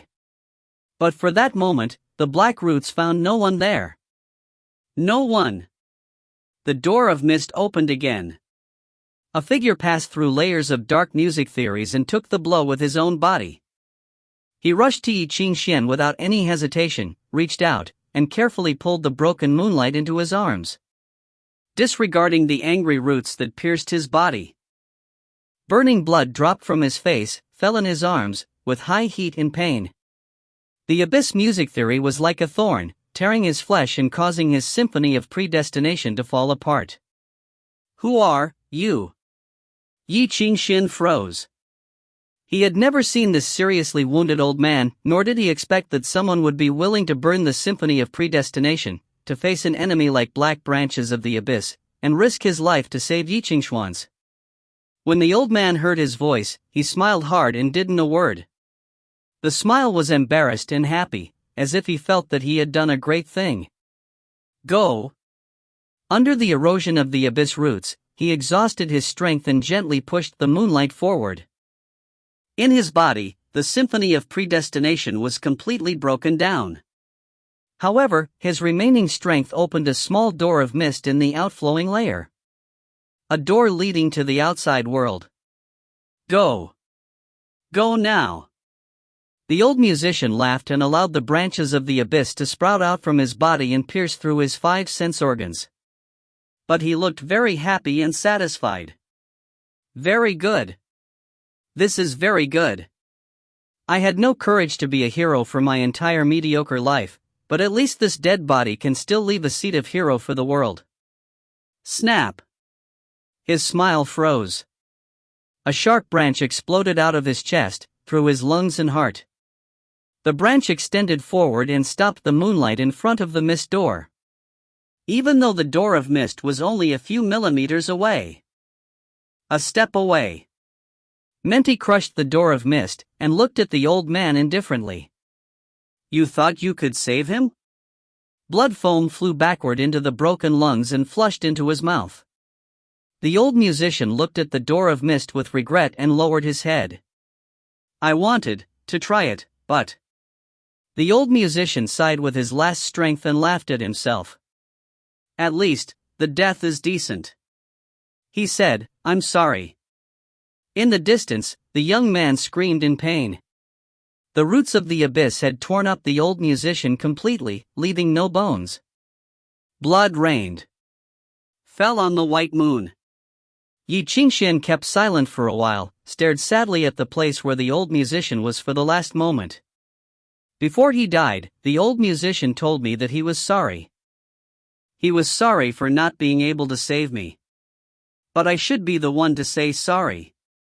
He lowered his head in disgrace. On the ground, the young man didn't leave. Holding the thing his master left behind, he ran into the abyssalized city, rushed into the sky, and slammed the giant shadow that covered the sky, screaming with tears. He wanted revenge for his teacher. Menti stretched out a tentacle with no expression on his face. The young man fell apart. Only the metal organ that he had held in his hand fell from the air. The last heritage of the School of Mist fell onto the steel ground and shattered. The angry and desperate sound echoed in the silent city.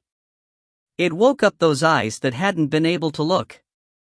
In the dead city, silent musicians clenched their fists. God, please have mercy on me. Some people whispered and prayed for the last time. Please lead me to the heaven. Immediately afterwards, a fiery glow suddenly appeared from the man's body in the dark, dead city. In the darkness, it rose like a morning star. This man flew from the earth to the sky, with the heart sound movement blaring. Like the young man, he rushed to the enemy. An invincible enemy. Then came the second glow, the third glow.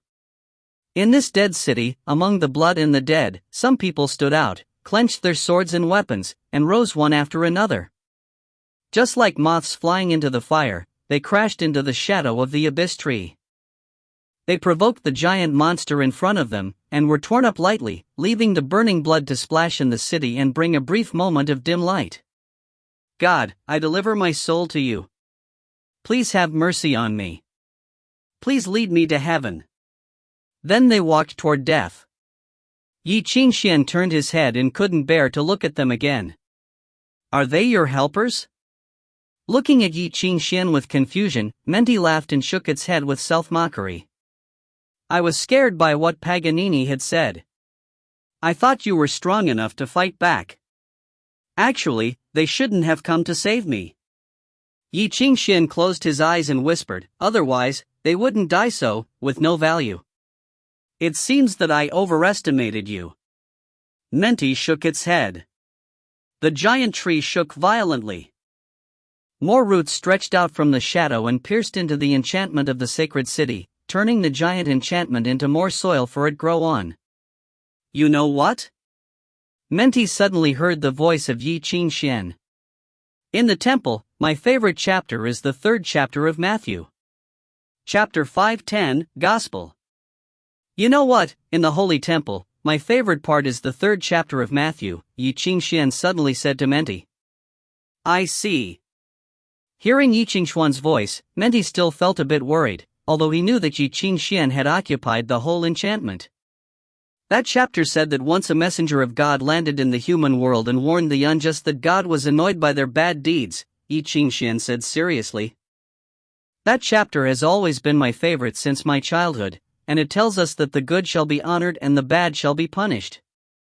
One day, the messenger might come to the human world to honor the good and to punish the bad. Though I may not be able to live to that day, still, it is something to look forward to.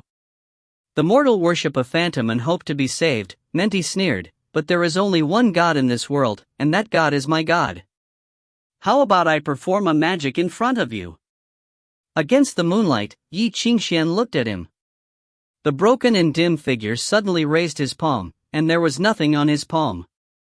The next minute, a broken cloth changed from the music theory of the clothes of original sin covered his palm. Menti frowned, looked at him, and had no idea what he wanted to do. Ye Qingxuan smiled and took away the cloth with his hand. There was an eyeball on his palm. If he were in a theater, he would surely have received a warm applause from the spectators. Seeing this, Menti was stunned, as if he had seen Hayakam naked, flirting with him and dancing around a steel pole. The eyeball started to disassemble. Numerous music notes flow out, formed a new music theory, and constructed a new symphony. At last, the symphony gathered together and became a tiny clock that floated above Ye Qingxuan's palm and shone in dim light. Against the dim light, Ye Qingxuan's face was lit. His face was a bit pale and his black eyeballs shone. Heaven is approaching, you should all reform yourselves. Ye Qingxuan murmured, holding the clock. He used up all his strength and shouted to the monsters in front of him, "You serpents, who told you that you could run away from the punishment of God?" His hoarse voice was as loud as the lightning and echoed in the sacred city. The whole city trembled, as if it was answering his voice. Bang! The tiny clock began to ring and shine with bright light. For the very first time, the sacred city received a ray of pure and warm light. It was just like a ray of summer sunshine penetrating a black cloud and shedding upon the dark world. "What the H*LL is this?" Menti was shocked. Suddenly, countless strings appeared in the sky. The strings intertwined with each other and covered the sky above the sacred city. Each string covered hundreds of thousands of miles. With every tremble, they created a sound like a dragon howling. The strings all extended from the central holy temple. They connected with each other and formed a huge web. The web might look a bit messy, but every tremble of the strings followed the music theory. This was an ordered and sophisticated system, and in the middle of the web, there was one main axis. Each string was connected with a bell tower. Since there were tens of millions of strings, there were also tens of millions of bell towers. Right at that moment, all the silent bell towers were connected together by Ye Qingxuan. This magnificent project could never have been completed without the help of Ye Qingxuan and those who had been killed. The music theory of heaven ladder ran through Ye Qingxuan, and the barriers had been cleared. Now, all the music theories gathered on Ye Qingxuan's hands. The final limit of authorization, which was the key that Albert gave to him and the last life-saving straw that he could grasp to revive the enchantment. With the tiny clock in his hand ringing, countless music theories suddenly trembled, as did the heaven ladder. The Ye Qingxuan produced a long and lasting sound of dragon howling, as if its tens of millions of strings were being played by an invisible hand. The dragon howling was so loud that anyone who heard it went deaf. The earth began to vibrate. Tens of millions of bell towers on the ground also started to shake and ring. The dust rose up from the ground, flew up to the sky, and spread in all directions. He did it! He did it! In the central holy temple, sitting in a wheelchair and getting an intravenous fluid, Albert exclaimed with utmost excitement. He was so happy that he almost cried, and he shouted to the operation musicians in front of him, "Move your A*S. Go and revive this D*MN city. Remember that we have lost so many peers in this war." Albert waved his palms happily and shouted with extreme enthusiasm, "Prepare the straight road for God." The next minute, the steel and iron-made dome roof above the ether pond collapsed. The machine hidden in the dome roof was operating in crazy and creating many sparks. Moreover, the steel construction buried underground was activated. A huge pipe organ, created with the help of many countries over several decades, was slowly falling to the ground. After the dome roof of the central holy temple collapsed, more than 60,000 organ pipes came out and flew to the sky. 16 layers of keys and thousands of stops popped out from the wall, 10 cables that were as thick as a man's waist connected to the central harmonious melody instrument, and finally, the floors turned around and revealed the pedals. More than 60,000 tubes that connected with the engine changed their directions and connected to the core, and in this way, continually provided the enormous musical instrument with power. The water in the ether pond was boiling and shining in silver light. A throne in which Ye Qingxuan's body was sitting, then disappeared and moved into the core. Everything was ready. "God, please bless us," Albert prayed in the silence. "Long live the sacred city." The next minute, the pipe organ produced an extremely high-pitched sound. A huge cloud of mist spurted out of the organ pipes.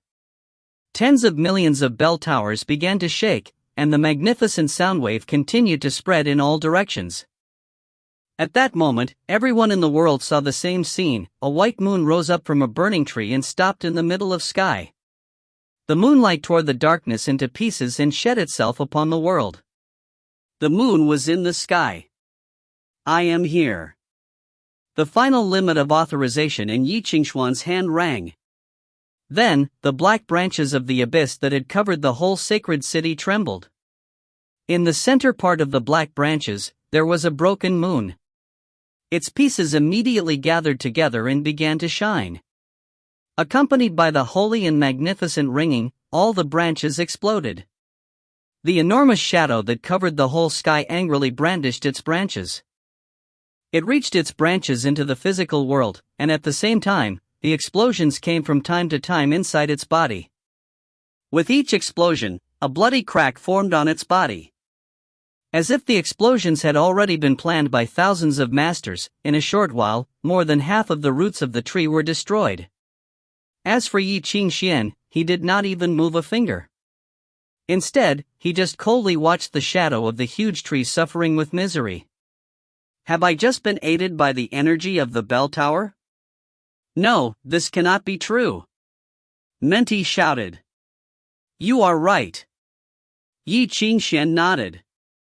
Just now, you have been aided by the energy from all the bell towers. You have the strength equivalent to that of hundreds of masters added together. But it all relies on the music theory of the seal of moonlight. So what do you think of the magic I did just now? It is not bad, is it? Hearing this, Menti yelled at him with all its strength. If a musician was aided by the energy of a bell tower, his strength could be elevated to the level of a master, which was something that every musician in the sacred city longed for. Throughout history, no one ever aided a devil with the purifying music theory, a devil that stood for all the dark devils in the abyss. It was like someone walking into a mine full of natural gas with a torch in his hand. Since the music theory of Menti and Ye Qingxuan's purifying music theory were completely different, the music theories would create an explosion once they met. Which meant that the energy of hundreds of masters offset Menti's energy that had accumulated the whole night, and severely damaged his projection in the physical world. The huge tree was trembling severely. It reached out countless branches and penetrated the enchantment and aimed at the moon. Ye Qingxuan. I am here. Ye Qingxuan smiled and gazed at its twisted and broken face. In his hand, the music theory of the final limit of authorization was trembling. Aided by the energy of numerous bell towers, the moon got brighter and brighter. The light was now as bright as sunlight and too dazzling to look at. Tens of millions of strings trembled, producing a magnificent music. The bell towers rang from time to time to resonate with the music. A round holy emblem appeared in the moon and floated right behind Ye Qingxuan. Countless music theories were running across the emblem. This time, Ye Qingxuan did not absorb the energy from the bell towers, but transferred it all to the enchantment. In the blink of an eye, the holy light filled the whole outflowing layer. All the music theory of the abyss made a sound of screaming and completely vanished. The roots of the black branches of the abyss were all waving, and after a short while, they all disappeared. The cracks among the mountains shall be filled up, all the peaks of the mountains shall be kept at the same height, the bumpy road shall be smooth, and the plateau shall all turn into plain. Ye Qingxuan's voice was echoing across the whole sky. The door to heaven shall be opened, the truth shall come to the world, and every decent man and woman shall witness this together. The sacred city made of steel and iron made a huge sound. If you find any errors, ads pop up, ads redirect, broken links, non-standard content, etc., please let us know. Report chapter so we can fix it as soon as possible. Chapter 511 to 520. Chapter 511, Sword of Judgment. Countless people had made great sacrifices and suffered a lot of pain and torture. At that cost, the enchantment of the sacred city was finally recaptured from the abyss. The highway of God was ready. The highway of God had been straightened. Ye Qingxuan heard the bell in his hand ringing. The complicated and ancient melody emerged from the final authority and poured into his consciousness. That was an indescribably magnificent music movement. Innumerable music theories occupied his soul in an instant, urging his body to play, to sing, and to release the movement that represented miracles. Thus, in the central temple, numerous perception threads stretched out from Ye Qingxuan's body, and accessed the countless keys. He manipulated the unprecedentedly large musical instrument, and lead the pipe organ to create that solemn symphony with unimaginable dexterity and smoothness. The melody stunned the sacred city. Countless musicians shouted in shock. The holy spirits under the 9th level of the earth happened to look up towards the solar disk at the same time. That was the 9th Symphony. The 9th Symphony prelude created by the original King of Red. From Ye Qingxuan's fingertips, the symphony was performed according to his will in the controlling center of the central temple, and it reverberated in the whole steel city. Wherever it passed, all churches, buildings, and facilities echoed in response. Sacred City. This was the sacred city. The sacred city had woken up. The spirituality that had been sleeping in the deepest part of the sacred city condensed and re-emerged. Thousands of bells were ringing at the same time and intertwining into many incredibly magnificent music theories.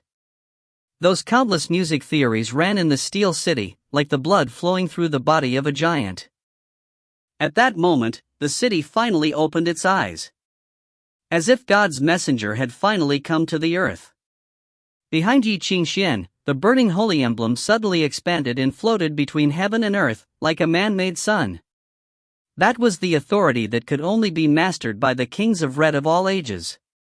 Even if it was only a prelude, it was still powerful enough to call the foundation of the 7 schools of musicians, the power represented by the holy axe. Holy, holy, holy. In front of the holy emblem that burned like the sun, Ye Qingxuan was immersed in the magnificent music movement. With his will, the angry scream that was as loud as thunder rang between heaven and earth. To purify all the poisonous snakes in the name of the Holy Spirit and fire, to beat them with iron rods and smash them like the crockery of the potters. In the enchantment of the sacred city, the spirituality in the prelude of the 9th Symphony flew into the consciousness of Ye Qingxuan. He was enabled to separate from the narrow perspective of humanity and endowed with endless lights and heats. He was at the moment overlooking the world. Tell those who are here and who are not that this is the only correct principle and gospel in the world. Those who work for it are righteous. Those who died for it can be redeemed. He reached out. Then, above the earth, a trumpet roared. Numerous burning posts rose abruptly out of the ground, and countless cold silver spikes fell from the sky. Immediately afterward, purified flames spewed out from the burning posts. From here to there. From one side of the world to the other side of the world. Everything that could be seen was on fire. It was as if the day of judgment had come upon the earth, flames pouring out from the silent ground, giving all sinners equal and merciful purification. Ye Qingxuan looked up. Behind him, the wheel of the holy emblem was revolving with a magnificent and loud sound, as if iron and steel were rubbing against each other. Then, the enchantment oscillated. The roaring melody ran from the central temple, and then through the action zone, the creation zone, the formation zone, and the outflow zone. Endless light flew out from the solar disk. Like a waterfall. Countless rays of light poured into the enchantment, sweeping in all directions. Then the lights ignited the dark clouds in the sky, burned up the dark fog in the abyss, and destroyed all the demons completely. In the end, the lights went up and then towards the huge shadow that covered the sky. Cast the sword of judgment. As stated in the Holy Bible, prepare and straighten the highway of God. Heaven is near, and God will cast the sword of judgment into the world through the open gate. The blade of the sword revolved in all directions, glowing and bursting out flames. Forward! Forward! Forward! It would pierce the earth if it encountered the earth. It would light up the sky if it encountered the sky. It was going to break down the 9 layers of hell, tear up the endless abyss, and burn off all sins. Boom, dot. A huge crack emerged on the trunk of the abyss, black branches, running from the front to the back. Above the trunk, the strange face of Menti had been completely burned into ashes, only leaving a shrill cry spreading out with the pulling out of a shadow. Immediately afterward, endless light rushed out of the inside of the abyss, black branches. The shadow was torn up from the inside out, and the haze in the abyss was eliminated completely. Menti's projection in the physical world was completely destroyed and lost its final foothold. In the Ether Sea, the vast trunk that ran through the physical world and the ether world collapsed. Even his real body far away in the abyss had suffered irreversible and severe wounds. The abyss boiled. The abyss black branches rooted in the deepest part of the abyss whined, pulled out a withered branch like a bone, and cast it toward the physical world with strong hatred. The target was Ye Qingxuan. Menti tore off the poisonous branch from his own body. The poisonous branch had grown by absorbing the resentment and poison over thousands of years, and being assimilated by the ultimate source of the Hyakum. Since Menti was born, he had only made 3 poisonous branches. The dagger that it gave to Ludovic to assassinate the Pope was one of them. Now, as a glorious dark minister, he had been tripped up by Ye Qingxuan, and made an even more stupid mistake than Paganini had, which drove him crazy. He wanted to give Ye Qingxuan an unforgettable lesson at any cost. However, the radiance of the enchantment flowed and gathered in the air in front of Ye Qingxuan. The melody of Requiem rang through the entire sacred city. Holy! Holy! Holy! The 9 layers of holy regions formed in an instant. Even the enchantment that contained all the power of the bell towers moved to block the poisonous branch. In an instant, the poisonous branch broke the sky and arrived. Along the way, the ether sea was even smeared with dark green light for that moment. Immediately afterward, countless rays of light shone. The sacred city shook. The radiance flowing over the huge enchantment resisted the impact from the poisonous branch. But the branch was alive, and it could even be regarded as a part of Menti. Since it lost its momentum as it came, even most of its power, it reduced into a black light, swaying like a live snake. Like taking root in a boulder, it wormed its way through the weak part of the music theory, and ran through the enchantment towards the real body of Ye Qingxuan.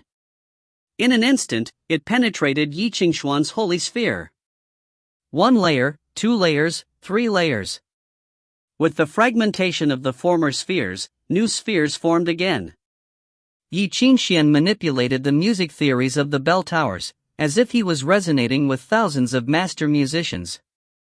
Thus, it was quite hard to know exactly how many spheres collapsed and reformed in just an instant. In the end, the sphere had become a long and narrow one, like a box, getting the dim and black light embedded in it. The poisonous branch couldn't even move a bit.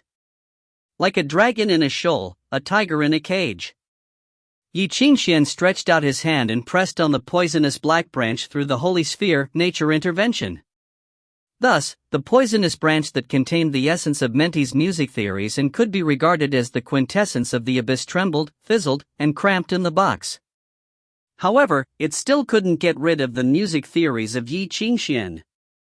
In the end, as the holy sphere broke down, it changed into a piece of dead branch which then fell into Ye Qingxuan's hand. Such a good stuff. He stared up at the furious Menti in the ether world and waved with a smile on his face. You left me such a good gift, dude, even if I made you leave. Okay, please go now, don't hesitate. Roaring. The abyss black branches disappeared. It was completely silent between heaven and earth. Ye Qingxuan finally felt relief, and found himself gasping with fatigue. Finally. Ended? No, not really. The real boss had not yet unveiled his face. Ye Qingxuan had barely driven away a small dog, let alone ended the war. For the real two parties, this wasn't even the start. Even so, Ye Qingxuan still felt proud and delighted. The projection of the abyss black branches in the physical world was destroyed by the last blow, and it was even driven back to the ether world. It was the second dark minister Ye Qingxuan had defeated. Menti said that in the abyss, there were already 4 dark ministers who hated him badly. Apart from Paganini, he had no idea who those dark ministers were. If he counted the 2 incarnations of Hyakum as dark ministers, there would be 6 of them? Even Ye Qingxuan himself found it incredible. It was too bad. In the meantime, the abundant power and inexhaustible energy just faded like the tides and disappeared. With the end of the Ninth Symphony prelude, he separated from that marvelous state. When he recalled what had happened in those dozen seconds, he felt like it was just an illusion. At that time, Ye Qingxuan had been like an almighty god, manipulating land, water, fire, wind, and nearly everything. But now, the clear memory blurred rapidly. Like a dispelled dream. But at least, he looked down at the final authority in his hand. The repaired sacred city enchantment was still in his hands. Even such a big fight couldn't draw you out. In the core of the central temple, he opened his eyes, stretched out his hands, and pressed the keys that surrounded him, whispering, "Let me see, where are you hiding?" As the hands bounced flexibly, the pipe organ sounded loudly. In the machine room underneath the central temple, the loud sound came back. The hot steam rushed through the pipes like a flood. After running through many diverting valves and pipes, the steam hit the reeds, causing the reeds to burn red, vibrate, and sound loud noises. Thousands of sharp sounds overlapped. Like the hub of the enchantment, those machines allocated the resources and submitted summarized information to Ye Qingxuan. Finally, he resaw the huge nebula of the central temple. Chapter 512, Transparent Mirror. The sparkling nebula permeated the sacred city, and each sparkle represented a person's ether wave. The huge enchantment now seemed to become an enormous transparent mirror, revealing every detail of itself in front of Ye Qingxuan. A huge amount of information that was too much for an average person's brain to store had been categorized by the way of deciphering. About 4/5 of the information was useless and had been deleted, and most of the redundant information among the last 1/5 had also been deleted. At last, via the music theory, the information was transformed into some simple music notes, which Ye Qingxuan bore in mind. He only needed to turn the music notes into different intervals and put them in a fixed place. Then, the music theory of the way of deciphering would help him find the variate he needed within this big formula. Where on earth was the variate that represented Ye Lanzhao? If he looked at the world through this big formula, he sometimes felt puzzled. But once he figured out what the variates in complex music theory really stood for, the world would instantly make sense to him. Especially when the huge enchantment was constantly sending information to Ye Qingxuan, he indeed felt puzzled. His ears and eyes could no longer observe the immediate surroundings, and his brain could not function at the same time. Ye Qingxuan realized that it was necessary for him to change the way he was attempting to do things. Albert had spent his whole life observing this world via the way of deciphering and grasping how this world functioned. He hoped to make a breakthrough by deciphering the music theory, but he failed to read people's minds. Still, he created a very good tool for Ye Qingxuan, so Ye Qingxuan could find what he needed from this chaotic and complicated world. Sadly, Ye Qingxuan failed to find the silver cellar where his teacher was imprisoned after searching the whole sacred city. Even people at the top of the church group did not know where the silver cellar was. If it was not in the sacred city, then there was little chance Ye Qingxuan could find it, since outside the city, there were too many places where this silver cellar could be. Ye Qingxuan was silent for a while, then he stopped thinking and began to play the keys. The transparent mirror delicately changed its angle. The structure of the formula started to change. There were too many secrets in this city. If one wanted to look into every one of them, his whole lifetime would be spent on finding out the secrets hidden deeply in this city. So, Ye Qingxuan decided not to focus too much on the details, but to explore the city in a more macroscopic way. In just a few seconds, Ye Qingxuan's spiritual sensing covered the whole city. In his mind, countless formulas and variates changed and combined with each other and formed a vague model. This model started to zoom in, following the order given by Ye Qingxuan's mind, and most of the model blurred. The equation was balanced. Which meant that in this part, there was no variate. Soon, Ye Qingxuan was stunned. In the blurred part, there was a place that was not supposed to be. The place was the habitation of the Holy Spirit, a place where the King of all generations and the Holy Spirit were sleeping. Every Holy Spirit that was going to disperse from this world would come to this place to get its own stone coffin, and bury itself in advance. In this way, it could stay longer in this world. Until now, more than 10 Holy Spirits had dispersed in their coffins. Among them was the oldest Holy Spirit, the king of Romulus, who was respectfully addressed as Aeneid, the spirit of thunder. Normally, there should be hundreds of scepters kept in this place. If the enchantment was the shield of the sacred city, then these holy spirits were the spear of the sacred city. After observing this place through the transparent mirror, Ye Qingxuan found the situation in the habitation to be much worse than he thought. When the enchantment of the sacred city was occupied by the demogorgons from the abyss, they knew once this habitation was destroyed, the whole sacred city would fall into pieces. At that time, layers of seals and single enchantments were all activated. The soldiers stood outside to guard the palace. A large group of musicians were killed by the demogorgons. The whole plaza was soaked with blood and covered with dead bodies, looking like hell. However, these soldiers and musicians never knew that inside the palace, there was nothing. Ye Qingxuan adjusted the transparent mirror. His spiritual sensing extended into the coffin, then he fell into silence. It was empty. Every coffin was empty. The sleeping holy spirits had all disappeared. Ye Qingxuan was shocked, then he looked in the direction of the Pope Palace and smiled, as if he had understood something. I do not know who did this. Although he managed to transfer all the holy spirits, he has not been of any help in defending this city. Countless civilians were killed. At last, the exploring model was completed, and the instrument of harmonious melody that was set outside the city received many signals. Ye Qingxuan had already known what was going on in this world.